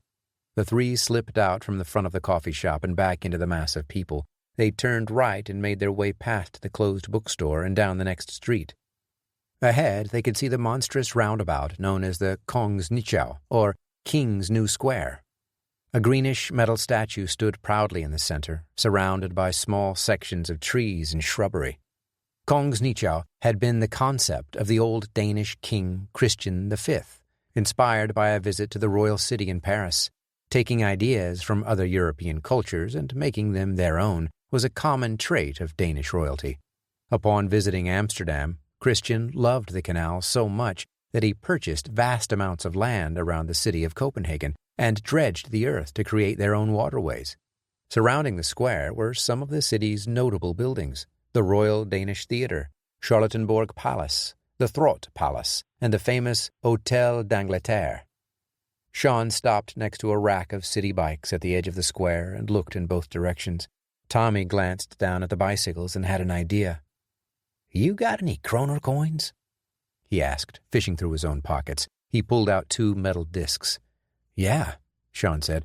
I think so. Why? Then he followed Tommy's eyes to the bikes. Good call. We can definitely go faster on those.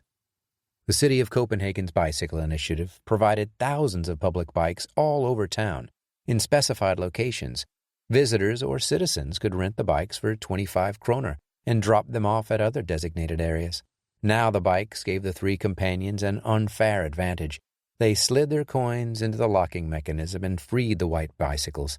Sean noted the GPS unit attached under the handlebars. That's new from the last time I was here. He pulled the bike off the rack, hopped on, and started pedaling into the roundabout with Tommy and Adriana close in tow. The three wound their way around to the other side of the square, passing the renowned Magasin du Nord department store and cutting down one of the less traveled side streets. A gust of wind picked up and sent a chill through Sean's bones, but he kept pedaling occasionally, glancing over his shoulder to make sure his friends were close behind. Once they were safely in the deep confines of the side road, the wind died down. No one paid them any mind as the three companions rode hard down the street.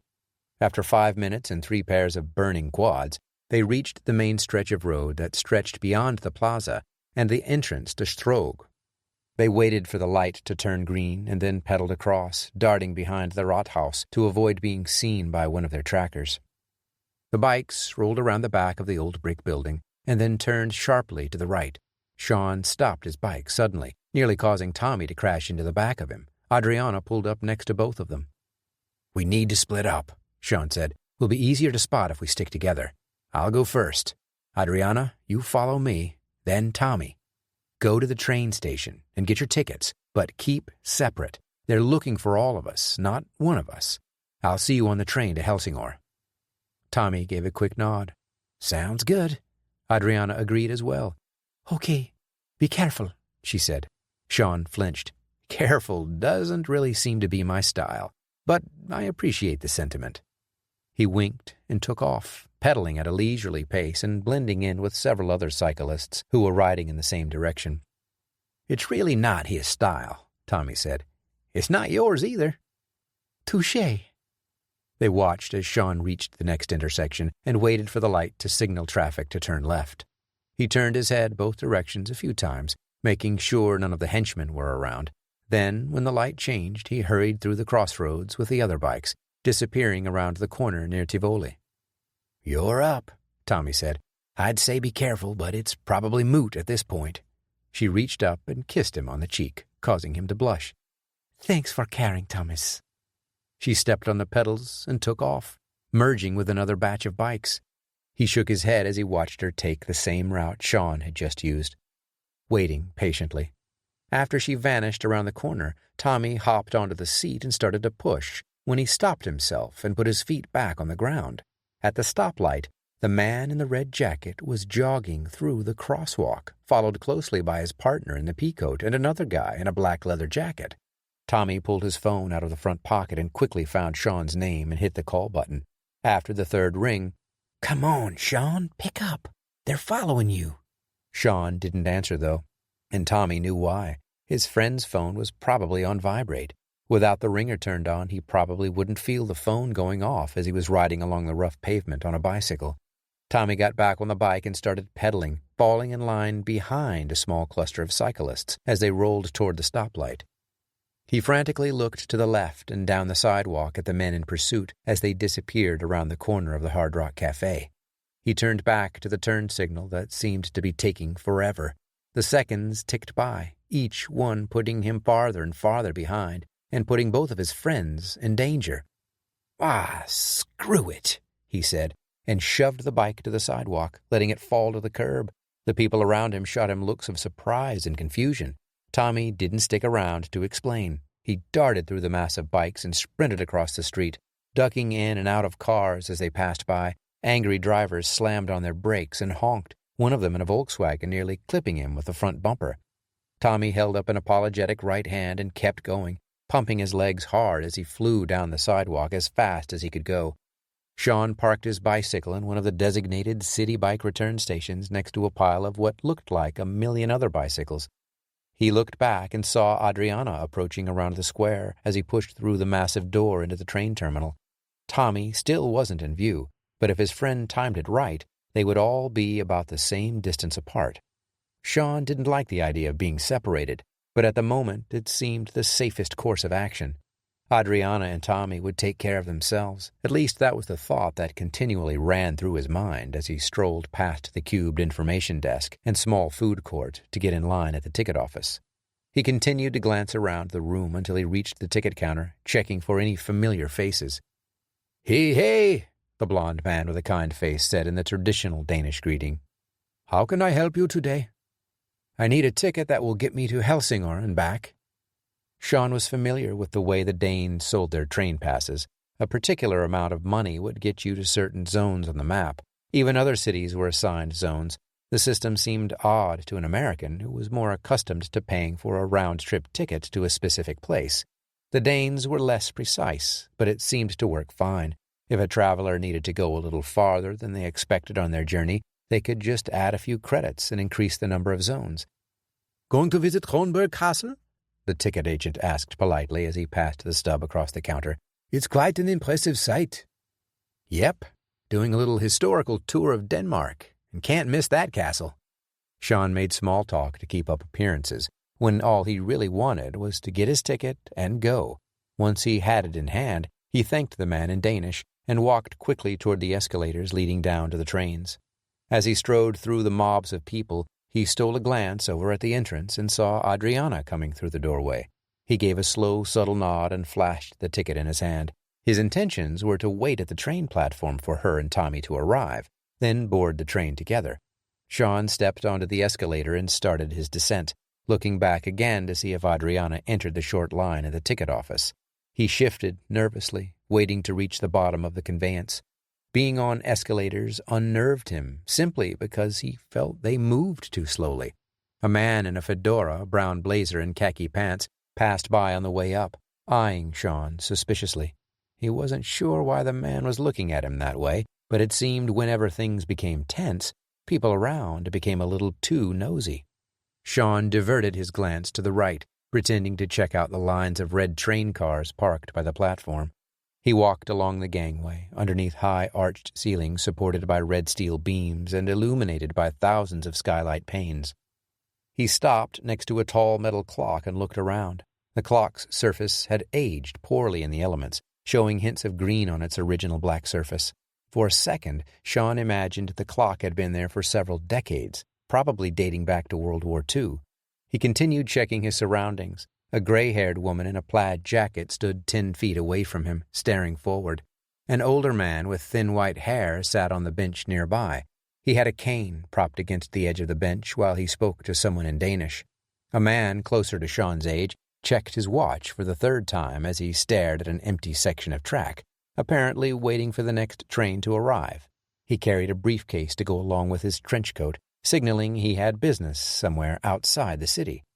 Dozens of other commuters occupied the platform as well. Families with small, tow-headed children, young 20-somethings in skinny jeans and tight T-shirts, and a few more business people heading off to make a deal somewhere on the island. Sean turned his attention back to the train. The doors opened, and the speakers began to calmly announce that the train to Helsingør would be departing shortly. His heart began to beat faster in his chest. He turned his head toward the escalator again, wondering where Adriana and Tommy were. Were they stuck in the ticket line? It hadn't been that long of a wait when he went through it. The people waiting on the platform began to board the train in an orderly fashion. Sean watched them through the car windows as they found empty seats. Relief washed over Sean as he saw Adriana's face as she stepped onto the top of the escalator. Now the only question was where Tommy was. According to the announcement, the train would be leaving in approximately 5 minutes. He looked up at the schedule board. Apparently, the Danes were like the Swiss when it came to being on time with their trains. He smiled at Adriana when she noticed him midway down the escalator, but his smile changed in an instant. Red jacket and peacoat were right behind her, making their way rapidly down the escalator steps. Sean noticed a familiar bulge in their jacket pockets, pointing straight at her back. He started to step toward her and shout out a warning, but was stopped by someone behind him, jabbing something into his lower back. "That's far enough, monsieur. She'll be with us soon enough." Sean started to turn around, but the man ordered him not to. "Keep your eyes forward, and don't turn around. If you make a scene, I will kill you, and my men will kill the girl." Sean watched as the two men collected Adriana and forced her onto the train through the last car's open door. None of the commuters seemed to notice in their hurry to get on board and find seats. He turned his head just slightly and realized that the businessman in the trench coat was the guy now holding him hostage. He cursed himself internally for the mistake, but there was nothing he could do about it now. "Step onto the train," the man ordered, his nasally accent making the command slightly more sinister. Sean wanted to retort with something witty, but now wasn't the time. "What's your plan? You think no one is going to notice you and your cronies holding us captive?" "It's a risk we are willing to take. Now, get on the train, or one wave of my hand, and the girl dies right now." From the feel of the long tube pressed into his back, Sean knew they had sound-suppressed weapons.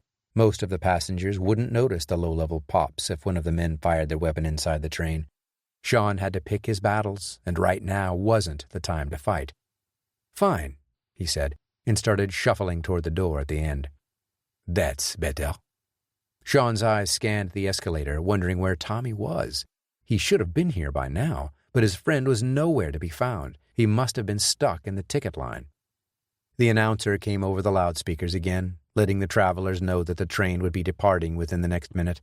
Sean gave one last glance up at the top of the train station. He hoped Tommy was there, but wasn't sure what his friend could do about the current situation, even if he was. At the moment, the odds were against them. The Frenchman ushered Sean to a seat in the back where the man in the brown coat was waiting with an empty seat and a hand inside the folds of his outerwear. It seemed like everyone had a gun. Sean wondered if the men knew he was armed, but that was something he'd keep to himself for now. Frisking him and Adriana in broad daylight in a public place would hardly be subtle. He would have done the same thing had their situations been reversed. He figured the Frenchman and his cohorts would wait until they were alone to disarm them. The man in the trench coat pushed him down next to the guy in brown and sat across from the two of them. Adriana and her captors were likewise positioned a few rows ahead under watchful eyes. A ding came from overhead, accompanied by a warning that the doors were closing. The mechanical doorway slid closed, and a moment later the train began to ease out of the station. Sean glared at the man in the trench coat across the way as the city of Copenhagen began to pass by in the window behind him. He wanted to ask questions, but he knew these types of men weren't the kind to give answers. They were hired guns, nothing more. All they cared about was being paid and making sure they survived. Trenchcoat kept one hand on the weapon in the folds of his jacket while he retrieved a cell phone from another pocket. He punched a few buttons and then put the device to his ear. A couple of seconds passed before he spoke. "We have them," he said in French. Sean's French wasn't great, but it was good enough to understand the guy was reporting to his boss. "We will be in Helsingør within the hour." He waited for a moment, listening to whoever was on the other end, probably getting instructions. "We'll see you there," he said finally, and put the phone back in his pocket. Sean felt his own phone vibrating in his pants pocket, but he didn't dare reach for it. He wondered if it was Tommy calling. He hoped his friend was okay. He figured Tommy was fine, probably stuck at the station. The gears of Sean's mind started turning. He needed to figure a way out of this mess. He'd been in pinches before, and this scenario wasn't dissimilar, except that before he'd been on his own. Now he had Adriana with him, and that made things vastly more complicated. Risking his own life was one thing. Risking hers was something he wasn't willing to do. "Relax," the Frenchman said across the aisle, interrupting Sean's thoughts. "It will all be over soon. Monsieur Dufour just wants the relic. Once he has it, he said you and your friend are free to go." He made the statement with a toothy grin. Sean knew what that meant. Free to go. Dufour wouldn't have allowed his minion to mention his name unless he had the intent of killing his captives. "You know that we don't actually know where we're going, right?" Sean asked. "I mean, we know there is something around the area of Kronberg Slot, but we don't know exactly where or what it is we're looking for." The statement caught the other man off guard for the briefest of moments, but he quickly regained his composure. "I suppose that means you will have to figure it out. If you are of no use to us, there's no reason to keep you around, is there?" Sean realized he'd slow-pitched that one to the guy and wished he hadn't said it. Too late now, and no time for regrets. He looked up at the train's map near the doorway.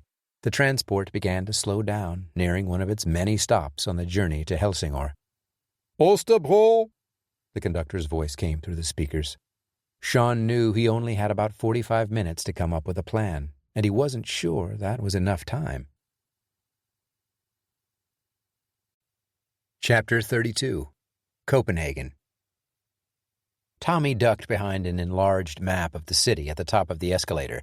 He peeked around the other side and watched as the men escorted Sean and Adriana onto the train. His heart told him to rush in and catch the men off guard, but it was 4 against 1, and he didn't like to play against the odds. That was more of his friend's deal. Still, he had to do something. But what?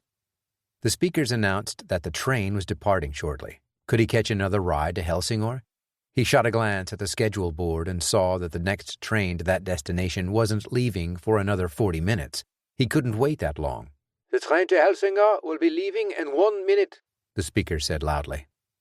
"Crap," Tommy said to himself. The 4 men with Sean and Adriana disappeared into the rear train compartment. He didn't have a choice. He had to get on that train. Tommy lunged out from behind the kiosk and jumped onto the escalator. Fortunately, the conveyance was empty at the moment, so he was able to hurry down without being slowed. Wary that the men who had his friends might see him, Tommy circled around the old-fashioned clock and several benches acting as if he were waiting for another train. The timer in his head told him he had only about 30 seconds before the doors would be closing. He kept his head low as he weaved his way between several bystanders, checking back to see if anyone in the rear compartment was looking his way. Fortunately, from what he could tell, the men were focusing all of their attention on Tommy and Adriana, their backs turned to the windows. 15 seconds, he thought. Tommy turned at the fourth bench and picked up his pace, crossing the span of the platform toward one of the middle train cars. Even though the distance was probably only 20 feet, it felt like 100 yards, exposing him to plain view of any menacing eyes. "The doors are now closing," the speaker announced. Tommy saw a green light over the doors turn red as he neared the edge of the gangway. Last chance. He leaped through the air with legs at full stretch, barely sneaking through the doors as they slid closed. His trailing foot clipped the rubber seal on one of them as he landed inside the compartment. He took a deep breath and looked around to see if anyone had noticed his dramatic entrance, but there were only a few people in the car, and they were facing the other direction. His phone started ringing as he cautiously rounded a metal pole and slipped into his seat. He reached into his pocket and pulled it out. The caller ID told him it was Tara. "Hello?" He answered the phone, looking out the train window at the platform going by, turning into city buildings.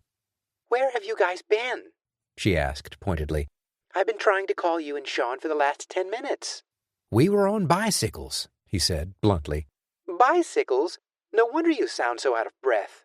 "Well, I had a run thrown in there at the last minute." "Are you okay?" "Yeah, well, sort of. We went through the city trying to throw off some guys that were tailing us. Now I'm on the train to Helsingor." "Oh, good. So you've made it okay." She sounded genuinely concerned. Tommy pondered how much to tell her. "Not really. Sean and Adriana were caught. We decided to split up to make ourselves less visible. I guess they were spotted. I know how Adriana was caught. I'm guessing Sean was ambushed." There was a momentary pause from her end. "I'm so sorry. I wish I knew what to say." "It's okay." Tommy blew it off. "I'm working on it." Really, it wasn't okay. It was far from okay. "I'll figure something out." Then something occurred to him. "Hey, what were you trying to call us for?" "Well, I don't know if it helps now, but Alex and I found something else in the book. It's a set of numbers and letters. We didn't notice it early on because they were written in such small text it was hard to see. Plus, we were so focused on the main text of the book that it was easy to miss the one-character notations in the corners." Tommy raised his eyebrows. Keeping the phone to his ear, he leaned around to the edge of the seat and looked back to make sure no one was listening or approaching. He checked forward for the same thing. The woman in the wool hat 2 rows in front of him seemed to be paying no attention. 4 rows up, a blonde-haired mother struggled to keep her 2 children calm. "What do the characters mean?" he asked, satisfied no one was aware of his even being there. "This time it was much easier to figure out since they were in order, though we don't quite know what the letters mean. The numbers come out to 2,000, and the letters FT and SW come after." Tommy frowned. 2,000 feet? "That's what we thought too, but we aren't sure what the S and W mean. Could be anything." Tommy's breathing had begun to slow, and he refocused his energy on the riddle. "We need to think of it in the context of Kronborg Castle. What could it mean?" Tara was silent for a minute, and then said, "It could be a room in the castle. Maybe a room that measures 2,000 square feet." "That could be, but which room? And it wouldn't necessarily be easy to go through the entire castle and measure how many feet all the rooms are. That could take days, even weeks." "Yeah, you're right. It's a pretty big castle, too." She sounded disappointed for even having suggested it. "Pull up a map of the castle grounds. I'm assuming you're at a computer." "Almost always," she said, hinting at her lack of a life. He could hear the keys clicking away as her fingers flew across the keyboard. "Hasta, bro," the announcer said over the speakers, indicating the next train stop. "What was that?" Tara asked, stopping for a second. "Just the train conductor. We're coming up on another stop. You got an image yet?" "Yeah, I've got it. Want me to send you the pic?" "Sure. Notice anything strange about the layout?" He waited while Tara looked over the image on her computer screen. "Not really. It's a fairly standard design for that era. Castle built within a classic 4-star-shaped fortress wall. Looks a lot like a giant throwing a star. You know, like ninjas use. There's a moat around the interior wall of the fortress. Other than that, I can't really tell if there's anything that would signify those 2 letters. The train eased to a stop, and the doors behind Tommy opened. 2 bearded blond men entered the train and made their way to the 2 seats in front of him.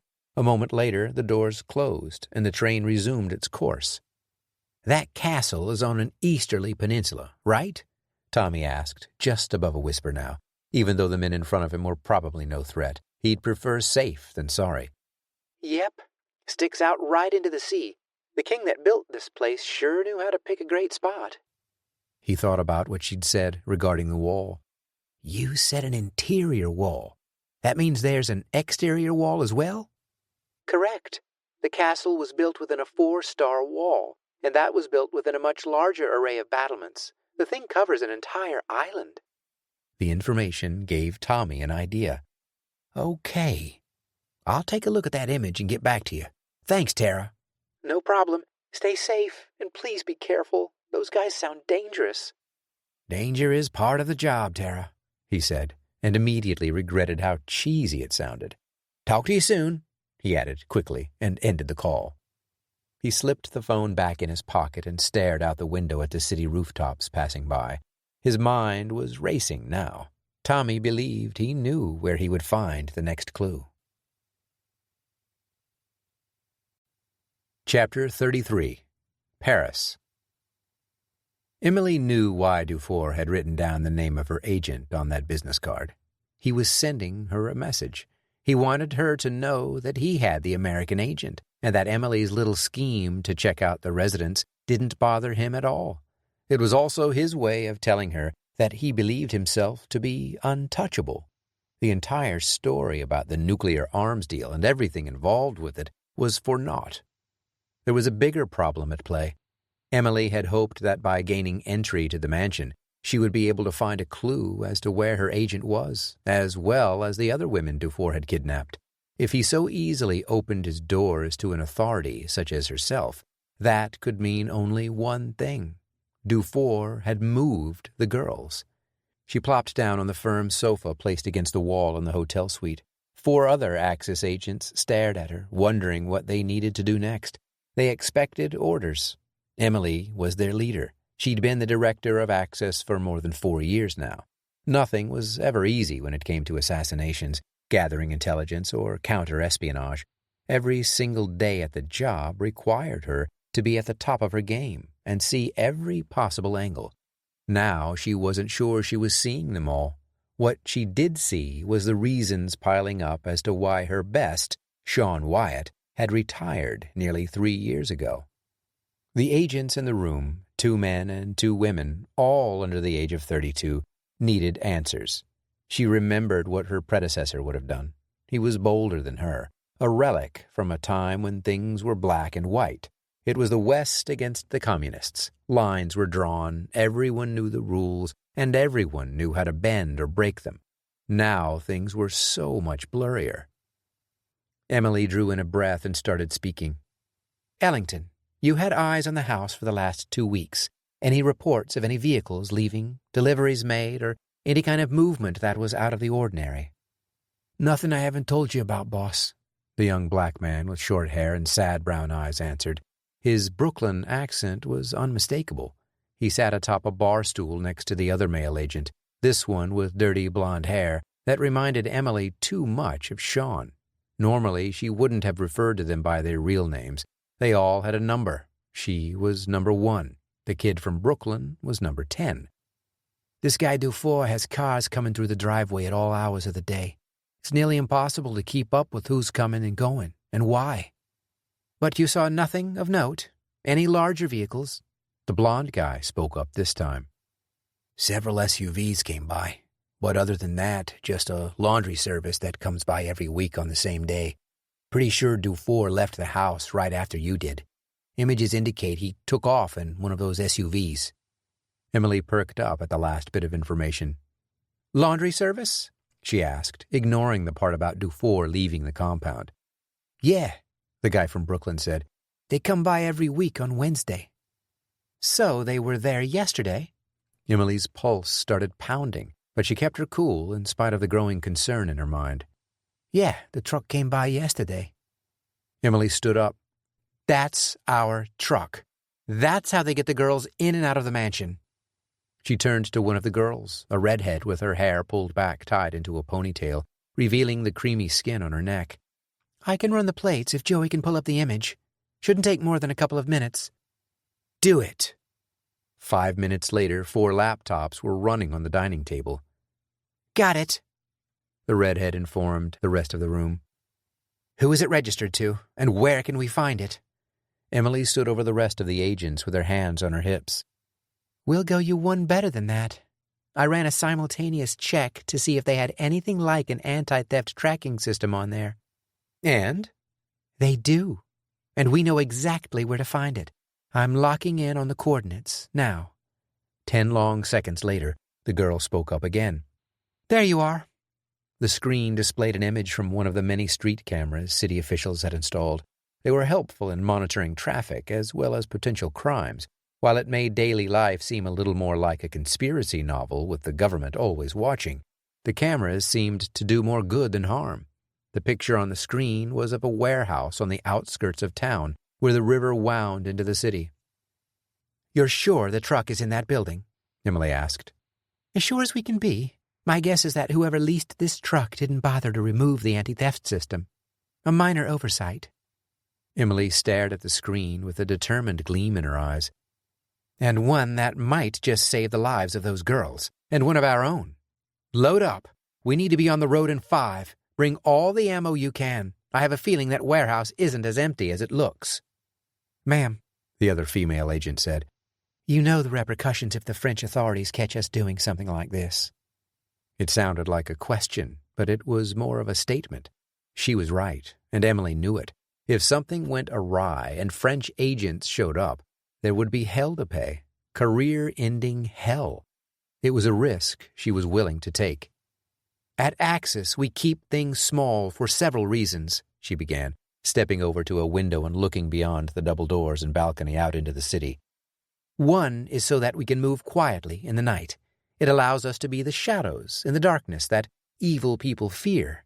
But it also means that we are a family. There are only 12 of us, including myself. No one outside our agency even knows for sure who is with us. She spun around and peered into the eyes of each agent in the room before going on. I would make this same decision for every single one of you. I would risk my career, my pension, everything to save your lives, because that's what families do. The 4 agents nodded with grim resolve written all over their faces. Now, let's go get our girl back. Chapter 34. Helsingør, Denmark. The train slowly crept to a stop at the end of the line, nearly touching the bumpers on the wall. When it had reached a complete halt, Caron stood up and motioned with a nod for his man next to Sean to get him out of the seat. He complied, as did Sean, albeit reluctantly. Sean stared at the man in the black trench coat with disdain. "End of the line, huh?" he said in an irritated tone. Caron smirked. "Not for me, monsieur." He ticked his head to the side, and the man behind Sean poked him in the kidneys with his gun. "Move," the man said, in an American accent. Sean didn't think much of it. A lot of mercenaries were American these days. It seemed like everyone had a price. When they stepped off the train and onto the stone gangway, Sean immediately noticed how the weather had changed. Dark clouds were lumbering in from the northwest, signaling a coming thunderstorm. A foreboding breeze zipped through the group, sending a fresh chill to their bones. It was already cold. If it started raining, the conditions would be downright miserable. Their nostrils filled with a heavy dose of sea air as the salty wind continued to gust. The Helsingør train station was much smaller than the central station in Copenhagen, though the architecture mimicked the larger facility. It had the same sharply angled slate roofs and brick walls with white window frames built in. The building stretched out in 2 directions in an L shape, about 200 feet in the longest portion. The men escorted Adriana and Sean down the platform toward one of the lesser-used exits and forced them inside. The group made their way casually through the narrow lobby and back out the doors on the other side. Now Sean could see the village. It was a quaint countryside town with a rolling main street that went up a small rise and over the other side. Flags and banners hung across the central thoroughfare, much like he'd seen in Germany on his trips to similar villages. People roamed the cobblestone street, fetching various things they needed like cheese, beer, meat, and vegetables. Tourists posed in front of buildings they thought were interesting, but that the locals just called the butcher shop. A cafe waiter brought out a huge tray of food to a few patrons sitting at one of the restaurant's street tables. Off to the right, beyond the northern corner of the train station, the Kronberg slot rose up from the earth like a giant stone monster standing by the sea.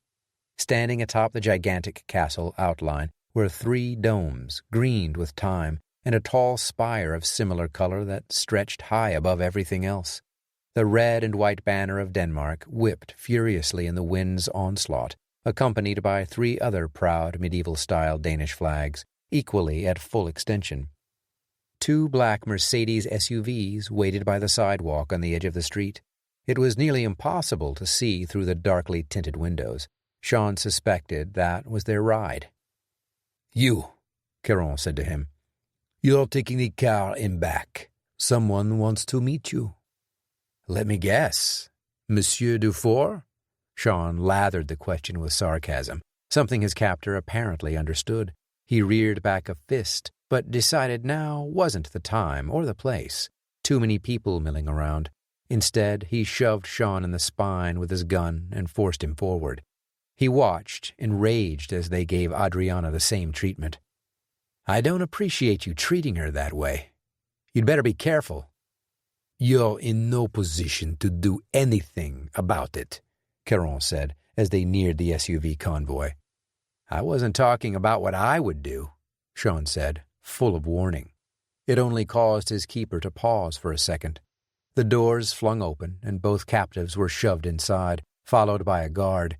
Having already seen the man's dossier, Sean quickly assessed the thin, dark-haired man in the front to be Gerard Dufour. "Sean Wyatt," he said, half turning around as one of the guards circled around the front of the vehicle and hopped into the driver's seat. "You've been quite a bit of trouble for me." "Save the stereotypical BS, Dufour. I get it. You're a villain, and you're supposed to say something to me that is supposed to warn me that we're about to be killed. Been there, done that, so skip it." The Frenchman seemed somewhat surprised at the outburst. He changed the subject immediately. "I thought there were 3 of them." He directed his question to Caron. "There were." He left it at that. Sean knew what the henchman was doing, his answer suggesting they'd killed Tommy. Sean doubted it for a second, but that could be a possibility. Had they killed his friend, or was this guy just covering up for not accounting for the 3rd member of their party? To avoid further inquiry, he interrupted. "Look, I know you're going to kill us, so don't give me any of that crap about how we'll be free to go once you have what you want."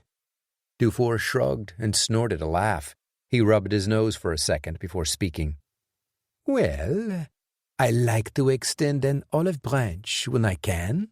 I find it makes the transition to getting what I want much easier. But I can see you're a man who likes to get right to the point and doesn't care for pleasantries." "That would be affirmative." "Very well," Dufour sighed. "Tell me where to go and what we are looking for, and my men will take you and your girlfriend out into a field and shoot you in the head. Is that what you want?" It was Sean's turn to laugh. "Well, it would, except that there's just one problem. We don't have the slightest idea what we're looking for, or where to find it." Dufour's face bent into a frown. "That is a shame. I was hoping we could do this without any elements of torture. But I can see things are going to have to get messy. We'll start with the girl, of course. I find the best way to get people to give their deepest confession is to stab them where it hurts the most, the heart." If you torture her and kill her, you'll get nothing from me. Then you'll never have your precious spear." Surprise washed over Dufour's face, and his eyes opened wide as if he'd just witnessed some kind of miracle. "So, you do know about the lance. How fascinating. I wonder, how did you come to realize that was what this is all about?" Sean feigned disinterest, but while he was talking, he formulated a quick plan in his head. It wasn't a solution to the immediate problem, but it could buy them some time. He turned his head and gazed out the window at a short line of taxis waiting to take visitors around the village. It wasn't too difficult to figure out, actually. Once we had the book, figuring out the code was easy enough. "Ah, so there was a book with the body of our friend, Monsieur Stuart? I told my man he missed something there, but he insisted the coin was all there was to be found." Sean grinned. "That why you killed him?" He stopped himself and laughed derisively. "Sorry. I know the gunshot wound was self-inflicted. The broken arm and the busted-up face, on the other hand, I'm sure you had something to do with." Dufour winced at the comment, but wouldn't be thrown off for long. He faced forward and stared out the window of the vehicle for a moment. Sean used it as an opportunity to carry on. The book had a code built into it. It seems Stuart wanted someone to know that Kronborg Slot was the place to go to find the next clue. From what we understand, somewhere in that castle is what we're looking for. He let the lie marinate for a minute. Dufour considered the story and turned around to face Sean again. "Which room?" "Well, that's the thing, Pierre." He used the common French name as an insult, something he picked up in a commercial once. "We don't know which room. Our plan was to snoop around and see what we could find." "That doesn't sound like much of a plan. We could do the same thing without your help." "Maybe," Sean shrugged. "You're welcome to try. Although it could take you a long time to check all the rooms in that castle, not to mention the basement. By the time you finished, you still might not know where the clue is." "And you believe you possess some advantage? Is that it?" "Seems like we've done all the heavy lifting for you so far. What part of this were you or your goons able to figure out without us?" The callous words stung in the ears of the other men in the SUV, but they bounced off Dufour. "Your point is well taken, Sean. Very well. You will accompany us to the castle. We will search the main rooms of the palace and see what we can turn up. I must warn you, however, if you do not find the clue we are looking for by the end of today, I will cut off one of your girlfriend's fingers, and will continue to do so for every day you spend wasting my time. Do I make myself clear?" Sean clenched his teeth. The pistol under his arm was screaming to be drawn and fired, but the guy to his right hadn't taken his eyes off him since they'd left Copenhagen. Even the slightest move would prove fatal. Once he was dead, they would kill Adriana too, or worse. Crystal. Chapter 35. Helsingør, Denmark. Tommy watched through the train station's windows as the black SUVs sat idling for 10 minutes. It was difficult to see through the window tinting, but the sunshine helped at least illuminate a few silhouettes in the vehicle's interiors. He'd seen the men take Sean and Adriana and put them in separate vehicles. Now he wasn't sure what was happening. From the looks of it, the guy in the front seat of the second car was talking to someone in the back. Tommy assumed it was Sean, though he couldn't get a clear look at the man. Tommy assumed it was either the mastermind behind all of this or one of his trusted associates. Thunder boomed on the horizon to the northwest, startling him for the briefest of seconds. The remaining tourists exited the building, a few elderly people with fanny packs and a younger couple with book bags slung over one shoulder. Then the train station was still.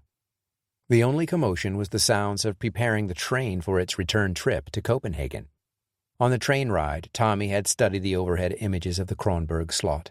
Tara had been right about the fortress layout. The inner walls closest to the palace looked like a giant throwing a star, surrounded by a 15 to 20-foot moat on all sides. The walls themselves were an imposing 20 to 25 feet high. Mounds were built around the moat to slope down into the murky water, making a ground assault nearly impossible for anyone who dared attack the mighty castle. Of course, to reach that, an invader would have to get through the outer defenses, a perimeter wall of around 10 feet that protected a stable-house, gatehouse, and various other points of entry, designed in a larger star shape. While he observed the castle's layout, something stuck out in his mind regarding the numbers and letters Tara had given him. 2,000 SW. He stared at the 4 points of the inner wall, each with a circular rampart designed for the guards to be able to see several miles in each direction. The only logical explanation he could come up with for the large number was that whatever they were looking for had to be 2,000 feet from somewhere. Decoding what the S and W meant had to be the key. The 2 points closest to the sea would be of no help. At least that's what he hoped. If the clue were buried in the channel, he'd have no way to get to it. That sort of expedition would take weeks of preparation and a ton of equipment. Besides, the story Francis Jackson had relayed from Jonathan Stewart was that they'd discovered a mound somewhere inland, most likely a burial mound. Tommy remembered that part explicitly, in particular because he found that kind of interment to be strange for a Viking such as Holger Dansk, or his captain, Asmund. Viking leaders, even most of the commoners, were put in boats and pushed out into the open water where they were set on fire. There were several instances in history, however, where a Norse funeral was carried out on land. They would bury the deceased in a stone ship and place grave offerings in it, according to how high up the person was in Nordic society.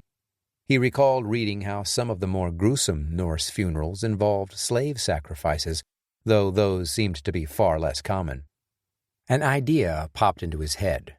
What if Stewart's S and W meant Southern Wall?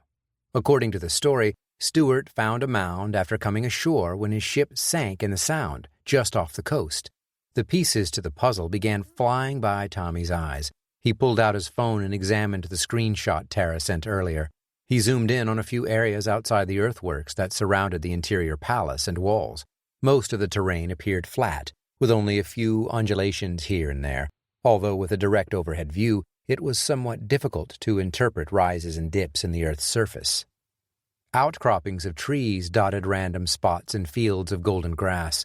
A rock formation caught his attention for a moment, but he realized it was just some large boulders sitting out in the open, exposed to millennia of erosion. Tommy made a note of 2 potential locations. One was near a stand of trees at a distance he believed would be fairly close to 2,000 feet. The other was at a similar distance, but off at another angle. It was a small hill that looked more like a hump from the aerial view. Its smooth slopes caused Tommy to think it to be nothing more than a natural occurrence, but he would need to check it out just to be sure. He lifted his head and noticed some movement in the rear SUV. A few seconds later, the 2 vehicles rolled away, driving toward the castle. When Tommy felt they'd cleared enough distance, he stepped out of the station and pulled up the hoodie on his coat to provide a small amount of anonymity. He slid his sunglasses onto his nose and began walking at a brisk pace, heading toward the castle. As soon as the 2 SUVs were at what Tommy considered to be a safe distance, he broke into a moderate jog. He was glad he'd kept in shape through the years, forcing himself to run 3 to 6 miles, 3 times a week. Even though running never seemed to get easier, it sure could have been a lot harder if he hadn't kept up with his training. As he started breathing harder, the frigid air burned in his throat and lungs. His legs stiffened, something that normally would have been prevented with a good warm-up and stretch. At least the half-mile or so between station and the castle was flat. Tommy kept his eyes on the 2 SUVs until they disappeared through a stone gate built into the earthworks. He quickened his pace a little, forcing his legs to pump harder. His mind ran even faster, trying to devise a plan to free his friends and take out the men who had them. He was armed, though he only had 20 shots with him for the 9mm Glock on his ankle. A spare magazine was packed tightly in his jacket pocket. He reached the bridge that provided the only means of entry to the castle grounds and hurried across it, carefully spying the opening the SUVs had just gone through. His eyes watered from the icy air, and despite wearing sunglasses that provided a little wind protection, He had to rub his face several times to wipe the tears away. Tommy slowed his pace once he'd crossed the bridge. He panted for breath as he cautiously scurried the 40 feet to the gatehouse, which, thankfully, wasn't manned at the moment. He tucked up against a stone column and peeked around the edge. The occupants of the SUVs were getting out and being ushered into the palace grounds. Tommy wondered what Sean was up to. Tara had said she'd been unable to reach him by phone, meaning Tommy was the only one with the additional clue about the 2 strange letters in Stewart's book. If Dufour's men were going into the palace, that could mean only one thing. Sean had told them what they were looking for was somewhere in there, which meant he was trying to buy some time. How much time he could purchase, Tommy didn't know. Either way, he needed to hurry. The plan formulated itself in a matter of seconds. He would find the next clue and use it to bargain for Sean and Adriana. It was the only way. Tommy could handle himself in a fight, but being badly outnumbered and outgunned would only mean he and his friends would be at high risk. He turned around and looked out across the landscape as the heavy black clouds continued to pour into the sky above. At an angle off to his right, he could see the hill he'd noticed in the aerial photo. Farther left, more toward the coast, was the stand of trees surrounding another small rise. He would have to cross the bridge again and go around the outer defenses of the fortress to reach both locations. Tommy hoped Sean could buy enough time. Chapter 36. Helsingør, Denmark. "You know, we could have just walked over here," Sean said in a dry tone, exiting the SUV and stepping down onto a cobblestone pavement. Dufour got out of the front and closed his door. He walked around the hood and smiled cynically, framed perfectly by his thick down coat and fur-lined hood. "I'm sure you'd have loved that, Sean. A wide open area, no people around, plenty of room for you to escape and run." "I'm just saying it was like a 10-minute walk at most." Thunder boomed in the distance as the sky continued to boil over with pillowy black clouds. "Of course," he went on, "we probably would have got wet. So, good call on the driving." Dufour motioned sideways with his head, and Caron jabbed Sean in the kidneys with a gun barrel. "Time is running out, Sean," Dufour said. "I'd hate to have to cut off those pretty fingers." Sean hesitated for a moment. He wasn't sure where to begin. The bigger problem was he had no idea where to begin. They could spend the better part of a day walking the grounds of the palace and still never find out what they were looking for. "I guess I'll lead the way?" he asked, and walked along the cobblestones and through the stone archway of the entrance leading into the palace interior. A placard indicated that the Kronborg Slot had been the setting for Shakespeare's famous work, Hamlet, and briefly described a few interesting factoids about the fortress that Shakespeare called Elsinore. Once on the other side of the entryway, they were surrounded by high stone walls that enclosed the courtyard on all 4 sides. The area was impressive, reaching hundreds of feet in each direction. In the center of the square courtyard was a round fountain with a square top. Small streams of water spewed through an iron grate and back down into the center. The cold weather must have been keeping out most of the tourists, as only a few milled about, strolling leisurely around the courtyard's perimeter. Sean had a rough idea of the castle's layout, mostly from reading about it. He'd learned that the basement and lower floors still featured some of the original fortifications and foundations from the original construction in the 1420s, when Eric of Pomerania built it. Later, in 1574, Frederick II began building the incredible Renaissance version that Sean was seeing now. The interior was badly damaged during a fire in 1629, but was restored to near its full glory by later Danish kings. Kronborg Castle was a seat of power for the Sound between Sweden and Denmark, acting as the gateway to the Baltic Sea. In the almost 300 years of its operation, nearly 2 million ships had passed through, most of which were charged a toll. Danish kings would also allow some ships to pass by at no charge, if the countries they represented were willing to make an alliance. Sean motioned with his hand that the others follow as he led the way across the cobblestone square to the ticket office, embedded in another arched entryway. "Where are you going?" Dufour asked, calmly, a few steps behind Sean. "We have to buy a ticket," Sean said over his shoulder in a tone that suggested the answer was obvious. "And don't expect me to pay for yours." Dufour stepped in front of the group when they reached the doorway to the ticket office. He went in first, cutting Sean out of the way, and produced a pocketful of Danish currency. He purchased the tickets without thanking the kind-looking, round-faced woman at the desk, and returned in less than 2 minutes with a fistful of tour passes. The castle's entrance was behind where Adriana was standing, at the rear of the group. The 2 men guarding her kept a close eye on her every move. If they'd been privy to her reputation, their watch would have been even closer. Her narrow eyes were always searching for a moment, the briefest of openings that could allow her to make a move. So far, there'd been none. Dufour walked by the group and stopped at the entrance. He handed the woman in the doorway all of the tickets and explained they were for everyone. She smiled and returned the stubs to him. Then he motioned for the others to follow. Sean wished he could pass along a message to the woman that they were being held at gunpoint, but it was too risky. Dufour was the kind of man that, if put into a corner, would kill everyone. Sean had dealt with men like that before.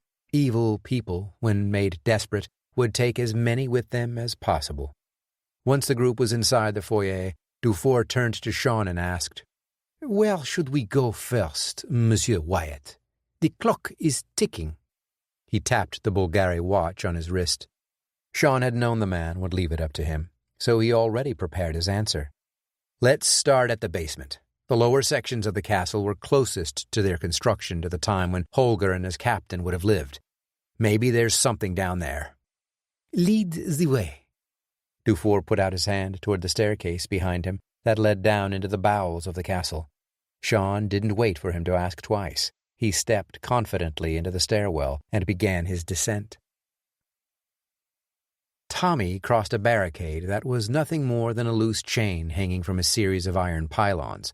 It was put there as a means to keep vehicles from driving on the grassy field, rather than to prevent people from walking around it. The first big droplets of rain began pattering on his coat. At first, only a few fell, but as he waded through the tall grass, the pace of the raindrops increased, and soon he was in a full-on downpour. Fortunately, his coat was waterproof, and the droplets rolled off the fabric and onto the ground. His pants, however, were not. In just a few minutes, the bottom half was completely soaked, as were his socks and shoes. Tommy pressed on, heading for the first hill he'd seen on the map.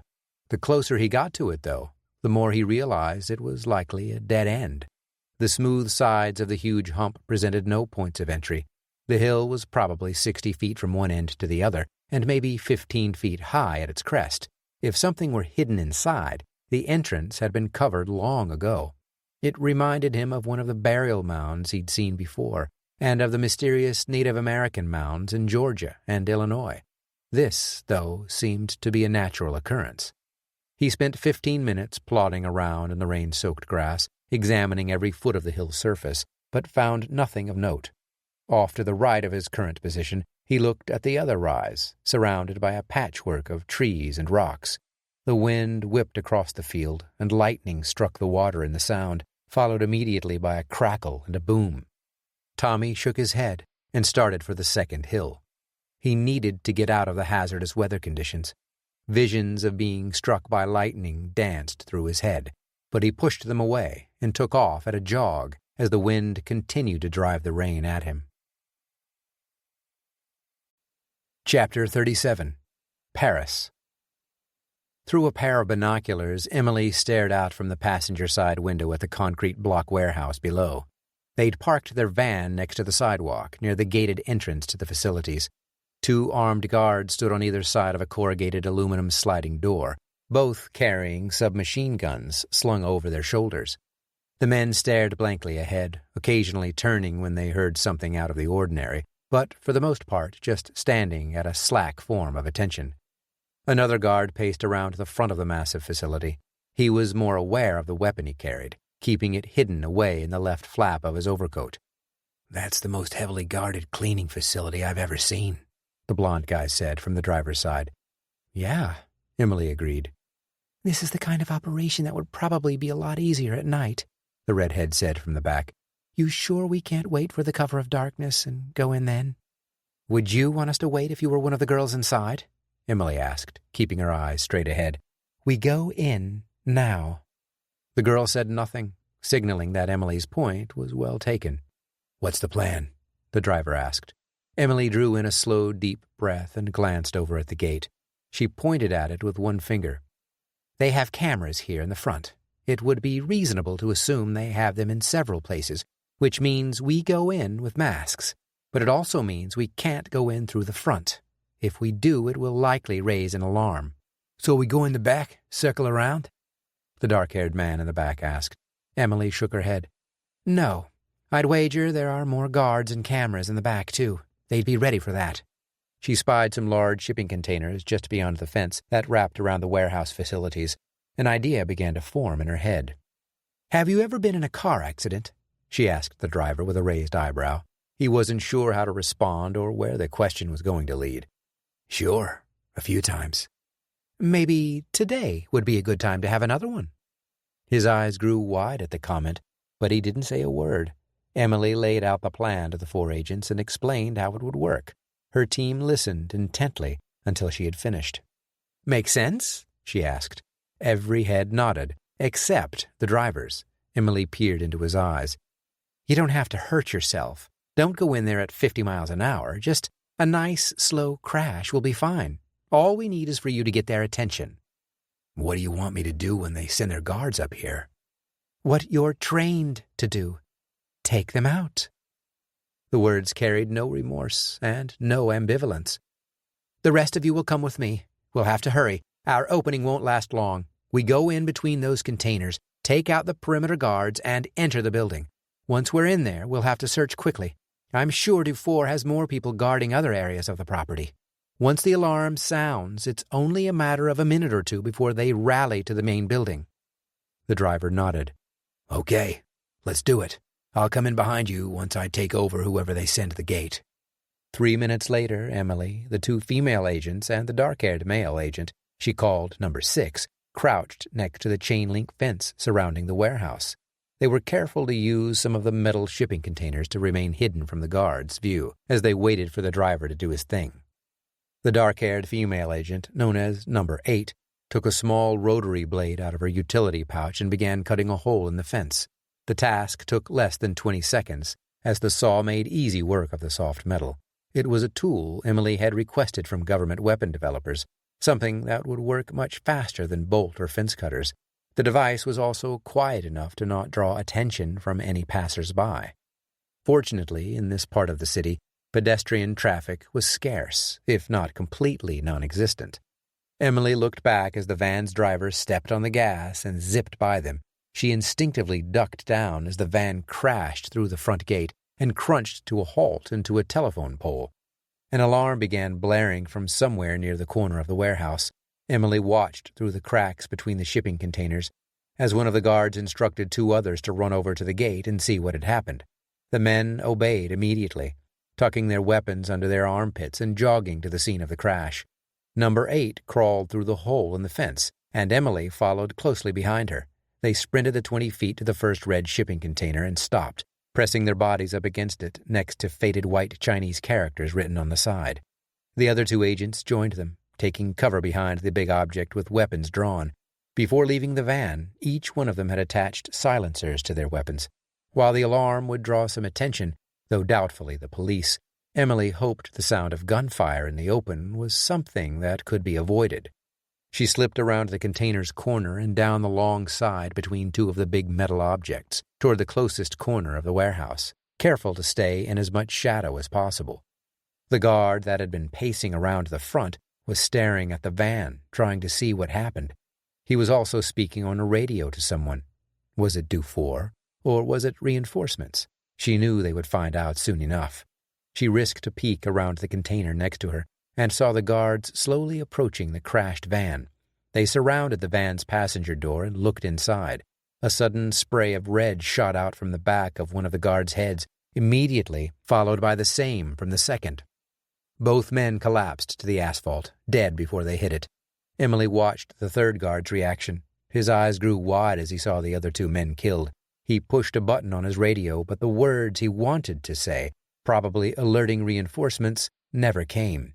She stepped from between the two containers and fired 4 shots from her weapon, squeezing the rounds steadily as she crept toward the target. 3 of the bullets found the man's torso, sending him reeling backward. He stumbled and fell to the ground on his back, the radio still in his hand. Emily hurried over to the body, motioning for the others to follow. They obeyed and met her by the dead man, each taking a wrist or ankle and dragging the body over to where they'd just been hiding between the containers. The driver of the van exited the vehicle and rejoined the team. "Front door?" he asked, just above the sound of the alarm. "Yeah," Emily nodded. "Front door." Chapter 38. Helsingør, Denmark. Musty, damp air filled the nostrils of the group as they descended into the dimly lit foundation of Kronborg Castle. Several artifacts were featured in a museum-style setting, with glass cases, wall-mounted frames, and placards describing the various items and points of interest. In the middle of the huge area was the original structure built by Eric of Pomerania. Despite having another castle built over the top of it, the ruins of the first castle were still visible and gave a glimpse into what it must have looked like 6 centuries ago. Much of the brick and stone had been left in its original place. A wooden rail wrapped around the area to prevent tourists from disturbing the location. Sean walked around the pathway slowly, stopping to read each placard as he did so. He wasn't exactly stalling for time by reading the signs, but he wasn't in a hurry either. In spite of Dufour's threat to harm Adriana, Sean couldn't be sure he would find anything that would help them in their search. He hadn't lied to the Frenchman when he told him it could take days or weeks to find anything in a castle this size. Part of him believed his best bet was to wait for an opportunity to make a move and seize that advantage. "Find anything of note?" Dufour said as Sean lingered near a sign that talked about the building of the first fortifications on the site. Sean drew in a short breath and let it out. "No, there's nothing here." "Are you sure?" "Pretty sure." He rolled his shoulders. "I mean, this is the oldest section of the castle, so that puts it here around the same time as the legend we're chasing. But I just don't see anything that jumps out at me." "Very well," Dufour said. "We'll keep going." "In the next area, I think there might be something that can give us a clue," Sean said after a few seconds of thought. "The sculpture of Holger Dansk could have a code embedded into it." "A code? In sculpture?" one of Dufour's goons asked, obviously not a student of art history. "Sure. Michelangelo weaved all kinds of different codes into his sculptures. A lot of people don't really notice, but some of his works featured elements that were forbidden by the Roman Catholic Church. Some are far more obvious than others." He was growing tired of educating someone he wanted to kill, and his voice carried an obvious tone to that effect. "If you don't mind, I'd like to check it out now. Like you said, we're on the clock." "After you." Dufour motioned with his hand to lead the way. One of the men jerked Adriana by the arm, pulling her along. "I wouldn't do that if I were you," Sean warned. The muscular man grinned. "What are you going to do about it?" "Me? Nothing. It's her you have to worry about." It was the second warning Sean had issued to that effect. He hoped the third time was the charm, but right now it was looking more and more like they were going to need a miracle.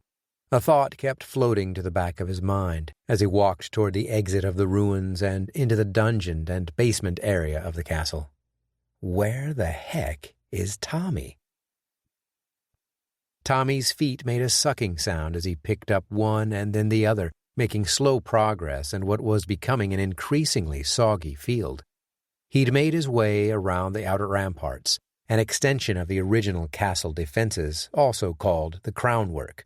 It had been put into place after the Dano-Swedish War of 1658, when the Swedes managed to invade the castle after a long siege. The result was that the Danes increased the defensive perimeter, as well as many of the interior defenses, effectively making Kronborg Castle nearly impregnable. Thanks to the monsoon that had decided to dampen the day, Tommy couldn't truly appreciate the magnificence of the castle and the massive amount of resources that went into its creation.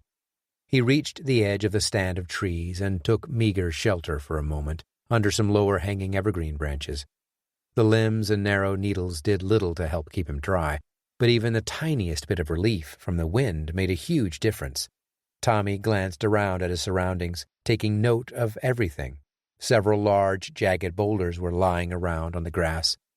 A few sat at the foot of the hill, embedded for centuries. He wiped his eyes clear of rainwater and peered through the deluge. One rock looked different from all the others. It was flatter and much smoother, as if it had been hewn by a human hand. The object measured around 5 feet long, if he had to guess, and at least 3 feet wide. Could it be covering something? From his place behind the tree, he looked around the thick branches and noticed that he was in direct line with one of the points of the fortress walls, as if it were aimed purposely in his direction. His head spun around again, and he stared at the oddly placed stone. Tommy stepped quickly out from the shelter of the tree and plodded through the soaked grass, leaves, and spruce needles to the foot of the small hill. The mound was only 10 or so feet high. More so than the first one he'd investigated, this hill appeared to be man-made, like many of those he'd seen in America. He reached the stone and ran his fingers along the wet surface while scanning it with his eyes. He blinked rapidly, trying to keep the rain out of his vision like wiper blades on hyperspeed. Nothing on the outward-facing stone resembled anything helpful, though. Tommy sighed for a second, disappointed, frustrated, angry. He didn't even know what he was looking for. Coming out here in the middle of a thunderstorm was idiotic. What else could he do, though? His friends were in danger. Right now they were in the Kronberg castle somewhere, and they needed his help. "Focus, Tommy," he said to himself. He searched the right edge of the stone first, looking closely at the surface as he ran a finger along it. When he found nothing, he moved to the left side and repeated the process. Still nothing. Tommy wedged his foot on another nearby rock and pushed himself up enough to be able to see the top ledge of the flat rectangular stone. He peered hard through the downpour, his eyes desperate for answers. What he found nearly caused his heart to stop. A rune. It was barely visible, no doubt helped by the rain changing the coloration of the stone enough to make the engraving easier to see. If it had been a dry day, he might not have noticed it. But there it was, definitely something carved by human hands, a single rune. Tommy didn't know what the rune meant in literal terms, but he knew it had to be the symbol that marked the grave of Holger Danske's trusted friend, Asmund. Thunder rumbled through the sky again, chasing a flash of lightning out in the sound between Denmark and Sweden. His attention went back to the castle. Sean and Adriana were somewhere inside, and he had to get to them. A plan quickly formulated in his head as he started back toward the fortress entrance. He could find the group and offer to show them where Asmund's grave was in exchange for his friends. The idea soon became less attractive as Tommy ran through the chess match in his mind. He would make the offer. Dufour would threaten to kill either Tommy or Adriana, or perhaps torture them unless he revealed the location. And after doing so, they would all be killed. No, that plan wouldn't work. He would have to take them back by force, but that put him back to square one, where he was outnumbered and outgunned. Perhaps there was another way. If he could catch 1 or 2 of the men off guard, take them out one at a time, maybe he could even the odds. Chapter 39. Paris. Emily reached the warehouse door and tried to turn the latch. It didn't budge, locked tight by a key-code access panel. Fortunately, she had planned on this. "Pack it," she said to number 10. He stepped around the others as he pulled a small metal box out of a rucksack he had hanging from his shoulders. The device was only about the size of a fist and had a single switch and a red button on the surface. He leaned down and placed the device flush against the doorway, between the frame and the door, right where he knew the bolt would be that was keeping them from entering. He flipped the switch, activating a magnet inside the device, and then pressed the red button. "You should step back," he said casually. He and the others tucked around the corner of the building, and 10 seconds later, a low searing sound accompanied by a flurry of white sparks ensued, and then a pop. Emily checked around the corner to make sure the explosive device had finished its job. The door hung slightly ajar. She waved with her hand. "All right, let's do it. Sweep the corners and work your way down the insides of the building. Anyone inside would have seen that, so they'll be waiting. 10, Throw in a few flashbangs to blind them for a second. That should buy us enough time to get inside and take the offensive." "Happy to." He hurried around the corner, pulling 2 small canisters out of his bag, and flung the door wide open. He pulled the pins and tossed in the flashbang grenades, one toward the middle of the room and one to the left. As he did, a flurry of gunfire erupted, sending hot rounds into and around the doorframe. He ducked out of the way, and a moment later someone yelled something in French, followed by a low-level bang. A bright light flashed through the cracks of the door. "Go!" Emily ordered loudly. She took off from her crouched position and lunged through the doorway, taking up a firing position and sweeping the left side with her weapon. 2 men, about 20 feet away with automatic HK MP5 submachine guns, were doubled over and rubbing their eyes. She fired 2 shots at each of them, dropping them in an instant. Her barrel moved right as she continued to sweep the immediate area. Shots fired next to her as her agents began to swarm the room, sending a deadly barrage of rounds into the men guarding the warehouse. 2 more in the center of the room were tucked behind heavy wooden crates, each receiving a bullet through the head as they fought the temporary blindness caused by the flashbangs. The guards on the far side of the room realized what was going on and took cover behind a stack of crates and spools of fabric. A rapid succession of shots was fired from above, and Emily quickly took over. A guard high up on the catwalk that stretched from side to side and wrapped around the room had been the first to recover from the searing light of the flashbangs and was unleashing a hail of metal at their position. The 5 agents dove behind a row of wooden boxes and checked their weapons. Emily jabbed her gun around the corner of her box and squeezed off the remaining bullets in the direction of the gunman. The move caused him to duck slightly, but he had no cover other than the thin surface of metal rails in front of him. "Weapons free," she said to the other agents as she pressed the magazine release button to let the clip slide out and clack on the floor. A second later, she replaced it with a fresh one from her belt. The blonde agent, farthest from her, popped up and swept the right side of the room. The other woman checked the center low area while the 2 men peeked over their cover and fired a barrage of rounds at the guard on the catwalk. Bullets ripped through his legs and chest. His body shivered for a second before toppling over the rail to the concrete below. More reports popped from the right side of the room, where 3 guards were holed up behind a stack of crates, 2 units high. 2 were firing from the nearest edge with handguns, the other from the rear of the stack with the same. "You 2 keep them occupied. Fire on their position from here," she ordered the 2 female agents. "You," she said to the men, "come with me. We're going to flank them." The female agents unleashed another volley, pounding the planks of crates into splinters as they fired their rounds at the guard's position. Emily and the 2 men rushed around the edge of the boxes they'd been using for cover and hurried down the left side of the warehouse wall, each holding their weapons at the ready. She kept her eyes on the men on the far side of the room as they ducked and raised intermittently, continuing to fire on the warehouse entryway. She slipped around another stack of crates and was about to move toward the center of the room when she came face to face with 4 more guards hiding behind the wooden barricade, all waiting for their chance to enter the fray. There was a momentary look of surprise on the first man's face as he started to raise his weapon, but he was too slow. Emily was quicker on the draw and planted 3 rounds into his chest. The next man in line was fast to react, and he lunged at her with a kick, knocking the gun from her hand and onto the floor against the crates. He threw a quick jab that she narrowly dodged, then she brought her elbow up and into the guard's nose. The other 2 guards were aiming their weapons at the 2 agents, trying to get a clear shot. With all their attention on their comrade's fight with the woman, they never saw the 2 agents slip up behind them. The agents made quick work of the 2 guards, dispatching them with knives they had brought in sheaths attached to their utility belts. Emily grappled with the guard. He was a slender man, but had a functional strength in spades. He tried to grab her hair and yank her head back, but her fist found his throat and sent him staggering backward.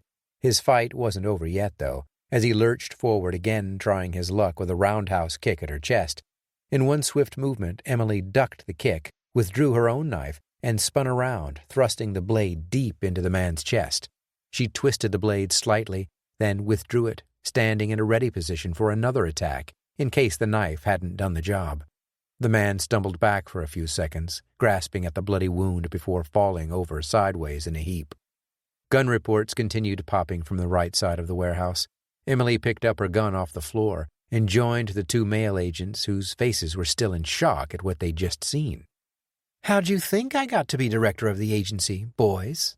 she said coolly, stalking past them and taking up a shooting position in the middle of the room. They each gave each other a quick glance and then joined her behind a row of crates. They leveled their weapons on top of the boxes and started firing.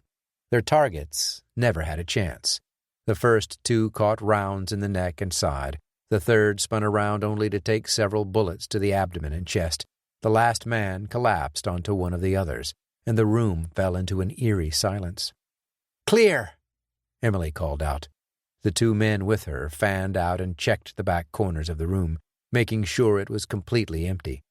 Two 20-foot red shipping containers were sitting next to each other near the wall, but other than that, they didn't see anything worth reporting.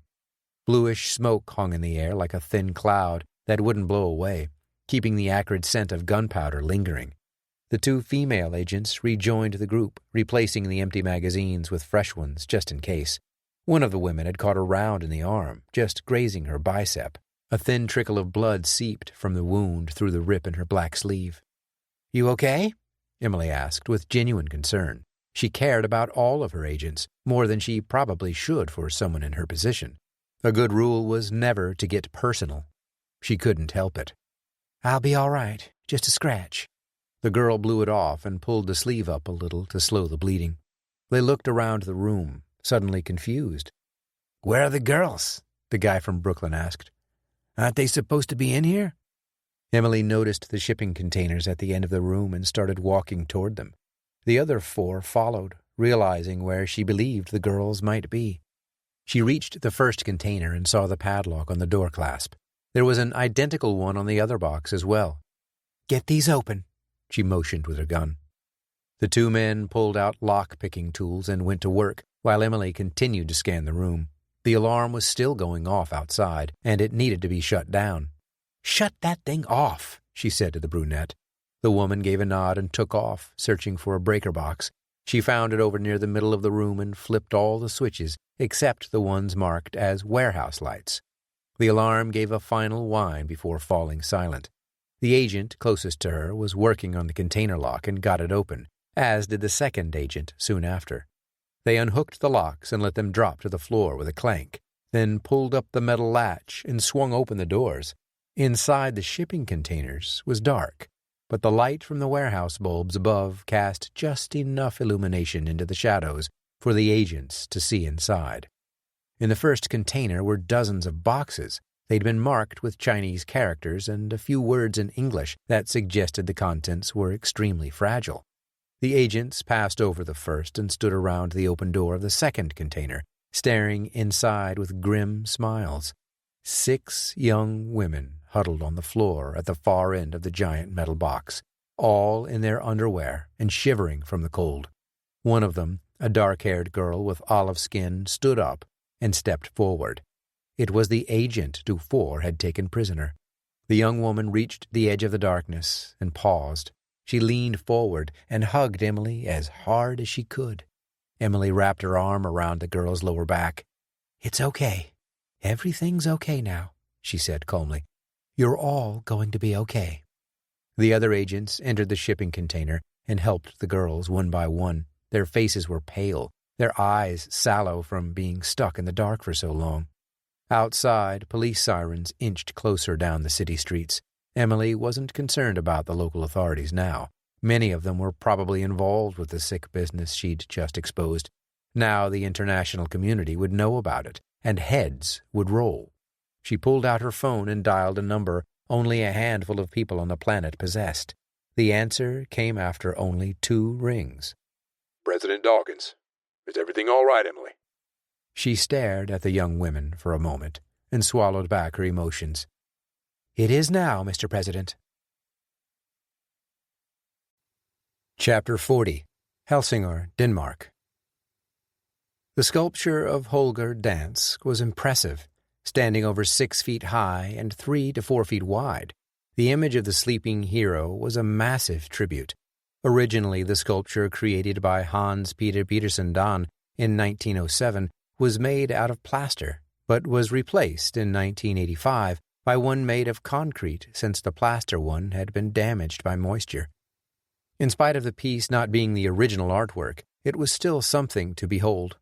Sean stared at the sleeping Viking on his throne, now illuminated by electric lamps that poured an orange-cream glow onto his countenance. A round shield with Nordic symbols adorning it rested against one of the huge legs. The traditional sword he would have used lay across both thighs. Holger's helmeted head bowed permanently forward, his long flowing locks of hair trickling off his shoulders to mingle with his thick beard. Holger's arms wrapped across his chest, his hands tucked under the biceps. "What are you looking for here?" Dufour asked, as the group huddled around the sculpture. Adriana stood close to him, a wildfire springing from her eyes.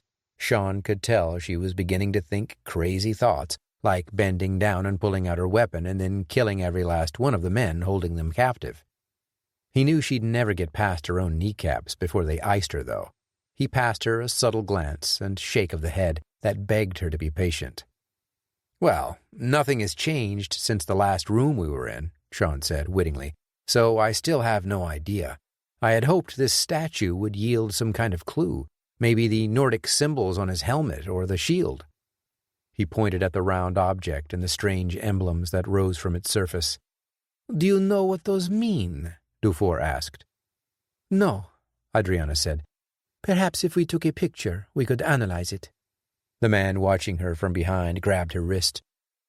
"I'd rather you not reach in your pockets," Dufour said insistently. "Perhaps I take the picture and see what I can find."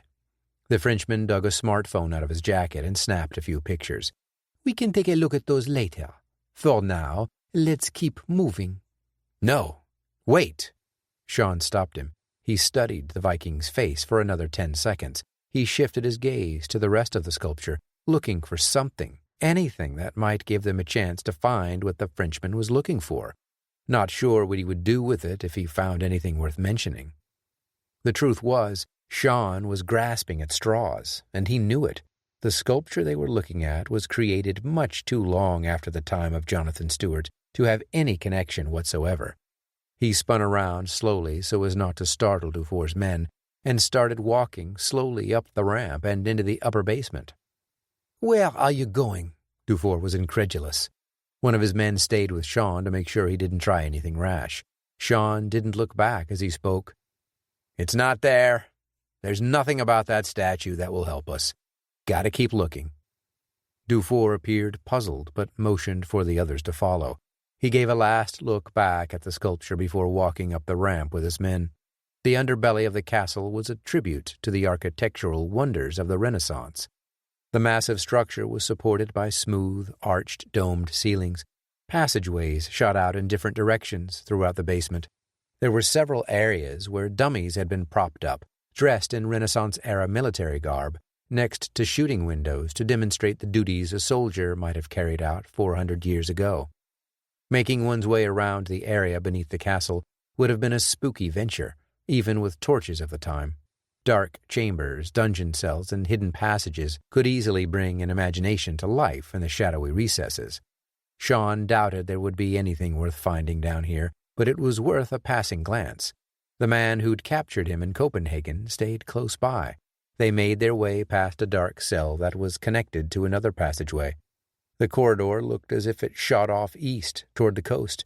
He needed a distraction, something that would take the bodyguards off alert and give him the slimmest of windows to exploit. A blast of thunder erupted outside, startling the group. They'd not seen any other tourists for the last half hour, probably because everyone was turned away by the weather. Dufour went to the front of the group and accompanied Sean as they strolled through the castle's footprint. "You know, Sean, it would be much easier if you would quit this silly ruse and tell me what I want to know." His prying words bounced off the smooth white ceilings and gray stone walls. "Well, I'm starting to think that even if I knew where the next piece of the puzzle was, I probably wouldn't tell you." A flash of lightning streaked through the dimly lit passage from one of the narrow windows in the exterior wall. A snap of thunder came just after. Sean's eyes narrowed. He'd seen something moving in the dark, but couldn't be sure what. Dufour and his head man were close by, leaving the other three with Adriana, one bringing up the rear alone. The last guy seemed to be lagging back. "And why is that? We are not so different men. I seek an ancient treasure, just like you have done so many times before with your friend." "We didn't do it for the money or the prestige," Sean said through clenched teeth. His face brightened again in the flash of another bolt of lightning.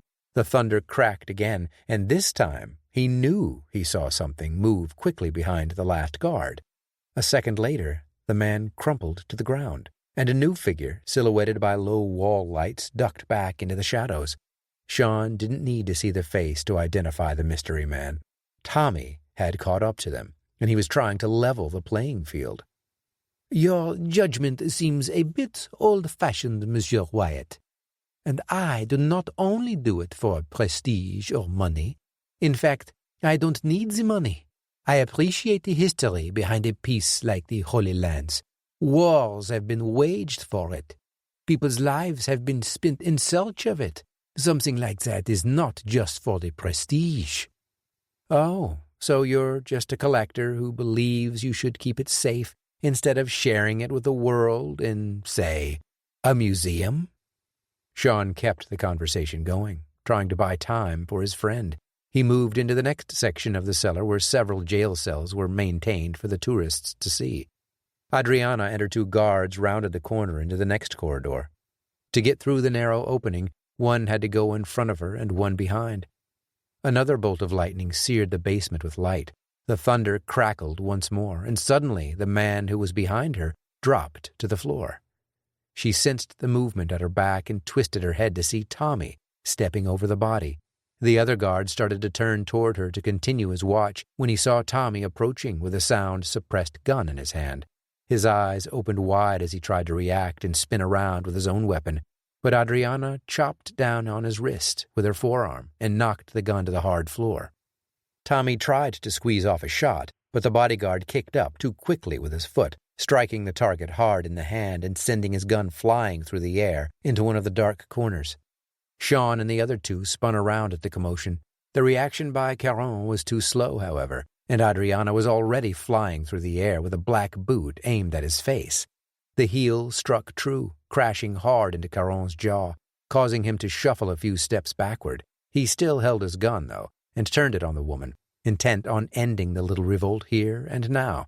Adriana anticipated his move and rolled at him. She grabbed the hand that held the gun and twisted it sideways. A low pop reverberated off the walls, and the bullet sparked around wildly as it ricocheted dangerously through the dark. She yanked the man's arm forward and pulled it backward across her hip in an attempt to break the elbow. The bone didn't give, but Caron yelped and dropped the weapon to the floor. He recovered and spun around, smacking her across the face with his knuckles. The commotion had caught Dufour off guard, which gave Sean enough time to get in the first punch. He landed it squarely on the man's jaw, which certainly sent a jolt of pain through the Frenchman's face. Sean's moment of victory was short-lived, however, and Dufour struck back, landing a blow to Sean's ribs and chin before he was able to block the third punch. At the other end of the ruckus, Tommy had been pinned on the floor by the man he'd attacked. He'd got too close, and the larger fellow grabbed him and dropped him to the ground, using his weight to his advantage. He could feel the man's big biceps begin to wrap around his neck, going for the kill by choking him to death. Tommy's throat began to close as the huge muscle tensed and squeezed his airway shut. He grasped at the man's skin, clawing at it, and desperately trying to make the killer release. But it was to no avail. He could feel his eyes beginning to bulge. Tommy did the only thing he could think of. He reached his thumb back and pressed around on the man's face until he found the soft spot. That was the eye socket. He pushed backward as hard as he could until the man screamed and his grip released. Tommy fell forward and gasped for air, taking it into his lungs in huge gasps. His chest heaved and his throat burned. He crawled across the rough floor to the wall nearest to him and pulled himself up. He was still bent over when the henchman lumbered over and brought his foot up hard, kicking Tommy in the gut. Tommy grunted and collapsed again, doubling over and grabbing his abdomen in pain. The man turned away and headed for the weapon that he'd dropped. It was somewhere in the shadows of the farthest corner, but it was nearly impossible to see along the edges. Tommy pushed himself up, fighting through the aching pain in his belly, and charged at the man's back. Adriana ducked a kick from Caron, but he was too fast and chopped down into her back with his elbow. She huffed in pain, but was able to roll out of the way as he tried to bring the heel of his shoe down on her face. He stomped a second time, narrowly missing her again. The third time she reached up and grabbed his foot, twisting it at an awkward angle and using the momentum to spin him in midair and send him crashing to the ground. She pushed herself off the ground and took a step back, preparing for his next attack. It came harder this time. Caron launched a furious assault, throwing one punch after the other at her face and torso. Adriana deflected one after the other with her forearms and blocked with her hands. With each attack, Caron's anger grew. A sloppy jab at her nose was met easily as she swiped the arm down and headbutted Caron squarely on the nose. Blood spewed out of it, and he reached up instinctively to tend to the damage. As he did, Adriana took 2 huge steps and leaped through the air. Dufour easily wiped aside Sean's attacks. Every kick, every punch, everything he tried was blocked and knocked away. The slender Frenchman had obviously taken jiu-jitsu at some point, and his expertise at close-quarters combat was daunting. Sean reached with one hand and grabbed at the man's wrist in an attempt to use a judo flip and get him on the ground. But Dufour's reaction was too fast, and he reversed the motion, twisting his arm and grasping Sean's. He brought Sean toward him in an instant, and Sean felt the man's elbow crunch into his ribs, where the bruise from the bullet still lingered. He involuntarily grunted from the pain, but his moment to hurt was short-lived as Dufour chopped the base of his head where it met the neck. Everything suddenly became blurry and darker. Sean stumbled forward for a moment and landed on all fours, barely able to keep his balance. Another shot of pain rang through his abdomen as Dufour kicked him hard with the tip of his pointy shoes. Sean's arms gave out, and he collapsed, his face smacking against the cold, hard stone. Dufour had reached down and grabbed Sean's ankle to drag him across the floor when he realized what was attached to Sean's leg. Tommy lunged at the bodyguard's back and landed on top of him, driving the man's head forward toward the jagged stone wall ahead. The man tried to put out his hands to stop his momentum, but he couldn't react in time, and his head slammed into the wall at a horrific pace. There was a sickening smack and crunch as Tommy drove the man's skull into the wall again. The bodyguard went limp and dropped to the floor. Tommy didn't know if he was dead or unconscious, but at the moment he didn't have time to check. He crouched down and ran his hand along the wall until he found what he was looking for, the cold, familiar shape of his pistol. Adriana flew through the air, aiming her boot's heel at Caron's chest. His vision was blurred from the nose injury, but he still had enough presence left to take a side step and grab her leg in midair. He used her inertia against her and flung her against the wall behind him, her shoulder and face smacking against it hard before she fell to the floor. Caron wiped his nose with his forearm and stalked over to her as she rolled back and forth, trying to regain her bearings. Her left temple throbbed where her head had struck the wall's hard surface, and her shoulder screamed with pain. Caron reached to his belt and pulled a 5-inch-long hunting knife from its sheath. He flipped the blade around in his hand and held the tip over his chest. He leaned down and was about to stab when a loud bang roared through the corridor. Warm liquid splashed on Adriana's face just as Caron toppled sideways to the floor, a hole in the side of his head. Adriana fiddled with her hands for a moment and was able to prop herself up. Her vision cleared a little, and she could see Tommy standing in the corner, holding something black in his hands, aimed in her direction. He'd killed Dufour's bodyguard. "Drop it!" An irritatingly familiar French voice rang out from the other side of the corridor. "Or I will kill your friend right now!" Adriana slowly picked herself up and looked in the direction of the voice. Tommy kept his weapon trained in that general direction. Dufour was standing over Sean with a gun pointed at him. "Give it up, Dufour!" Tommy yelled. "There's no way you're getting out of this castle if you pull that trigger. You kill him, I kill you. You lose." "You lose, too, in that case, my American friend. Put down your weapon, or I kill him. Is that something you are willing to risk?" Tommy thought hard. The distance between him and the Frenchman was nearly 15 yards. He could make the shot, but he could also miss. If he missed, Sean was dead. "Think, Tommy," he thought to himself. What would Sean do? Sean would stall him. "Don't let this guy get away, Tommy. You take him down. Don't worry about me," Sean said groggily. He regained consciousness but sounded like he'd been through a bottle of bourbon. Tommy shook his head slowly back and forth. "Not going to let you die, buddy. Besides, our French friend here doesn't want to let that treasure slip through his hands." In the dimly lit room, a questioning look passed over Dufour's face. "What do you mean?" "I know where the next clue is," he answered confidently. Dufour considered what Tommy was saying. "You're bluffing.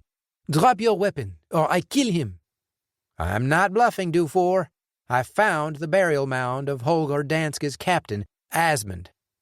And it's right outside this castle, marked by a stone in the side of the hill." Tommy pointed with his index finger to a random point on the wall he believed to be close to the direction he'd come from. "I saw it myself. Why do you think I'm soaking wet right now?" The last point did make Dufour wonder. Was he telling the truth? And if he was, what was the next step? "So, what? We all walk outside together, hand in hand, with guns pointed at each other?" He shook his head. "You put down your weapon, and I will let you show me where Asmund's grave is. If you are not lying, I will let you go. But if you are, I will kill every one of you." "How am I supposed to trust you? How do we know you won't kill us anyway?" "It's the risk you will have to take. But I am tired of these games. Make your decision in 3 seconds, or I put a bullet in your friend's head." "Don't listen to him, Tommy. Ice this guy right now."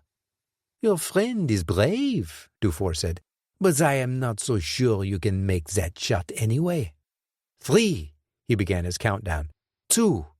Suddenly, a bright flash of lightning and an explosion of thunder interrupted the dramatic pause. The floor lights blinked for a second and went black, casting the entire room into pitch darkness. Dufour fired his gun, but the bullet sparked off the floor and ricocheted dangerously off the angled ceiling and walls.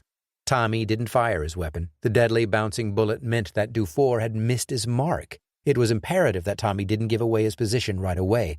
He crept forward at an angle to close the distance between him and the Frenchman, careful not to trip or lose his footing. His hands kept the weapon at full extension, aimed at where he believed Dufour's position had been, though it was difficult to tell in the absolute darkness. Tommy stopped moving and listened carefully, trying to hear if his target was shifting in a similar fashion. But he heard nothing except the raging storm outside. He wanted desperately to say something, but he risked giving away his location if he did. The lights flickered for a moment, and then began to burn steadily once more. Tommy brandished his weapon to the right and left, making sure Dufour hadn't somehow snuck around to his flank. The room to the right, however, was empty. The 3 companions were all alone. Sean lay on the floor, looking around. Then he got up and hurried over to Adriana as Tommy stepped over to her as well and kept watch of the intersecting corridor. Dufour was gone. "Are you okay? Can you move?" Sean mouthed to Adriana in a quiet whisper. She nodded, but winced as she did so. The 2 men helped her up, and she shook the cobwebs from her head. Sean noticed her gun lying on the ground and bent down to pick it up. He offered it to her, but she waved her hand dismissively. "Keep it for now," she said. "Let's just get out of here." "What about them?" Tommy motioned toward the 2 bodies. "Screw 'em," Sean answered callously. "Let the Danish police take care of it." "Where do you think he went?" Adriana wondered in a hushed tone. Sean looked around, his chest still aching. "He might have used the dark as a chance to escape, or he might be waiting to ambush us. So we'll need to keep a close eye and move slowly." Tommy cleared up the assessment. "Exactly." They started making their way through the castle cellar in a methodical fashion, checking every cell, every stall, and every room before moving forward to the next area. Nearly 30 minutes passed before they reached the stairs leading to the first floor of the palace. Dufour had disappeared. Sean stowed the weapon inside his jacket before leading the way up the stairs. He reasoned that the Frenchman wouldn't start a firefight in the middle of the palace. There would be security cameras in place as well as the potential for other tourists milling around. No, Gerard Dufour had escaped. "Where do you think he went?" Tommy asked as they ascended the staircase. He had also tucked his weapon away in his damp coat's inner pocket. "I don't know, but we'll find him," he said confidently. The three crested the last step and turned the corner back into the courtyard.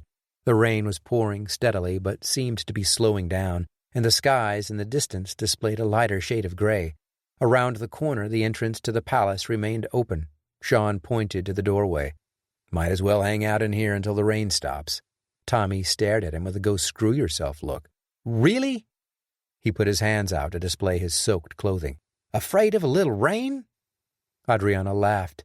"You must be freezing," she said, trying to sound sympathetic over her laughter. "I am, actually. I need to find some dry clothes." Sean led the other two through the open door and into the first room of the palace. The room stretched at least 50 feet in one direction and 30 feet across. The old, dark wooden floors creaked from their weight as they moved. Enormous tapestries hung from the walls, featuring faded images of Renaissance nobles and ladies on horses, surrounded by the banners and flags of their family names. Long, thick drapes of deep reds and forest greens hung from the tall windows. At the far end of the room, a fireplace was nestled in the wall. It was empty, which disappointed Tommy. He could have used the warmth, but wagered the fireplace hadn't been used in 100 years. The three huddled around and watched out the windows as the storm slowly passed. Sean stared straight ahead as he asked his friend, "Did you really find a burial mound out there?" Tommy nodded, also not turning his head to the side, looking out at the raging sea beyond the eastern ramparts. "Yep. Pretty sure that's the one we've been looking for." "Did you get inside it?" He shook his head. "Going to need some equipment to move the stone. It was too heavy for just one person." Adriana was wondering something too. "I don't mean to look a gift horse in the mouth, but you went to find the grave before coming to our rescue?" She turned her eyes slowly toward him, genuinely confused by his actions. "Well," Tommy stammered, "I thought, since I was outnumbered, that if I could find the grave and recover the clue, I would have a bargaining chip with Dufour. You know, trade him the next golden coin for you guys."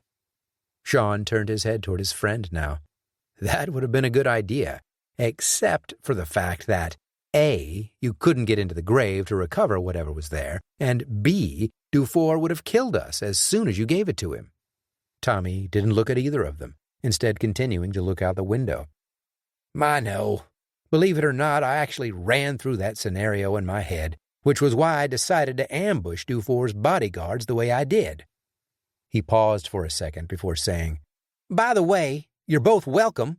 Just saved your lives and you're complaining about my timing." There was a moment of quiet before Adriana and Sean both broke out into laughter. They simultaneously put their arms around Tommy and gave him a firm hug, but quickly let go after realizing how wet he really was. "First order of business," Sean said. "Getting you some new clothes. Then we'll take a look at the burial mound." Chapter 41. Dumfries, Scotland. Sean and his two companions got out of the black sedan and stood on the sidewalk, staring at the building. The modest museum had been set up as a tribute to local history by grants brought in by several wealthy philanthropists from the region, as well as a few from abroad. Tommy had been right.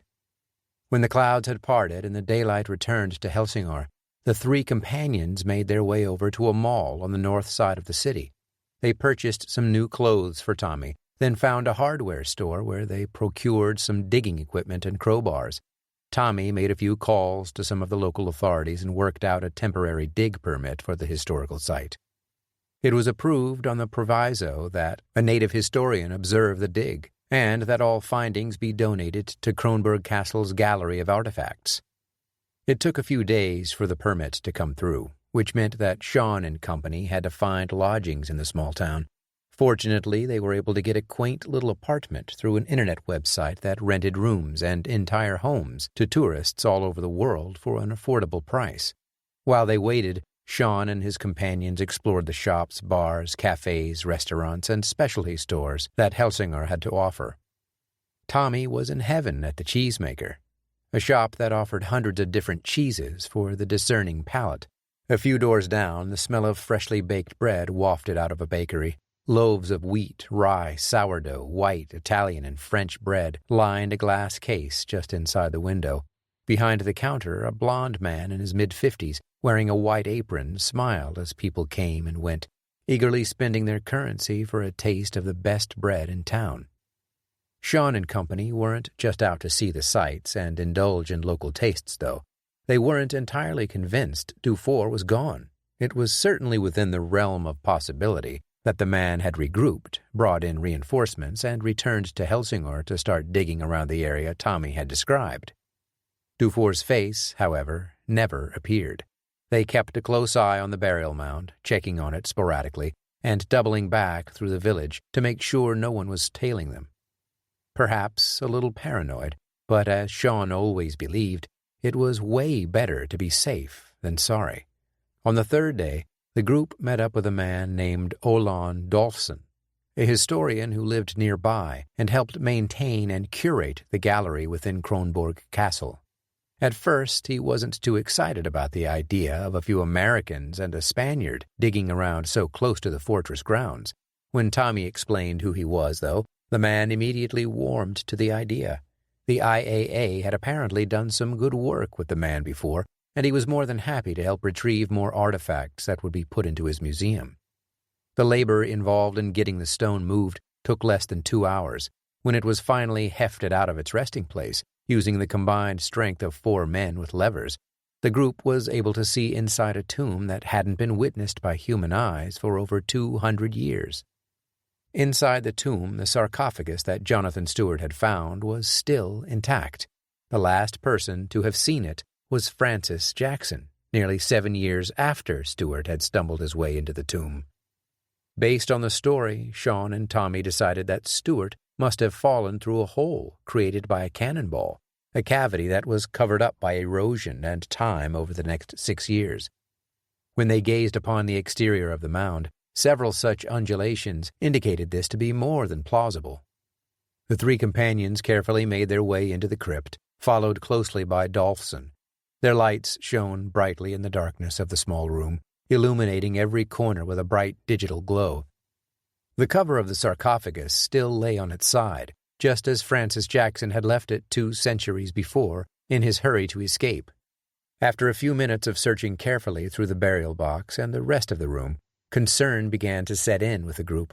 The only thing they could find that seemed out of the ordinary was a tattered piece of plaid cloth, designed in what looked like a family tartan. Apart from some weapons, a few utensils and tools, a metal vase, and some trinkets, there was nothing to indicate where to go on the next leg of their journey. They believed they'd reached a dead end. That all changed when Tommy took a picture of the tartan cloth and sent the image to Alex and Tara for analysis. It only took them a little over an hour to call back and let Tommy know that the tartan he'd found came from an area near Dumfries, Scotland, and while they would need to analyze the fabric to be certain, they were pretty sure Dumfries was the next place to look. Other than that, they had no idea where to proceed. There was nothing in the way of a map, and certainly no proverbial X that marked the spot. Sean learned a long time ago that life was full of little ironies. The universe sometimes had a funny way of humbling a person, and making one realize they weren't always in control. So was the case with the clue leading to Dumfries. Tommy received a call from Tara the next morning as the group was packing up their few belongings, getting ready to head back to the States. "You're not going to believe this," she told him, and instructed him to check out the link she'd just emailed and texted. He ended the call and tapped the blue lettering on the screen. The image swooshed over to a web page that featured an astounding article. Tommy read it with disbelieving eyes.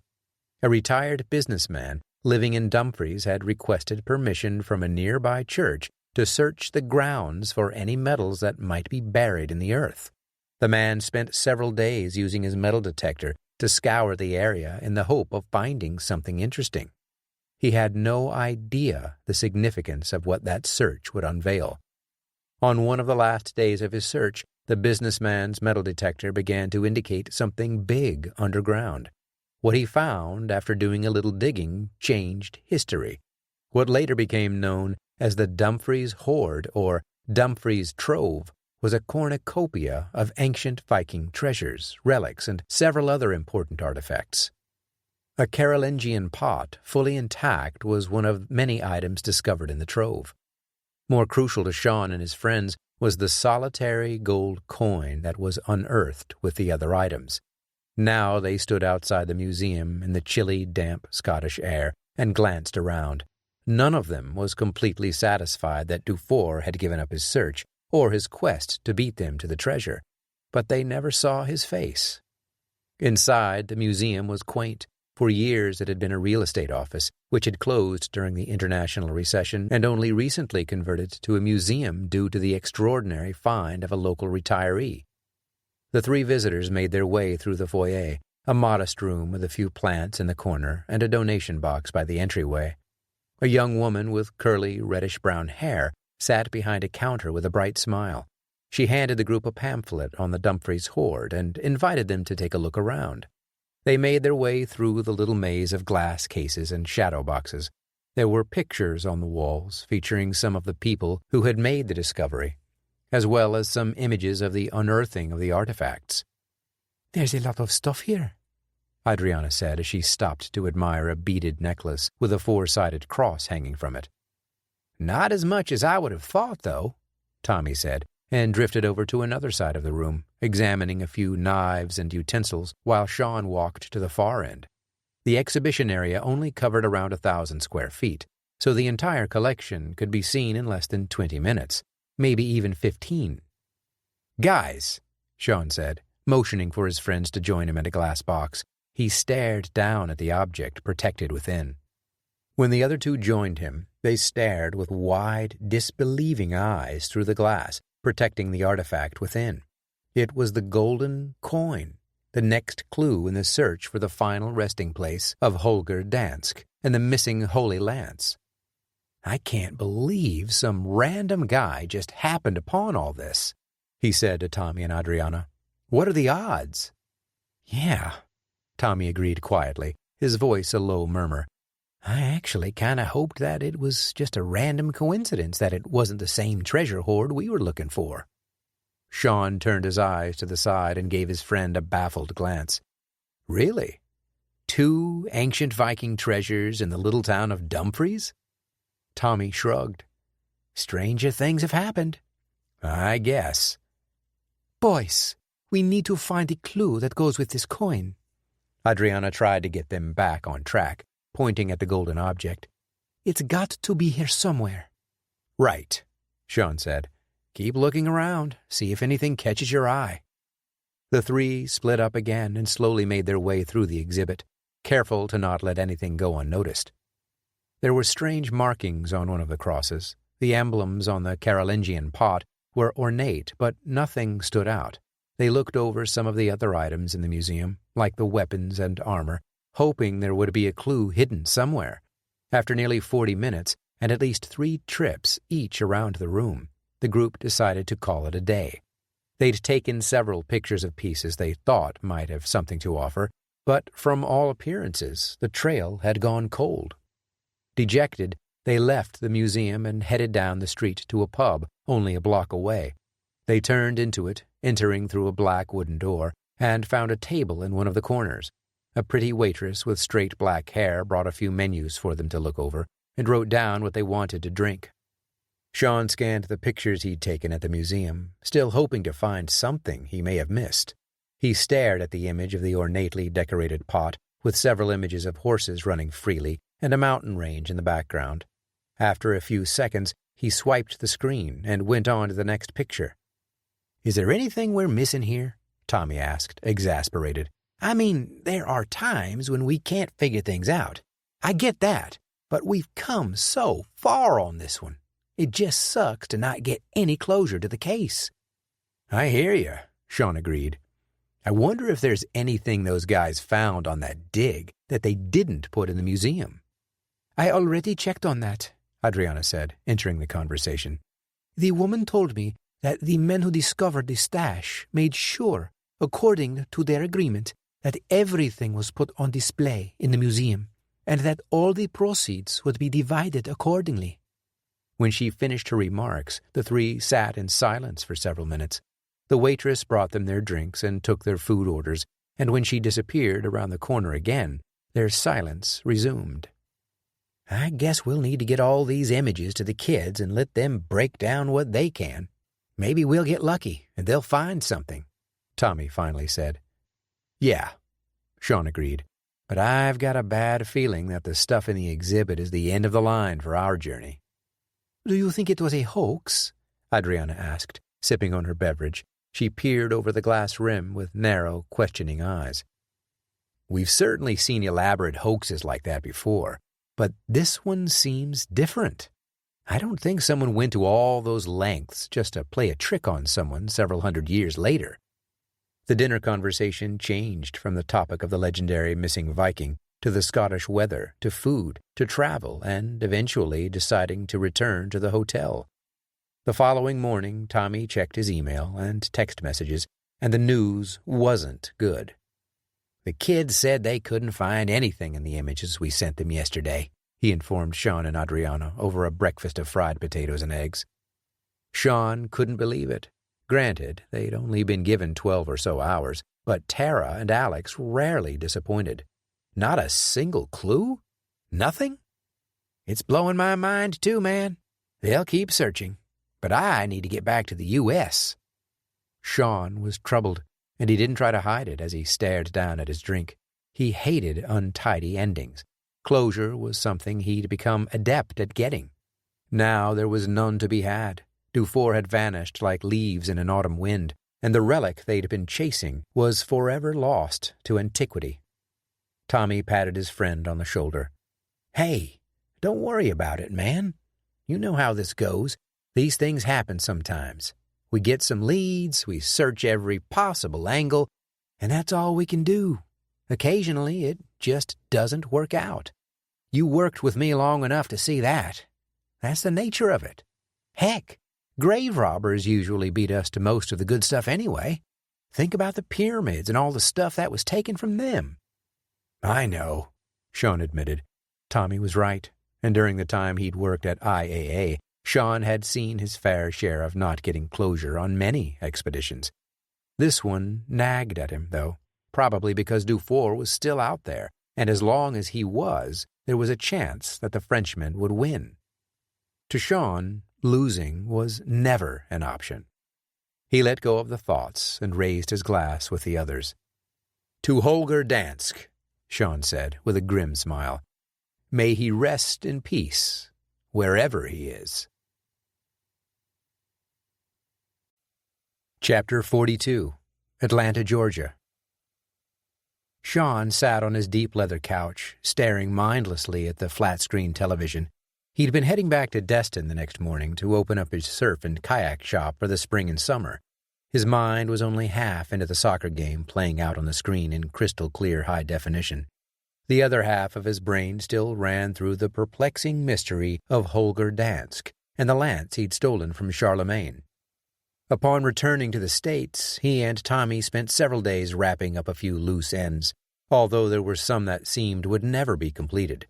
Browning Cooper and Charlie Fowler had returned to their respective homes in Knoxville and Chattanooga. Sean was sure to call them both to give the disappointing report. Charlie had blown off the whole thing, saying, in his usual cynical fashion, that he always thought it was a wild goose chase. Coop had taken it well, too. Perhaps someday we'll know the rest of the story, he'd said after hearing the news. Sean hated to disappoint him, especially after he'd been shot and hospitalized. But there was nothing else they could do. They'd left no stone unturned. It was as he'd said to Adriana and Tommy. You can't win them all. At least he felt good about helping shut down one of the largest human trafficking rings in the world. Dufour was gone, his minions dead, and the lives of dozens of young girls had been spared, not to mention the girls Dufour would have taken in the future. He regretted not killing the Frenchman, but Sean knew that eventually Dufour would get his due. Emily had relayed the story of their sting operation and how they'd found her missing agent and several other girls hidden in a shipping container stored on the outskirts of Paris. Beyond the immediate results of the operation Emily had personally overseen, International agencies were able to retrieve contacts for at least 11 of Dufour's regular customers. It would be impossible to indict all of them. Some would disappear before their locations could be nailed down. Most would face justice, though. The world had become a much smaller place over the last 50 years. It was becoming increasingly more difficult to hide.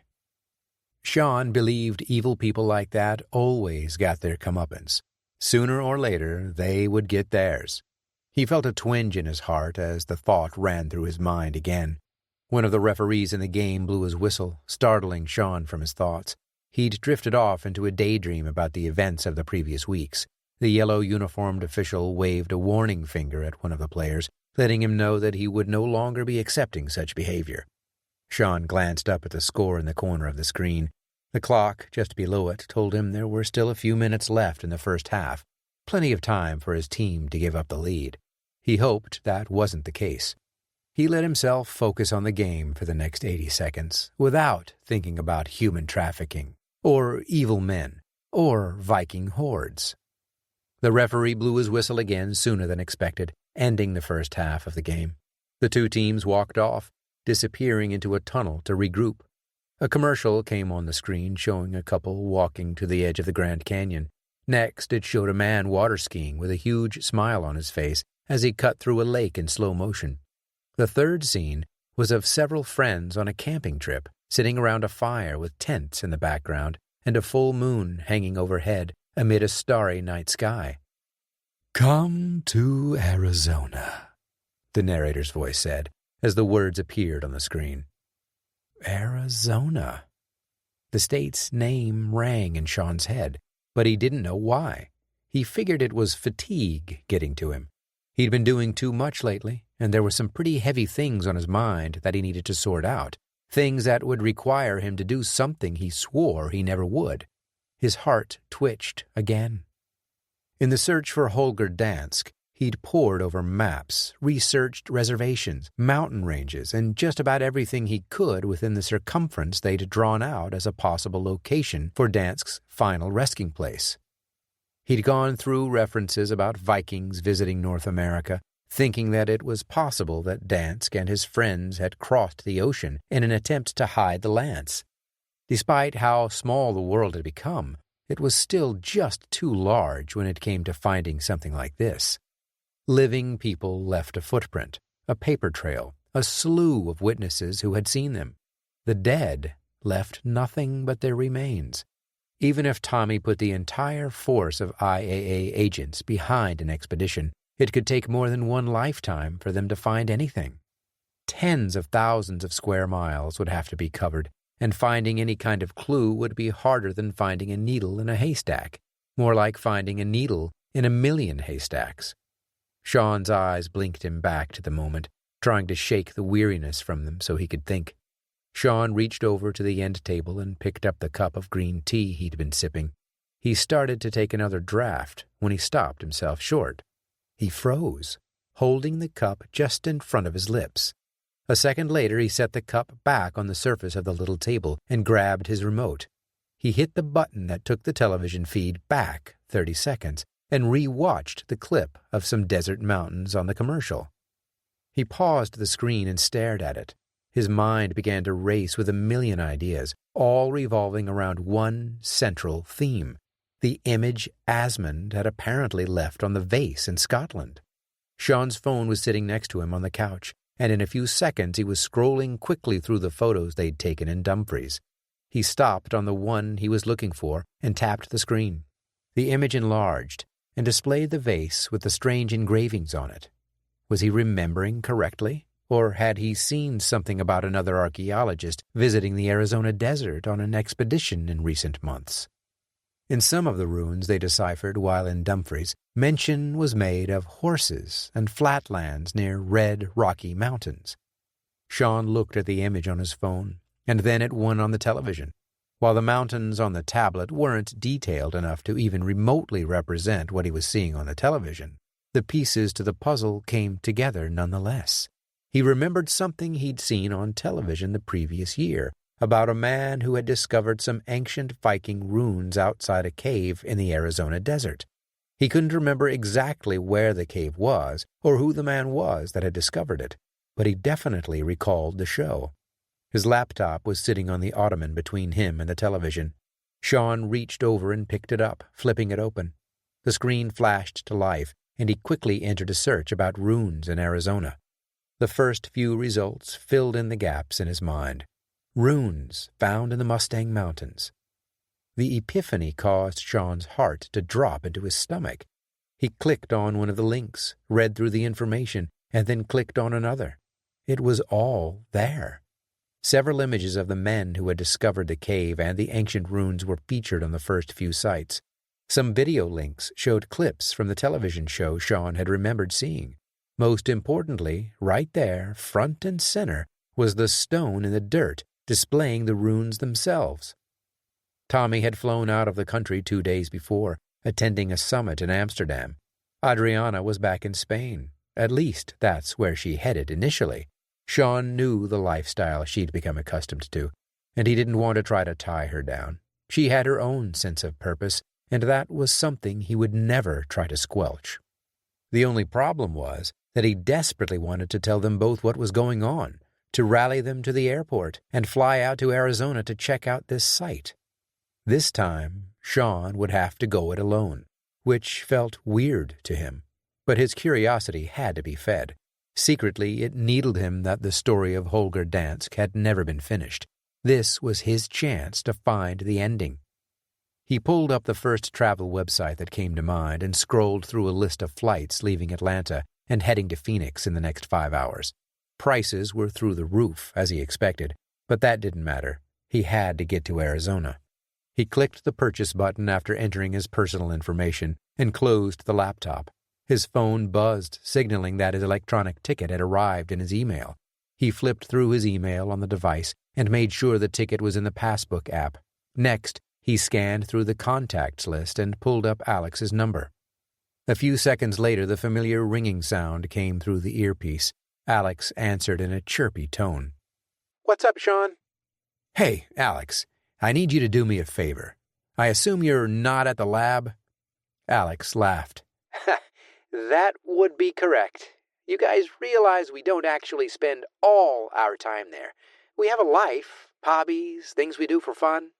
Sean waited to comment for a second. "No, you don't. You're probably reading up on some new form of genetic testing." Another laugh. Actually, Sean, I'm watching television. It's the final season of my favorite series, and I'm catching up on the episodes I've missed the last few weeks. Gotta love Netflix, huh?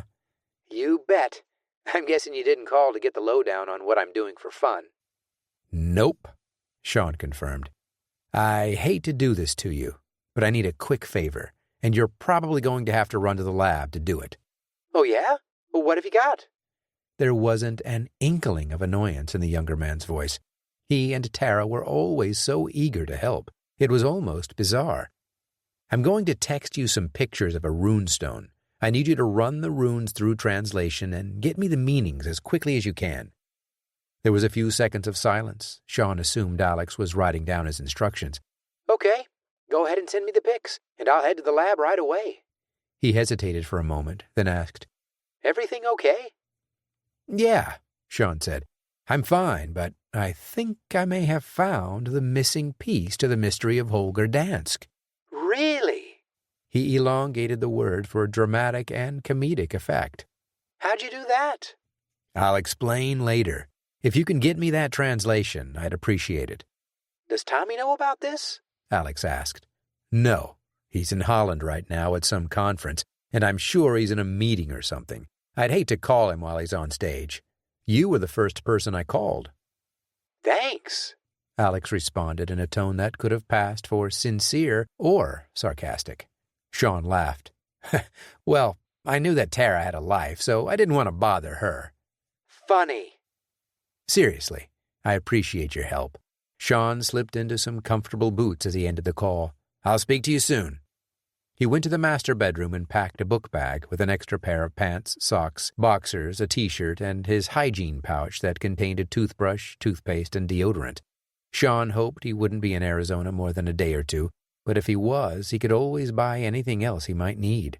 An hour later, he made his way into Hartsfield-Jackson Atlanta International Airport, just south of the city. He'd got used to flying on private planes in the last 10 years. Occasionally, he would have to book a flight on a commercial airline, but it wasn't often. Working for Axis and IAA had its perks, and doing the occasional favor for the President of the United States did too. He didn't mind flying the way normal people did. The major inconvenience was going through the security checkpoints. That could become a major hassle in an airport that frequently alternated with Chicago's O'Hare as the busiest airport in the world. Fortunately, there weren't a ton of people hopping on the overnight flights when Sean arrived, and getting through the series of X-ray machines and identification checkpoints took less than 20 minutes.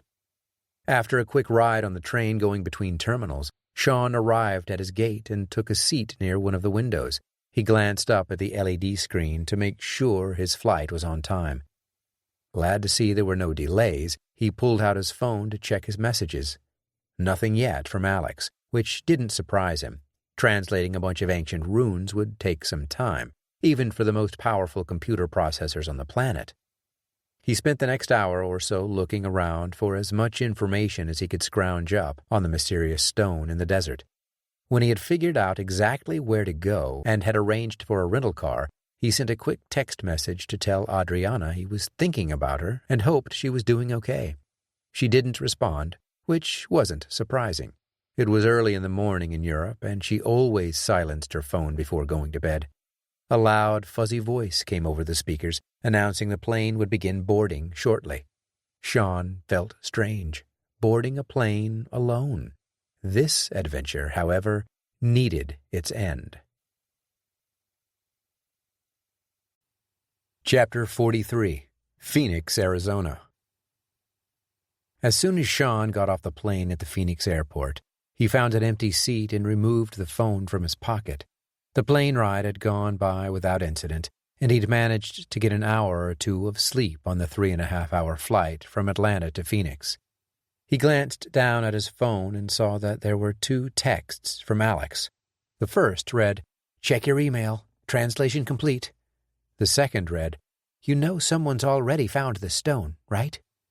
Sean tapped the phone icon at the top of the message to make a voice call. Sean's personal slave service. How can I help you? In spite of the early hours of the morning, Alex still sounded like he'd been awake all day. "Hilarious." Sean poked fun at the way Alex answered and then went on. "Yeah, I knew that the stone had already been found. It's not really a secret.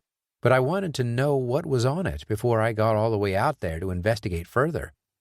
Well, they did a television show about those runes, although the people doing the investigation weren't able to come up with a complete translation of what the stone said. One of the theories they came up with was that it could be the burial site of a 12th century Englishman. "That doesn't make much sense," Sean argued. "Those runes weren't Anglo-Saxon in origin. In the 12th century, they were already using old forms of English and still had some Latin left over." Right, Alex agreed. "Which is why I went ahead and ran the runes through our software here at the lab. This next part is going to send a chill up your spine." "Ready to be chilled." From what the translation suggests, 2 men landed in a foreign land that we assume to be North America, from somewhere far to the east. They made their way across the south, through the mountains, then plains, and eventually the desert, until one of them died. It seems the man who survived was the one who carved the runes in the stone to tell the tale of their adventure. Sean processed the information for a minute. "Sounds like they went across the Appalachian Mountains on their way south. I wonder how they were able to make it this far on foot." It could be that they procured horses from some of the natives, either by force or by trade. We know that sometimes in the past, large white people from the sea were treated as deities. It's entirely possible that whoever these 2 men were received gifts from some of the natives. Those gifts could have included food and horses. Good point. It was a good point, but it was still such an incredible distance. The idea that 2 Vikings from a much colder climate would have traveled across what is now the southern United States seemed like an impossible task. Alex went on, apparently thinking the same thing that was going through Sean's mind. If you think about it, the journey must have seemed huge, especially on horseback. But we aren't talking about a couple of weaklings here. These guys had been through much rougher conditions at sea than they would ever see on land. The journey from Denmark to Britain was a difficult one in those days. They crossed the entire Atlantic Ocean. Sean hadn't looked at it like that. That's true. I'm willing to take it on faith that if they could make it across the ocean, they could make it to Arizona. I guess Holger Dansk knew that Charlemagne was coming after him. That meant he would do whatever it took to get the lance as far away from Europe as possible. The southwestern desert would probably qualify. Indeed. Sean thought for a moment before he let Tommy's young assistant off the line. Do you have any more questions? Again, reading Sean's mind. No, I think that's all I needed. I appreciate it, Alex. Whatever Tommy is paying you and Tara, he should definitely make it more. Alex laughed on the other end. Well, maybe me, but not Tara. She's paid enough. Sean shared another laugh with the younger man at the joke, and then hung up the phone after thanking him one more time for his help. There was no doubt in Sean's mind that he was headed in the right direction. 2 hours later, his silver SUV cruised over a dirt road, kicking up loose rocks and dust as it bumped along. In the back of the vehicle, Sean's book bag jostled around in the back seat, eventually falling onto the floor. Sean sped across the desert plain, the road gradually rising into the Mustang Mountains in the distance. The southwestern sun blazed high in a cloudless azure sky, baking the dry earth below. The only signs of greenery were the occasional prickly cactus that speckled the landscape. It's a very different place out here in the desert, Sean commented to himself as he guided the SUV toward a craggy mountain a few miles away. He could see why some people loved living out there. It wasn't necessarily for him, but there was a certain kind of beauty to the desert, a serenity that could be found nowhere else on earth. Adriana had spoken of the desert on more than one occasion. She preferred the climate and surroundings of the southeast and of her home in Spain, but she talked about the magic of the desert, especially after the sun went down. Sean recalled staring at the night sky in the desert on more than one occasion. There were billions of sparkling stars in the dark blanket above, each like a diamond woven into the black fabric of space. Behind the SUV, a vortex of dust trailed up from the tires. Sean laughed as he looked back in the rearview mirror, thinking of the looks on the faces of the people working at the rental place. Surely it wouldn't be the first time someone took one of their cars down a dusty road like this. Sean noticed a turnoff up ahead and looked down at the map on his phone. He'd set the waypoint before leaving the airport, and the side road looked like it was the one he needed to take. He slowed down and steered the vehicle onto the new path, which was basically just 2 tire ruts worn into the dirt. 15 minutes later, Sean stopped the SUV at the foot of a ridge where the road came to a sudden end. The mountain rose up 400 or 500 feet from the desert floor, jutting up suddenly like a giant ripple in the earth's surface. He got out of the vehicle and grabbed a bottle of water from his backpack before slinging it over one shoulder. A few 100 feet up the side of the hill, the mountain appeared to level off a bit. That must be where the cave is, he thought. He trudged up the steep hillside, weaving his way between huge rocks and tall strands of prairie grass. His legs burned, and the heat of the bright sunshine baked his skin, even though he'd only been out there for a few minutes. One thing Sean had learned about the dry heat of the desert was that he didn't seem to sweat as much. What was actually happening, he learned, was that he still perspired the same amount, but it evaporated faster. Possessing that knowledge from prior visits is why he always kept a bottle of water handy whenever venturing out into the desert during daylight hours. Sean took a big gulp of water and put the lid back into place, then stuffed the bottle into his backpack. He'd thought the plateau where the hill leveled off was closer to the bottom, but as he climbed, he realized it was nearer the top. He smiled. Just another kind of mirage, he thought. Sean continued plodding up the hill, putting one boot in front of the other until he finally reached the lip he'd been focused on for the last several minutes. As he crested the small plateau, The cave overhang came into view, and then the rest of the natural opening in the mountainside. In front of the cavity, a small pit had been dug away by previous archaeologists who visited the site. It was still marked off with a few boards and ropes. They likely had the intent of returning at some point soon. Sean wasn't going to disturb their work. He simply wanted to see if his hunch was right. He took a few deep breaths, his lungs still gasping a little from the hike up, and turned around to take in the view. The Arizona desert stretched out before him as far as his eyes could see, reaching a horizon on some distant reddish-brown mountains. From here, Sean could see his rental vehicle down below, and the little dirt road winding its way through the prairie grass, rocks, dirt, and the occasional cactus. Part of him was enjoying the vista, but if he was honest with himself, he didn't want to look at the rune stone. There was a piece of him that wanted to wait for Tommy and Adriana to see it. He grinned, squinting from the bright sunlight, despite his sunglasses protecting him from the majority of it. He'd come this far. He had to know for sure. Sean turned around and walked over to the hole in the ground. He took a deep breath and looked down at it, bending to one knee as he did. It was a sacred moment for him. Not just because people had died searching for this place, or because it was the location of a holy relic. It was sacred because the man who was buried there had made a great journey, and had done so because he believed in something so strongly that he would go to the ends of the earth to see it through. Sean took off the baseball cap he'd put on before getting on the airplane in Atlanta and held it over his knee, paying respects to the man he believed was buried there. A few seconds later, Sean stood up and spun around. The black hole in the side of the mountain beckoned to him. He pulled a flashlight out of his bag and switched it on, stalking determinedly into the cave's mouth. The recess only went 40 or so feet into the rock, but it was nearly 20 feet wide, providing a decent amount of space and protection from the elements. Sean imagined that the two Vikings must have taken shelter here on the cold desert nights nearly 1,000 years ago, before Holger Dansk succumbed to the call of death. Sean aimed the beam at the wall to his right first, scanning the sides of the wall as he made his way to the back of the cave. Another grin crept onto his face. "Sure seems like I've been spending way too much time in caves lately," he said to himself, his voice bouncing off the walls with a low reverb.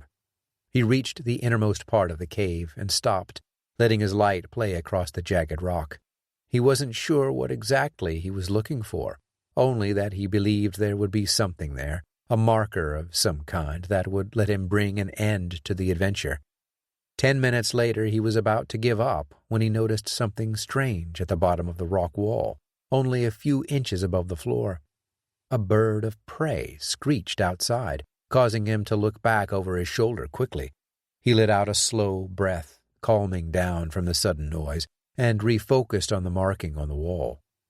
There, cut into the ancient stone, was a small object.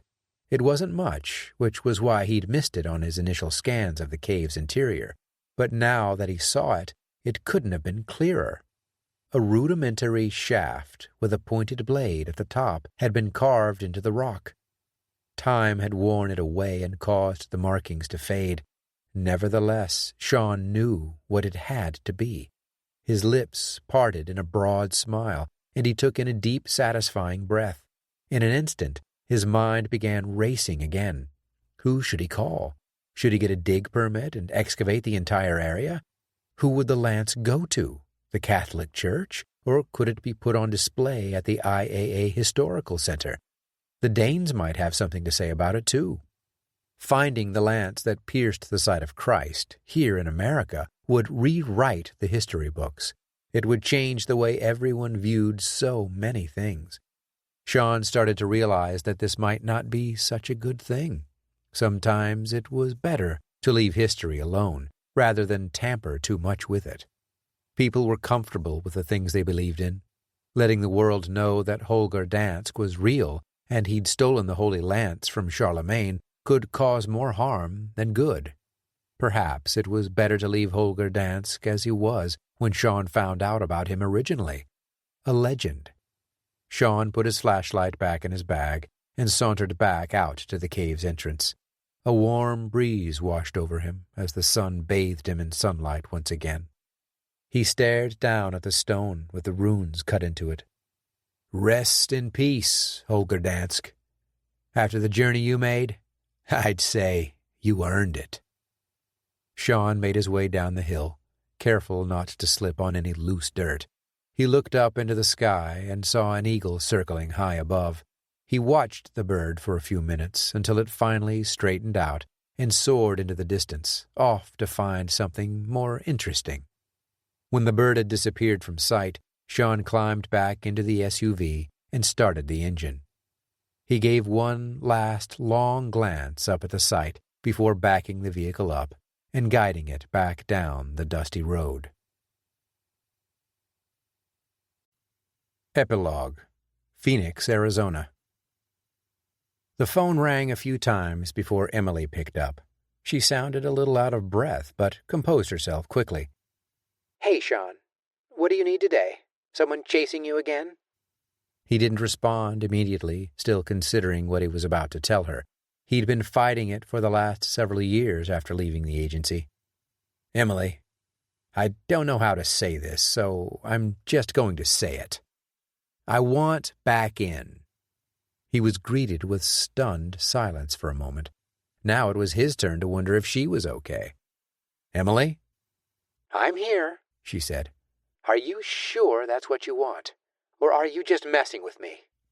He nodded as he stared out the window at a plane rolling by on the hot tarmac, waves of radiant heat rippling through the air. Yeah, I'm sure. I can't be back on the list, so I'm not talking about a full-time thing.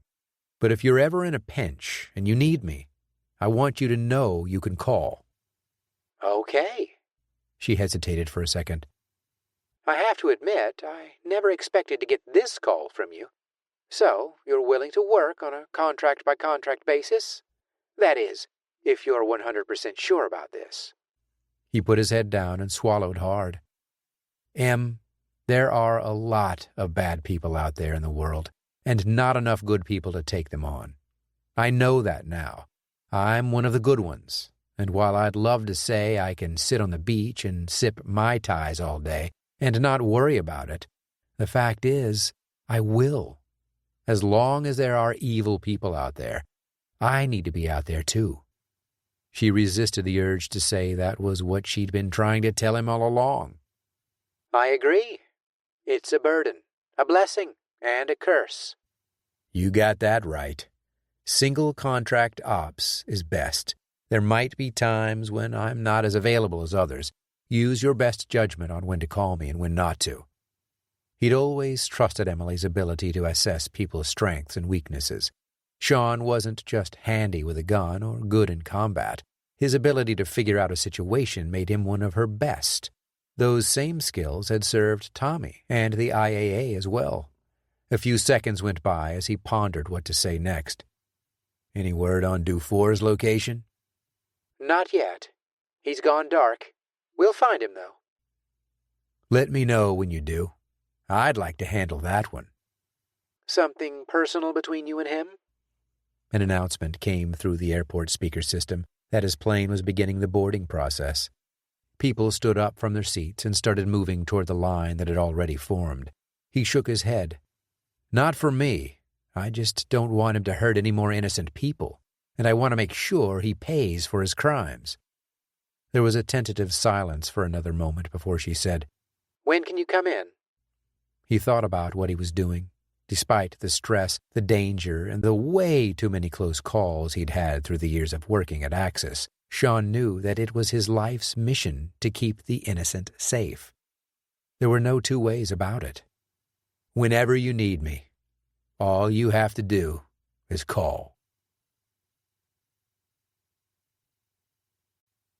This has been a production of The Norse Directive, a Sean Wyatt thriller, written by Ernest Dempsey. Read for you by John Perhala. Copyright 2014 by Ernest Dempsey. Production copyright 2019 by Ernest Dempsey.